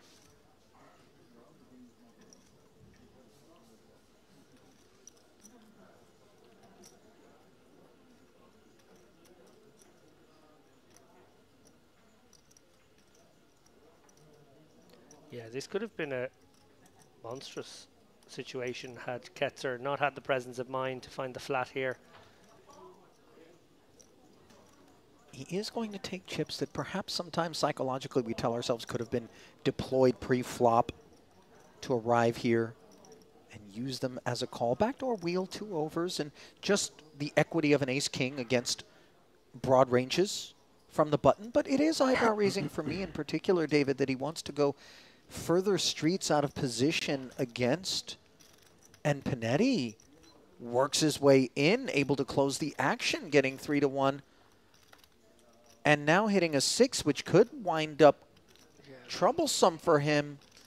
Yeah, this is all very awkward. I do think Ketzer has to be sticky with the nut-no pair here. He's obviously under represented his hand pre-flop, so I'm totally behind that call. I'm not behind the 6-3 gutter ball call, and now making a pair that is often not good. He's made himself a very awkward situation with the stacked pot ratio of 0.7 here. Maybe he's considering just sticking it in and hoping that nobody has a queen. That is what he's decided to do, and that is going to be a game over for Panetti unless he gets a little bit lucky on this river. Khorshidian obviously going nowhere.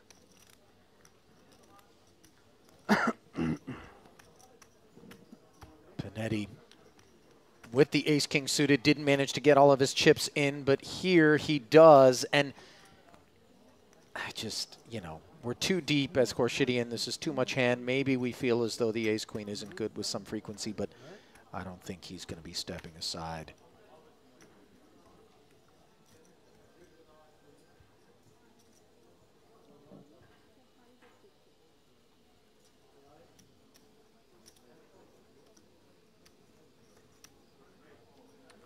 Good luck. Yep. So Khorshidian does indeed make the call. Ketzer with the simple release, and now suddenly the hopes of Christoph Panetti here at this final table rest upon a 3, 5, or 6 river. 9 outs, 1 time to haul in 9 million and keep going. Instead, it's an ace on the end, top 2 for Khorshidian, upon whom the sun continues to shine. Handshake there between the two boys. Okrani just extending his fist there, no eye contact whatsoever. Perfunctory salutations, and Ketzer. A handshake of his own as the very accomplished Panetti gives way at long last to a final 3, but not before hauling in 4th place money, $114,000 to add to an already very illustrious resume, which was $412,000 throughout the course of his career. Best live cash still $173K, so wasn't able to vault that. But Khorshidyan, the beneficiary of all of those chips, David. Yeah, it's a monstrous chip lead now, 40 million of the 67 million in play. Mokrani, you're right, he was so composed and, you know, I think maybe offered a faint fist bump, but not too much. But actually, he was the real winner there. Yeah. You know, Khorshidyan adding even more to his chip lead, and that's a great spot for him. But in real terms, Mokrani, getting that ladder jump is absolutely huge when there's a guy sticking around not much shallower than yourself for a couple of reasons. One, you've outlasted him. You've got that pay jump. Two, well, the ICM handcuffs are kind of off. Having been strapped to the bed, so to speak, you can jiggle about. And that is obviously a relief, but still work to be done for Mokrani, who has flopped 4s and 3s here against Khorshidyan, just doing what we would anticipate with Ketzer caught in that 2nd place stack, looking over at 6.4. He rates to just spectate until Mokrani's fate is brought into better focus. He does call this 400,000, picks up the bad end of a gut shot on the turn, but that spade could embolden Khorshidyan to add more pressure. 2 overs and the flush draw. Do you favor another barrel here, David, or a check back? Yeah, I think we barrel again. I think the Mokrani call with 3 deuce here in the big blind pre-flop is it's not an ideal situation, but wow, feels kind of ideal now. Yeah, it sure does. 3's full of 4s, and we know a 4 isn't a part of Khorshidyan's kit. Did come with the check back. So again, you know, showing some of the thoughtfulness, some of the responsibility of having that big stack and not maybe letting it get to your head too much. We've seen some players really come apart with some fairly big chip leads at final tables over the years. But Khorshidyan, at least from what we've observed thus far, doesn't rate to be among that type as he faces the 1.5 million chip bet. Just has queen high, really. Not much to think about. No, I think there's a decent amount of aces actually here. When Mokrani defends big blind, it could be a hand like ace-5. And any ace that he defended with, he would probably continue in this fashion. Maybe not fire out quite as big a bet as this on river, but maybe still would. Just feels quite strong to have an ace here. Khorshidyan now 6, obviously interacting so much with the 3-4. If he did have a hand like 5-7, 6-7, 5-6, and that's why he put the brakes on the turn. Don't think he can really continue in this one. Getting better and better. Let's figure out one more. He's thinking about it. I'm trying to piece together what kind of hand would bluff here. All the time banks being dropped out there, and this is of course delightful for Mokrani, who's thinking I might get paid. Yeah, Khorshidyan probably just fixating on a 9-10 of diamonds here and thinking that's what I beat, and how heroic would this be if I found the call. With queen high only. Queen high. Like a boss. Was good? Queen high? We will see after. Yeah, okay, so. Tell me from now. Trying to solicit intel without the delay, and Mokrani giving nothing away. Interesting that Khorshidian made it look like he was going to be willing to burn through time banks in that particular spot. And he now has the bank of left side, bank of right side, and then kind of the active chips in between them. Man spreading, dare I say, here at this final table. Exploring the space, as they call it.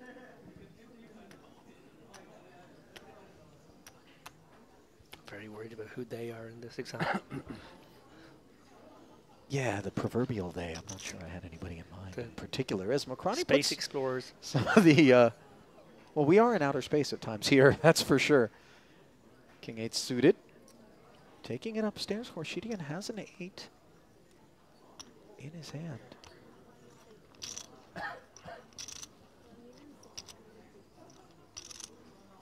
Did he 3-bet this?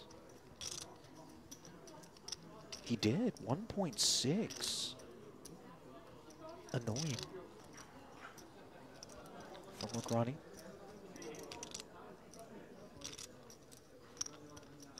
Yeah, I like this from Khorshidian. Obviously taking it to his opponents here, understanding the leverage points. It's possible he does have a pocket 8s. 1 million. Maybe an ace-8 suited here that's sort of somewhat doing this for value. Could also be at it with the cheeky little 8-6 or 10-8. So hanging tough is Mokrani and works his way into top pair. Not sure that King 8 of hearts specifically would be lurking for Khorshidian in the form of a 3-bet here. Obviously blocked by Less 10 seconds, you tell me, or 5? What it would take for him to have Less 10 seconds, right? Which one? equal king. Huh? What? What do you check? When do you announce my time? At 10 or at 5? What you don't remember? Okay. These regular inquiries into the time situation is almost a way to buy time. Oh my god, okay. 9. Mid-pot getting into it with the dealer a little bit about the warning buffer. Is it coming at 10 seconds or 5 seconds? Not satisfied with any of the responses. Can't quite hear what the dealer is saying, is not mic'd up.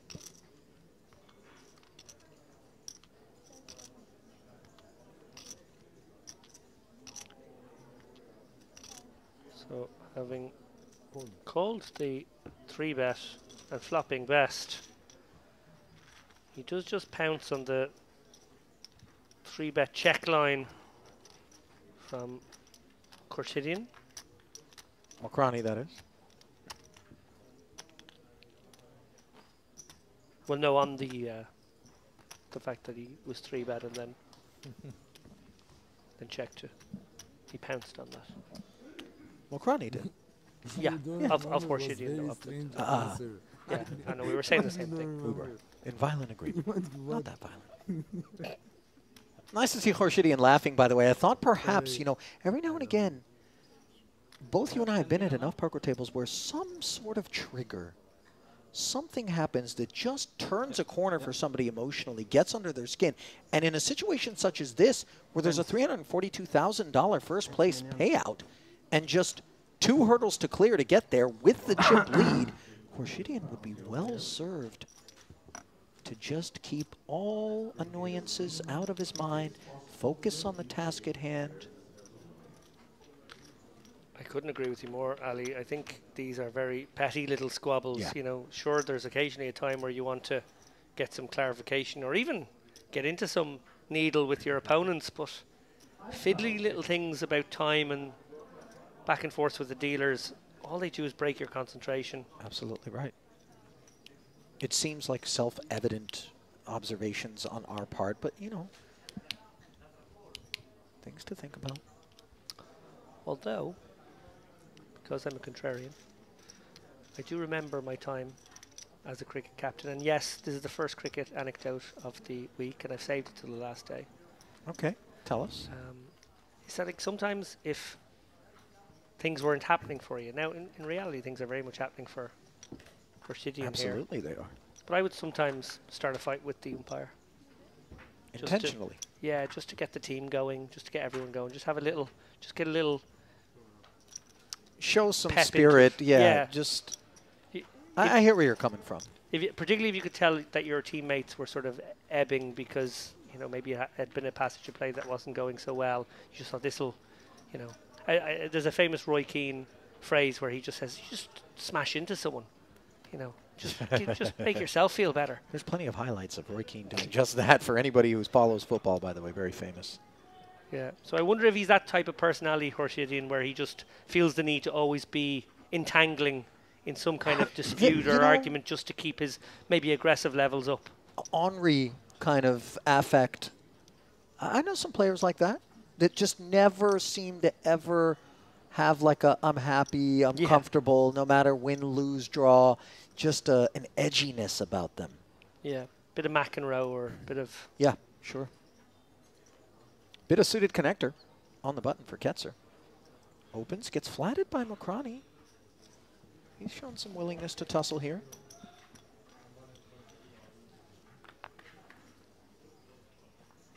King 6-3. Pre-flop razor with the best of it in the form of second pair versus what is bottom pair for Horshidian, who took the price. Yeah, and boy would he love to get the C-bet through here.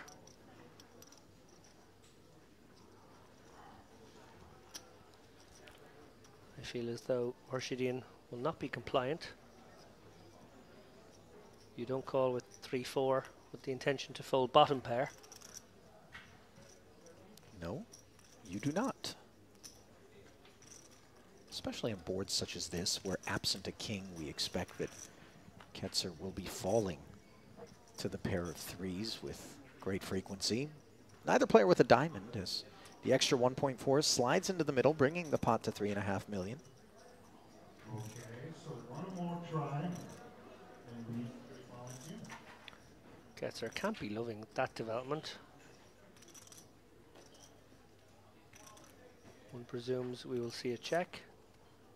Let's see. One thing might be swirling around his mind right now is if his opponent had a big diamond, as in the biggest diamond, he would probably have a 3-betting hand pre. Regardless, he now finds himself with 4th pair against 5th pair. And will 5th pair turn their hand into a bluff? That is the question. Indeed it is. As the turn failed to bring a bet. And there's our answer. Horshidian leads out, but just 300 into 3.5, and I don't think Ketzer getting a price such as this, I mean, we're talking almost 13-1 lap, and you only need to be right 7-8% of the time. Yeah, we saw Ketzer make a sticky call of this nature a little earlier on, getting this sort of price. I don't think he can fold this. Obviously, he's thinking, how often is this a 3? And if it is a 6, it's probably a better 6 than his. I have the 5. I think it's incredible if this gets through as a bluff. I think you just have to call with any value hand here. On the off chance your opponent's taking a very cheap stab. Here we come.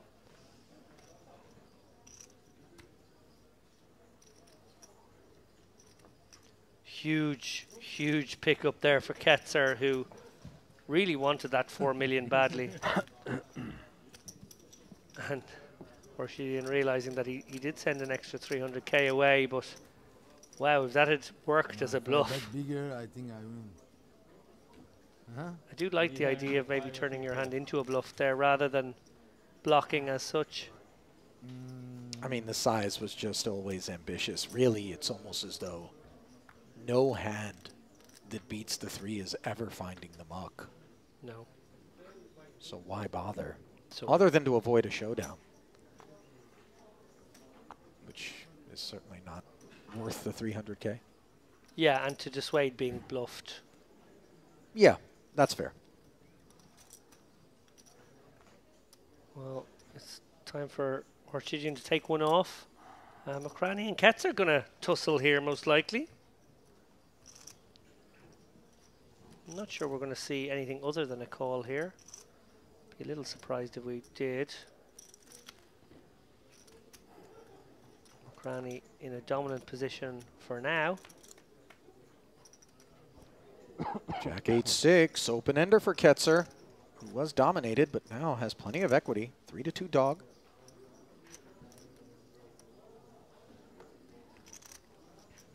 And from what we've seen of Ketzer, there is a half pot, if not larger than half pot, bet heading into this pot now after it goes check, check.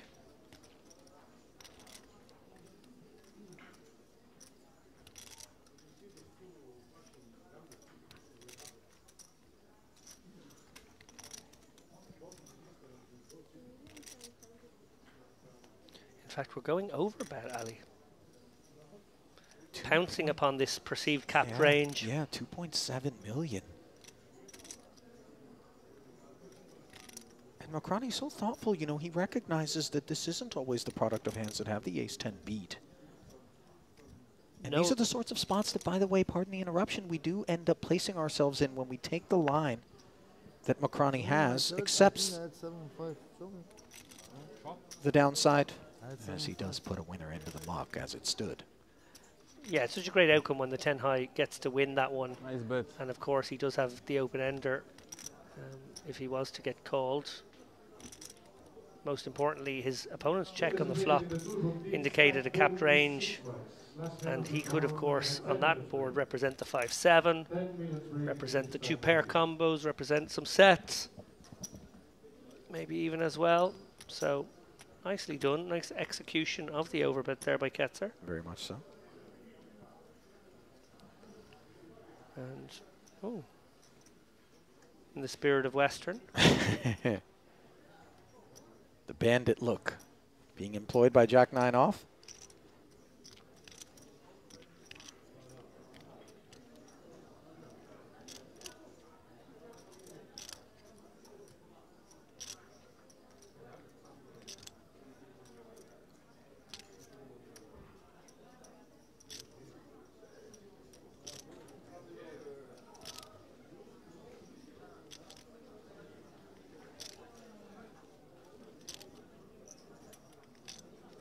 Deuce suited for Ketzer. Coming along. Oh, and another ace deuce for Mokrani. So they're blocking one another here in what becomes a 1.8 million chip pot. Yeah, it makes the likelihood of an ace coming far less likely. Advantage with the pre-flop aggressor. Middle pair on the king high 2 diamond board. Has the only diamond. With 2 quick checks in front of him, he will presumably draw a curtain.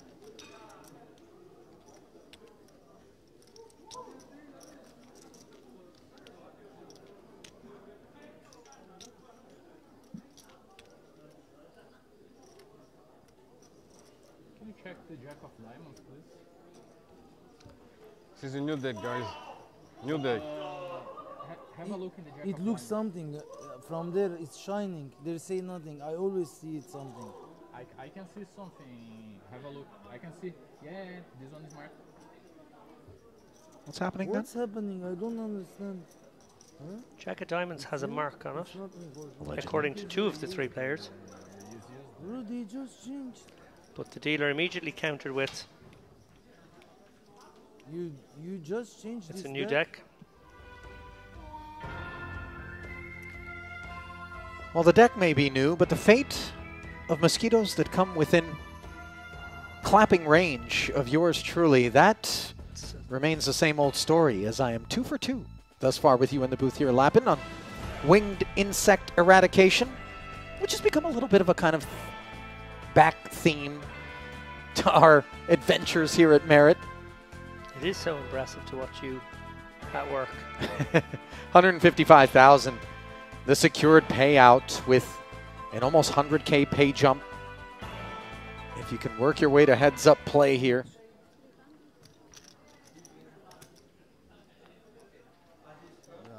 My king of diamond was like from the middle, you know, there's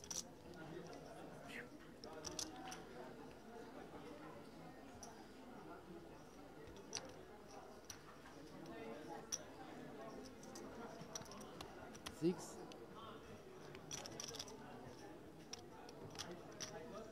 Ketzer, ace on the button.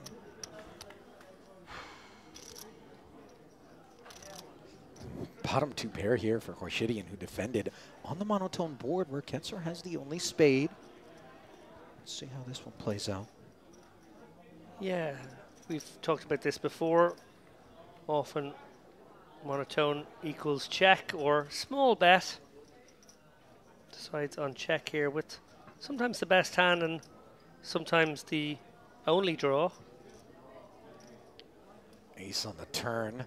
And this is a problem for Ketzer, whose check back does bring what he thinks is a terrific development, but instead it's one that will prove costly as Khorshidian activates now. Obviously incentivized to protect the 8s and 7s, but only firing 800,000, half pot, I suppose, well within reason. Do we size up at all on the monotone board? I think it's okay. I think we can fire this sizing with our bottom two, targeting the ace-X. They probably don't have a big spade because they might have bet. Certainly not the ace of spades that might have bet. Oh my goodness me. Wow. Aces and sixes as Ketzer calls and so improbably ends up a winner with running two pair. Khorshidian looking at the six and thinking it's innocent enough. Yeah, I'm getting flashbacks to the last hand of the high roller now between Shornikau and Wow Shuang when she flopped top two and oh yeah, was plowed down jacks up by Turning River. Yeah.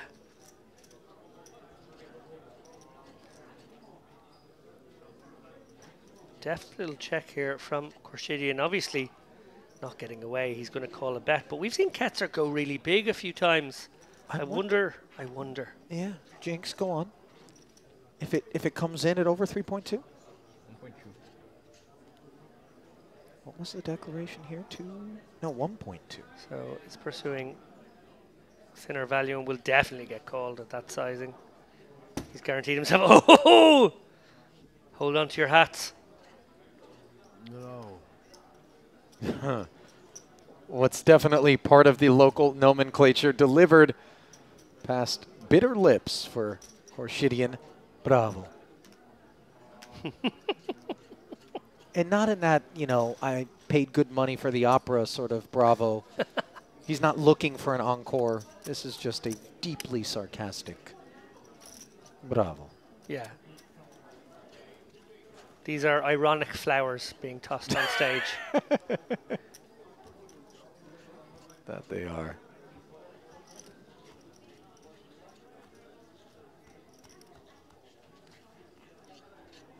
I have two pairs. Inferior pairs, to be specific. But regrettable pairs. But pairs that were supposed to perform better than they did there. Khorshidian really not much to complain about on the day. I was about to say that exact same thing. Really, everything has gone so well for him. He's had the over pairs against the under pairs.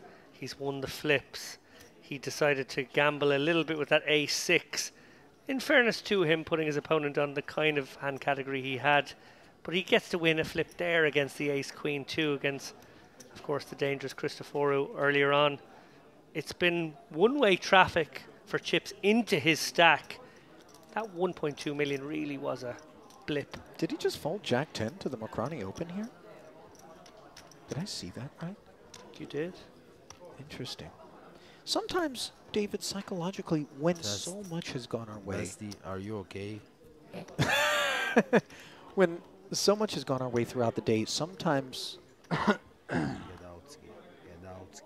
when something doesn't go our way, it has a more profound impact because it stands in such stark contrast. So we do need to remind ourselves, you know, just all is okay. I'm sorry, Ali, I'm no longer willing to continue down this road of conversation because at the moment I started criticizing his temperament. For half a second, he started directly talking to us through his mic. I think he knows, and I don't want to mess with this man. He seems plenty pleased with what's going on out there, so deceptive, you know. It seems like maybe all of a sudden he's very irritated, but then he comes right back to laughter. So, you know, it throws us, he's balanced, let's call him, when it comes to the emotions on display. As Ketzer plays the dirty diaper as a limp and shares a deuce with Mokrani, who checks back the ace. Okay. Yeah, always nice to keep a couple of aces in your check-back range in these types of spots. Ace 6, ace 2, ace 3, that kind of thing. How about a 6-high straight? You know, Ketzer, I'm reminded of that ace 4, or no, ace 3 it was, that he chose to 3-bet against Barca earlier here at this final table. Barca's 10's the victim of a deuce 4-5 board. And here, Ketzer again rewarded when playing the small stuff. Mokrani, ace of diamonds working and the gutter. I don't think he'll be stepping aside just yet as the barrel comes in. Oh, okay. We got to the turn. Oversight on my part. It happened rather quickly. Board pairing 4, but still facts remain.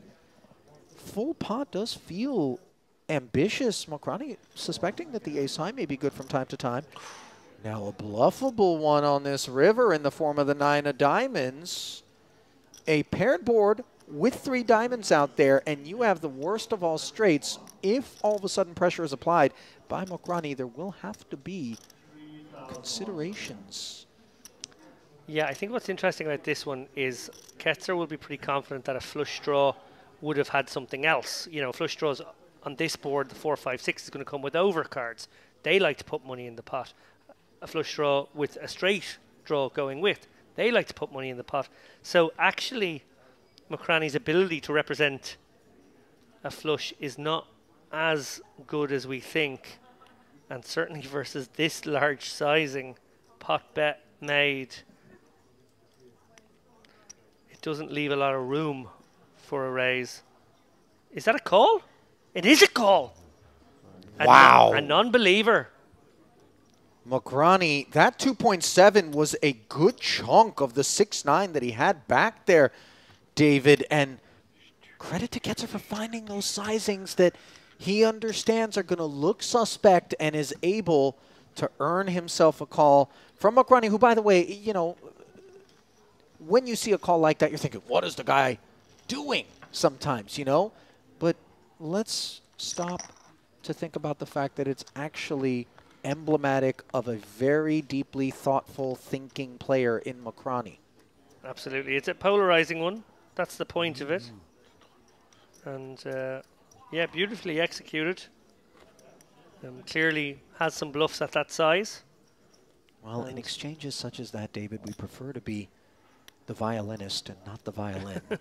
But just a beautiful execution there by Ketzer. And we could assign that to more than one of the spots that he's worked his way into here at this final table. Mokrani now King-Jack 4.1. Yeah, I think he's got to go with this. 14 bigs. Going to actually open it, is he? No, he's going to limp it. Actually, this is sort of a limp trap. I kind of like it. King-Jack can be a nice little limp trap hand. And no, Korshidian doesn't bite with bottom of range, as sometimes boss stacks are apt to do. Second pair on a queen-high board for Mokrani. Seeks to induce. Korshidian going to be casual about throwing out a min bet here. Yeah. No, bring the no-look the can. drink order position bet. I mean, that's a I don't know how strong a parlay that's going to be read as by Mokrani, who does, of course, come along and on the turn. 8-3 drawing dead. Mokrani again checks. Khorshidyan, a quick check back, was it? Did I see that correctly? No, I think action's still he's on. yet to act. Look at this. No equity bluff.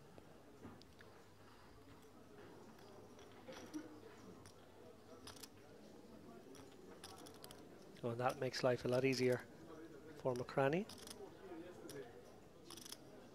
Kings and jacks. 1 million. Now he will speak up. Into 2.6 comes 1 million. You check, I continue betting. Khorshidyan. I don't see point. I have nothing. Nothing. Yeah, good analysis from Khorshidyan. I'm really surprised Mokrani doesn't check it over there one more time, allow his opponent to keep bluffing. Khorshidyan basically saying, I would have done your bidding, sir. Yep. Yeah. And, you know, you say things like that also to just try to get people to second-guess themselves, maybe earn yourself checks down the line.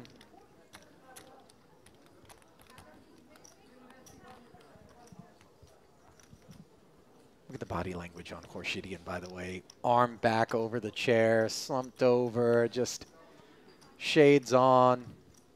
Living the dream here. Even though he lost that last pot. Yeah, high-stakes cash game player Khorshidyan. Doesn't normally tussle in the tournament streets, but wanted to prove a point this weekend. Come along down to the Merit Poker Room here in the Crystal Cove and battle it out with some tourney regulars. Show that his particular brand of big ball, aggressive bully boy poker could make hay.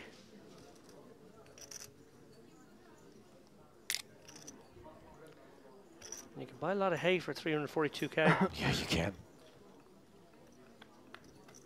This time he squares off with Ketzer. 10-7-5 board top 2. Wow, it's his world right now. Yeah, against the gutter. Hydrating before choosing how to proceed. Ketzer going nowhere. Was this not monotone? It's a lot tougher because it's monotone. You see something in the top. Yeah. Look, I don't know what to do, but... now ask them, they say nothing. Check the 10. Check the 10, please. Yeah. We have another mark. Call the floor and let's stop the clock and talk about this. Another deck. Okay, so and it's always visible from here. we do seem to have a bit of an issue here where a couple of cards in quick succession. I think this is the third time we've a card that's marked. Don't know if it's the RFID deck or if maybe one of the players is peeling a little roughly, or... I certainly haven't observed anything that would suggest that's what's going on. Obviously, these RFID decks are a bit more sensitive maybe than your average, but designed to endure even shuffle machines, which can be quite hard on the cards. I don't think there's any real sense with just 3 of you left at a final table that somebody's up to any sort of shenanigans. Nevertheless, though, deck will be looked over and replaced as the dealer is pushed and the blinds 200, 400,000 with an almost 100K paid jump. If the 2 big stacks can finally be left alone. But Mohamed Mokrani is going to have something to say about that as he is out there battling, scrapping, fighting for every single chip. I'm easy. Because I was here. So another new deck. I was here. These guys yeah, okay. hopefully won't have any further issues. I like how Khorshidyan is just like, we get someone over and we just have a big chat about this. Yeah, that was interesting, wasn't it? Stop the clock, bring some tea, bring some baklava, let's have a caucus. Ace-9 for Khorshidyan.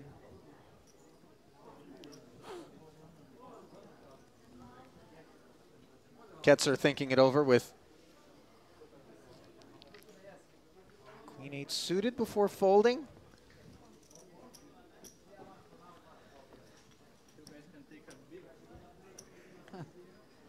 Mokrani, a patron. Jack 9-5 board. Gut shot straight draw against second pair.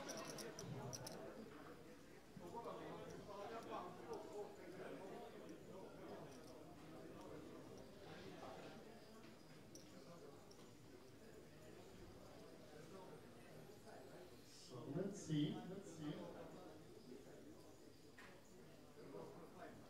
8. Korshidian. 800K, the C-bet sizing.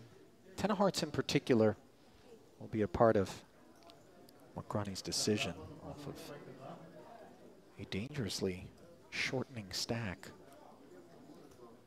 to hang in.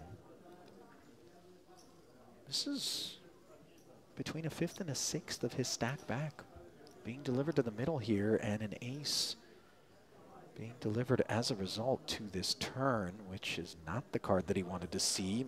Korshidian, of course, welcoming it as it gives him 2 pair. Yeah, only a pot size bet left. I wonder if he chooses a sizing other than all. He does have a huge, huge hand. Yes, there are some draws, but a lot of those good draws would have gone with their hand on the flop. I feel like he can actually pick a very small sizing here, massage this situation, and that is what he's done. Very nice, Korshidian. Really, really nice, in fact.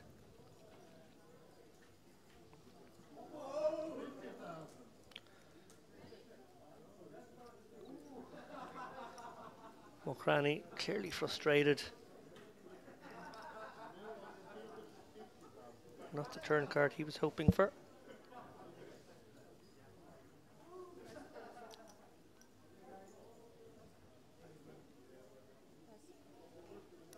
So the check fold to be expected in the face of the 1.2, which also was to be expected there. And while we are down to the final 3 of the main event, we're also down to the final stages of the Mystery Bounty, which is in the room just off the stage here. And our producer, Vitautas Milbudas, is also master of ceremonies in that one. Pulls the bounties with the players. You occasionally will hear a little cheer go up, or his booming, bombastic voice, letting the players know how much they've won.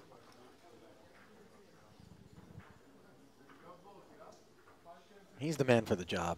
Yeah.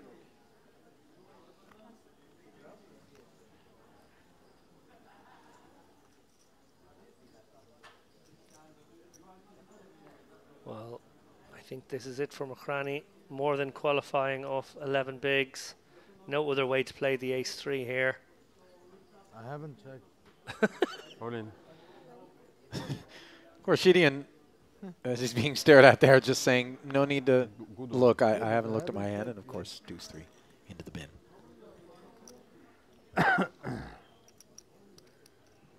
So credit to Mokrani. He is back in there and fighting, keeping his head above water.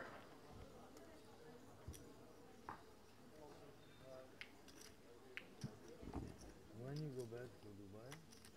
Tomorrow. I do have this sneaking suspicion, given the stack depth, that if, so don't bust and it's me, a big if, Mokrani could get a double up, could get back over that 20 big blind mark. This war of attrition between these 3, this true L, if you like, this Mexican standoff could continue for some time. Finally. Ace-5. Raise. Raising to 1.3. The size up from the small. Is it still a thing, sizing up three-handed like this from the small? Yeah. Yeah, absolutely at this depth. These guys playing a different kind of poker to when a shorter stack is involved, and having a bit of fun here with it. You can see Ketzer is wary of Khorshidin. Obviously, But this, you know, doesn't want to tussle too much. We saw that with the ace-queen. Or should I say ace-king flat against the ace-queen earlier on. Easy. Huh? Taking circumspect routes. Okay. A nice adjustment from Khorshidin will be to credit his opponent with a stronger range than you would normally when he flats him. Well, there hasn't been a huge amount of that either.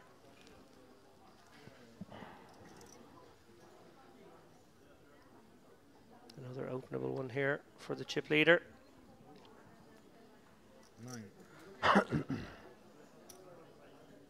Putting a little extra on top because he's up against a shorter stack. Doesn't want to allow his opponent an easy situation where he can realize equity, flatten C3 and go with equity. He wants to charge him if he wants to do so, and I think 8-6 of clubs still enough hand to call the larger open here.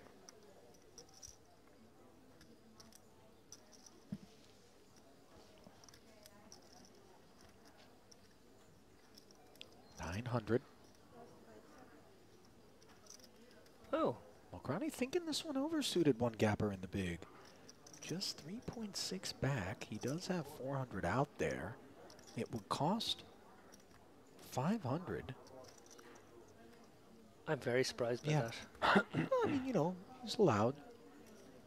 In the end, I think he settles on the decision we would have expected. I think he's supposed to call there and try and flop something. But obviously, yeah, I suppose you're not right. feeling Now it. that I Now that I reflect upon it, It's their starting stack. 4 and 4 already in there. 500 of 3.6. He does need to avoid getting hacked away at, eaten alive, if you will. I mean, every 3 hands are costing the stack $1 million. Yep. Oh, it's getting somewhat dire here.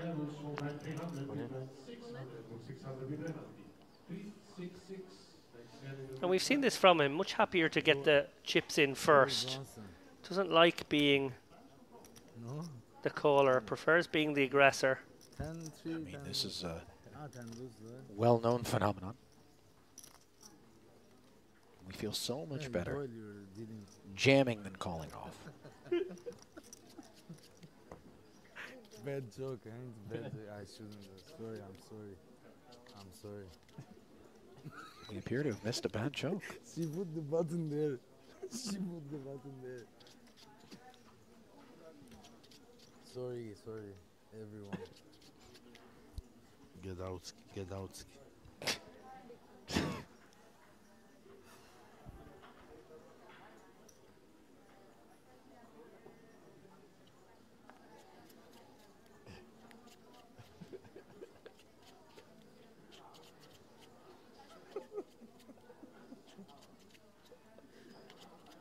Okrani, I don't think will go with this for 11. Suited maybe, offsuit certainly not.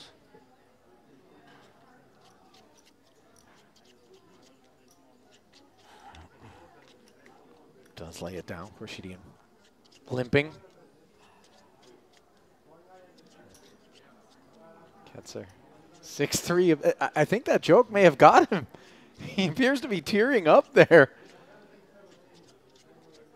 Out flopping king high with bottom pair.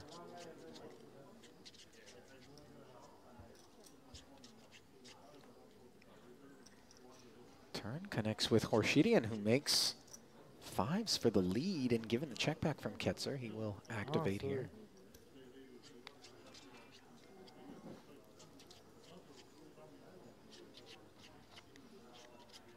You can hear Mokrani in the background there shuffling those time banks.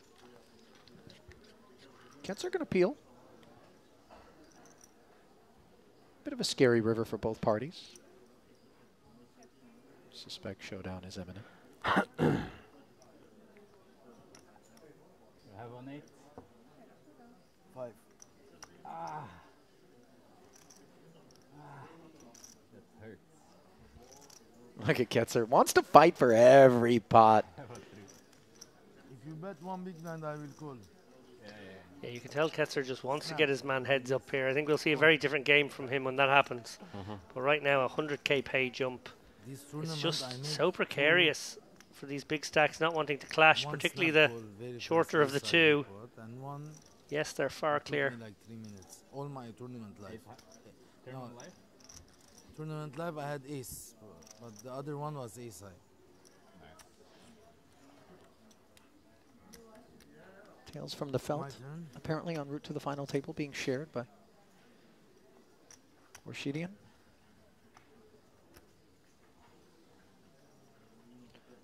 Ketzer with an easy jam here versus his short stacked opponent.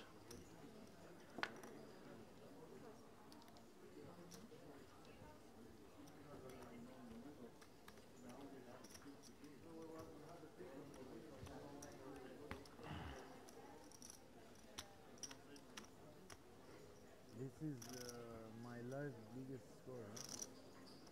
Yeah, that's good. You too? No. You have bigger?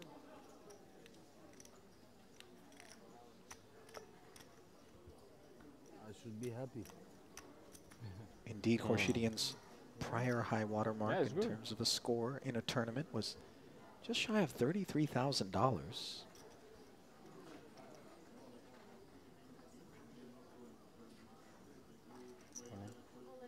Mokrani. Bro, I know what I have to call, but I'm not getting them. Fold.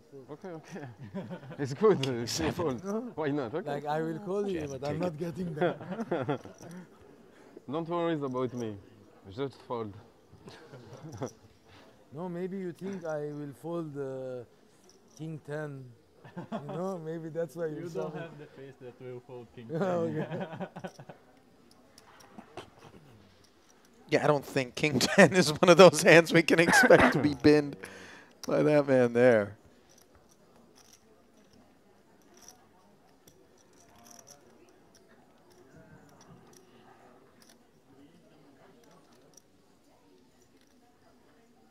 All right, this study bounty is on a 15 minutes break. 15 minutes break at this time bounty.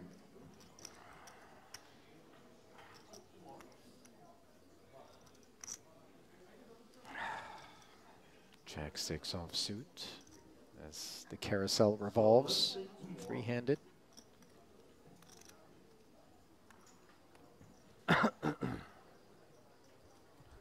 Sort of begrudgingly forced to play these, you know, little blind versus blind pots. Is Khorshidian out of position against Ketzer? Checks back.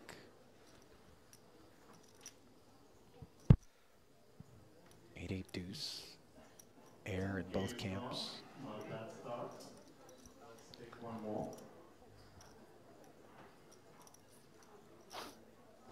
Mildly interesting turn insofar as Ketzer now picks up the wheel draw.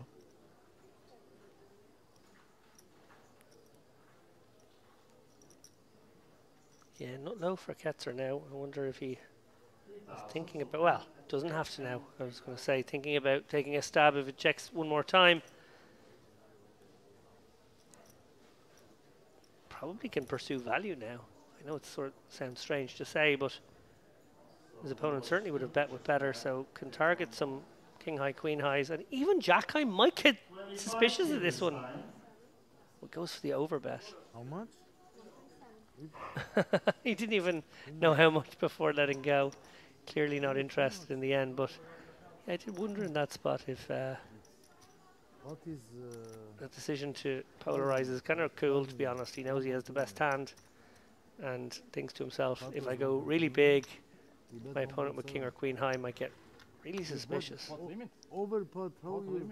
It's allowed? Is he allowed?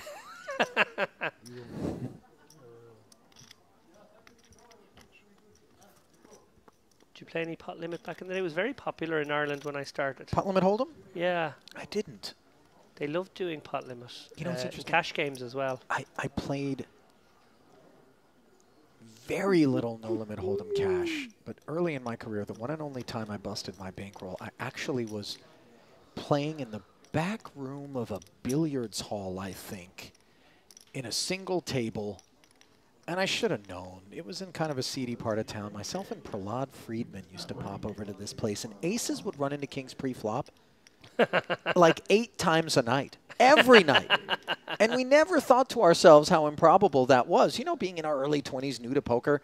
And I ended up in a spot where I flopped queens full on a queen 10-10 board and somehow ran into pocket tens. And we thought that was the game. Things like that just happened all the time. But in retrospect, obviously, we were being cheated.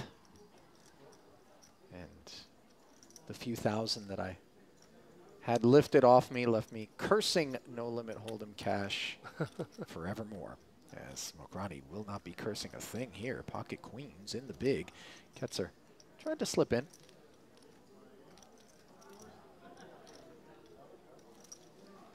Oh, now this is a foot gone wrong for Ketzer. Limping and then thinking that with some frequency, Mokrani is going to take bottom of range and just try to end things here. Playing back, this is just theory. 1.3 million, the 3-bet. Mokrani will be ready to go. Yeah, I don't know if Mokrani has shown himself willing to make a couple of quite big folds here, and I think maybe with the time delay, Ketzer's probably already caught up to some of those and realised it. But in this example, it's a bit ambitious. It does feel that way, doesn't it? His opponent has only 3.5, only 9 bigs. Ah, it's kind of cool, I guess. 2.5? He's just clicked it back. Even a click is not something 5 deuce can contend with.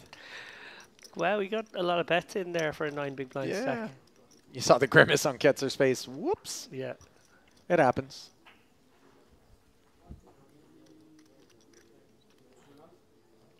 You want to be careful, by the way, because keeping Mokrani under 20 bigs, I think, is very important for these two. Insofar as if the eventual collision comes and Mokrani is able to double, he won't be doubling into a stack that's going to be lurking much, much longer than it might otherwise.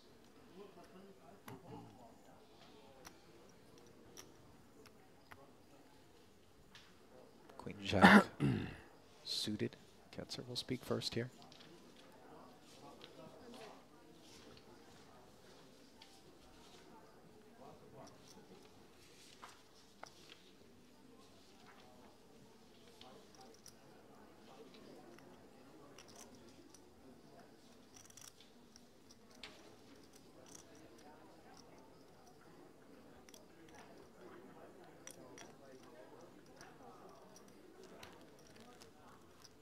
Pocket threes now for Horshidian. 3 more.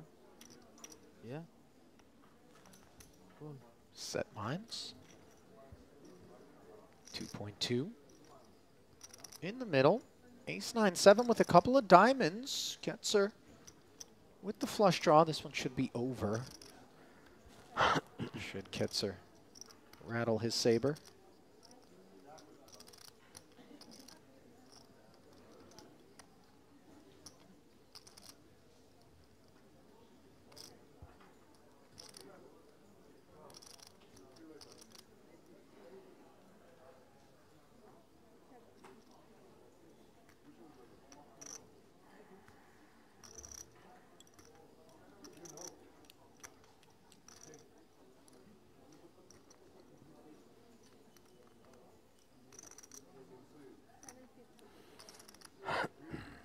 $750K on the turn now after getting there.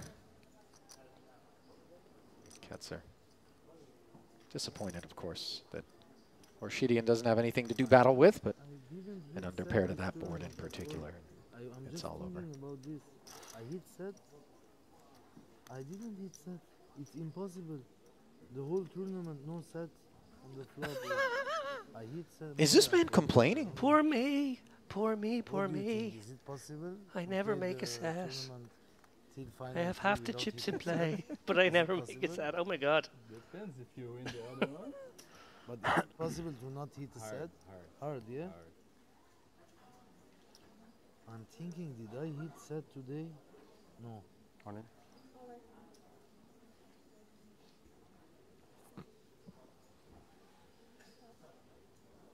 Ace 5 for Mokrani. Jamming. Ketzer wants a count here. You want? With the king deuce. Even if I don't call, I know the next time. Yeah, yeah, okay. Yeah, I think probably getting a count for the sake of getting a count as much as anything else here. Yeah, not so much associated with the holding, we would imagine. Because you cannot get a count of a person's stack in-game unless they put their chips in. Okay.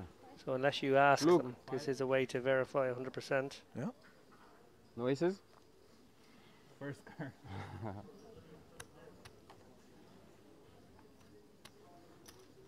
You can keep 400.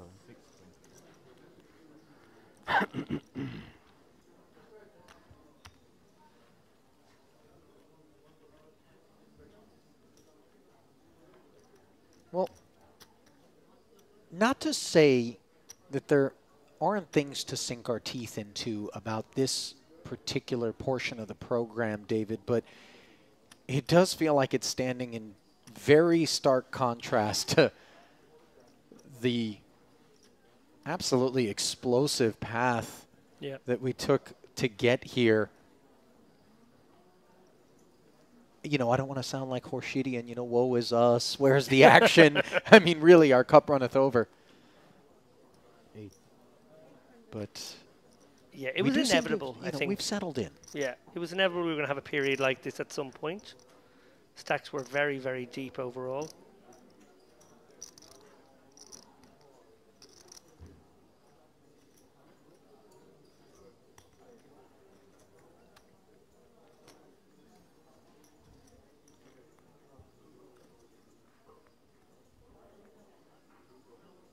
Eight, 5, 3.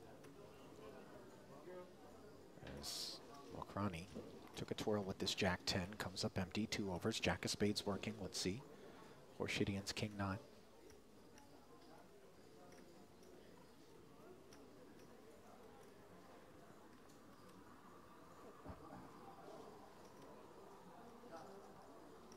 Check back. Now a good shot straight draw. Developing for both players.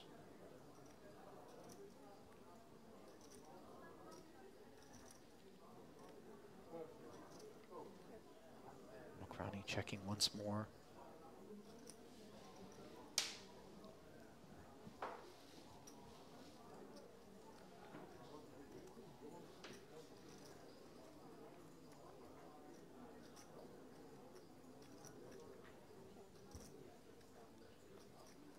Cagey stuff. Yeah, still no post-flop betting, I was going to say. All the freewheeling exchanges have given way to a very grindy program. Testament, by the way, to these three as well, David. Credit where credit is due. They've done what really they've needed to and earned their way to this moment, a moment that Mokrani doesn't want to say goodbye to, though he really has been chiseling away with this ever-dwindling stack of his. He's wondering whether or not to bluff this Jack 10 here, maybe sensing that Horshidian will have made noise to this point if he had any of this flop, but instead he checks and you win. Declared as King High. Able to haul in that pot, which won't do much for Horshidian, but obviously would have been so much more meaningful for Mokrani. Yeah, every pot just so crucial now. He's been hovering between 9 and 13 big blinds for a few orbits now. Yeah. And the pressure just doesn't ease. Is there a dinner break or no? Is there a dinner break? That's the comment. Horshidian asks us. Get that man a cup of the traditional Turkish soup that's on offer today at the poker buffet. Hey, for those that, by the way, don't know the setup over here, it's all inclusive, No, all I am meals, calling in. How crazy is this? all drinks. You see? This time he decided to The vote. mini bar. He was shoving All the and even a time. 24-hour spread off to the side of the poker room where fresh fruits, veggies, salads, sandwiches, It's okay, soups, Habibi, we ask later. We still have hot dishes during the camera breakfast, too lunch, and doesn't dinner, know. all You still delivered. can Ask yourself, language. the last time you played poker somewhere, you could say that. I mean, really rolling out the red carpet, so to speak. These good folks over at Merit catering to every last want, wish, and desire that a poker player might have when doing what they do, just trying to take everything off your mind outside of playing poker, and even the way in which they kind of schedule everything, where you can play multiple events throughout the course of a day, even if you work your way into a day 2. Yeah, they really think of everything here. And it is so plush and so fancy. Yeah, even the spa, the gym, all the facilities accessible free of charge. I think it's the blinds are 300. Fees for the day beds out on the pier during the season. I mean, just come on down, grab a towel, hop in the sea. Ketzer hops into aces and deuces with a king kicker. You see Khorshidian contemplating with the wheel gutty, but we'll shut down.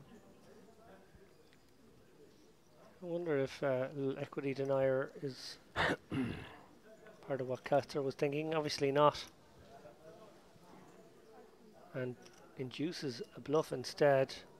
I feel like this is getting snapped off every day of the week here. Clubs do get there, but we've got the king of clubs in hand.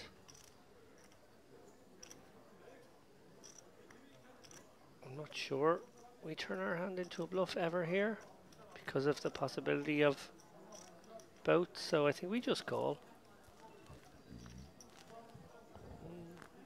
Wow! Overfold is right. Yeah, $500,000, just a quarter pot sizing. He had the king of clubs, the flush blocker. He had king high. Giving Khorshidian credit for maybe the 10 alone, not the ace or the deuce so much. Yeah, definitely the 10 dangler could have hit, but also, like, he can make that bet with the king himself. Yeah, I suppose that's fair. Again, we do block the other king, but I hear what you're saying. Yeah, it's a bit surprising to see Ketzer put that into the muck. We don't know, of course, what's on his mind. Maybe he looks over and observes something. He could have what he perceives to be some baselines and then, you know, not tells so much, but vibes, having had this front row seat to the left of Khorshidian for all of this final table. Yeah, I think also maybe remembering the hand from earlier where the 10% bet, he made the call after thinking about folding and just thought, oh, my opponent won't do this small bet again without it. Yeah. And he did. Well, this could be an all-in confrontation. That will result in a chop as often as it results in a win for either player. Yeah, the all-in declared by Mokrani. Count will be requested. Khorshidian looking over. Just... I love that pause there. You look up at the dealer looks back at you, and then it's just kind of, yeah, like, give me a count. This is pretty close for 12 bigs, not even 12, 11.7 bigs. I think you probably have to get sticky with ace-5. He loves the ace-6, we know. Now, Mokrani has been on the tight side, if you can say anybody has been tighter here in a pretty rambunctious three-way affair, but I think this is the correct call. Yeah, an ace is an ace, and obviously Mokrani would do this with some of the other Broadway combos, paint. You won't chop without seeing flop? Maybe some... Yes. Okay, let's chop. We decide. It's our money. It's definitely a player at the table who does not What's want the that board outcome. that we cannot chop? There is no board. There is board like... Okay. 3. And now, what can happen? 3. If someone hits. Neither player with a diamond. Okay, put 3. Put 3 now, first. Finish. No, not finished. Never finish. But a fair fight now. We don't want river. Relax. No river. Three. There's the 3. You should have put the 3 on turn so we want each other's card. I still want 4, he wants 5, So King would have been a if I had dirty way ace to king, do it I there, win. wouldn't it? If I had ace deuce, I win. If I had ace king, I win. If I had aces, I win. If a king comes, you win. Yeah, oddly enough, that board texture, that's the sneaky way to all of a sudden. And you know, if it happened, I guarantee you Mokrani would not have just been on his feet and incredulous. It just, even the best of us look at a spot like that and we don't think to ourselves, a king is a disaster. We just think, okay, chop it up. But wait a minute. 5 kicker plays in that spot. That's a gross path. Yeah, the deuces get counterfeited. Both cards play. Another suited baby ace for Mokrani, and might he book a second date? No. Queen 3 off. Showing great resilience here, Mokrani. Credit to him. This could have been a heads-up confrontation an hour ago, but he's digging in deep. What's this guy's I talked about close digging name? at the top of the day here. Maximiliano. It's very long. I don't want to call him. It's very long name. Max, I call him. Max. Mr. Max.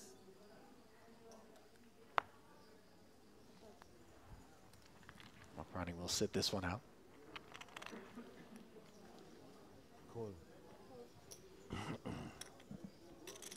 To be expected are limp checkbacks the bulk of the time between these guys. Very much the product of the lurking Mokrani.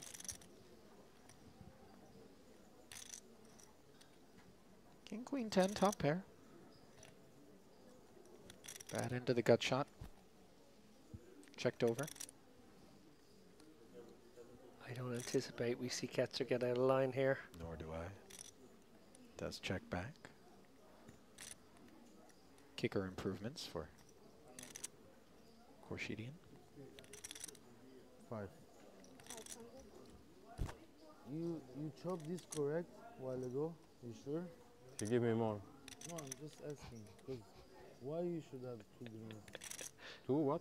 Greens. Always Because I won the He's actively involved in the subsequent pot and is reflecting upon whether or not the chop with ace-5 versus ace-4 was properly conducted just based on the presence of 2 green chips in Mokrani's stack.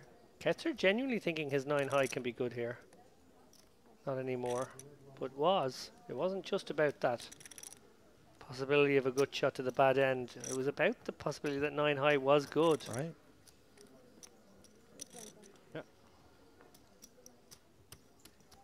And no, I refuse to say that half-wits catchphrase. I don't know what you're talking about.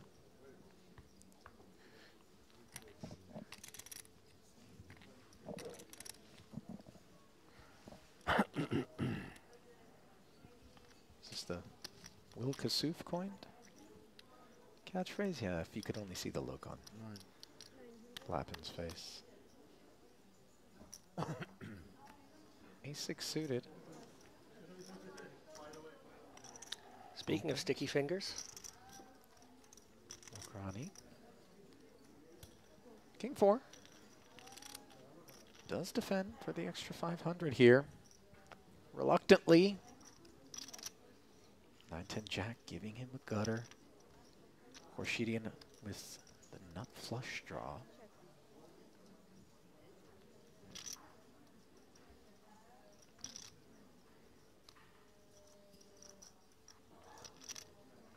Yeah, sometimes you want to check this draw.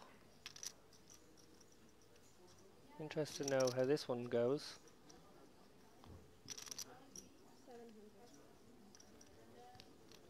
I thought he might go very big, maybe even shove 2.5x pot or check. He's actually found this small sizing, setting up a presumably a turn shove, whether he gets there or not, which I guess if he's met with a check raise, we'll just call it off for the price there. Interesting. Uneventful in the end. Yeah.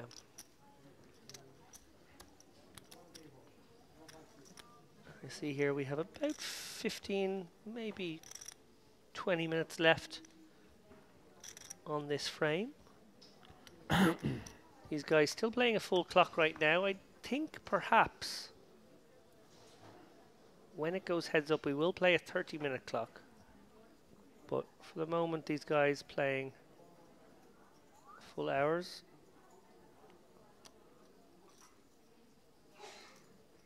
Cranny gonna shove this one for less than 11 bigs. Don't really see another way to play king 8 here.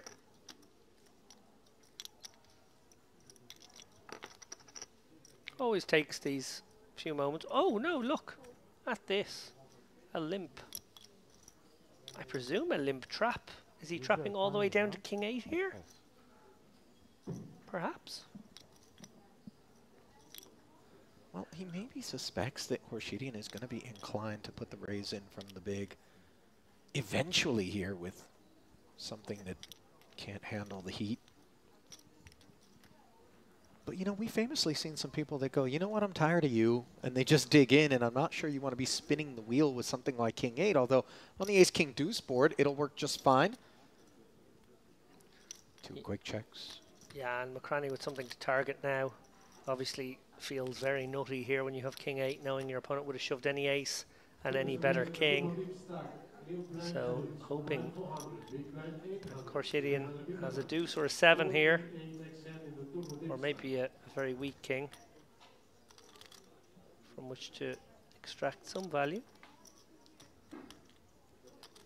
Now a devil on the shoulder of Khorshidian here, maybe thinking his opponent would have shoved the majority of king x and ace x, and can he steal this one? Not gonna try, but definitely thinking in that manner.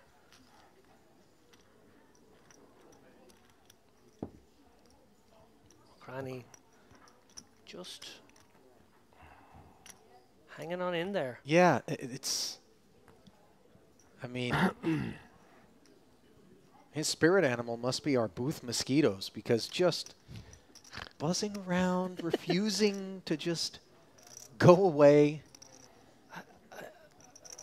Unless they're, you know, rising from the dead, Ali. I see two corpses here before me. Well, there's a couple stuck to the ceiling that I... Oh, yeah. You know, I've got a number of ways to eradicate these things, but I think it's a weight belt of some sort that I've been hurling toward the heavens. 6-4 suited here for Mokrani. You know, one thing I'll say about him, David, is that he has navigated his plight to virtual perfection. I mean, I can't think of a moment where he's put a foot wrong, let's call it. And he's just remained engaged and focused and up to the task as we see him sit this one out. A very rare open raise from the small by Khorshidian here. Ketzer with 10-7 mulling.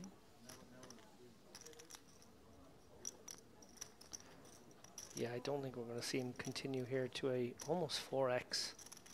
Obviously, he would love to start playing against Khorshidian, but there is a 14 million gap between their stacks, and there is a 5 million chip player at the table. So until something gives, I think he's just got to roll over in all of those types of spots, particularly with not easy to play holding, so just 10-7-0.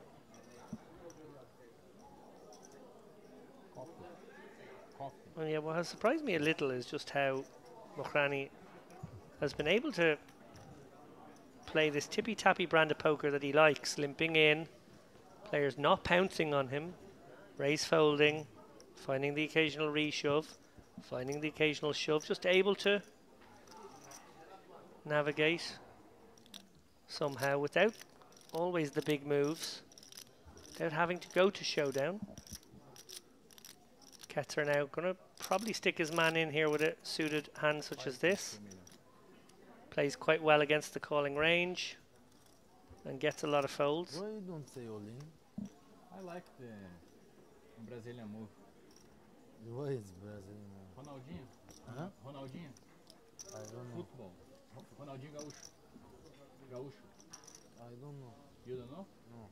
He plays football? No. What? Not anymore.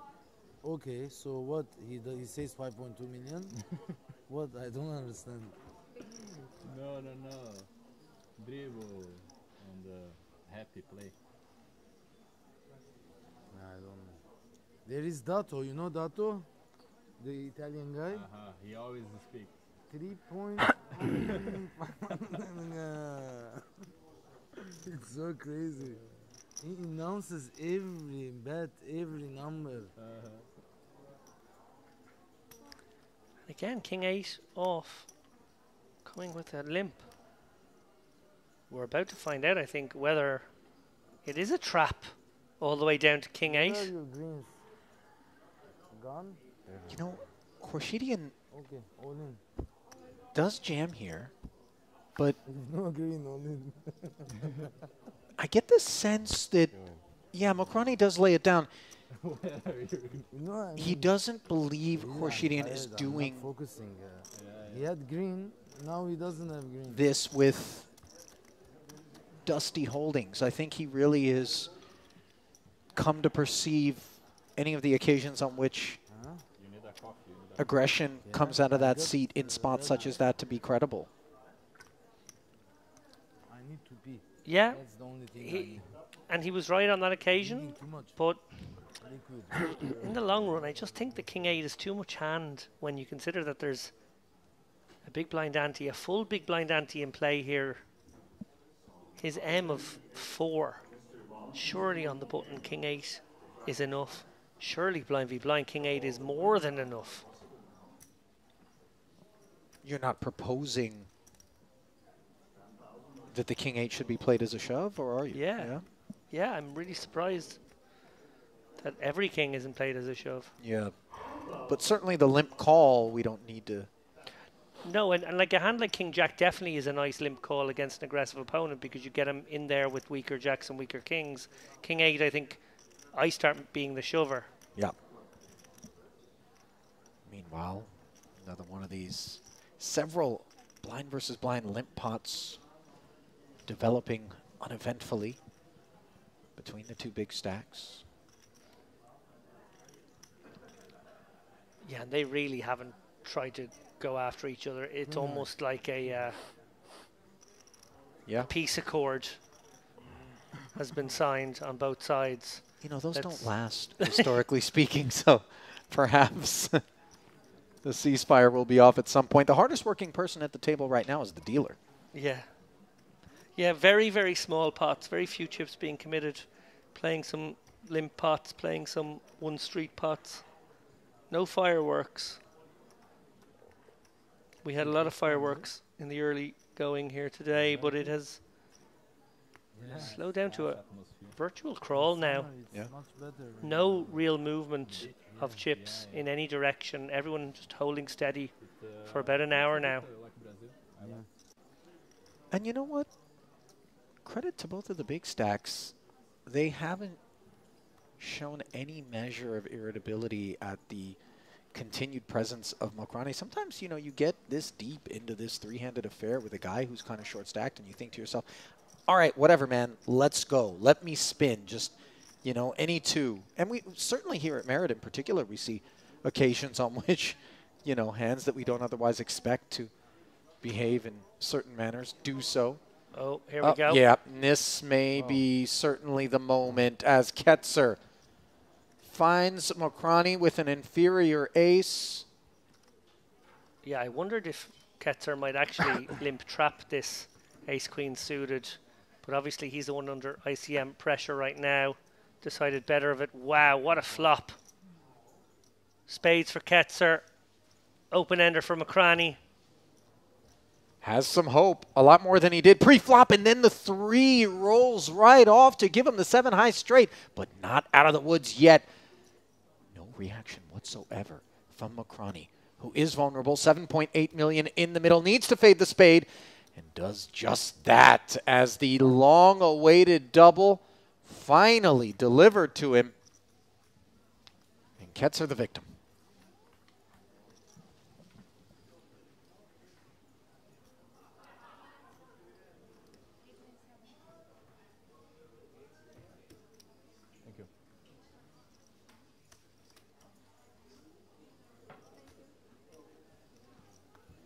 Little thumbs down update to Israel. Yeah, that could have been it. That could have been heads up with stacks fairly close together, maybe a 60-40 contest situation. Ketzer would have relished, I feel. Would back himself heads up, I believe, against Khorshidian. Instead, 8 million now in the stack of Mokrani.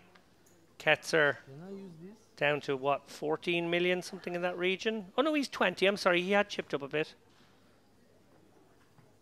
So he had got to 24 and down to I mean, it's much easier. I go 20 good. now.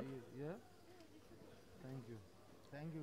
Jack 10 from Mokrani. Camera, thank you. Off of this now nearly 20 big blind stack.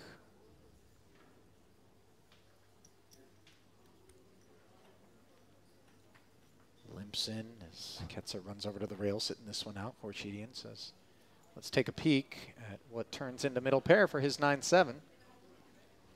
Oh, and now look at Mokrani. No sooner does he get the kind of stack that affords him some maneuverability than we see him exercising it. 800? That's 800 into 1.2.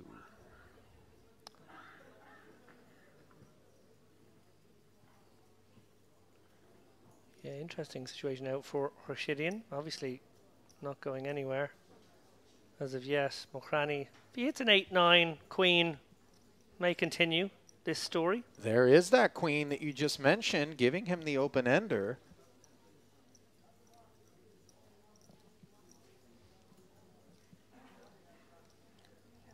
That's certainly the best one.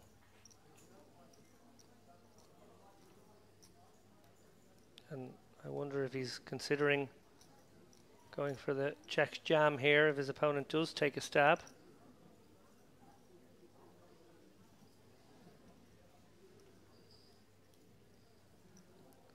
Khorshidian obviously would like to get this one to showdown.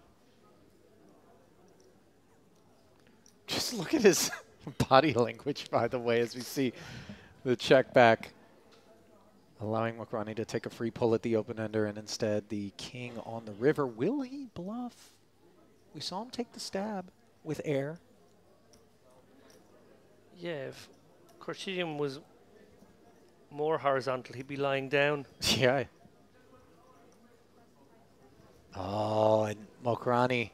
I don't know that this one gets through. 1.6, though, into 2.8. Meaningful, but as played, especially where the kicker is as strong as a queen with this 7,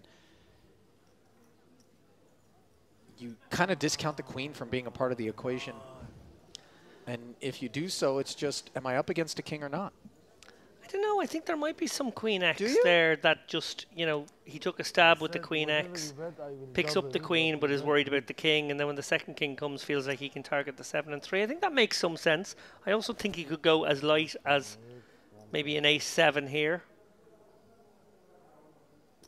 I think very much targeting 7 or 3 now, and therefore a very good 7 could bet. Good call from Khorshidian. The right amount of sticky, feeling good. He's put Mokrani back in the box.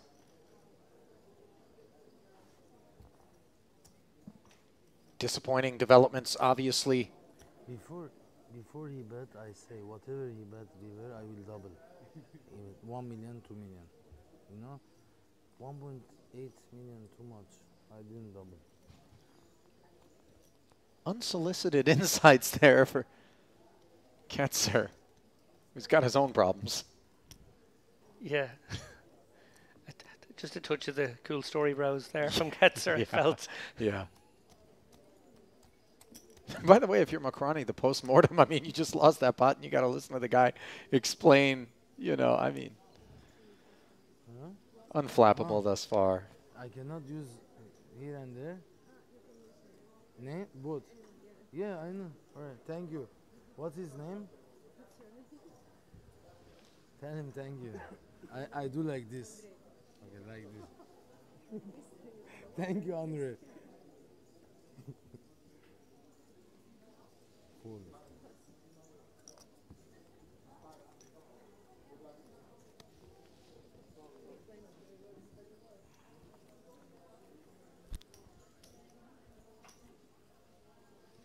Thank you, Andre. he's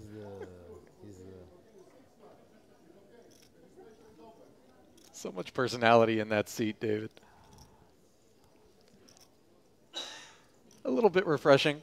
Certainly something that we don't lack here in particular, but in general, a lot of these poker streams, the tacticians that work their way into the final 2 and 3, oftentimes really not indulging us in like this better. any of the antics. Oh, he is a proper character. No doubt about that. Is he doing the butterfly press for the dealer here? I mean, come on. This guy's something else. Ketzer now might send this one. I can't recall the exact stack of Macrani after he shipped away that 1.6 million in the last meaningful hand, but I presume he's down around the 5 million mark.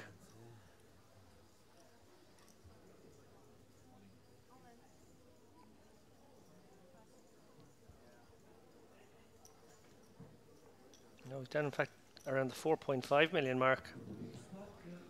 So exactly where he found himself before that double up. Looks like we've got about 4 minutes left before the break. These guys have earned their break.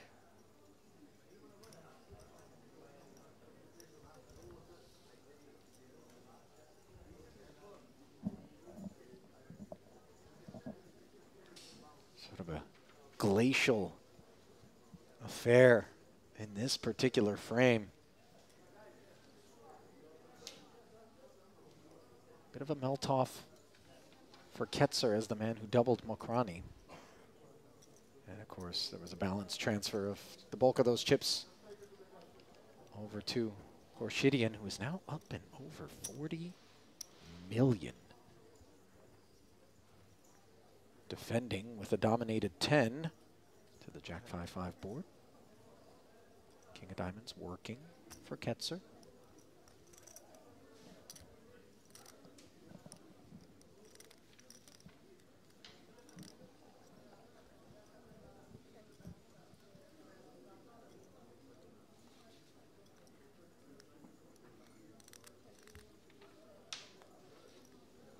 Ace of Diamonds on the turn, giving Ketzer the nut flush draw, and yet no post-flop chips have been committed, and he just plays it to showdown as Horshidian bink the deuce. Look at the reaction there. Tongue out. Sun shining down. You see Ketzer. Oh, wow. Showing way the better of it there, but nothing he can do once he took the line he did. This is for you, Doyle. Oh, the Brunson 10 deuce. This is original Doyle. 10 deuce.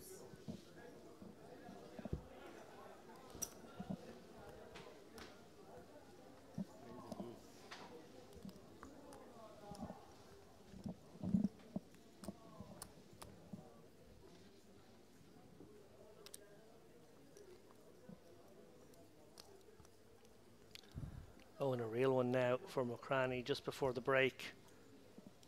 Can he find a double up?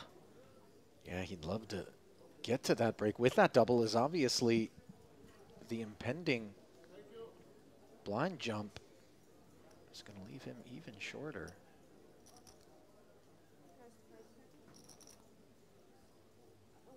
There's the jam.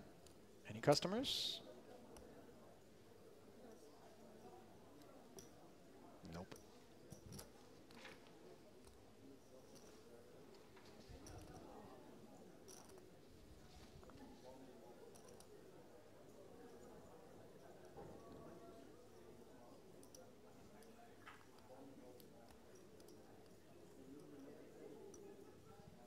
Well, perhaps I've spoken too soon. Who knows? Just let it go. Curious pause there, maybe.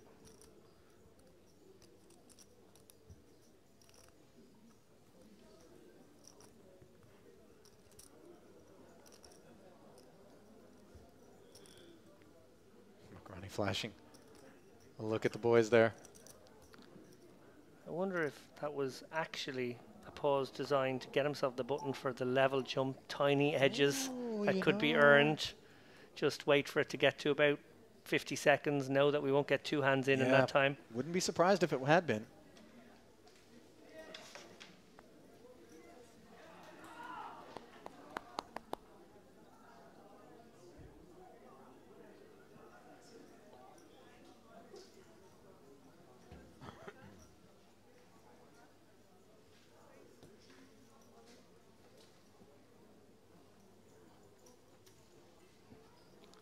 Here we go. Just like that. Blind versus blind. Ketzer sticks it in, and Mokrani says, actually, you've been shoving quite a lot on my big blind. I think I'm going to call this one with king. Suited, and, well, he is ahead, but it's not over yet. But he's even further ahead now on the two-club board where he did dig in. Ketzer perhaps going to gift wrap one.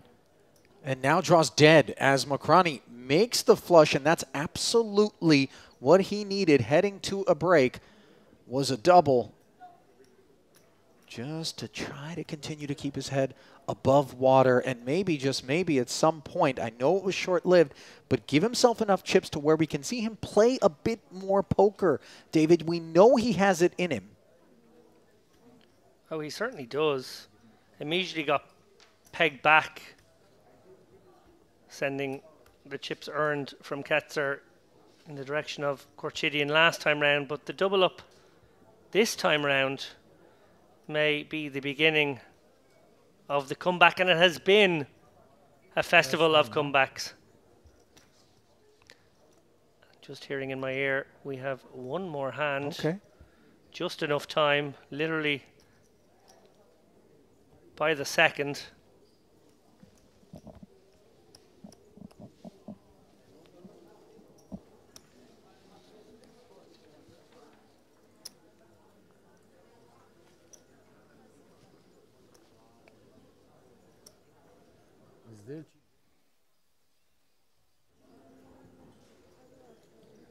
Mokrani now 23 and a half, 24 bigs.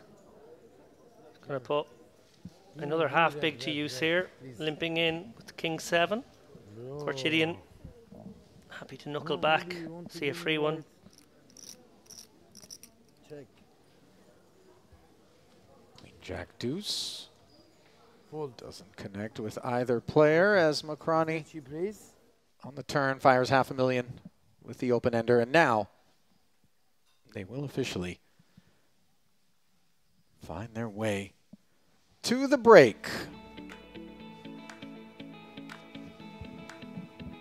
There's a look at how things will stand en route to that break. An over 20 big blind stack with the blinds going to 250, 500 for Mohamed Mokrani. Threatening, and just look, only 9 bigs now separating him and Felipe Ketzer. Very improbable developments as Felipe failed to keep pace with the man of the moment, obviously, Khorshidyan, as we bring you back into the booth for a little debrief here by Mr. Lappin about what we just saw. Feverishly scribbling away. Well, as I like to do, Ali, I have been scribbling away here. At the top of the broadcast, I quoted Clint Eastwood, who said there are two kinds of people in this world, those with the loaded guns and those who dig. Well, this tournament, this battle royale, if you will, has boiled down to a Mexican standoff of sorts, precisely like the one we all remember in The Good, the Bad and the Ugly. The question remains, though, which of our players will be Blondie, which will be Tuco, and which will be Angel Eyes shot into that grave at the end? Three-handed. I mean, time will tell, although I gotta say, Mokrani, who we all thought would just kind of give way to what were the two massive stacks, lingering, and if on the back end of this break he can spin his way up forward, it could very well be either he or Ketzer who book what would rate to be the eventual date heads up with Korshidian. So then, don't go anywhere. When we return, I will bring James Dempsey in alongside Mr. Lappin to take you home here at the Merit Poker Western Series main event final day. See you in a few.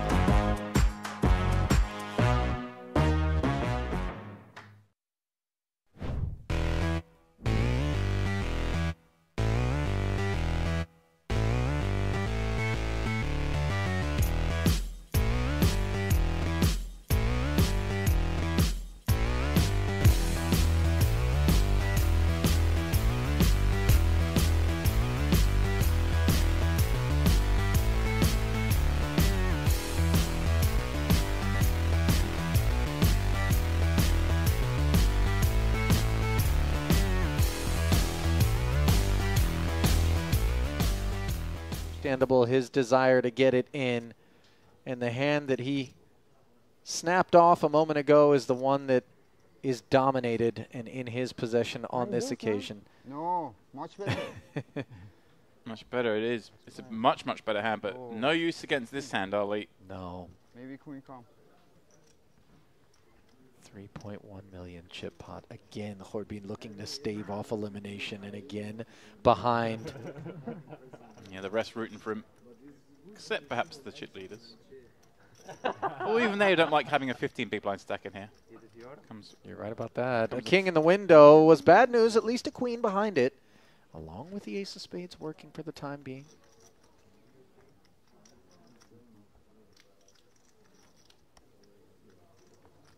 Now, paths to a chop if a 10 rolls off. Queen, the only direct winner. Horbeen would take the chop. Absolutely, he would. Can he hit it? No. GG. 5 of clubs, so not even an orbit in. And Hadi Horbeen of Iran dispatched James in 9th place. Yeah, they gave him the little sweat. Let him get there with 8 deuce. They'll deal him ace queen next hand, and that's that anyway. 34,000 and change going to Hadi, who's made some deep runs here. Plays the cash games as well. Will add to his career live tournament earnings of 123,000, but just a modest tick up from his all-time best live cash, which prior to this was 29,500, obviously. Oh yeah, too smart. Or just fleet-footed. Yeah, well, I know that's not the case. Certainly not today. Barker with just 5 blinds and an ace. It's under the gun. It's 8-handed. It's grim. But he may just decide to run it. Going to be in the big blind next hand, of course. Going to be posting one, having 4 back, 1 in.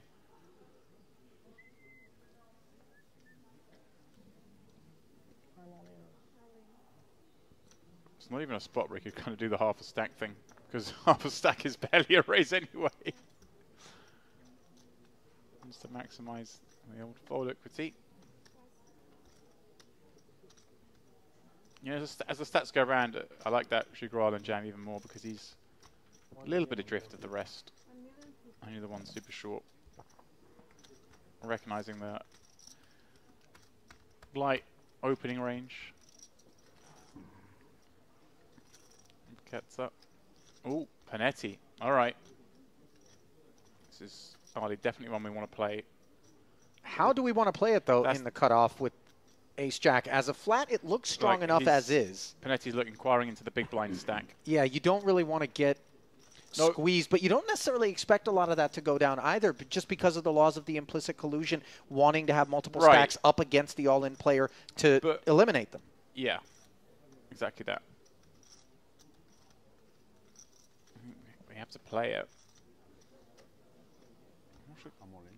Oh, he plays it as a jam. Yeah, I'm just see what the stacks are behind, because that might be just fine. Yeah, 4 million, 4 million, 4 million. I think. So yeah, for 20 blinds. It just makes it like what's a hand like 10's going to do now? Right. Have to fold. Especially when you're guaranteed a visit to the roulette wheel for Barca and that possible pay jump realization. Unfortunately, of course, for Barca here, who ran 10s into ace-3 unsuccessfully, is dominated on his feet in a 2.6 million chip pot, hoping. Oh, perhaps some prayers may be answered if a 4 or a 5 trickle off the deck. Anxious moments for the Frenchman. Yeah. 7. Doesn't help, so it's going to be the 7 outs.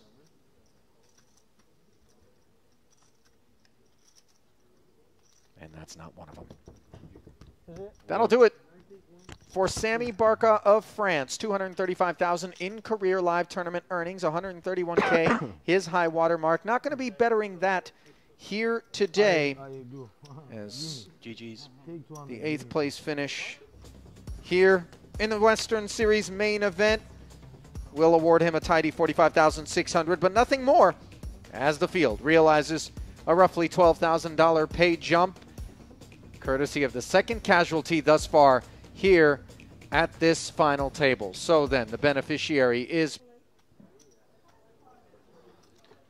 Oh, pardon me, Hasbani was under the gun, not in the big blind this hand. Has decided to put it in. Very much making sense, Ali. He's found a big one.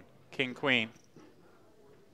Grolin thinking about it here with an ace. Wow, he is going for it. Thinking I'm Hasbani's a little surprised, yeah. Yeah, I guess he thinks Hasbani's just putting it with any 2. Well, looking to avoid 2 random cards the very next hand in the big blind with the big blind ante. So Grolin pouncing with an ace-5. But I mean, Hasbani was going to get called here.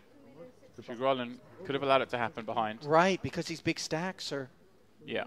Oh my word, we could have a double elimination, Ali. Horshidian waking up with ace-queen suited, and this is not what you want to see when you're Grolin. These are the risks. And obviously worth noting, Grolin does have more chips than Hasbani, so when he does this, he would secure the ladder up if Horshidian wins the pot, but there are obviously scenarios where he goes out here and Hasbani doubles. Wow, I think this is a little optimistic. So a double elimination potentially on our hands. Note that Horshidian dominates both Hasbani and Grolin in a 3 million chip pot. Yeah, Erjan sitting there going, this is quite nice. I can just ladder up 2 more spots here. The dream for him. 7 left, 56K. 57K, pardon me. With 5 left, it's 85K. Look at the rail. Grolin needs to find a 5. And he's found not 1 but 2 of them.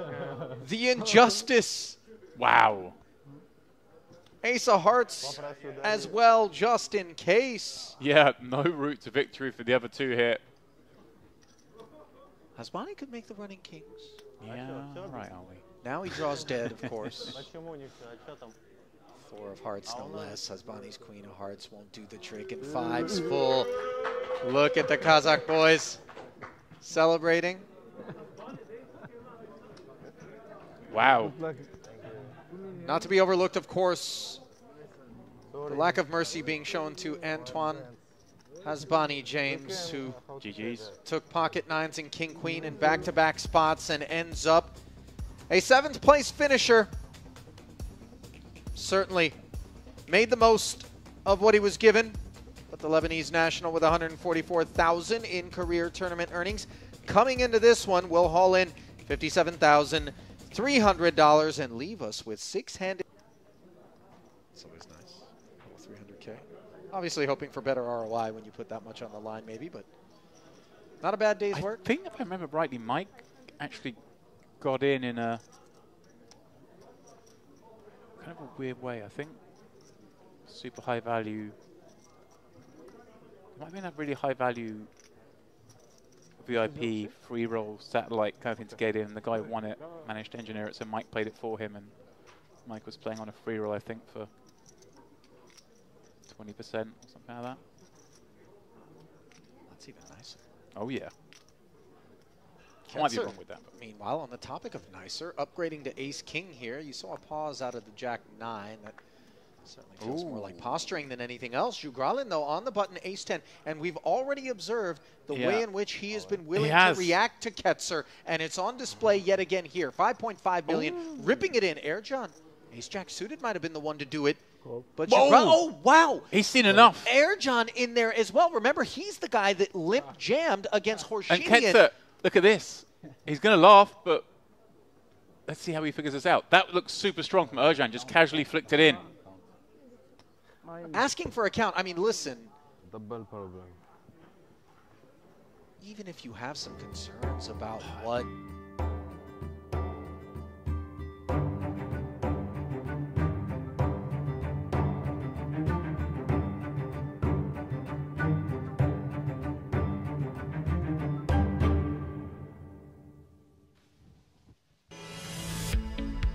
And perhaps for the final time, welcome back to the Merit Crystal Cove here in the Merit Resort, Spa, final time this evening. buffet. Let's put it there. I'm going to be coming back to this buffet for decades to come. Don't worry about that. Look, we have got an interesting dynamic here. It went bish bash bosh early on in this final table. Any hopes of an early night may be dashed now with the double up from Mokrani. He's back in the mix in a three-way affair that I predict could go for quite some time. They're still very deep, James Dempsey. Yeah, this was kind of how I saw things going when I was last in here. We got down to 4. We've obviously played 2 hours, got down to 3. It went so fast at the top of the final, it has to slow down. Obviously, the average stack's now slightly decreasing, blinds going up again, but this is still anyone's game, really. It is anyone's game. Korchidian sort of undamaged over the last period. Ketzer's actually taken a couple of body blows. Ketzer took his shot at Mokrani, lost. Then Mokrani quickly sent those chips over to Korchidian, and then Ketzer took a second stab at Mokrani and lost again just before we went on this break. So as you can see, at the bottom of the table, the two lower stacks, Ketzer and Mokrani, much close to each other now, and with that blind increase, just 30 bigs and 21 bigs. Meanwhile, Korchidian, 41.7 million, way out in front. Yeah, this is set up so nicely for him. But we're far from done yet, still very deep.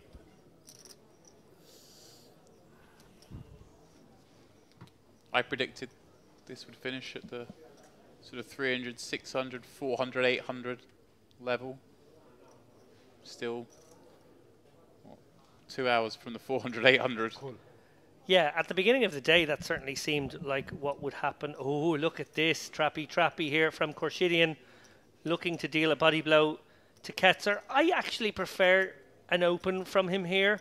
Ketzer has played small ball both in and out of position, mostly in position against Gorchidian here. Do you think he might change tack with that now, just given how things have gone? And well, here we go. Well, I really didn't expect it in this hand, but this hand makes sense, right? Yeah, like sometimes I kind of like the trashy stuff as a light open, and I guess that's what he's doing here as well. I don't love it with all the ICM pressure that can be applied upon me, though. That's the one factor pushing back against this move. Gorchidian now, every reason to believe Ketzer has a real hand. He hasn't done this before. He hasn't attacked the limps of Gorchidian at all, so... And the limp raise. Limp raise and leave room perhaps for Ketzer to rip it. Yeah, if Ketzer had a hand like ace-jack, ace-queen here, he would go with it. If he had a hand like pocket eights, pocket nines, he'd probably go with it. So, yeah, Gorchidian definitely...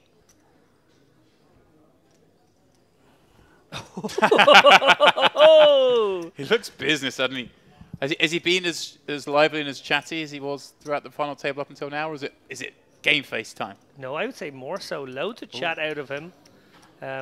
He does this interesting psychological thing where when he wins a pot, he immediately talks to his opponents about how unlucky he was something happened in the hand that he just won. It's almost like an extra needle. This is like Helmuth to a new level, is it? Yeah.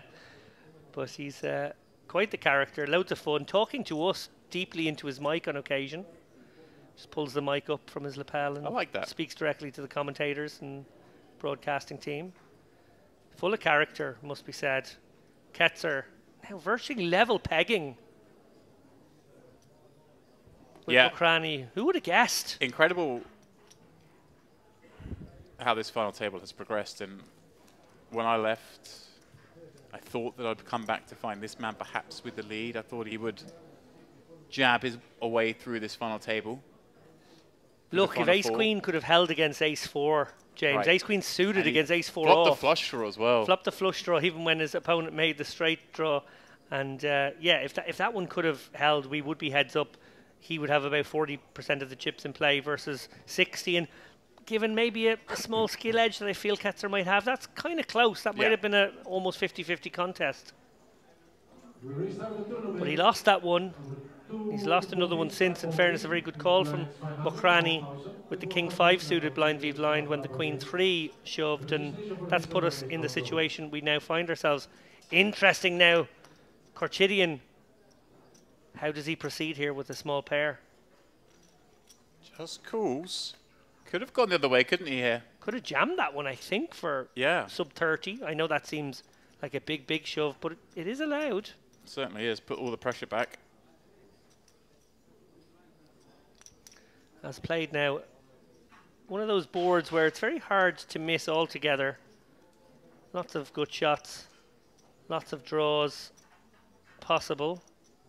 Ketzer with one of those good shots is going to fire the C-bet, absolutely as he should. And it's hard for Gorchidian here with an underpair. Maybe wants to be sticky once, but also could just give this one up. Yeah, I like that. But yeah, I'm a little surprised to see him not just shove that in. He's shown great understanding, at least in the early stages of this final, of ICM, how he can bully these guys. And that certainly seems like a reasonable one to bully with, given, you know, pair's a pair. Sometimes you get called, you're flipping anyway. Yeah, like mint. You put little bit, it takes away PEDs? the whole headache. It's like magic. What's the name? Tiger palm is from Thailand. Tiger palm. Tiger balm. It's very good. Not sure I'd be sniffing the container passed over to me by the chip leader in a three-handed contest. I jest, of course. I don't. I'm going to fall for that. We're playing for hundreds of thousands. Yeah, just 155 locked up, 252 per second, and then 342.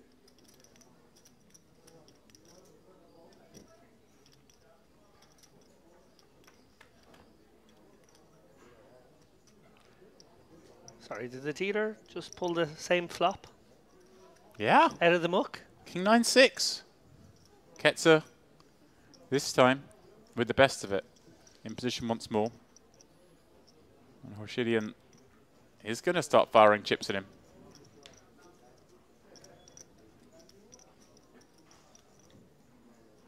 There are lots of draws on this board, so Ketzer might be just willing to go with this hand, might just raise it up here. He called it right. He has decided to raise it up. Can look pretty bluffy as well, can't it, here? Raising these dry boards.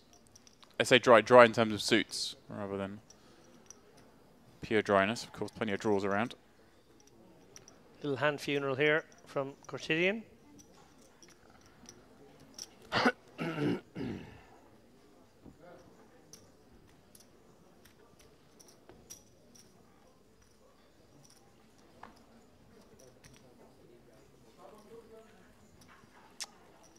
See, I was standing just behind the camera when you went on the last break, and you went back to your Clint Eastwood quote. Well, we're three-handed. You're really getting money's worth for it, aren't you? Just I apologise to anyone who's been watching from the start and has had to hear the same thing 4 times. Okay, go. It's called a callback, James. That's what good commentators do. You're saying, yeah, okay. One is fair. It's fair. One final time, I'm going to repeat myself now. One final time, guys. If you haven't smashed that like button, that subscribe button, please do that for us. Hang on, I haven't liked today yet. No, get in there, There we James. go. Are we up I'm to in the 100? top. I'm in the top 100. We're very close to 100, are we? If you want, we can three-way all Nice to see the subscribers ticking up as well throughout the series. Be nicer if these words got out a little bit further. These are the best streams, in my opinion, in terms of the poker. You might not like myself and David and Ali. That's fair enough. But despite us, it's put it on very mute. good. Yeah. Just put it on mute and watch the streams. Crazy action. Speaking of, Ketzer. First one was 9. Just sending it here. Second one was queen. I raise, I fold. 30 bigs. I look this first. Big shove. Then I look this. Really is. Very Maybe big if I shove. look Didn't this, expect I that. go They're just looking over it. Ace of diamond.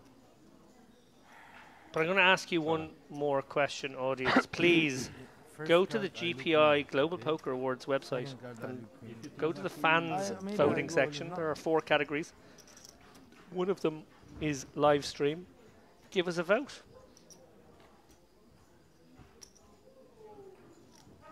Are we on there, are we? Wasn't even aware. I think so. I think it's a democratic sort of situation. Oh.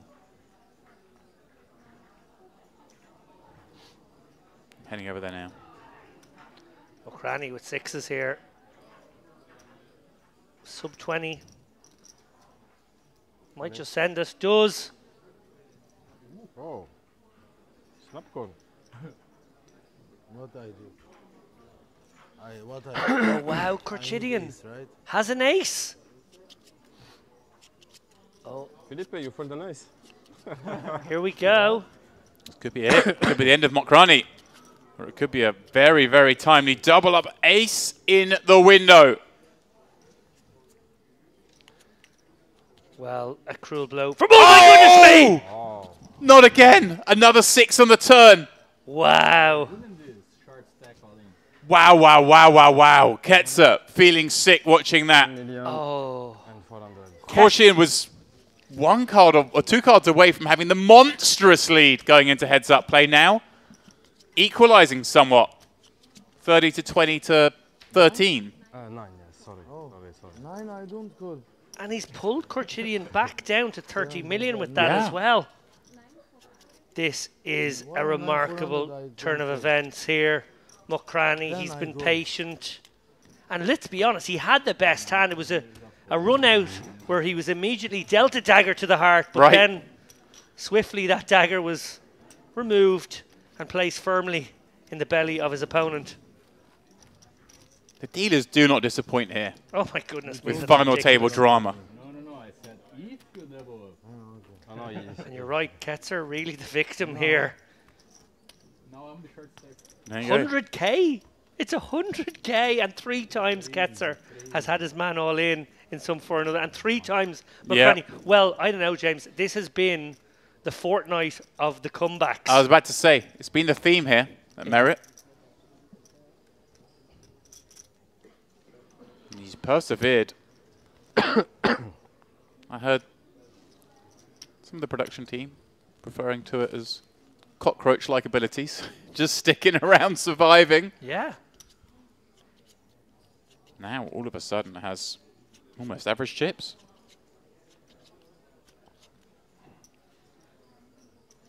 Yeah, and this now a much more competitive three-way. Yeah, 30 bigs, plays 60 bigs, plays 40 bigs. Put the kettle on. Yeah. We're going to be here a while.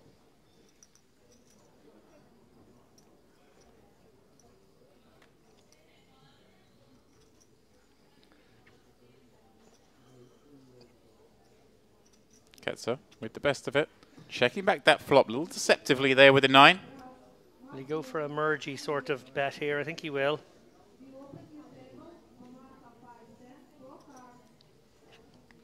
And will, of course, she didn't get sticky with the queen high. He's busy counting the stacks. Is that, has he got the 30 million on the left and there's this extras or something? Or is it has he got 25 million on the left and then he's got his gamble stack? 19. So 30, 19, 49. How much you have? Wow. 18. Incredible turn card there, David. I can't quite believe that happened. No. I was just beginning my eulogy. Correct. Going to talk about how he'd battled, how he'd, you know, hung on in there for so many hours. He'd made these guys work to send him packing. I was ready to go. I'm sure it would have been beautiful. 4 hours of 300. I have no doubt. I play heads up 6-7 hours. Yeah, the period of 40,000. 400 and 300 is now longer than the rest of the final table. Yeah. Yeah, that's right.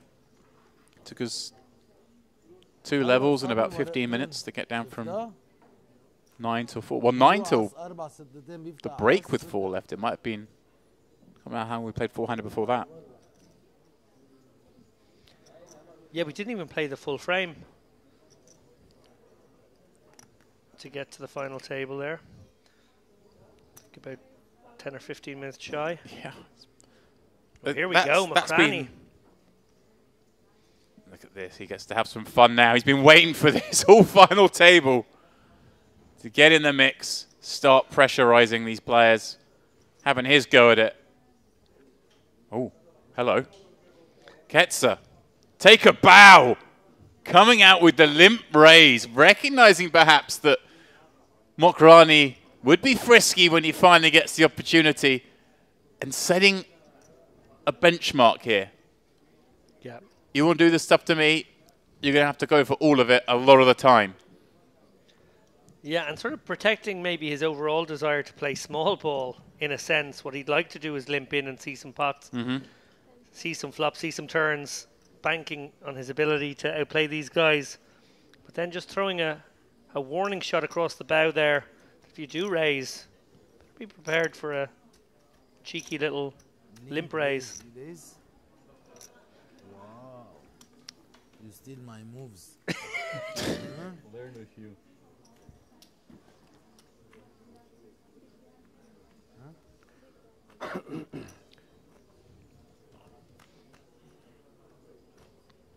You steal my moves. I don't think he owns the moves. Maybe he does. It'd be quite fun when to own the moves. Trademark. Yeah. Moves. Limp raise from the small. Trademark. Do you have to pay a license fee to do it, do you think? Oh. What have we here?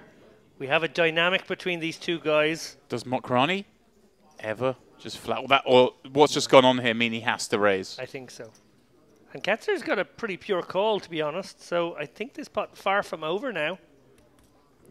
It does look like these two are just swinging at each other. You told me the last frame was on the dry side. I've come in and it's just punch after punch. Maybe it's you, James. I think it is. They're just trying to impress me. As you say, Ketzer surely three-handed. Big blind ante in play. Isn't raising this to fold. Queen 10 suited. Beautiful looking hand. Yeah, and if he catches a good piece of this one, Look at even these two are in chips as well. Just 3 million separates them. 7.2 in the pot. We're playing an SPR of 2 and a queen and a diamond on the board.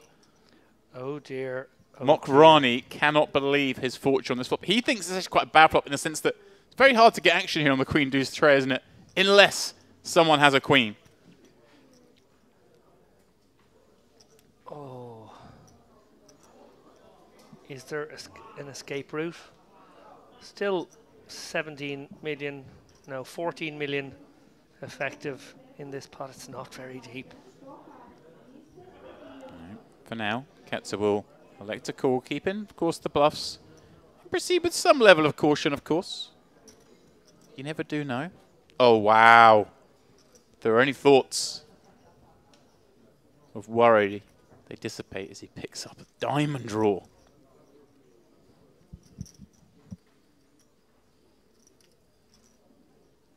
Mokrani with the ace of diamonds. Is there ever a move other than bet here, or with an SPR1, do we just want to bet small again here to set up a river jam?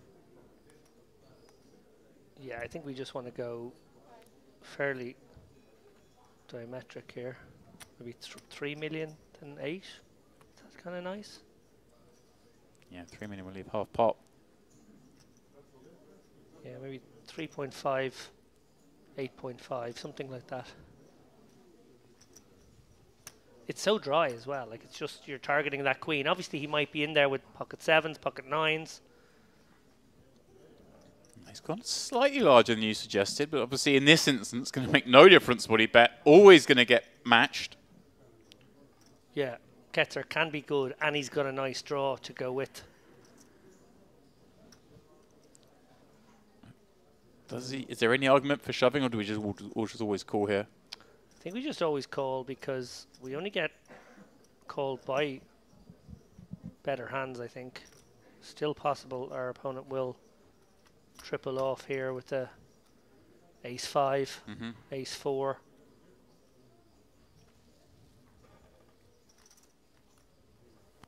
Perhaps some suited king X and diamonds as well. Always a contender as a brick rolls off on the end.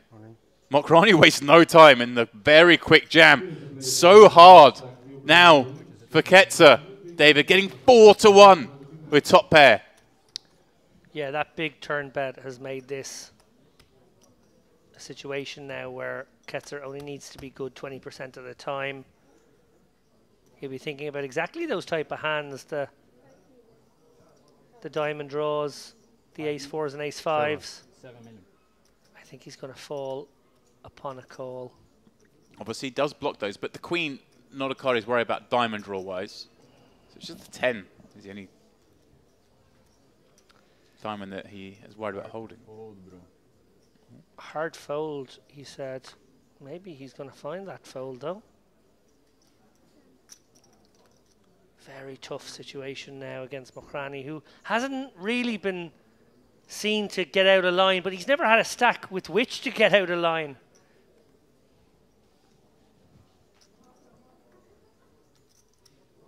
Ace-5 one time. He's calling it, David.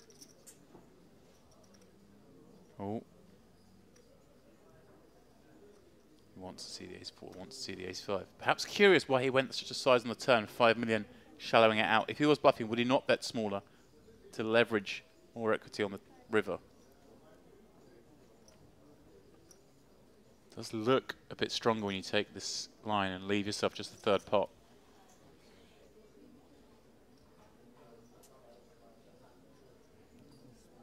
He really wants to find the fold here. Mokrani giving nothing away. That man looks like he's about to fall asleep. Not one who's playing for 6 figures. Has he had a time card? Ace-5 one time. Please. He makes the call. He will not see ace-5. He sees aces.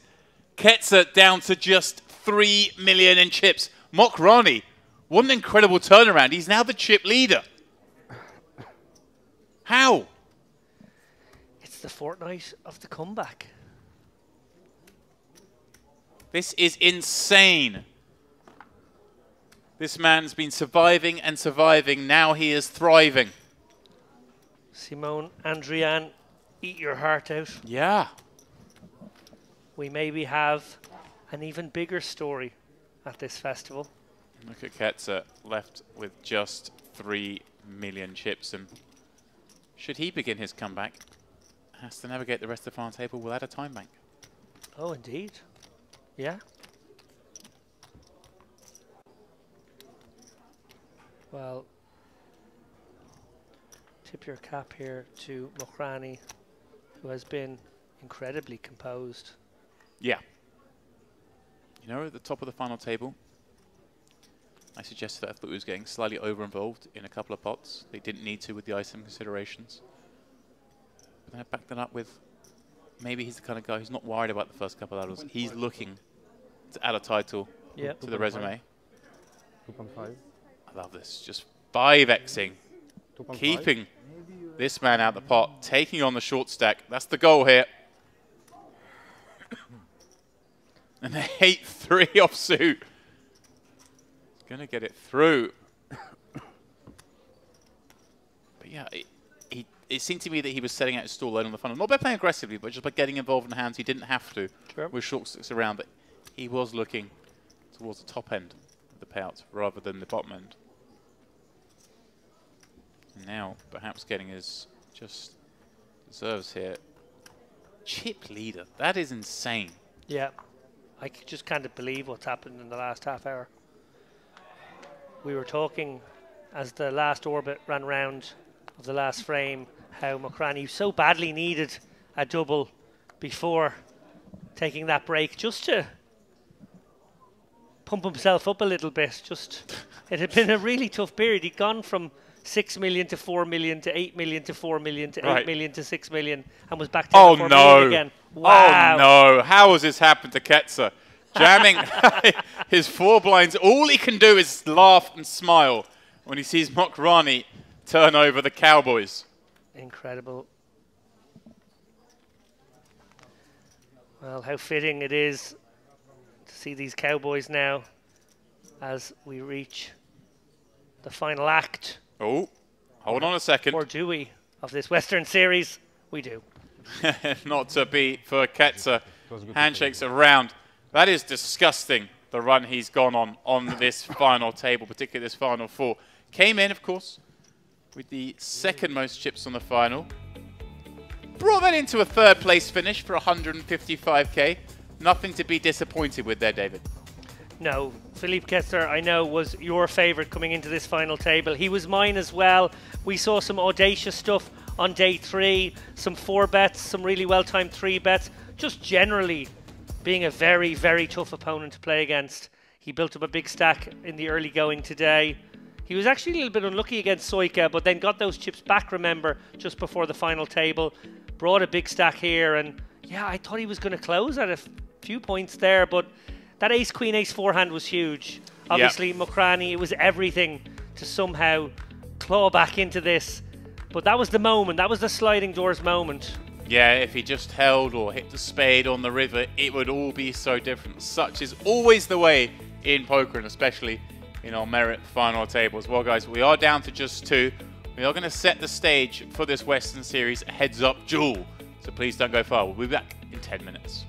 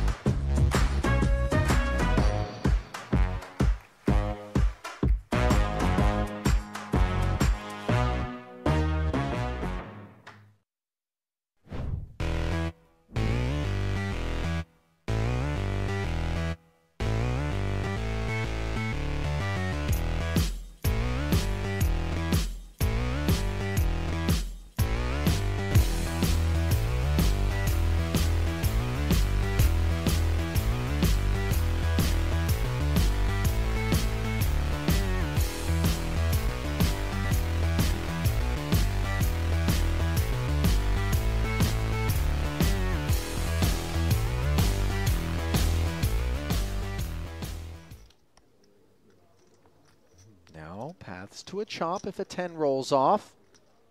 Queen, the only direct winner. Queen will take the chop. Absolutely, he would. Can he hit it? No.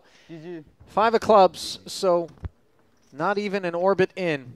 And Hadi Horbin of Iran dispatched James in 9th place. Yeah, they gave him the little sweat. Let him get there with 8 deuce. They'll deal him ace queen next hand, and that's that anyway.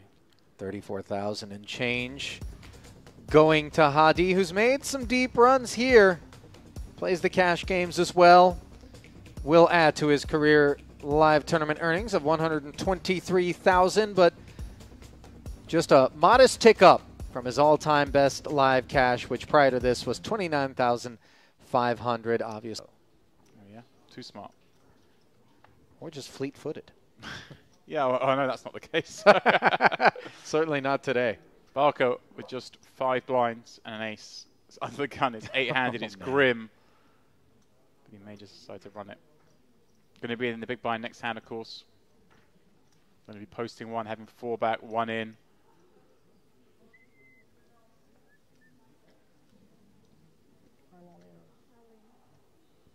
It's not even a spot where he could kind of do the half a stack thing, because half a stack is barely a raise anyway. Just to maximize the old fold equity. You know, as the stats go around, I like that Shigral and Jam even more because he's a little bit adrift of the rest. Only the one super short. Recognizing the light opening range. Gets up. Oh, Panetti. All right. This is definitely one we want to play. How do we want to play it, though, in the cutoff with ace-jack? As a flat, it looks strong enough as is. Panetti's inquiring into the big blind stack. Yeah, you don't really want to get squeezed, but you don't necessarily expect a lot of that to go down either, but just because of the laws of the implicit collusion, wanting to have multiple stacks up against the all-in player to eliminate them. Yeah, exactly that. We have to play it. Oh, he plays it as a jam. Yeah, I'm just seeing what the stacks are behind, because that might be just fine. Yeah, 4 million, 4 million, 4 million, I think. So yeah, for 20 blinds. It just makes it like what's a hand like 10's going to do now? Right. Have to fold. Especially when you're guaranteed a visit to the roulette wheel for Barca and that possible pay jump realization. Unfortunately, of course, for Barca here, who ran 10s into ace-3 unsuccessfully, is dominated on his feet in a 2.6 million chip pot, hoping. Oh, perhaps some prayers may be answered if a 4 or a 5 trickle off the deck. Anxious moments for the Frenchman. Yeah. 7. Doesn't help, so it's going to be the 7 outs.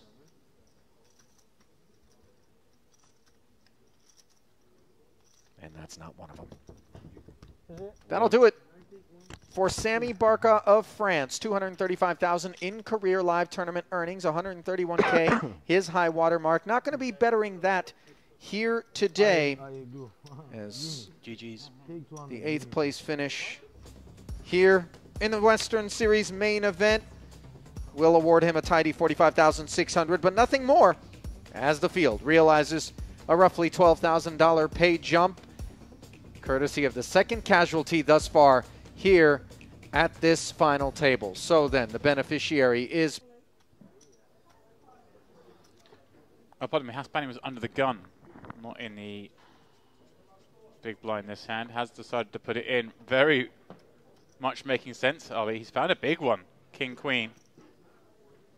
Grolin thinking about it here with an ace. Wow, he is going for it. Thinking I'm a little surprised, yeah. Yeah, I guess he thinks Hasbani's just putting it with any 2. Well, looking to avoid 2 random cards the very next hand in the big blind with the big blind ante. So Jagralin pouncing with an ace-5. But I mean, Hasbani was going to get called here.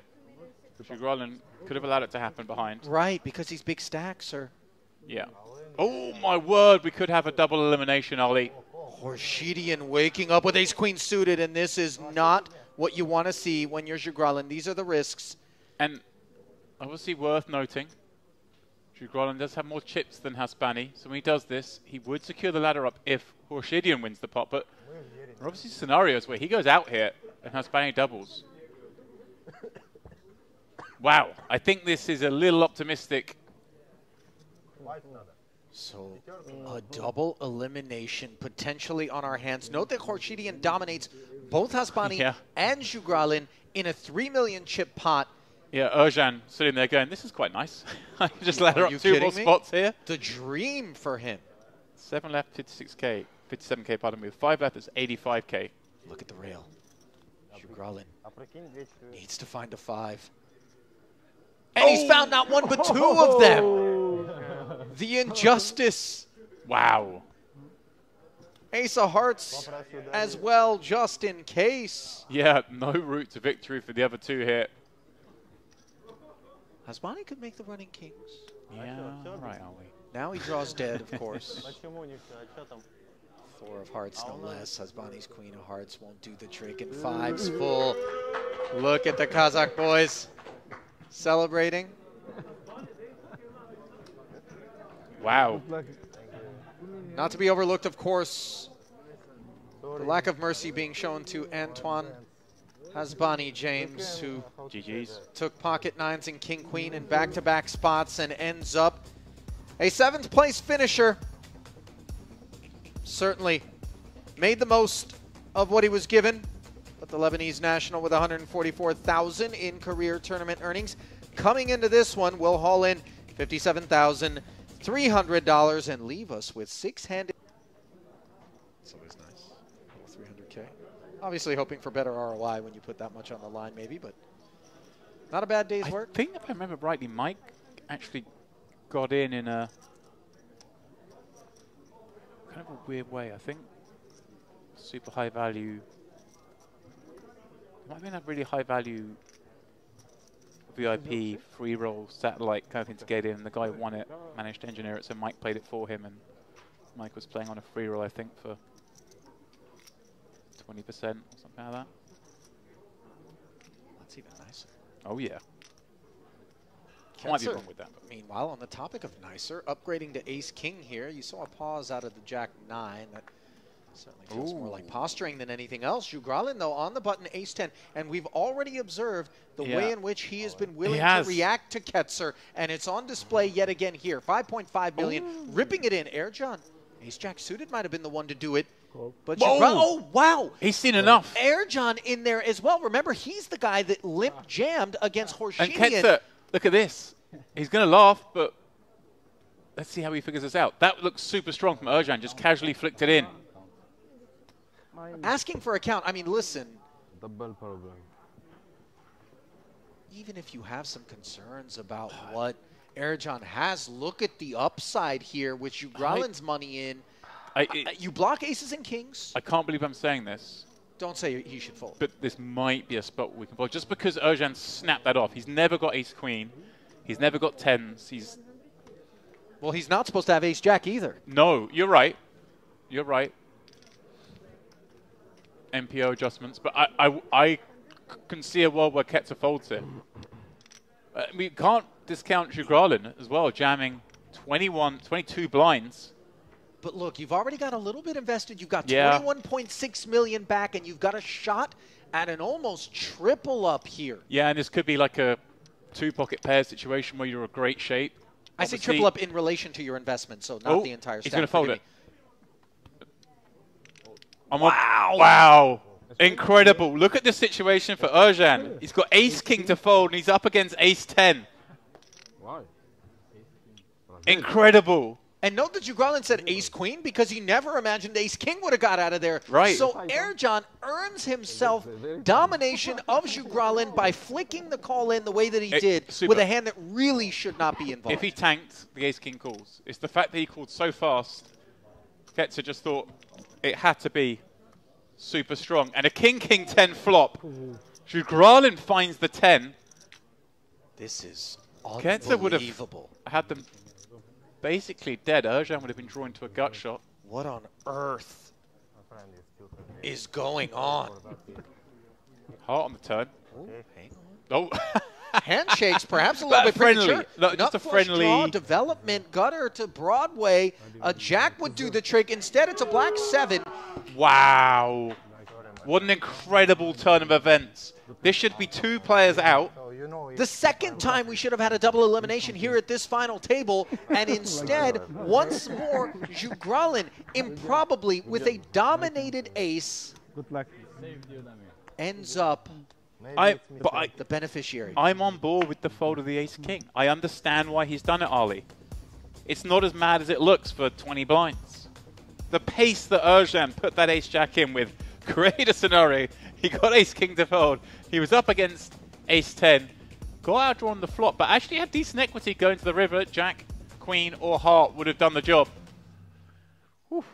Had Ketzer taken that pot, he hauls in another 10 million. He becomes the chip leader. And he's playing forehand. Oh, wow. This is, what an incredible run Jugralin now finds himself on. Just got lucky twice. Now gets dealt this. Ali, there's just no way this doesn't go in. He took down ace-queen with ace-5. He took down ace-jack with ace-10. And it certainly feels as though he's about to be taking down ace-king suited with aces. And he'll be basically chip leader. 3-bet from Horshidian. Absolutely a dream here. Yeah. Just trying to work out if Jugralin wants to play this as a trap. Or whether he just kind of clicks it. I think I like click. This is an insane spin-up. Horshidian's just been hyper-aggressive in these spots. Earlier on the final table we saw them. He hasn't had any of them since because the stack depths have been the way they are, but now finally going after a 40 big blind stack. 3-betting the first opportunity. Might blast off. Clicky sizing here. May keep a lot of hands in as well. He has gone for the clicky sizing, Ali. 2.9 million. Horshidian's just going to jam this on him. Yeah, absolutely. We're going to play a 20 million chip pot. Aces. Yeah, he's the crowd. I've got aces all in, boys. Don't get cocky, by the way. He has no idea what he's going to get shown, obviously. Hey, he doesn't care. He sees the ace-king. It's the dream scenario. Sometimes aces lose. Ace-king obviously is a dream scenario, but 22 the range million. was always super narrow to be playing this 22 million chip pot, as you pointed out, Dempsey. So improbable, and somehow Jugralin has spun his stack into a position to... Oh, my word! 10-jack-queen! No! No way! The nuts on the flop for Horshidian. I shoot out 2 left players to go. Wow, well, Jugralin very, very much zen about the matter. Recognizing that he was always on borrowed time. That is insane, Ali. He was celebrating so early, like I've lost this hand a lot, so he still can lose. There you go. Just look at Horshidian zeroing right in on the superstitious side of the equation there. Exactly what you said. So just like that.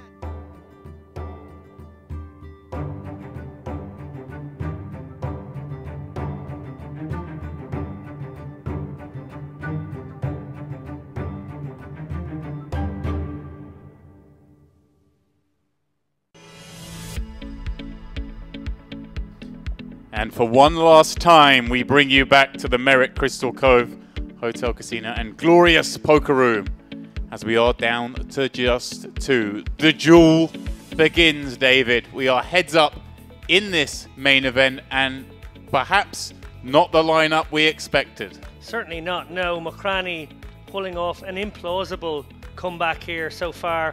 Horshidian, well, it's looked like him all day, to be honest. He's been just in the ascendancy. He had that ace-king, cracking the aces of Jugralin. It just felt like destiny that he would get to this spot, but it also felt a little bit like destiny that Ketzer would too.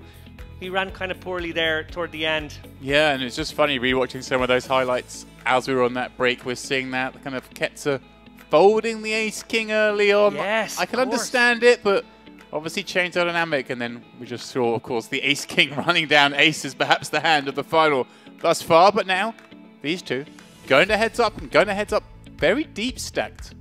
Yeah, and I'm not quite sure what we can expect from Korchidian. He hasn't maybe been the bully boy I expected him to be for the last half hour or so. I don't know if he's going to play a big ball style of poker or if he's going to try and, you know, grind this one out. He does have a nice chip lead, but not an unassailable one by any means. Korchidian, 58 big blinds right now, very much in the mix. Playing a 58 big blind deep heads-up match. Yeah. This is insane. This is deep. Like, we normally get there, okay, yes, sometimes there's a prohibitive chip leader, but we normally get there with, you know, maybe 100 bigs in play, maybe 80 bigs in play. Yeah, like somewhere around there. And yeah, you're right. Sometimes maybe one of those players only has 20 bigs versus 60 or something, but this is 58 versus 77. Well, there you see it. A very clean equation here. They got the 100k ladder jump, 90k now on the line. That little wrinkle of in the Merit Poker room. Just a little Merit wrinkle. Little Merit wrinkle. It's got to stand out. That we've pointed out from day one, and they've never changed, so clearly they like it. Yeah. Adding an extra ICM dimension to three-handed play. It really does. Part of the reason why we had such a protracted. That's the word I was looking for. You struggle with words. It's not like It's you're a been writer or long anything. day. No, well, can write them down, can't say them. Mokrani. Kicking off this match with a limp. I was about to ask you, kind of, how do you imagine this going? Are we going to see a little limps? Or this deep, do we just come in with pure raises? Is it a mix? I think we're meant to probably play a raising game at this stack depth. Remember, big blind ante still in play. That's changed the dynamic of heads-up play in pretty much every tournament for the past few years. I'm also trying to look here, because this is a very deep match. And I see Mokrani has maybe 2 time bank chips left. That's all. Yeah. I'm actually kind of a fan of getting rid of the time bank issue heads up. Of course, Mokrani, I think, has far more. We last scanned over to him. We'll have a look in a second. But it could certainly become a factor. We've seen it before in heads-up matches at Merit where players have run out of time and suddenly they can get put in very difficult situations. Yeah, I can see it. I can't see exactly how many, but he has a little stack behind his chips there of those time card chips. He certainly has the edge on that front. And maybe incentivized, therefore, to take some really kind of funky, unorthodox lines to confuse Mokrani. For now, be pretty normal. Checking back to King Deuce, picking up a gut shot. Mokrani, flop bottom pair. Happy to check once more.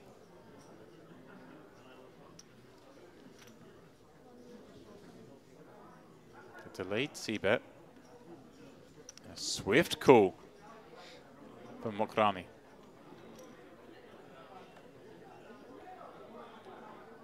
10 rolling off. Yeah, displaying just the right amount of stickiness so far. Who knows, though? Korchidian might just try and rep this 7-8 or a good queen. Oh, lovely little bet size as well. Just 2 million, 1/3 pot. Looks so milky. Opens up the value range so much with that size, doesn't he?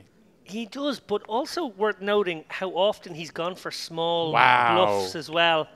This has been a feature of his game. He was caught once and not caught the other time. But snap call, near enough. With the bottom pair.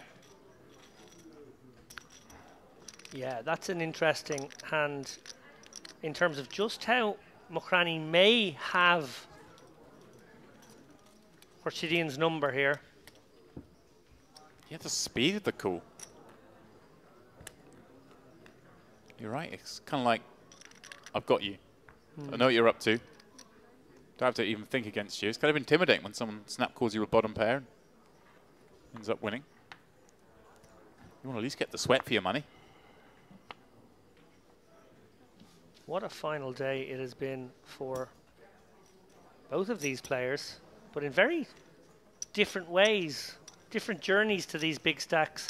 One being a sort of a monstrous, consistent climb to this number, and one being a sort of holding pattern for so long, and then a spin at the end. Korchidian he just started the day so pure, didn't he? It was all going right for him. Raise call off that ace-6 for 18 blinds against king-queen. Just had a I know what kind of hand you got. I'm going to gamble with you. Set out his stall early doors. Yeah, you had the jacks against the ace-10.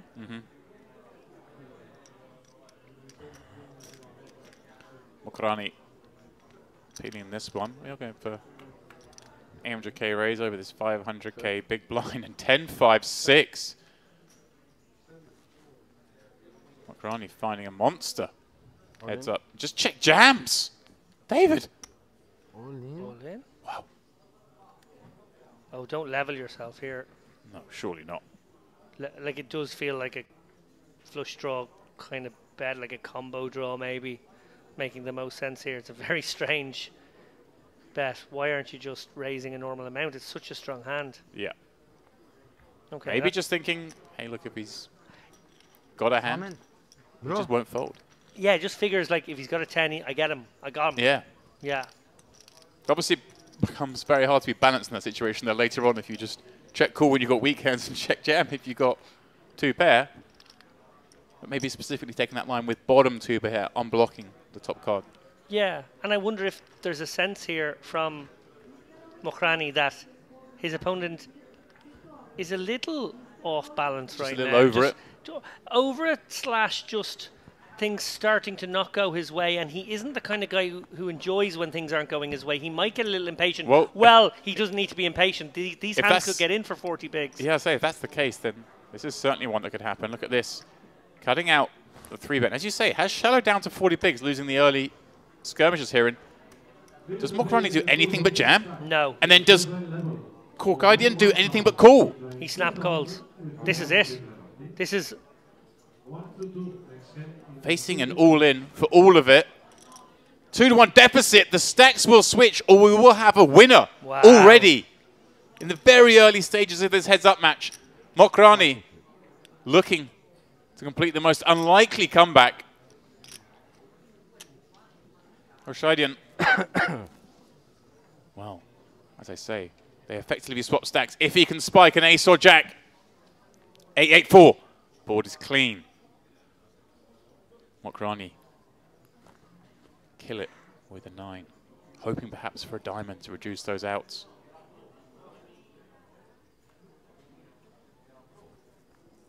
Guardian down to just 1 card, David. We're on the edge here, as I'm sure you guys are at home. There King on the river, Mohammed Mokrani somehow has turned this around and in record time wins the Western main event. How has this happened, David? This is an astonishing hour of poker. It has just been an hour. Maybe not even an hour, this spin-up. Insane.